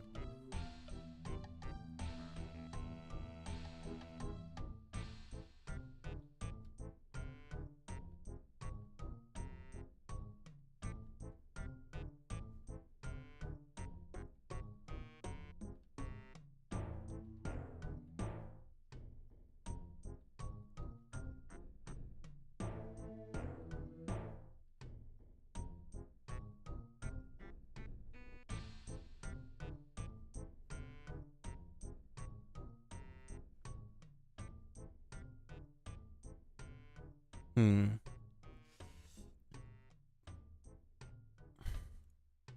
Oh well. The other option is to keep it there, but make it. Oh wait, hold on. Pixel normal still works, right? Oh no, because this is all fucky normals and stuff. Hmm.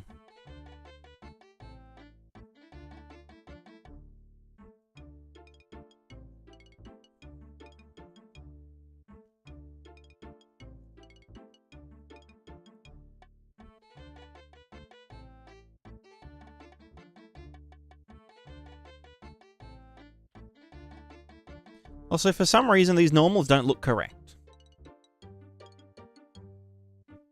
You know? I don't think these ones are. I think it definitely just needs the height map.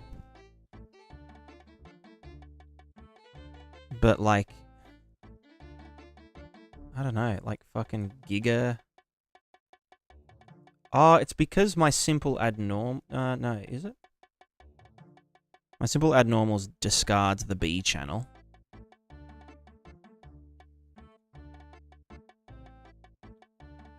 Which means that that would be thingo, but that's not useful anyway.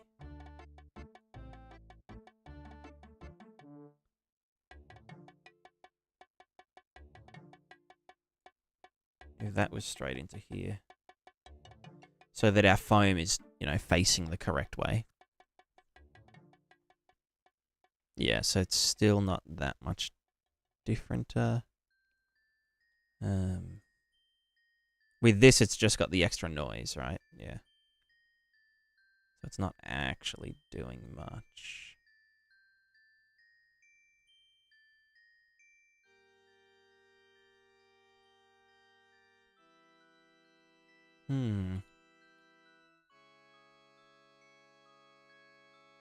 Well, yeah, it could just be like, okay, two-sided sign, blah, blah, blah, blah, blah.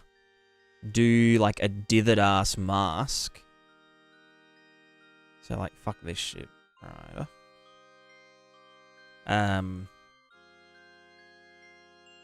That can die, that can die, that can die. Add normals, blah, blah, blah. And then two-sided sign. Saturate and, like, add, I don't know, 0.5. Into the thing. That goes into the opacity mask.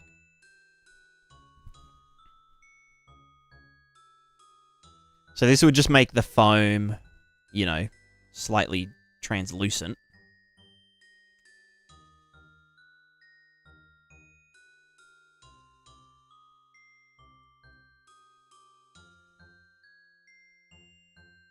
And dithered. Get that sweet temporal AA thing going, you know what I'm talking about? We could then get the... Well, technically a Fresnel should work.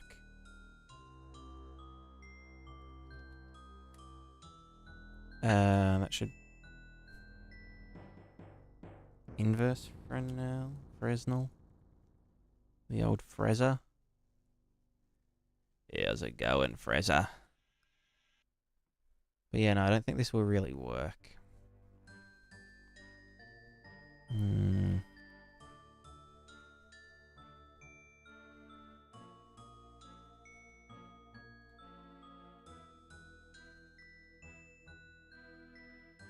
a bit funky, but...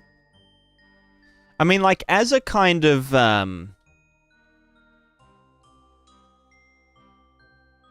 Yeah, no, Fresnel's not really going to work because of this fuckization down here. We could just get the normal map and use that to blend it up a bit. Just get the normals are already lengthed, aren't they? No, not that. I wanted to mask RG.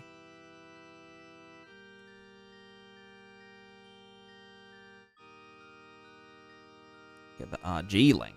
Or just... Yeah, get length RG. And then add that into here.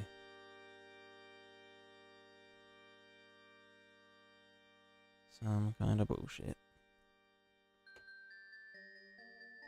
Could you take, for example, 10% of the peak value of the wave and use that as mask? You understand what I mean? Yeah, like just kind of clip the tops of the waves and use that to, you know, drive something. I mean, this already looks passably better. Yeah, I think just a dithered mask over it makes it... Like, it's enough to kind of give the illusion of a rolling wave. And then obviously once I add heaps of particles and shit all over it, then it'll just look... Like, this will just kind of be a part of the effect.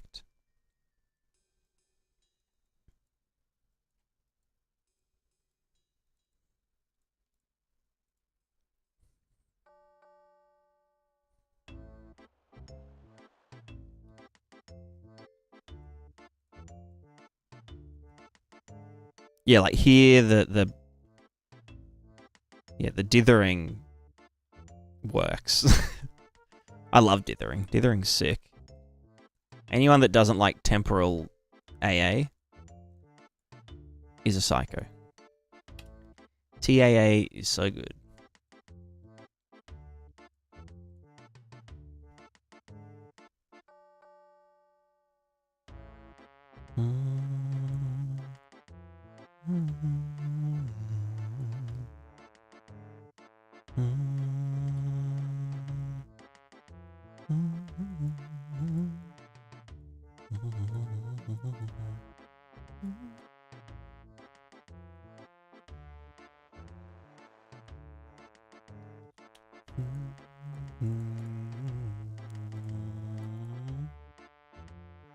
Prismatica World have a moon? No. No, there is no moon in Prismatica World. It's a good question.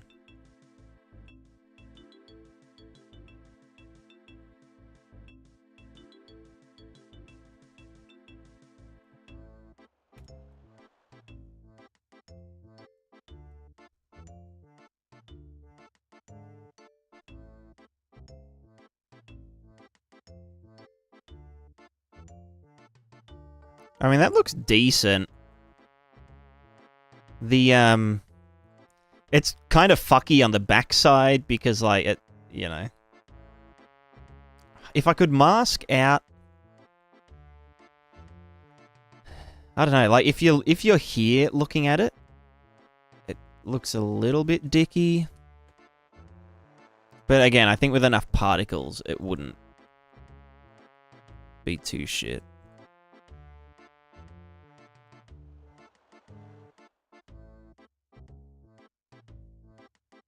Yeah, like, you would never get this kind of weird backward overhang. Oh, yeah. It's a cool little effect that's made of, like, a mistake, you know? Like, this is... the only reason this exists is because the WPO collapses in on itself. And we just thought, like, oh yeah, fuck, that would be sick to, like, make some shitty-ass foam out of.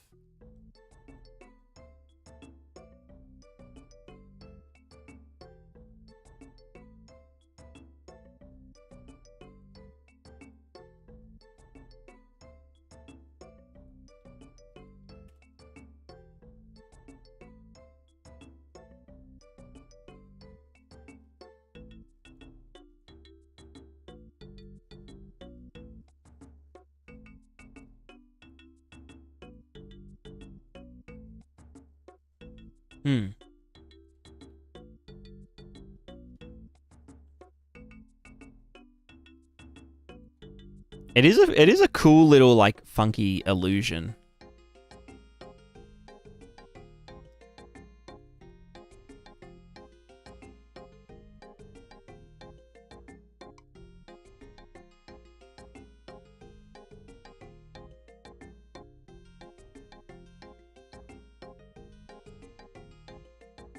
It should be good enough. Yeah, exactly, exactly.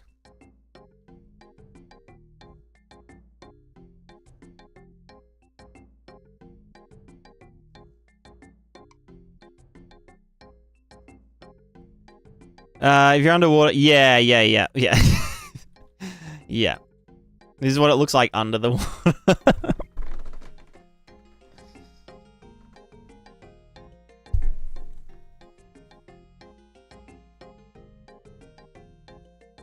Stylized, exactly.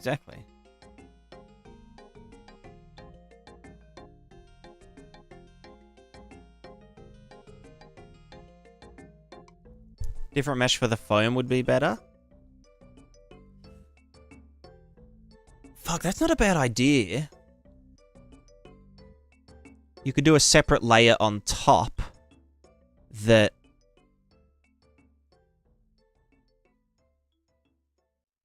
Fuck, maybe you're onto something. A separate layer on top that's slightly forward in time. That only does the foam shit. That's a lot of extra... Well, I guess it doesn't have to be super dense. You know what? Davey? You might be a fucking genius. If I made this not two-sided...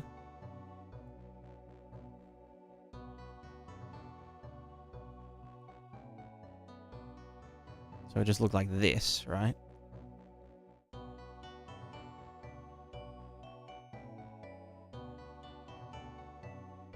And then I, like, got all of these. Yikes. Alright, hold on. And copied them, made a new folder called Wave. Sorry, called Foam. And then pasted everything into that. Control V. Is that now in...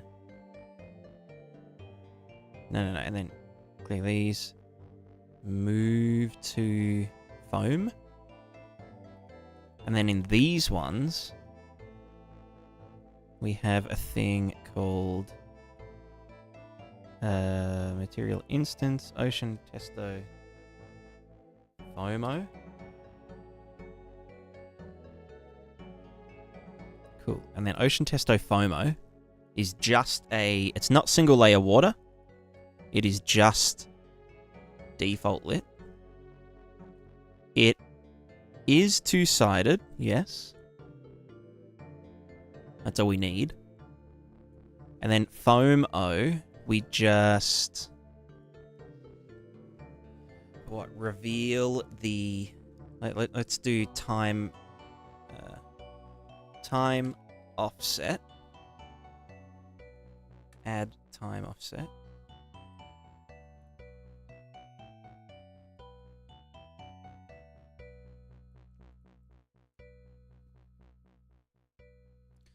PG, recording video on modular characters a while ago. Will it still be published? Yes, it'll take a little while. Probably a few months till they start coming out. But I mean, I can probably get started on some of them because I've already, like, you know, my new character is sort of starting to all come together and whatnot. Let's do a switch around. Is Foam.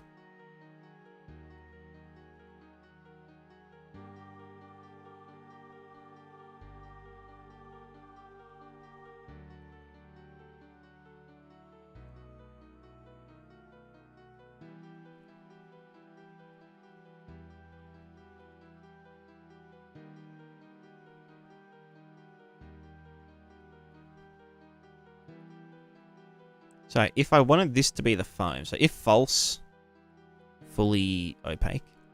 If is foam, then we want to just show the backside meaning this gets inverted. No. Yes.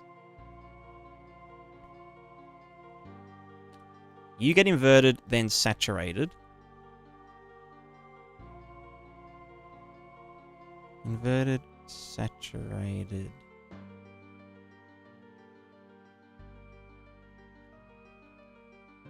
Then we get this mask and multiply it by this. That goes into the dither. Dither goes into here. That goes to the opacity mask. So then here we say is foam.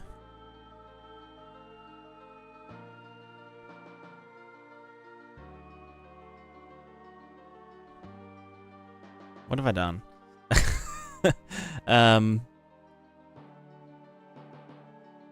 Two-sided sine.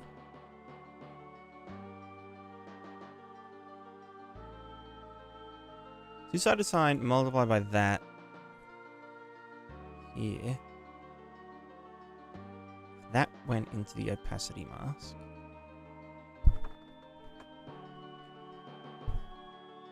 Then we only see the backside, right? Yeah. So then...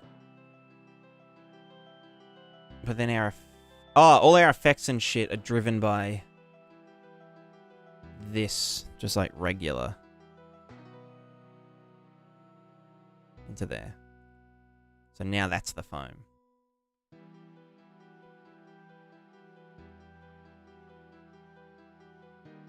Now opacity mask. Then that's there. The foam is on top of it. With the effect and shite. And let me just boost the opacity of the foam a bit.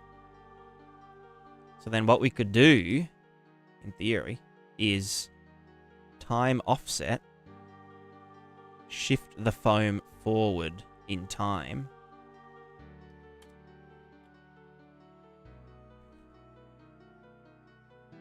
I mean, yeah, it's kind of sick. It's not too bad. It's like, it's getting there, but it's enough to, like, sell the illusion, right?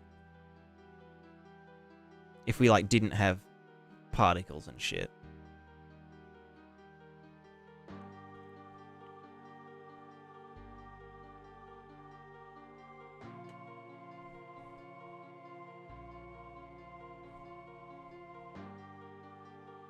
But, I mean, it does involve a lot of,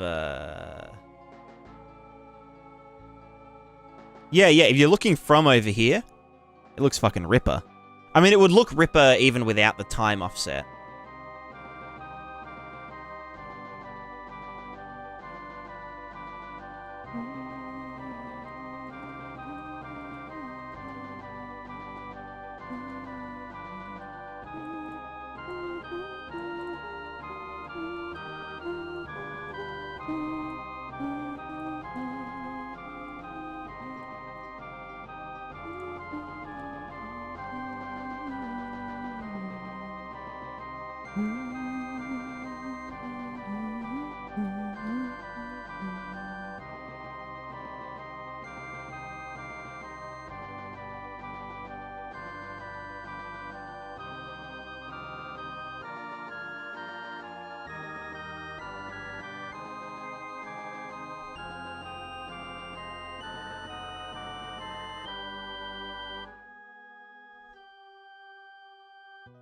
You want to somewhere detective that loop has occurred in the material somewhere, so you could just time offset that a bit. Yeah, I don't know. I don't think there is really.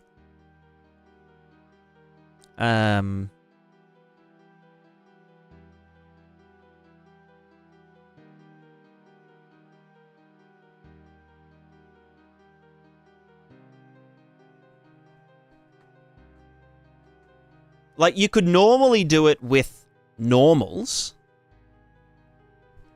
but we can only really use ddx ddy to compute the normals.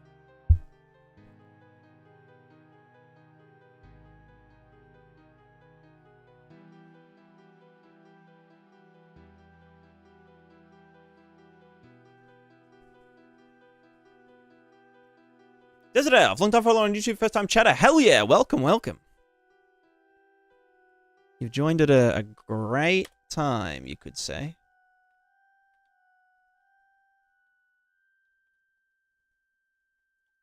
Yeah, because of that, we shift it forward half a second or whatever.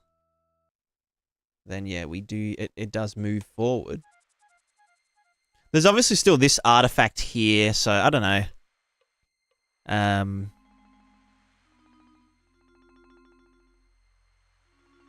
Oh, you know what we...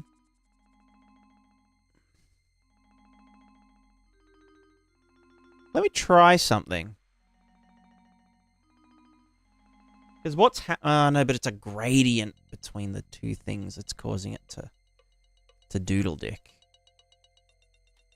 Can you hide an entire folder? Yeah, nice, nice. Just hide the foam. So what if we... Let's make this two-sided again.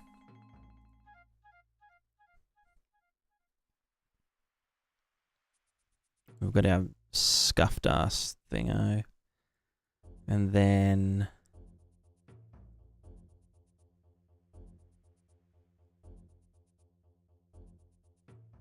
What we might be able to do... So with our WPO...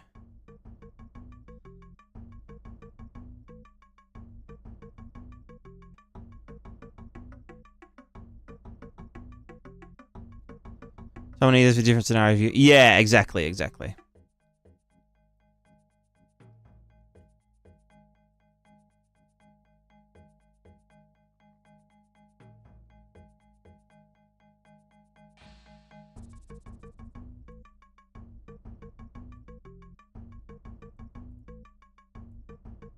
Ship it. Sailing ship it. Yeah, let me just check the length of the RG. Sorry, other way. Or like maybe by dotting the B against the RG deform, we can get some information. But again, it's the crossover isn't caused by an excess of a value. It's caused by a it's caused by like a gradient. Do you know what I mean?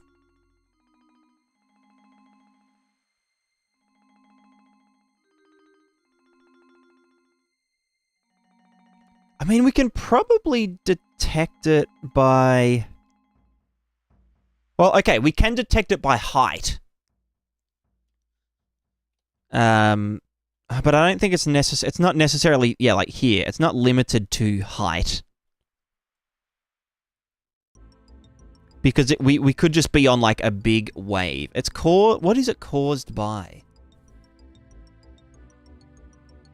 When that gradient is over a certain... Yeah, but I don't know what, like, causes the gradient in the first place. It's when this... Yeah, like, kind of scoops in on itself.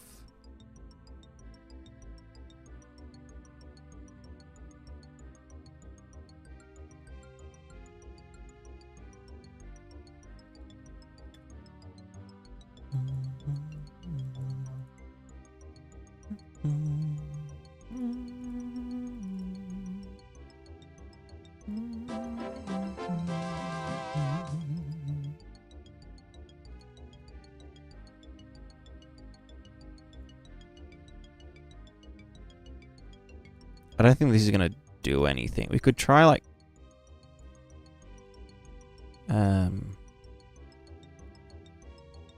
We could try... cross product. Yeah, that's not going to fucking do anything, because it's always...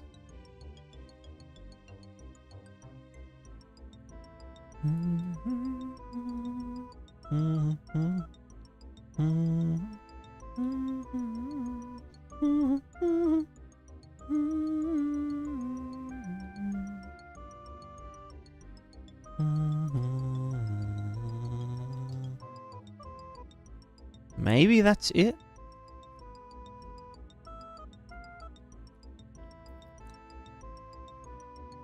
Because it's kind of like when... Maybe that is it. When the RG exceeds the B. No, I think this is just giving us the height. Is there any difference between that and just like this? This is just the up-down deform. Visualized. Oh, I mean... Yeah, it's doing something. Oh, but it is a dot product, so... I added 1 divided by 2. Does that just give us the exact same result? I have a feeling it does.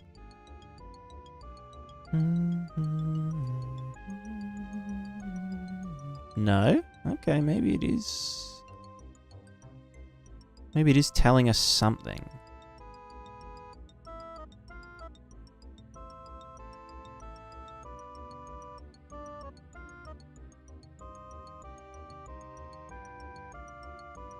I mean, it's not really helping us because, like, either way, we kind of want to only mask out the back side of it anyway.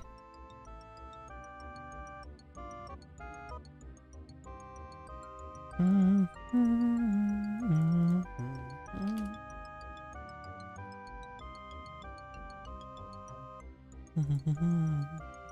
know, I can just use a step. No, actually, I'll do contrast.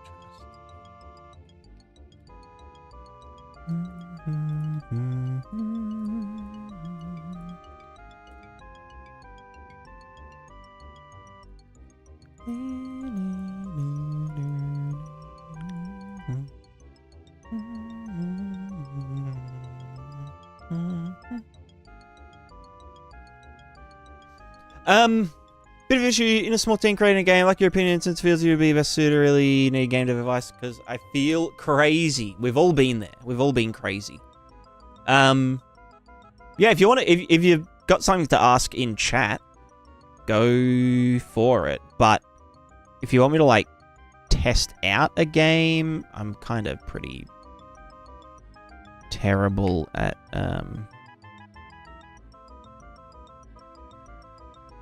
I mean, I don't do it on stream, at least.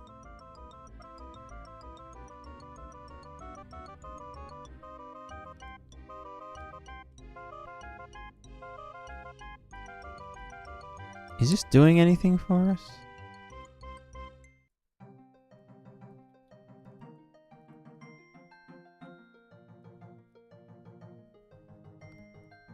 Like, or is this just giving us like a height mask? It kind of just looks like a fucking height mask.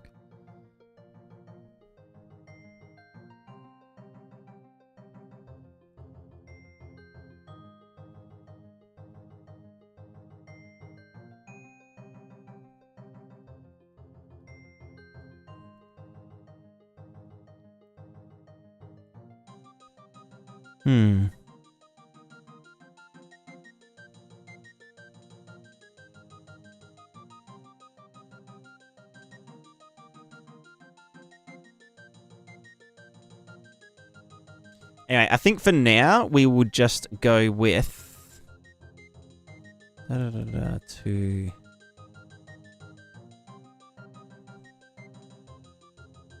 You get added to here.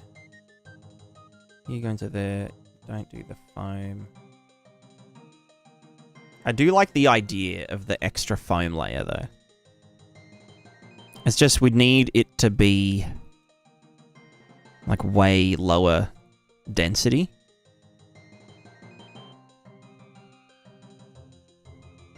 But I mean, it could actually technically save instructions in a kind of weird way.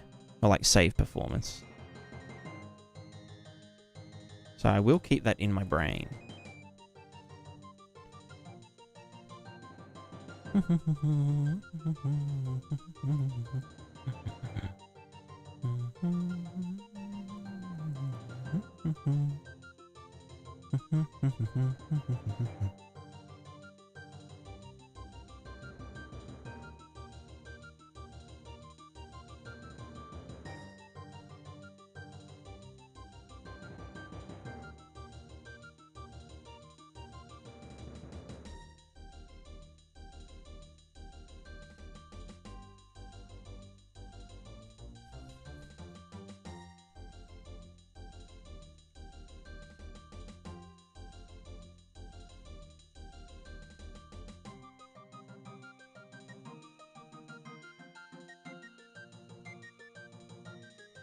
All right, what am I doing?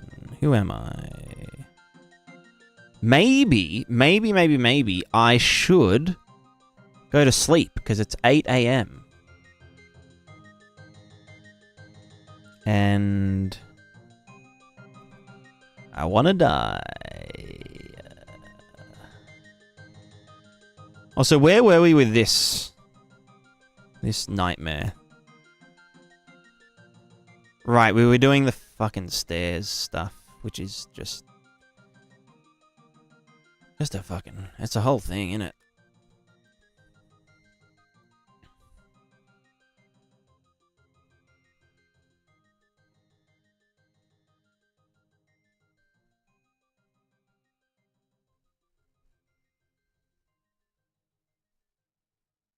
Oh, God.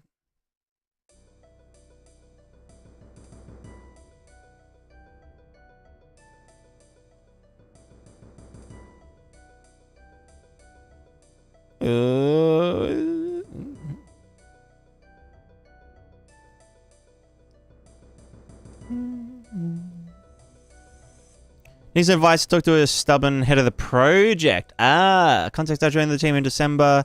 Disaster model out the scene as I'm the environment artist. Supposed to be small and there wasn't much story to it. Now the last 2 months the story has gotten bigger. Now I feel the environment is too small for what it was initially. For what it was initially, is it supposed to be a demo?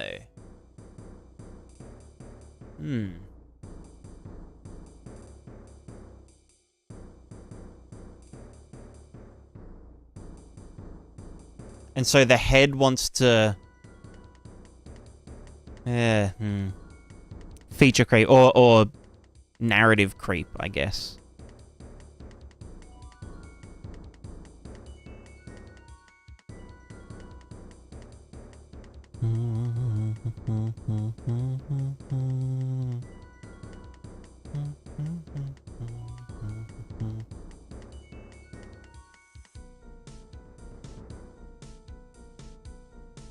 Yeah, instead of this ball plugin, you'd be really into Mover plugin. I don't know, probably not. I mean, I was kind of just sick of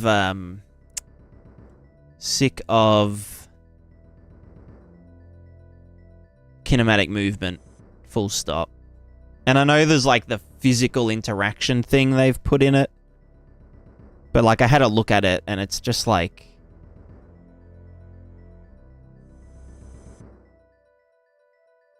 it's not real, you know.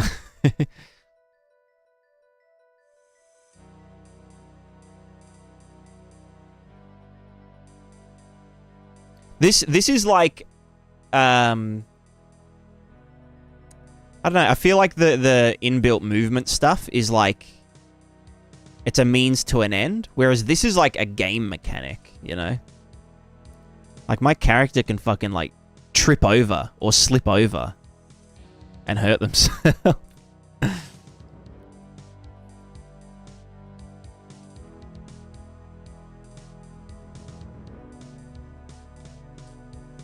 Or it's only on Chaos? Okay. But I think what it's doing is using like a lot of thrusters, you know? Like the character would be kind of floating or sliding and, you know, and being thrust. Whereas this preserves all of our you know, forces and stuff.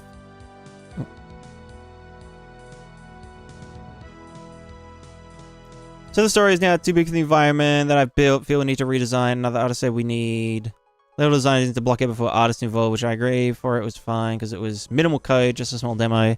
Now the head wants us to push to finish and are able to show it at cons. Yeah. I don't know. It's tough, and it, like, you know, it's obviously different for every project or every studio, every leader.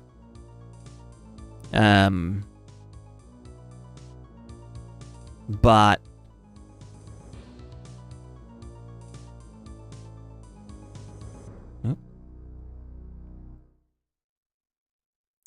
yeah, I don't know.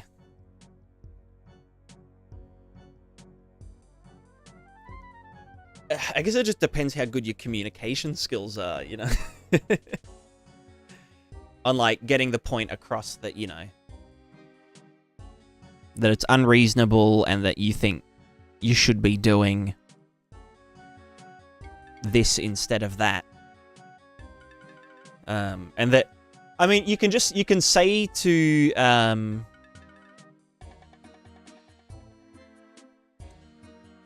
like, something I say to people is, like, it's just not going to be done, you know? Like, you can say, get it done. Or, you know, you can say, oh, I want to have this thing done. But it's just literally not going to get done. And they can keep saying that. And they can keep saying, I want it done before these things. And I want it to be this big. But, like, there comes a point where it just literally, physically cannot be done, and they have to sacrifice something, whether that is the time, so pushing the time back, or pushing the content back, or down scoping for the demo. And, you know, there's no way to have both thingers. You can't have the cake. You can't have the cake. Just full stop. No cake.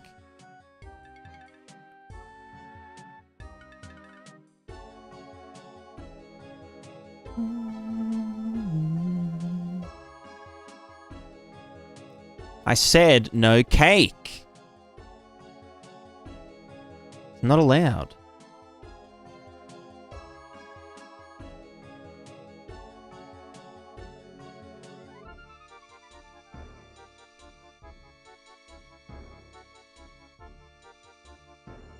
Is that still not... That's not going to the contact null, is it? Is the unresponsiveness intended? What do you mean unresponsiveness? What are you talking about?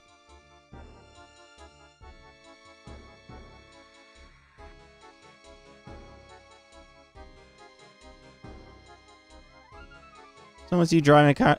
Hey, you try moving at like 8 meters per second and turning that fast, you know?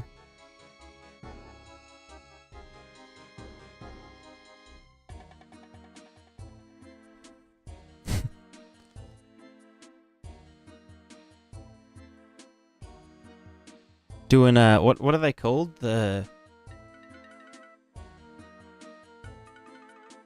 What's it called when you do this? Oh, fell over. Suicides. Is it? I don't remember.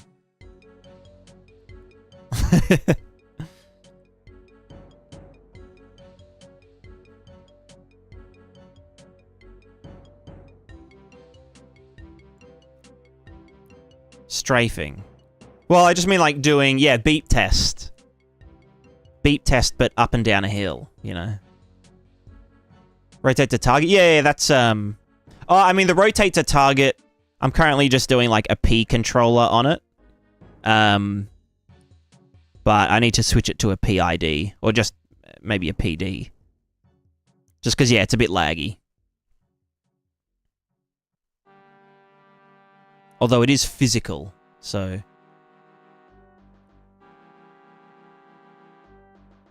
I hate that weird startup shit that happens. Although to be fair, this is the rotation of the pelvis, and the top half of the character will rotate independently. So maybe it can just be this sort of laggy in a way.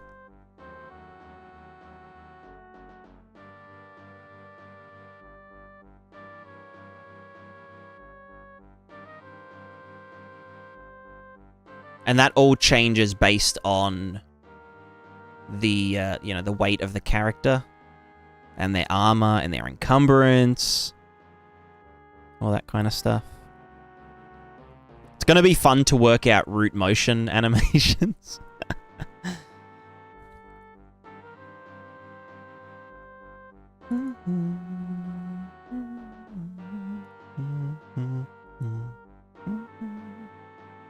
Don't think you notice the lag as much without the debug. Yeah. Like if I mean, it is a bit weighty is what I'd call it. It is weighty.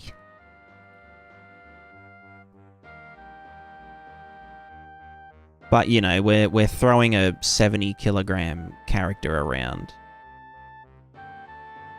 What the fuck happened here? Good morning, Amethyst. Hello. Sorry, I haven't slept yet. How was your night? What day is it? Friday. You don't work, do you?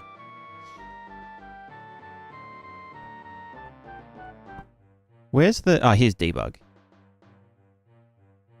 So yeah, I can turn debug off.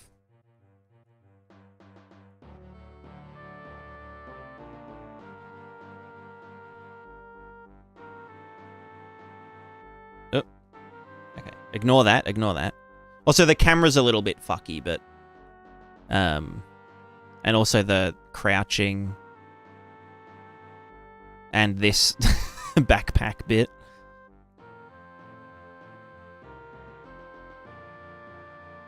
I think I, when did I change the...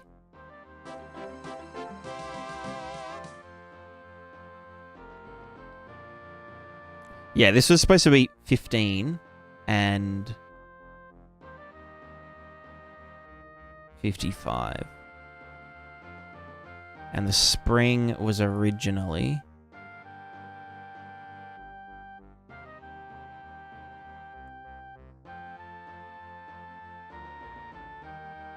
Alright, that's supposed to have it there. That should be there.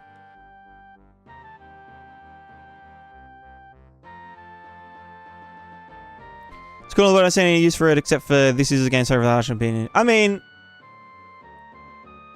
you know, it is the game, you know.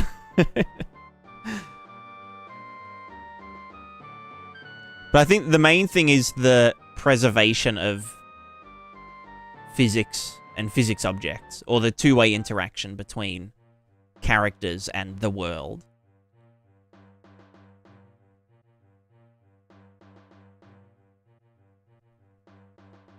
What was the spring for?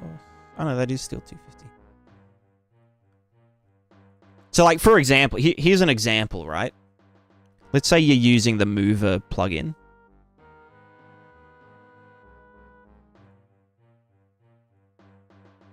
Where is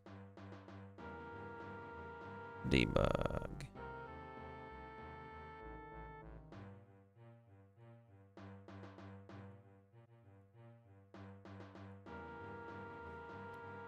Where are my boxes as well?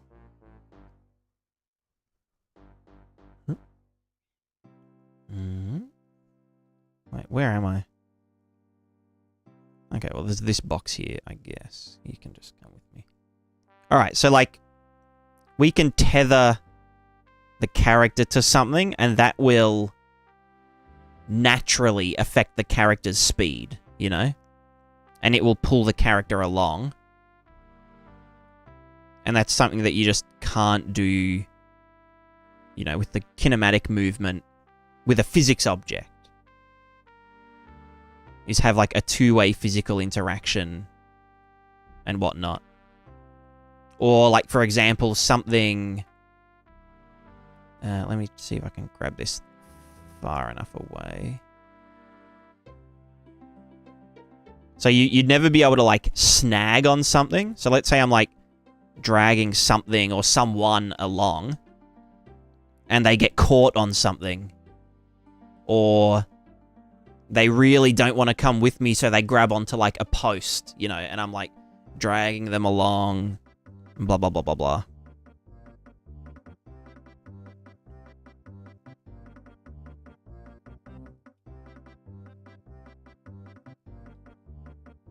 And then like you do this, right? Like me and this funny cube thing. But then like you put us on like a ship in the middle of the ocean. Oops, wrong button. And it's like, okay, well now we've got like a lot of... Oh, okay, fuck. Oh. Alright, where's the spinny one? Oh, they're over here. Let's get on the spinner.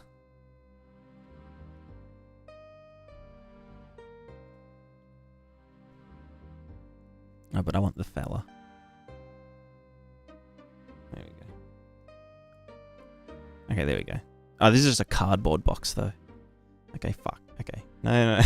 But yeah, anyway, things like weight are, like, actually preserved and simulated and all of that and whatnot. Oh, okay, you know what? That's going too fast. She could think of the 2 minutes. Yeah, exactly. I think this is just a floating platform. Carries a work for... Yeah, exactly. Like, if you had a carriage, and that carriage plowed into a crowd of people, it would slow down, you know? Or even just stuff like... let's play, like, human bowling real quick.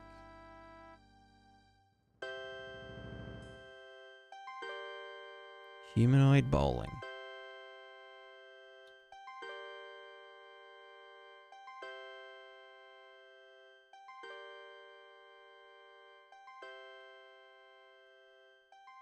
Hopefully these aren't drawing the debug lines.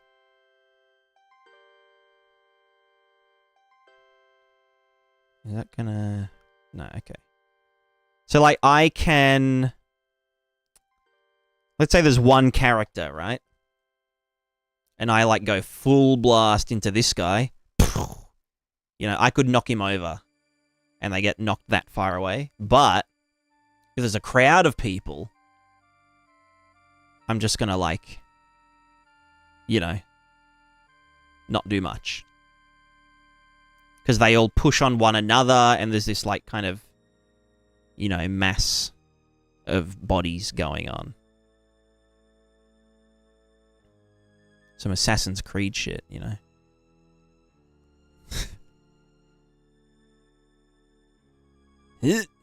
Or what I could do, test play a character, is be a character carrying a gigantic box.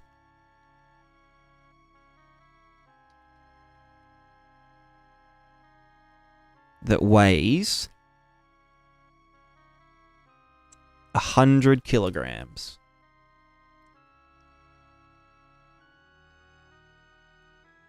Okay, am I able to accelerate with this properly? Okay, maybe not. Okay, well, you can see my character. Well, for one, you can see my character can't turn very easily because it's so heavy and so far from my body. Alright, let's like... Hopefully I can stay balanced. Alright, then we go forward. Alright, now I have so much inertia that just... You know, I can just like smack into them a bit more.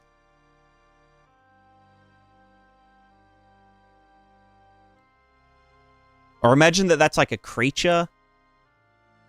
some big creature that you're battling, and it just like... Oh god. Just smashes into everyone. Does a big swipe. And it's using physical animation, and it gets like kind of bogged down on all the people. I don't know. I like physics and kinematic. Just like can't interact with physics in a nice way. So I just thought, fuck it. And I was thinking I could do like a very simple, you know, target velocity and just use thruster forces and stuff. But then you don't get like actual weight. And you know, like if I grab all these people that are physically simulated and I put them up on the platform, not the spinny one, just the regular one, then it should weigh that down. Should. Yeah, okay, so it is weighing it down properly.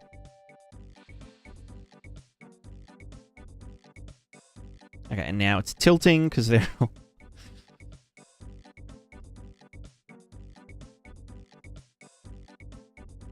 Rest in peace, idiots.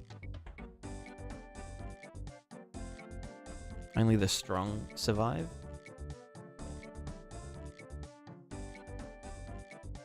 And like, I don't know, you can do like real dumb stuff like this. I know I sound like I'm Copium. I'm Cope City right now. Like I'm just trying to like justify all the work that I've put in. But no, I have thought about it. I know I come across as like very impulsive and like, oh my god, wouldn't this be cool? Wouldn't this be so cool? And then like get really sidetracked. But I do actually think about like some stuff, you know. I do think sometimes. It's rare, but it happens.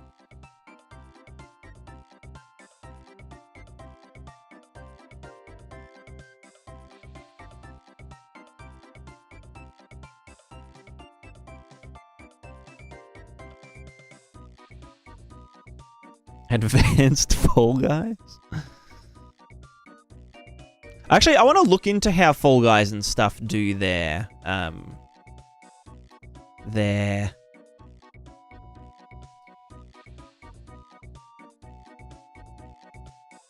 locomotion. Yeet. Hey, one of them survived. But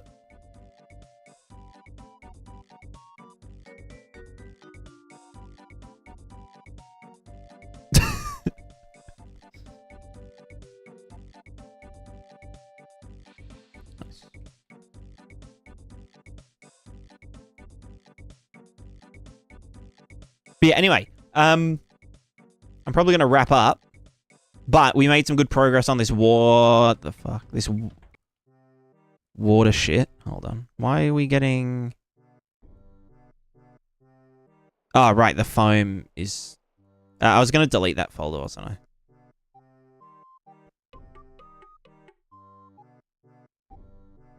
Banger of a stream day? Yeah, it was a bit of a schwazzer.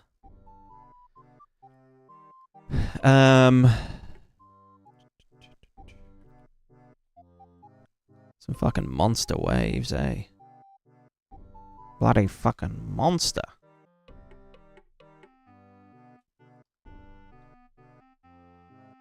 Shit. It's interstellar.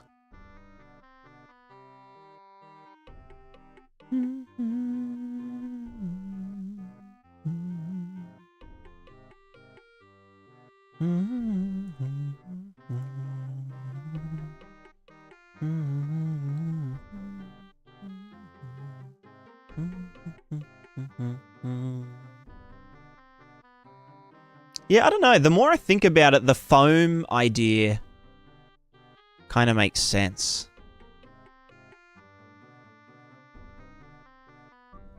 But just to have it like, yeah, like a much lower LOD bias have it like slightly above the water to create some, you know, fake parallax and shit. We can simulate it forward in time slightly. And we could even do the, I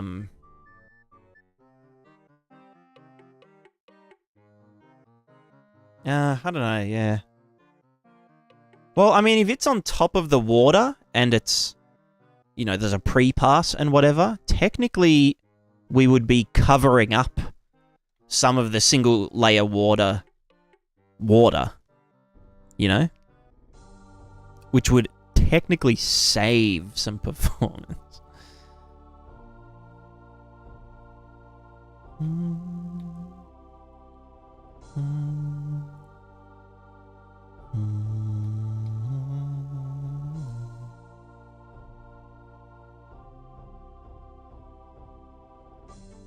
And it look better. Yeah, it would look better from underneath. Exactly. But I mean, that's not hard, right?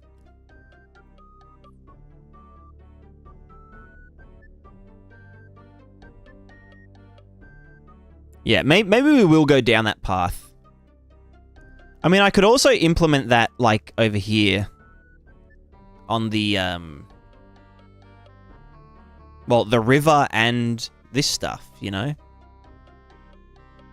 Just have a separate foam mesh.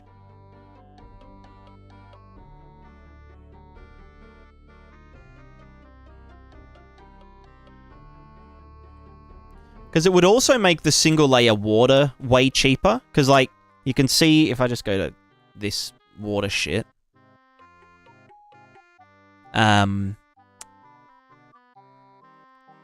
If we go into here, ready to be appalled by the pixel shader cost. It can't even compute it. How many pixels? It literally cannot tell us because there are too many. Anyway, if we set the opacity to 0 everywhere,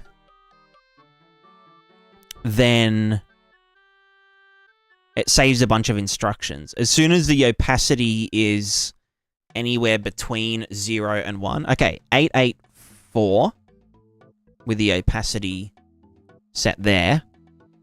If it's at 0.1,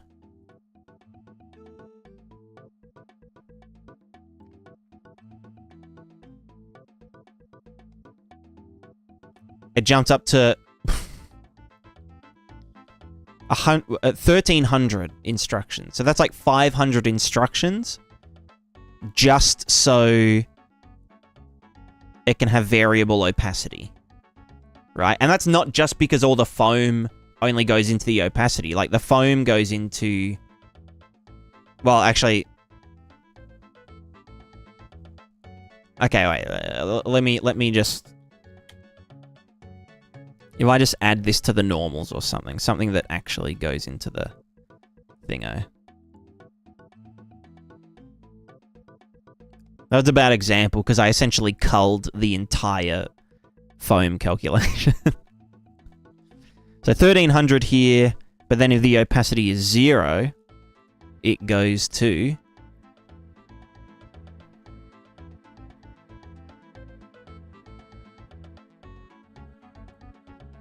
about 900. So it's like... Okay, it's 400 instructions just for the fucking opacity variance. So...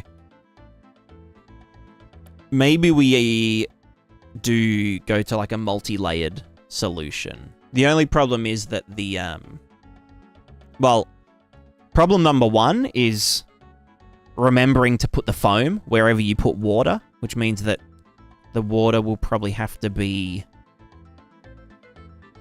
Fuck, I don't know. The other thing is that it'll have to be dithered. Dithered and masked. Which I'm fine with. I don't know if everyone else is a big fan of that. Although I feel like for foam, the dither ghosting just like looks, you know, like foam. Like how it's supposed to look. It like gives it direction and smudging and... You know what I mean? I'm posting this on fuck TAA now. Oh, it's funny as.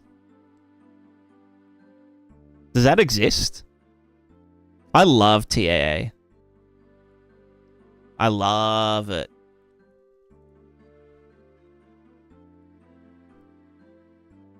Why wouldn't you?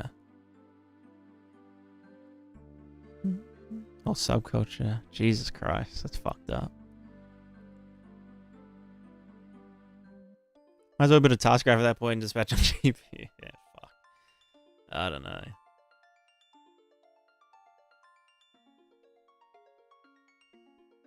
Motion clarity. What is wrong with people? Just play your fucking video games and shut up. Like, I don't know.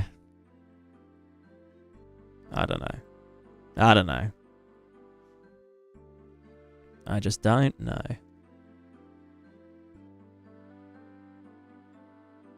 What was the bounds extension? Let's go 100, 100,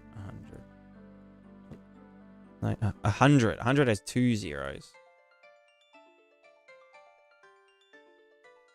Yeah.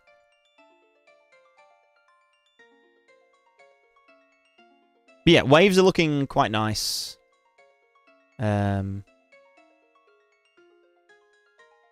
that's all.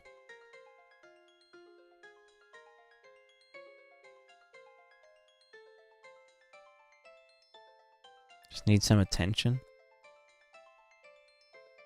Do you have a map yet? No, I don't. No map. I'm lost.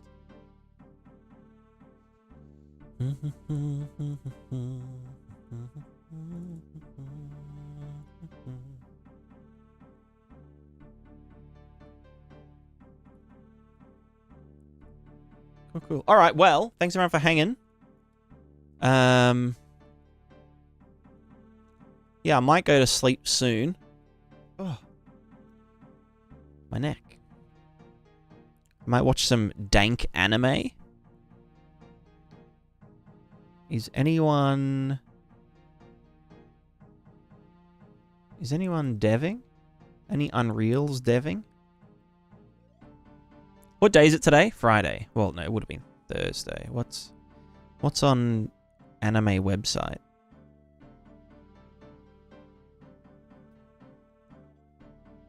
Some good trash. Hell yeah. Some tasty garbage. Alright, let's go to the software and thingo.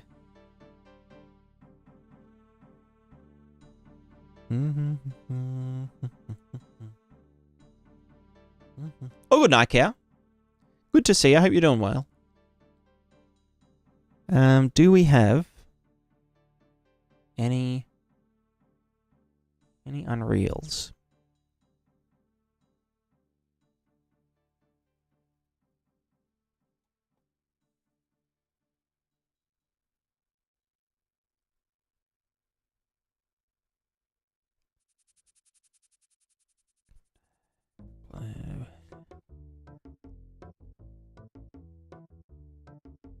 Why does no one use Unreal Engine? I'm so alone.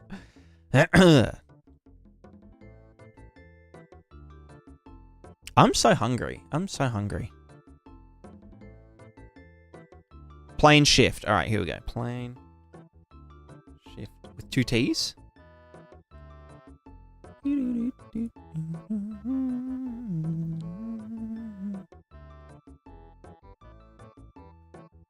All right, dank. Oh, 1 T? Oh yeah, it is 1 T. Yeah. All right. Yep. We've got it. We got it.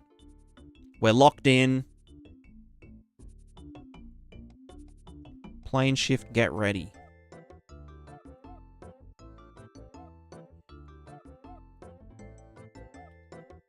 Oh, no, that's... Why am I... No, I don't want to full screen myself. I want to... Alright, dank. Alright, we start the raid.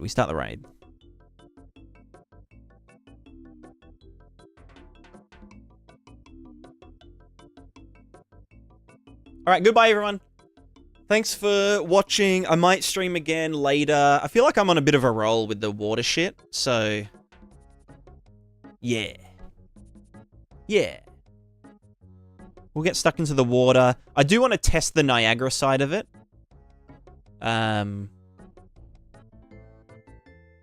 Yeah, that's all. Cool story. Alright. Bye. Bye. And to the YouTubes, goodbye, good night.